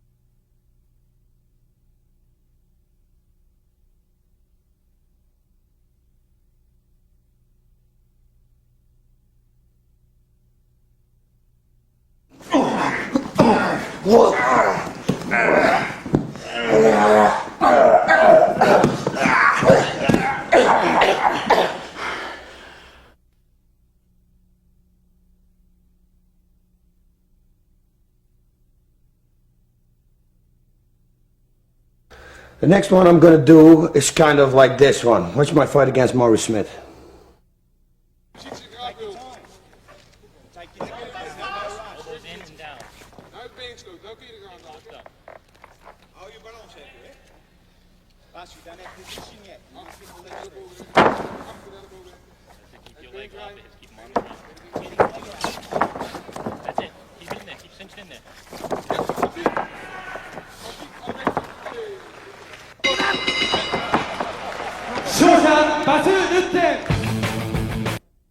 So that's the principle. We're going to distract him up and we're going to attack low.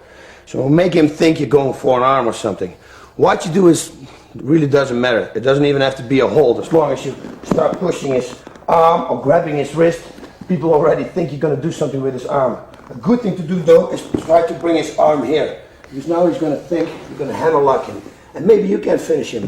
When you want to finish him like this now, the best thing for you to do is to grab these legs and bridge. Watch what I'm going to do. I'm going to pin his hip down. Slide. I'm going to pin his hip down all the way. I bridge. And then I'll make the lock. It's only variation. It's not what we're going to do right now, but I just wanted to tell you guys. Because that's the way I am. The explaining guy. So anyway, I'm sitting here. He thinks something's going on with his arm. And now you're going to move fast. One, slide, stand there, and go for the knee bar. Okay, we're going to distract him with an arm bar. I would do that because when somebody's in this position and he's got his leg here, I know he's probably going for a leg, especially when I start hitting him. This is like a total setup. When you move forward, you replace your balance, you put your balance forward. You make yourself difficult to go for a leg lock. This is what I mean. When I do this, people think, oh, he's going for an arm. All my weight is here. This is for me perfect to go for a knee bar. This is not that perfect. I can still do it, but he thinks I'm not. He thinks probably I'm going for his arm now. When you go for the arm, pin it on the ground as hard as you can so he can't move. Because when I don't do it and he stretches his arm now, he's out. Okay, so when I pin it to the ground, see, he cannot stretch it. Make sure it's all the way bent. If it's like this and I pin it, he will probably stretch it still. See, he's going to get out. So make sure it's all the way bent so he cannot generate any power. And pin it down. Go under it. Now he really thinks it's going on, and then we're going to move.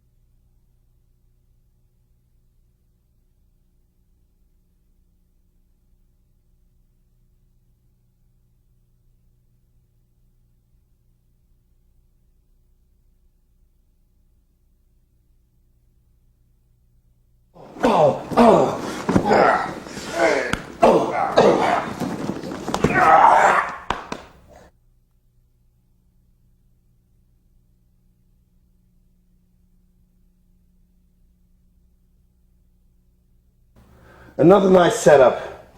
This I use in training a lot. It's real fun. And it really works. You can distract somebody real bad. Look, I make a fist. I'm going to plant it here on his solar plexus. Then I'm going to put my body weight on it. Make sure your fist is tight. Because when it's loose and you're going to lay on it, see, it has no effect.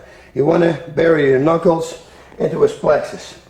The normal reaction of people, like the natural reaction is, he will come up when I do this, he will do that. That's a natural thing to do. And you will see in training, once you try it out, it's going to work. Okay, so this is what I'm doing. I'm hooking the legs. First of all, let's concentrate on this thing. When I do this, I'm going to bridge and I'm going to put all my weight on this fist. So I'm laying here. Watch, I'm not just laying like this, no, watch, I'm bridging. You see? Even when his head is here, this is perfect. You don't want to have it here. If it doesn't work like that, then it doesn't work. But he will come up a little bit at least. That's exactly the space you need to slide a choke in, a front choke. You slide it in with your hand, all the way flat. I'm going to slide it in like this. On this side you can see, when this is his neck, I slide and my thumb is around here. Then my hand is going to grab, so I'm like this, my hand is going to grab. I'm going to stretch out again and the choke is on. Now, we're going to do everything together right now. I'm going to make the fist and I'm doing this. When it comes, you see I'm posting on my head. I do that because then I can open up here. When I don't do this, it's difficult for me for this hand to go under here. When I post on my head, you see I can come up a little bit. I got some room and this hand can grab the other hand. I go back and I stretch. And that's the choke. Okay, the important things. Make a fist. Make the fist hard, otherwise it's not going to work. Put all your body weight on the fist. So bridge totally. I will bridge when I do it like this. Watch what I do. I go all the way up. And I got his legs hooked all the way up. Everything is down. On this point, he will come up with his head. You slide it in. You go to your head. You create some space. So you let the legs go. You create some space to slip in with the right hand. Grab it and make the choke. Here we go. Fist. Go. Slide. Create space. Go back and bridge.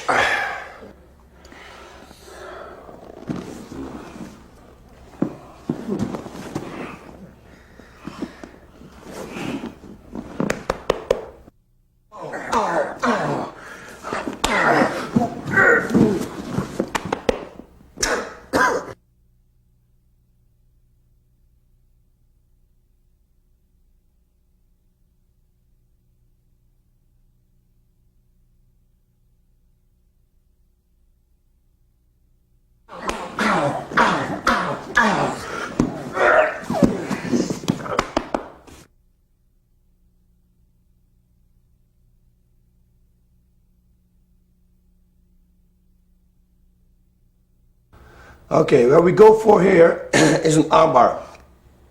And we're going to set it up real good, because an armbar, a lot of people know what to do to stop it. Remember the video series tapes how to apply an armbar with the overhand grip, right to the right, left to the left. I'm going to do that too here. Okay, first of all, you want to have him on your side. You remember when he's laying like this, how to open his arms, huh? I'm going to smash a knee into his head, I'm going to lift it open, I'm going to go down and grab. What I'm doing now, right now, is I'm starting to slam my elbow down his ribs constantly. It will hurt him and it will annoy him, and it takes the wind out of him. So bam, bam, move and use all your body weight. Now you're going to knee him. You're going to knee him to the body. This is perfect because here's is the liver. His right side, so for you, when you stand up, your left hand is the liver. You don't want to get hit here too hard because you're going down. It's perfect. You start kneeing him there. There's nothing else for him to do than to block. So you take the hand away. What the hand's normally going to catch this leg when I step over. That's what I'm going to try to prevent now by kneeing him to the body. Boom, boom. Put your foot down, and now I'm going to turn. Watch. Turn. Grab the overhand grip here. Boom. And I got the armbar, like I said in the armbar tape. Now expand. That's it. I won't take the wrist. Or when you have the hand like this, you can slide over and control the hand very hard. When somebody's really strong, he will twist it and he will roll out. You don't want to have that. So I would just stay in this position. There's no way he's going to turn out right now. The only thing you do is bridge. And he will tap. Okay, what works also is this. When I'm going to hit him here, he probably will defend it. His arm will go there, you see? That's also good. Slip it in and grab it. Hold it tight. You're sitting here, you can knee him in the head. Knee him to the body, knee him to the body, knee him to the body. You're going to step over. Right to the right, left overhead to the left, and that's the armbar.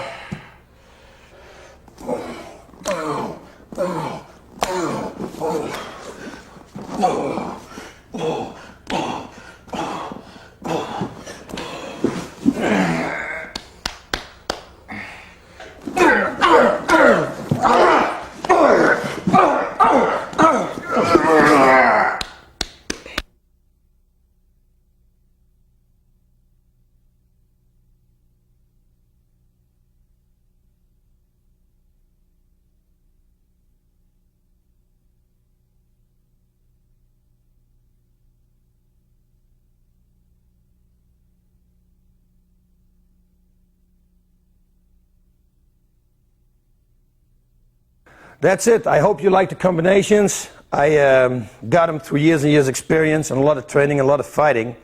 Have a good training partner. It's really important to have a good training partner so you can train them. Don't just look at the tape and think you got it. It's not going to work. Okay, train and enjoy.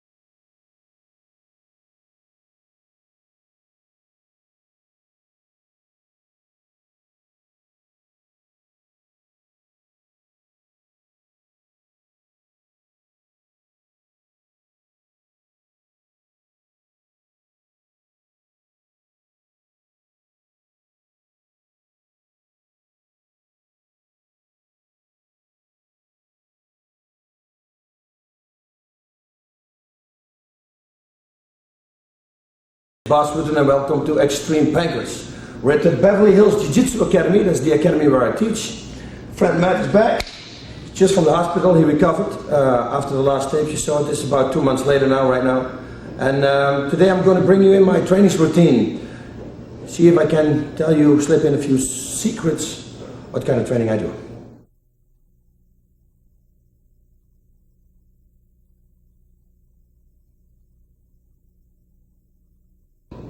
The way I start training is always with a little running. Just follow me. I will tell you what I'm going to do.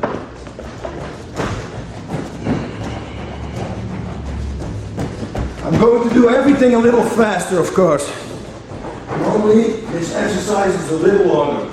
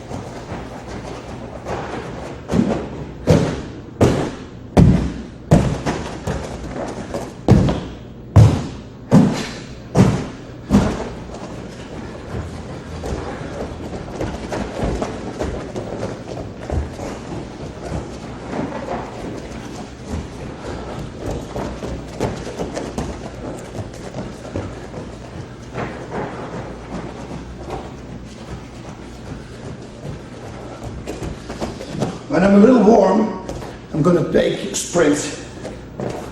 2 fast, 1 slow.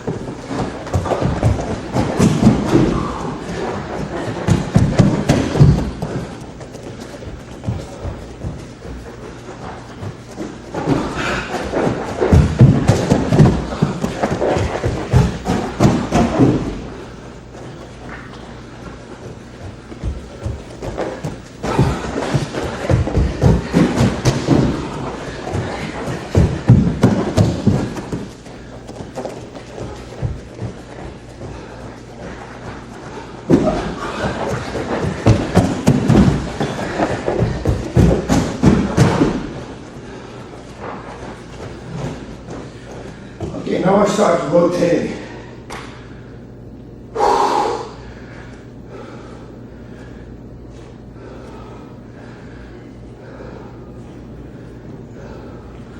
Just make sure these 2 tendons are really loose. Really important for my next exercise.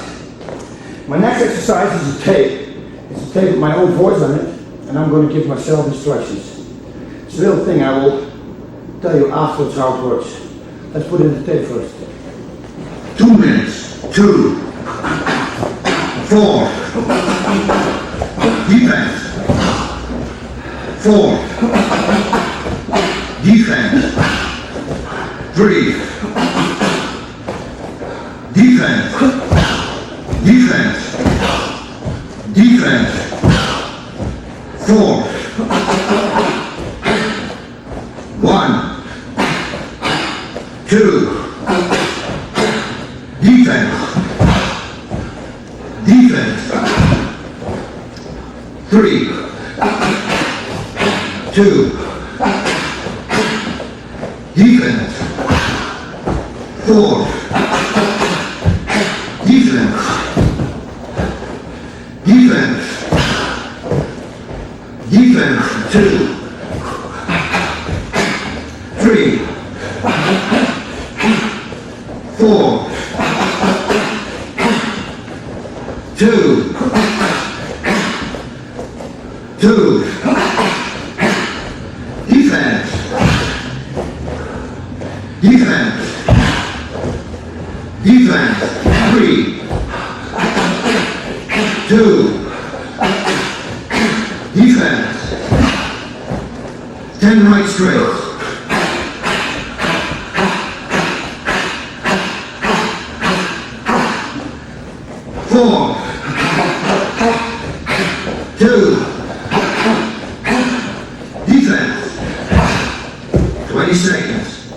Defense. 3. 3. 2. 2. 4.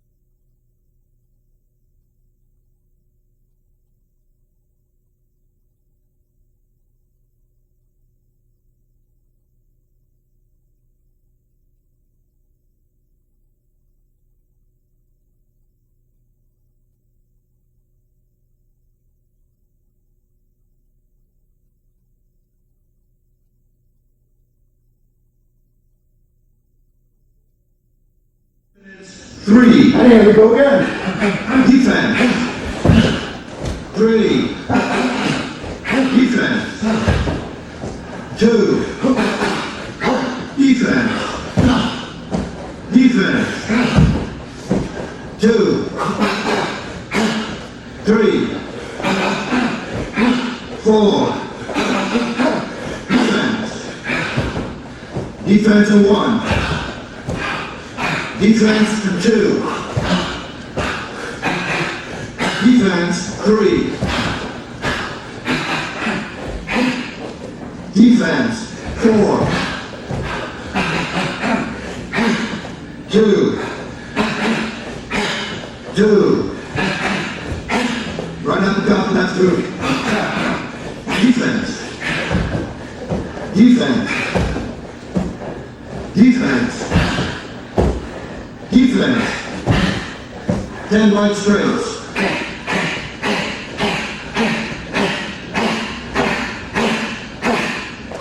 Defense. Defense. Defense. 4. 4. Left hook, right straight. Defense. 2. Defense. Defense. Defense. 3. 2. Defense. Defense. 4. 4. 4.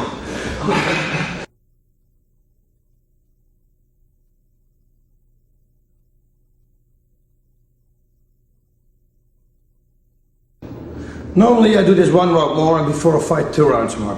So 4 in total, 3 or 4 in total. It's a very good warming up. What you see me doing is, because I didn't stretch right now, and this is also LA, you have to understand that. It's warm, so I'm warm already a little bit. So when you live in a cold part of the country, you have to stretch a little bit before you're going to do all these exercises, of course. That's why you see me doing knees and no kicks. Because when I give kicks, I will maybe pull a muscle. When I do knees, the tendons never get stretched, and it's only a good exercise just as a warming up. Now, after this, I'm going to do the actual stretching. I have always the same routine. It's not a lot what I do, but I do it for 6 years now, and I never had an injury. That's why I keep to it. Once something is good, I keep on doing it, keep on doing it, and that's it. Stretching like this. Make sure you sit in an angle of 90 degrees and just hang in here. When you're really stiff, you want to make long stretches. When you're really flexible, you can bounce a little bit.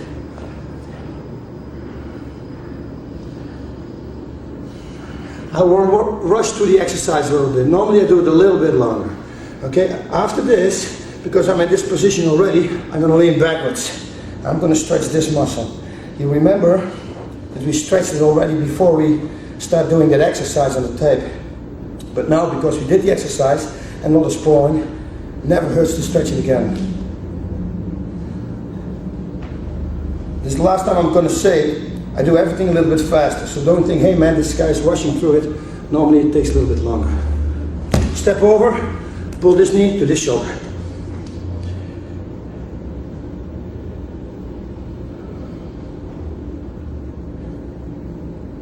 Okay, same routine I'm going to do, of course, on the left side. Go forward, this exercise, go backwards, this exercise, and this one, step over, and this.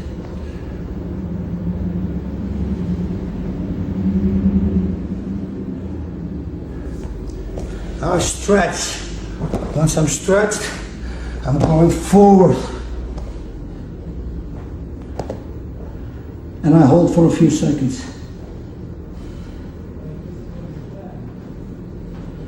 I do this a few times, then I grab my legs and I pull them back with arm power. I do that because sometimes when you stretch really hard, these tendons are stay in the same position. When you pull them back on muscle power in your legs, you have the possibility of tearing them. I saw it only one time happening, and that's why I always do this, because at that one time I don't want it to happen to me, of course. Grab it, pull them in, and shake them. Not like James Bond stir, but oh, shake it, not stir. Put feet together, and I'm going to fly a little bit. I have to do this for 1 minute. I grab my ankles and I'm going to push my knees down with my elbows.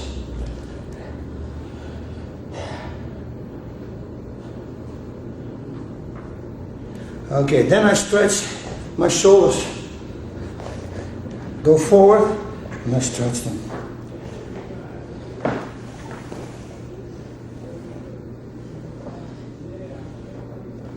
I do this like 3 times. Then I sit on my knees and on the balls of my foot, because then I stretch also my foot at the same time I'm sitting here. Stretching shoulders again. This one up, forward and forward. Also a good one is put your hands here and lean backwards to stretch your forearms.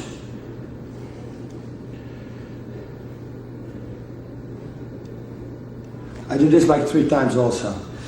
Then it depends what I'm going to do. If I'm going to grapple, I'm going to warm up my neck a little bit by simply bridging my hands here and simply make rolls like this. Make them like 30. It's just to warm up your neck. It's nothing special. And that's it. It's the stretching exercise, the warming up. Okay, today I'm going to use the gloves. That means I'm going to wrap my hands. I don't do all the things that these nice boxers doing in between and everything. It doesn't work for me. I believe in when you punch always straight and you make sure your wrist is always nice and flat, you're never going to break your hand anyway. If you do it right, you're not going to break it. What I do wrap my hands for is this. As you can see, my fingers are very, very long. So when I make a fist and I hit the back a few times at the front, you see my fingers are bouncing. After like 2-3 weeks of doing this, I got a kind of hernia in my fingers and it's going to hurt. Since I found out that this was the reason I wrapped my hands. But you will see that I wrap my hands, see, just like this, and just to prevent, I'm going to build a little piece here, like a finger, so my fingers cannot go around all the way. That's what I do. Nothing fancy. Only do this. That's it. To my Kyokushin training, my knuckles are already hard. I think when you start early with that, you do that a lot, you will never hurt your knuckles anymore. Never say never. See, I don't even pay attention on this side on.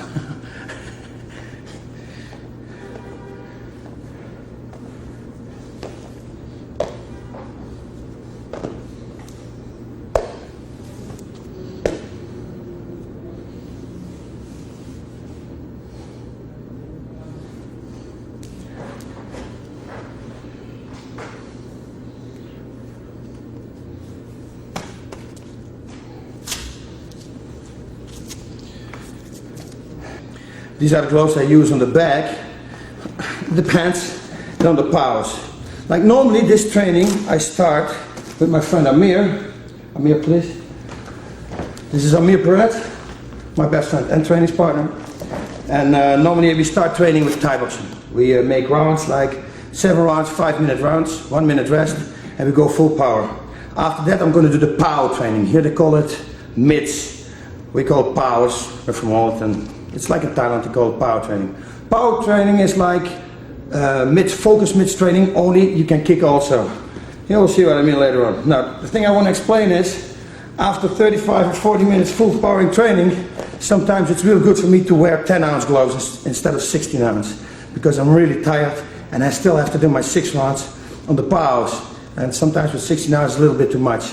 Right before the fight, like 2 weeks before the fight, I will wear 16-ounce. Like when I go do back training, another training I do like 7 or 8 rounds on the back, and that's the only training, I will wear heavy gloves.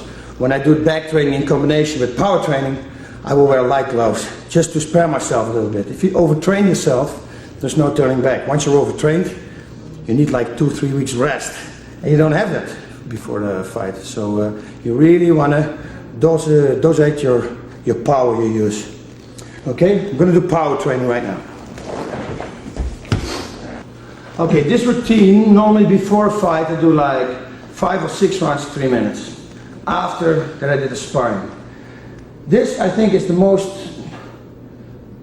best training in the world. I think the most power, the most stamina, everything you're going to get from this training. Because now you do everything 100%. Like when you're sparring, you don't punch full and you don't kick full. This you punch full and this you kick full.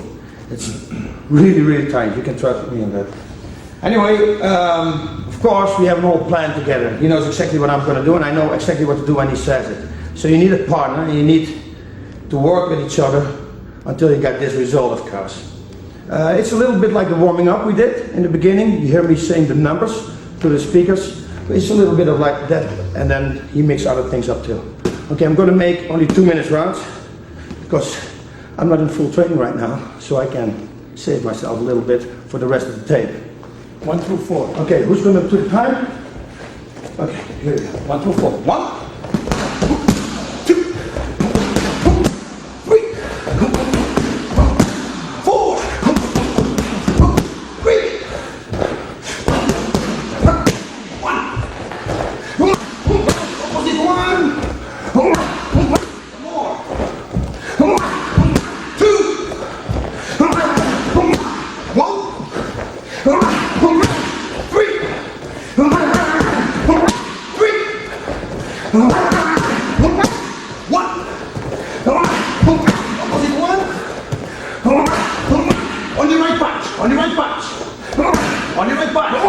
1 more, and right kick.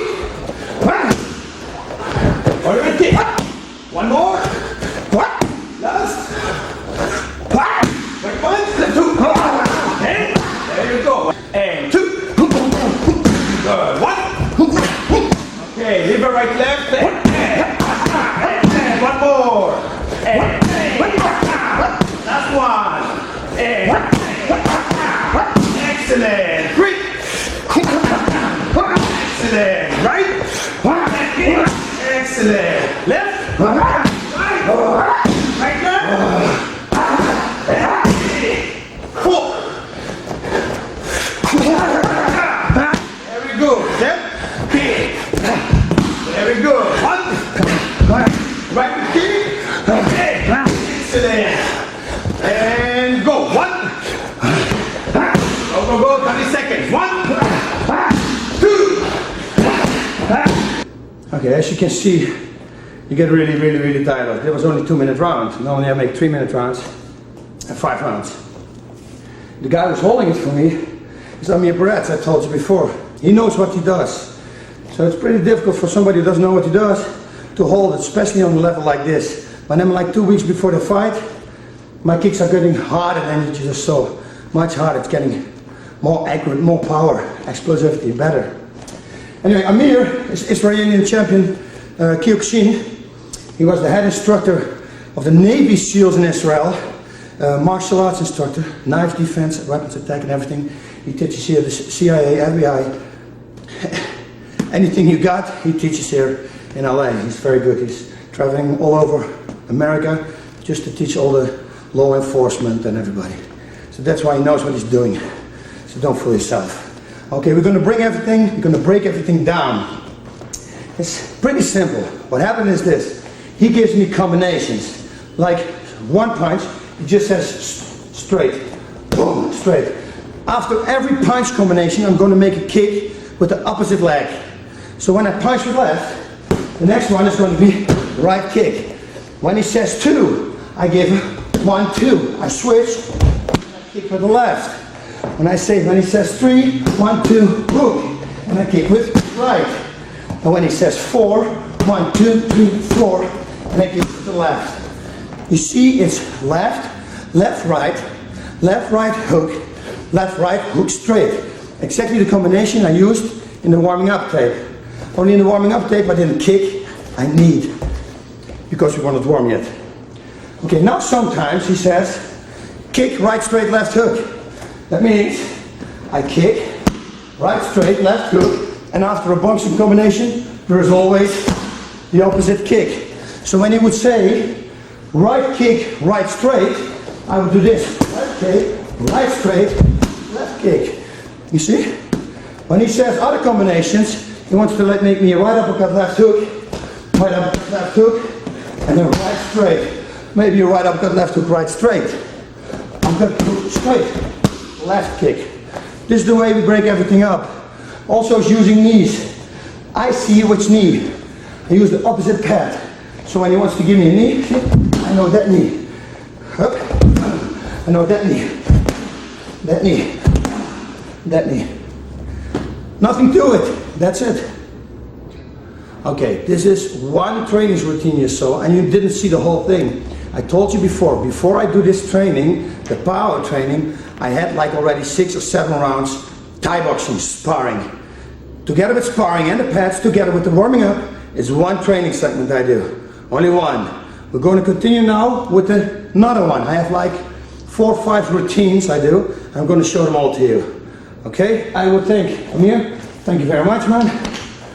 And I hope to see you soon. Thanks. Okay, number 2. After the warming up, we have another training routine, and that's this. I'm going to start, I use Amir this time again, for the kicking shield. I'm going to kick the shield 1 minute as hard as I can. Every kick. He's going to give me the kicks, what I used to have to do. Left, right, front kicks, everything he wants. After 1 minute, I'm tired because I used all my power. I'm not going to kick, I'm not going to pat him. I'm going to try to hurt him. Every kick I do is going to be 100%. From this, Matt is waiting there on his knees for me. And I'm going to go over to him, I'm going to start on my knees, I'm going to grapple. The first round is okay for me. But the second round, because the grappling, I start pumping up, and everybody knows how it is. It's like going to the gym, doing weights, and then run after doing weights. It's difficult, because your muscles pump up, your muscles are tight, and they prevent you from breathing freely. Your lungs, you get pressed together. So the more we go into the rounds, the worse it's going to get. Thank God I have to do only one round to show you guys what I'm going to do. And normally I do this like 7, 8 rounds. When I lived in Holland, I did this together with Leon van Dijk. I did 7 rounds, and then right after he did 7 rounds. The good thing for him is he gets 1 minute rest every time when I kick the shield. So he takes a rest while I'm getting tired, more tired, and then I go back to him again. More tired, go back to the back. So I'm getting more and more tired. This is really like a real fight. You want to have this training. You have to do this training because this is about the closest thing you have to into a fight. Because in a fight, you fight on the ground, you pump up, referee steps you up, and then still you have to punch and kick. You do the whole routine. Okay, so be prepared. Don't only grapple, don't not only kick and punch, do it together, like in a real fight. That's my principle. Okay, let's start. We're going to do 1 minute here. Amir's going to hold the clock, and then I'm going back to Matt, and I'm going to grapple on the ground. Okay, the clock. Second. And stop. Left. Wait. High. And left. High. And low. More. Left. One more. High. High. Excellent. High. One more. Good. Front kick. Do it. Do it. Go ahead, go ahead. 15 seconds. One more. Look. Hey, no. Go. That's one.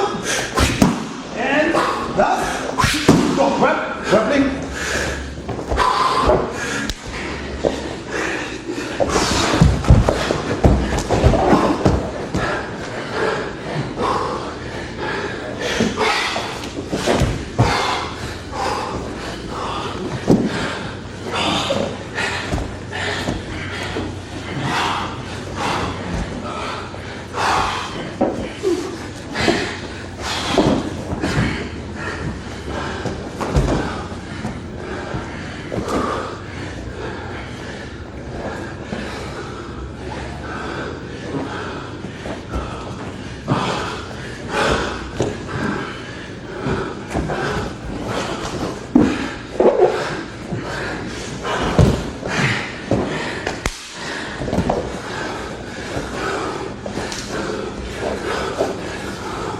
Seconds.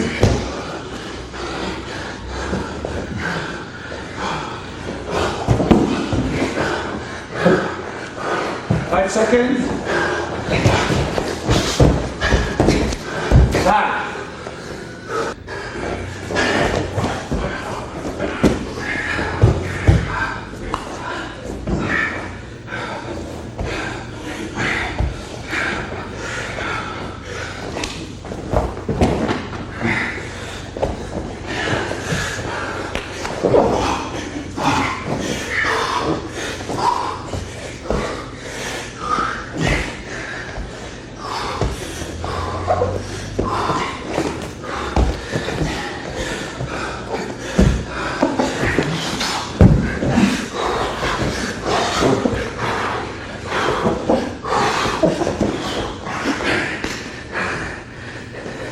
Don't make it easy on me, Matt.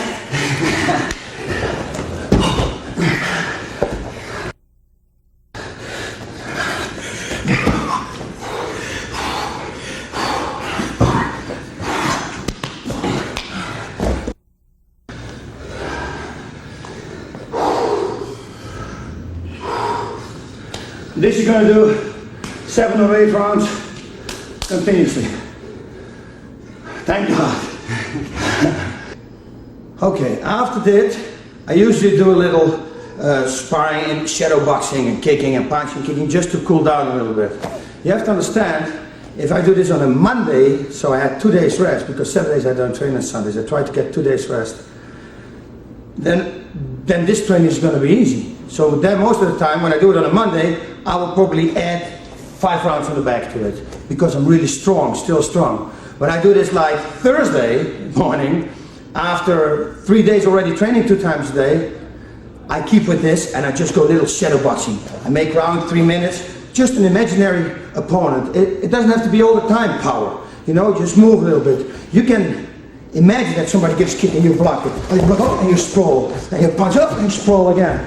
You can do these things in your mind, play in your mind. It's like shadow boxing, like in a mirror. It's good to hit in a mirror. And don't hit like this, you know? No, here's a jaw, there's one jaw. You don't fight 2 opponents.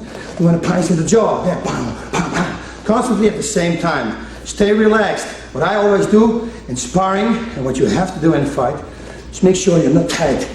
Once you start doing this, that's stress. You're going to get real tired. You want to relax.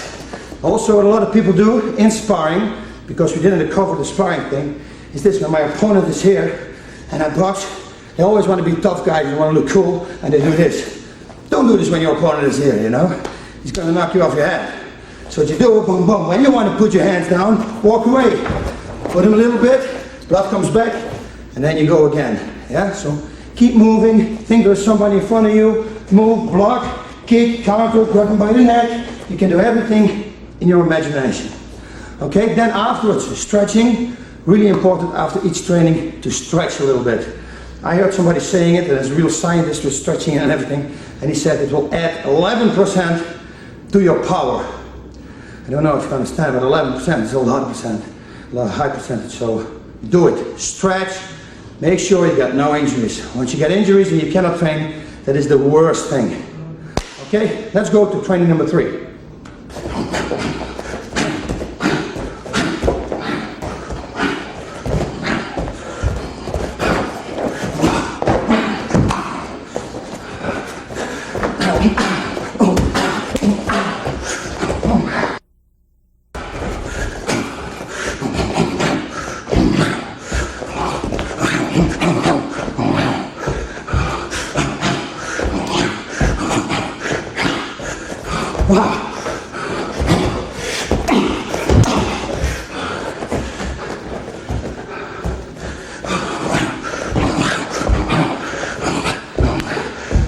Another training routine is a little bit the same as we had before. It's a little bit. I'm going to do punching and kicking again, and I'm going to mix it up with power training. This is what happens. You pump yourself up with the power training. I got for you different exercises. I will show them to you. I'm not going to explain them. You will see what I do. I do every exercise, I do 30 seconds. So it's like 30 seconds something, 30 seconds biceps, 30 seconds. 4 exercises, 2 minutes in total. After 2 minutes, I get 1 minute shadow boxing and kicking and punching. Then I go back and I do 4 different exercises. After I did that, I go back to the shadow boxing again. And that whole routine I do 4 times. So it's going to be 8 times 3 minutes. It's 24 minutes. You're going to be real tired. I promise you that.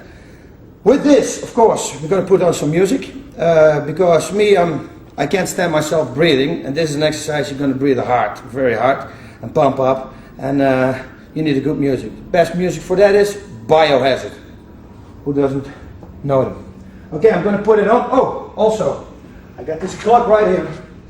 You see everything I do. I don't have fancy things.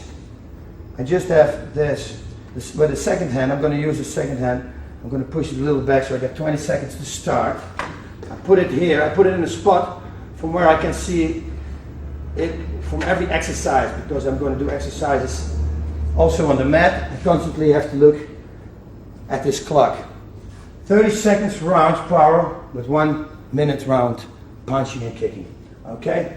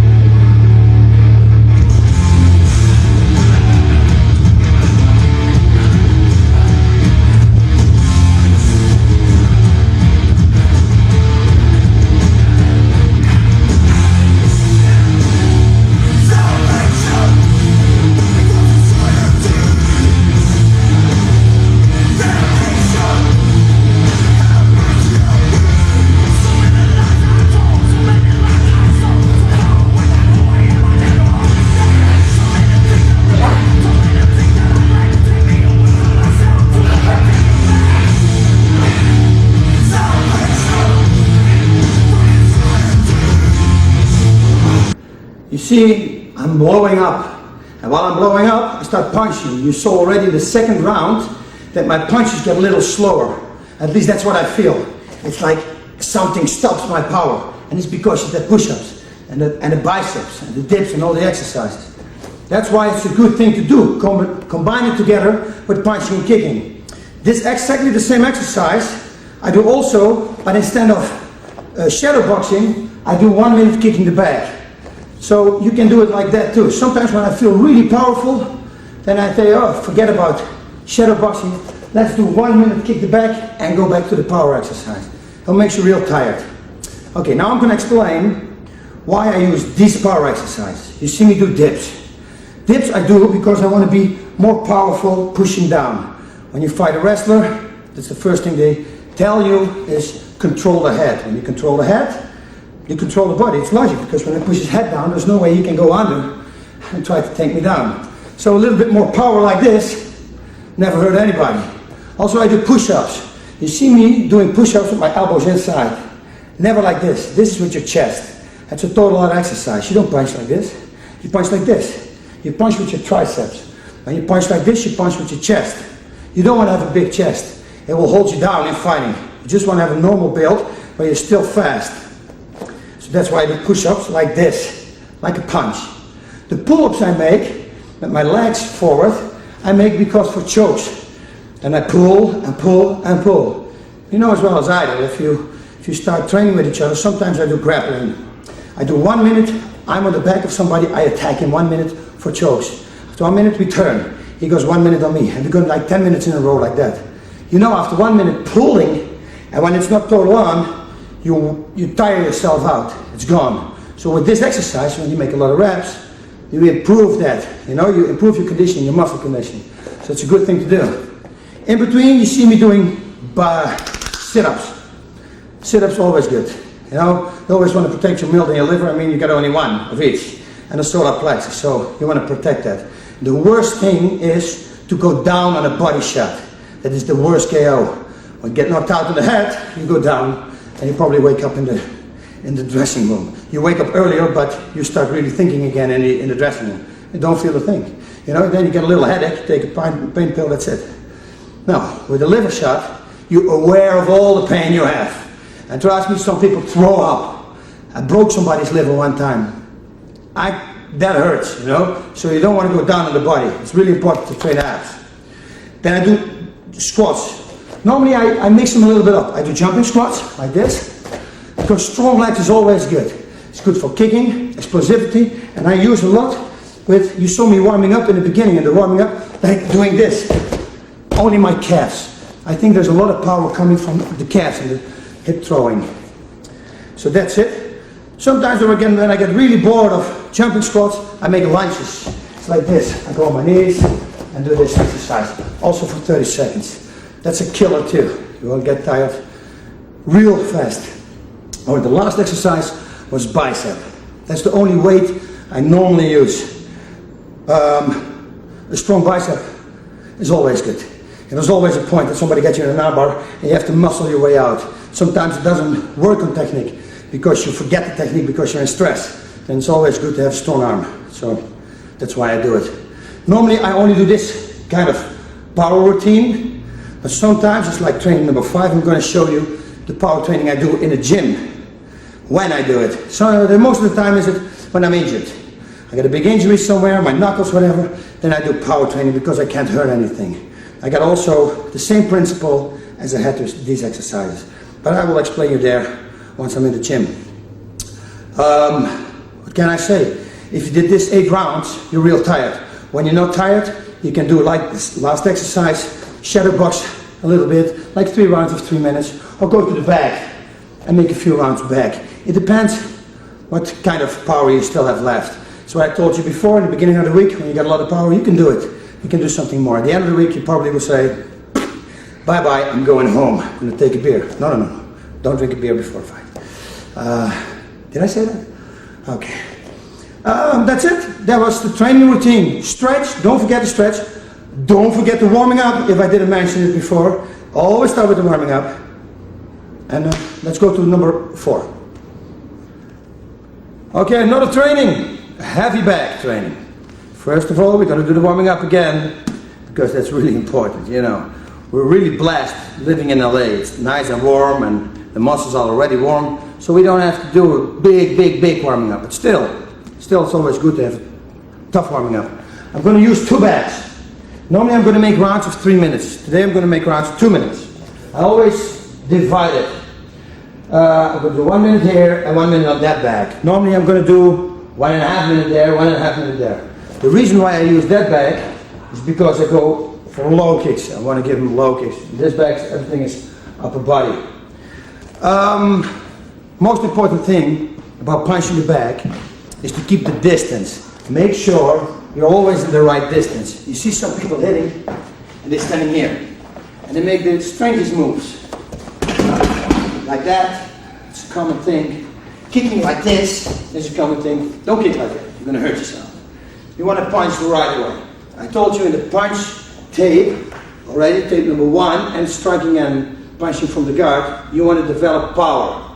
Okay. All the power is in this distance from here till the end. At the end of the line, there's your power. Same with the kick. So you want to make sure you always keep this distance, because that's good. You never want to be close.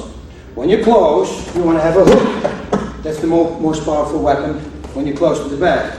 When I teach, I always, the example I always give is Holyfield and Tyson, when they fight. Holyfield probably will try to make the fight on a big, longer distance, and Tyson will try to close in. Why? Because the arms of Tyson are smaller, shorter, and that's why he tries to get closer on Tyson, on Holyfield, and the other way around. You understand what I'm saying? I hope, because I'm not going to explain it again. Okay, we're going to do 2-minute rounds. You see, here's my old clock again. Nothing special. Nothing. Very important is that I put the music on. Please put some music on, people. Just very important. Put some biohazard behind it, and the workout will be 100%. Imagine it's not a bag, it's an opponent, yeah? Don't fight it like it's just a bag.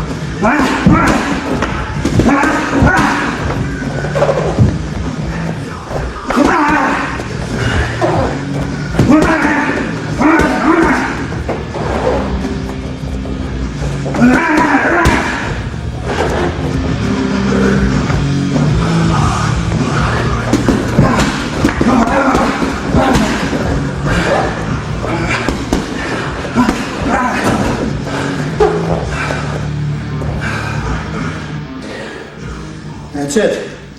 Do this 6 rounds more, and you're going to be in condition. Now this is an exercise, you can call it exercise number 4 if you do it for 30 minutes in a row. But trust me, this gets really boring. And that's why I always try to do it instead of something else. Like I told you in the last exercises, when you got a lot of power left, you can do all 5 rounds back, 3 rounds back, you can do a little shadow boxing. What you can do also is do 15 minutes with this, non-stop. This, you're not going to get really tired. This is something you can do. This is just to help you to strike on the ground. It's not like you want to totally wear yourself out. Of course it's good, but you want to try to generate as much power as you can. Like when you're in the guard, when this bag is going to be in my guard, you will see it's going to be difficult to generate power because the bag is here. How do I do that? Maybe when I skip my hip a little bit out and the bag is going to be there, then I got more power and can help them. This is the way I try always to find out things. What is the best way? Now, normally I take, 1 minute things, 1 minute turns. I'm going to hit 1 minute, and in the beginning I move around the bag like a real person. I go from mount, I punch, I'm leaning, I'm giving elbows in this head, cross facing, go to the side, elbow on the body. I have to tell you that I have to watch out my elbows, so my right elbows won't be that hard as they normally be, because I got a little injured. And that's it. I just start and show you guys what's up. Again, here we got my old clock again, and yes, it's on 1. I'm sitting on the back, always make sure you got full power. Like that, 1. Everything you do right, you're going to do left. That's really important.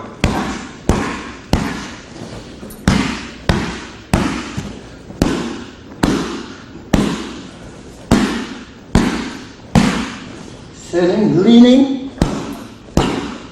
body shot. Leaning. Every punch you see has a great impact. It's not an impact like this. No, they're real punches. From up till down. You want to put the power in the bag. Move to the side. From here the same thing. We added in striking from the guard. This is a good way. When the head is here, simply hammer. Hammer fist him in the face if you can. Elbow there. Elbow there. Elbow there. Instead of turning around now, I can do the same position with left. Elbow there.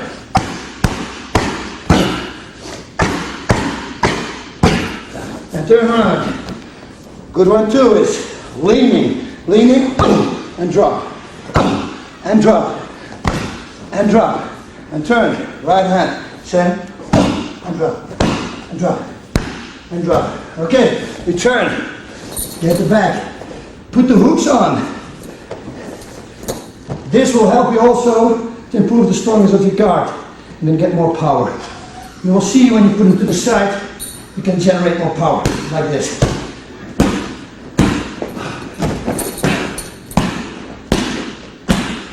All like this, because this is going to happen too. From here you want a palm strike. Hold it up, punch, hold it up, punch, hold it up, punch. And the same thing here, punch, punch, and go back, and to the side, elbows, and move.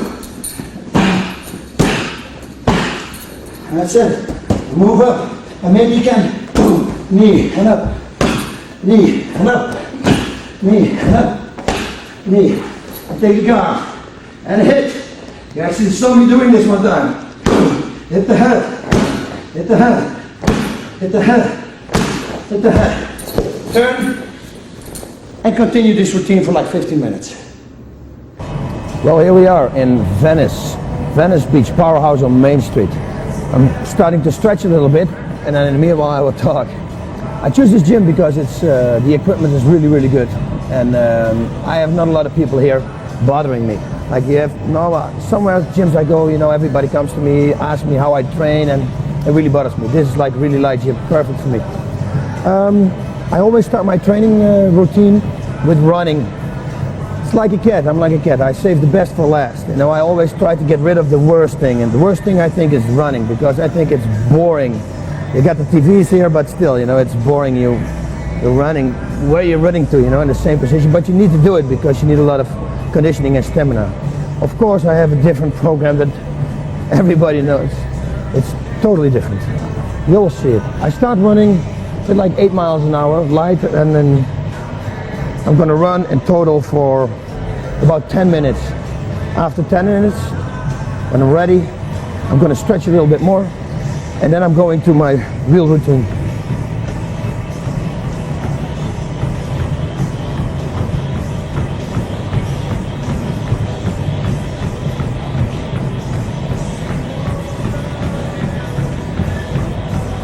Try to walk relaxed, breathe in, breathe out.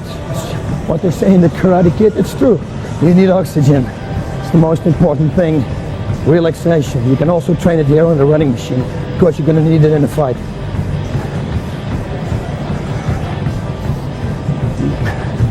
Watch a little TV. Thanks God for captioning so you can read what they say.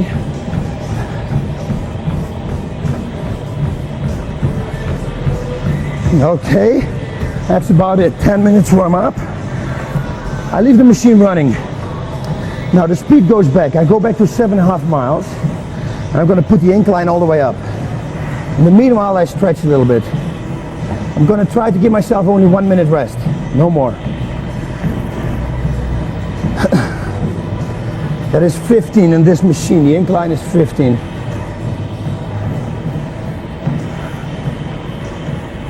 Now the worst part comes. Now I'm going to jump on for 45 seconds and jump off for 30 seconds. You will feel it's the other way around. It looks like the jump on is 30 seconds and the rest is only 10 seconds. It's always like that. So this is a tough one, I can tell you right now. If you do this 6 rounds, you're in a good shape. I got 10 seconds and I'm going to start running, 45 seconds.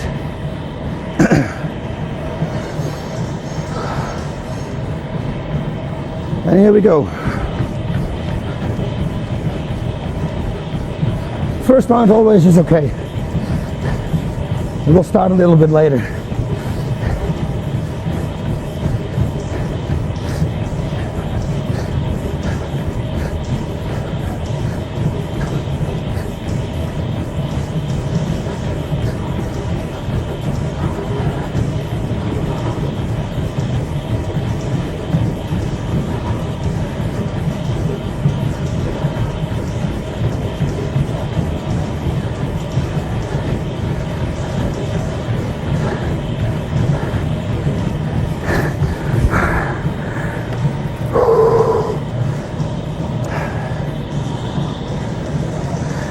First round you will think it's okay. Second round it already starts.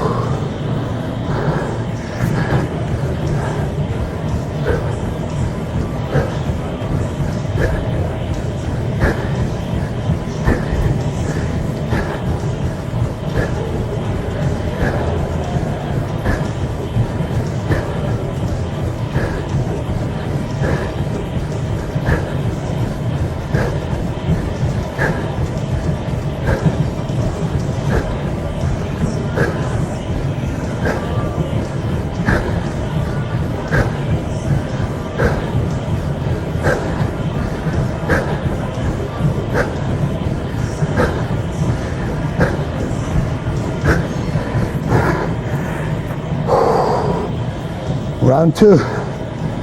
And this you will continuously going on till you go to 6 rounds. Breathe, stretch, and we go to the power training.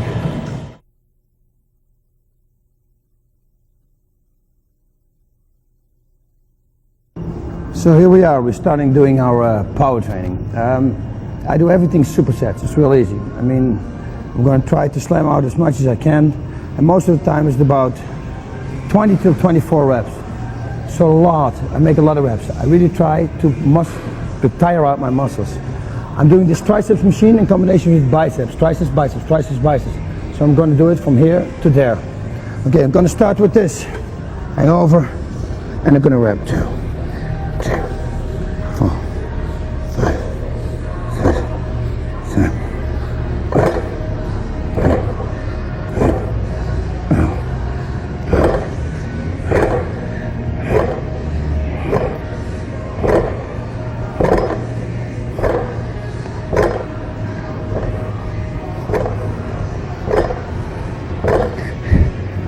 First set's always a little easy because it's kind of a warming up set.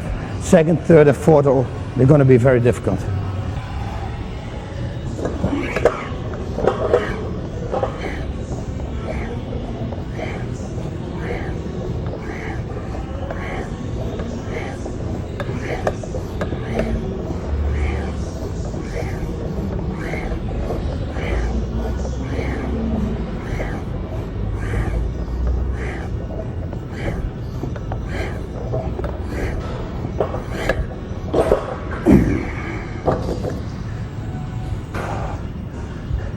And we're back to this machine.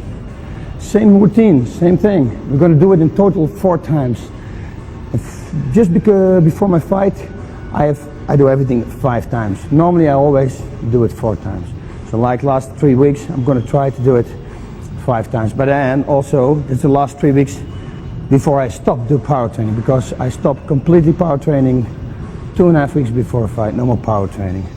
Until that time, keep training hard. Really important. Let's go to the next exercises.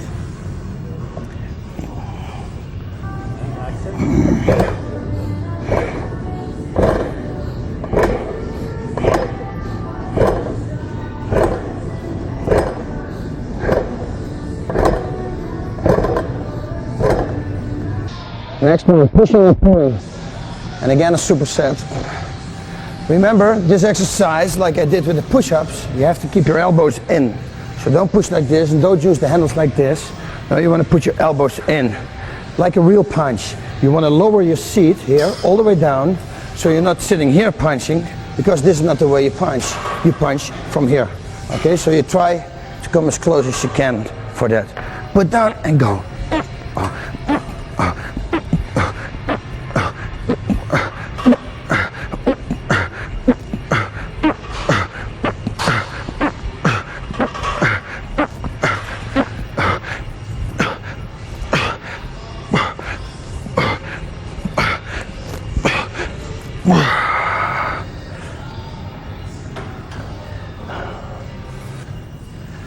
Next one, make sure your stool is all the way down, because you want to pull high. Like when you choke somebody, you don't choke them here, you choke it high. Okay, grab them like this, pull them high on your chest.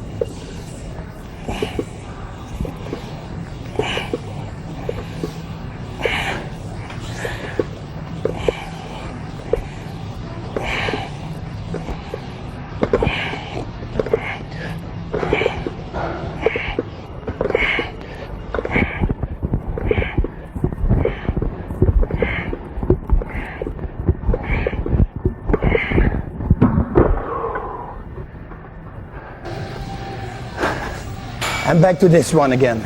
You got the picture, eh? Do this 4 times, same as the last exercise, and you're done with these 2 things. Let's go to another one. Now normally I would do dips and hammer curls, but because I want to concentrate a little bit more on hammer curls, I'm doing this together with abs, with the Roman chair right behind me.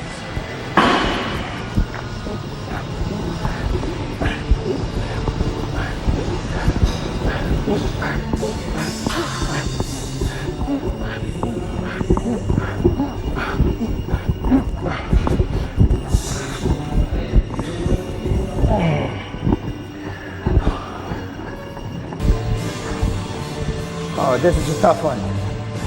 First with your legs stretched. Afterwards, when you're really pain, you're going to do some with your knees, because it makes it a little lighter. So you start with this.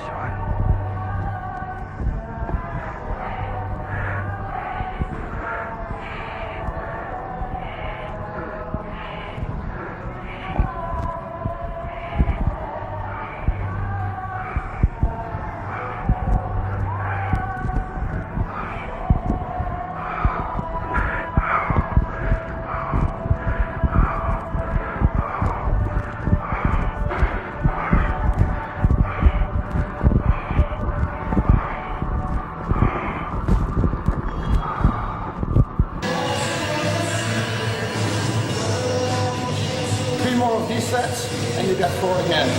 Let's go to the hammer curl. Finally, the last exercise.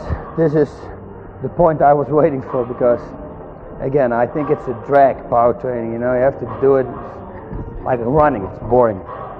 Anyway, we're going to make 24 reps with this, 4 times, and that's it. Hammer curl doesn't mean you're not going to put them up like this, you're going to put them up like this. Standing.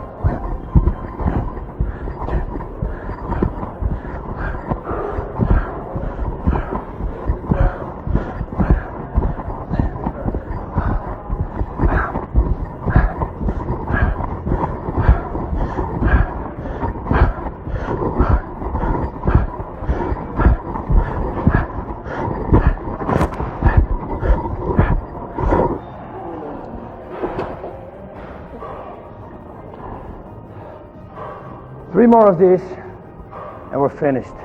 That's about it. You see that I don't use a lot of technique. I just make the exercise. I just do it. If I can't anymore, I just throw my body a little in. It's called cheating, what they say, but I don't care, you know? For me, it's an extra rep. I just try every time to go to the 24. That's it. It's my power exercise.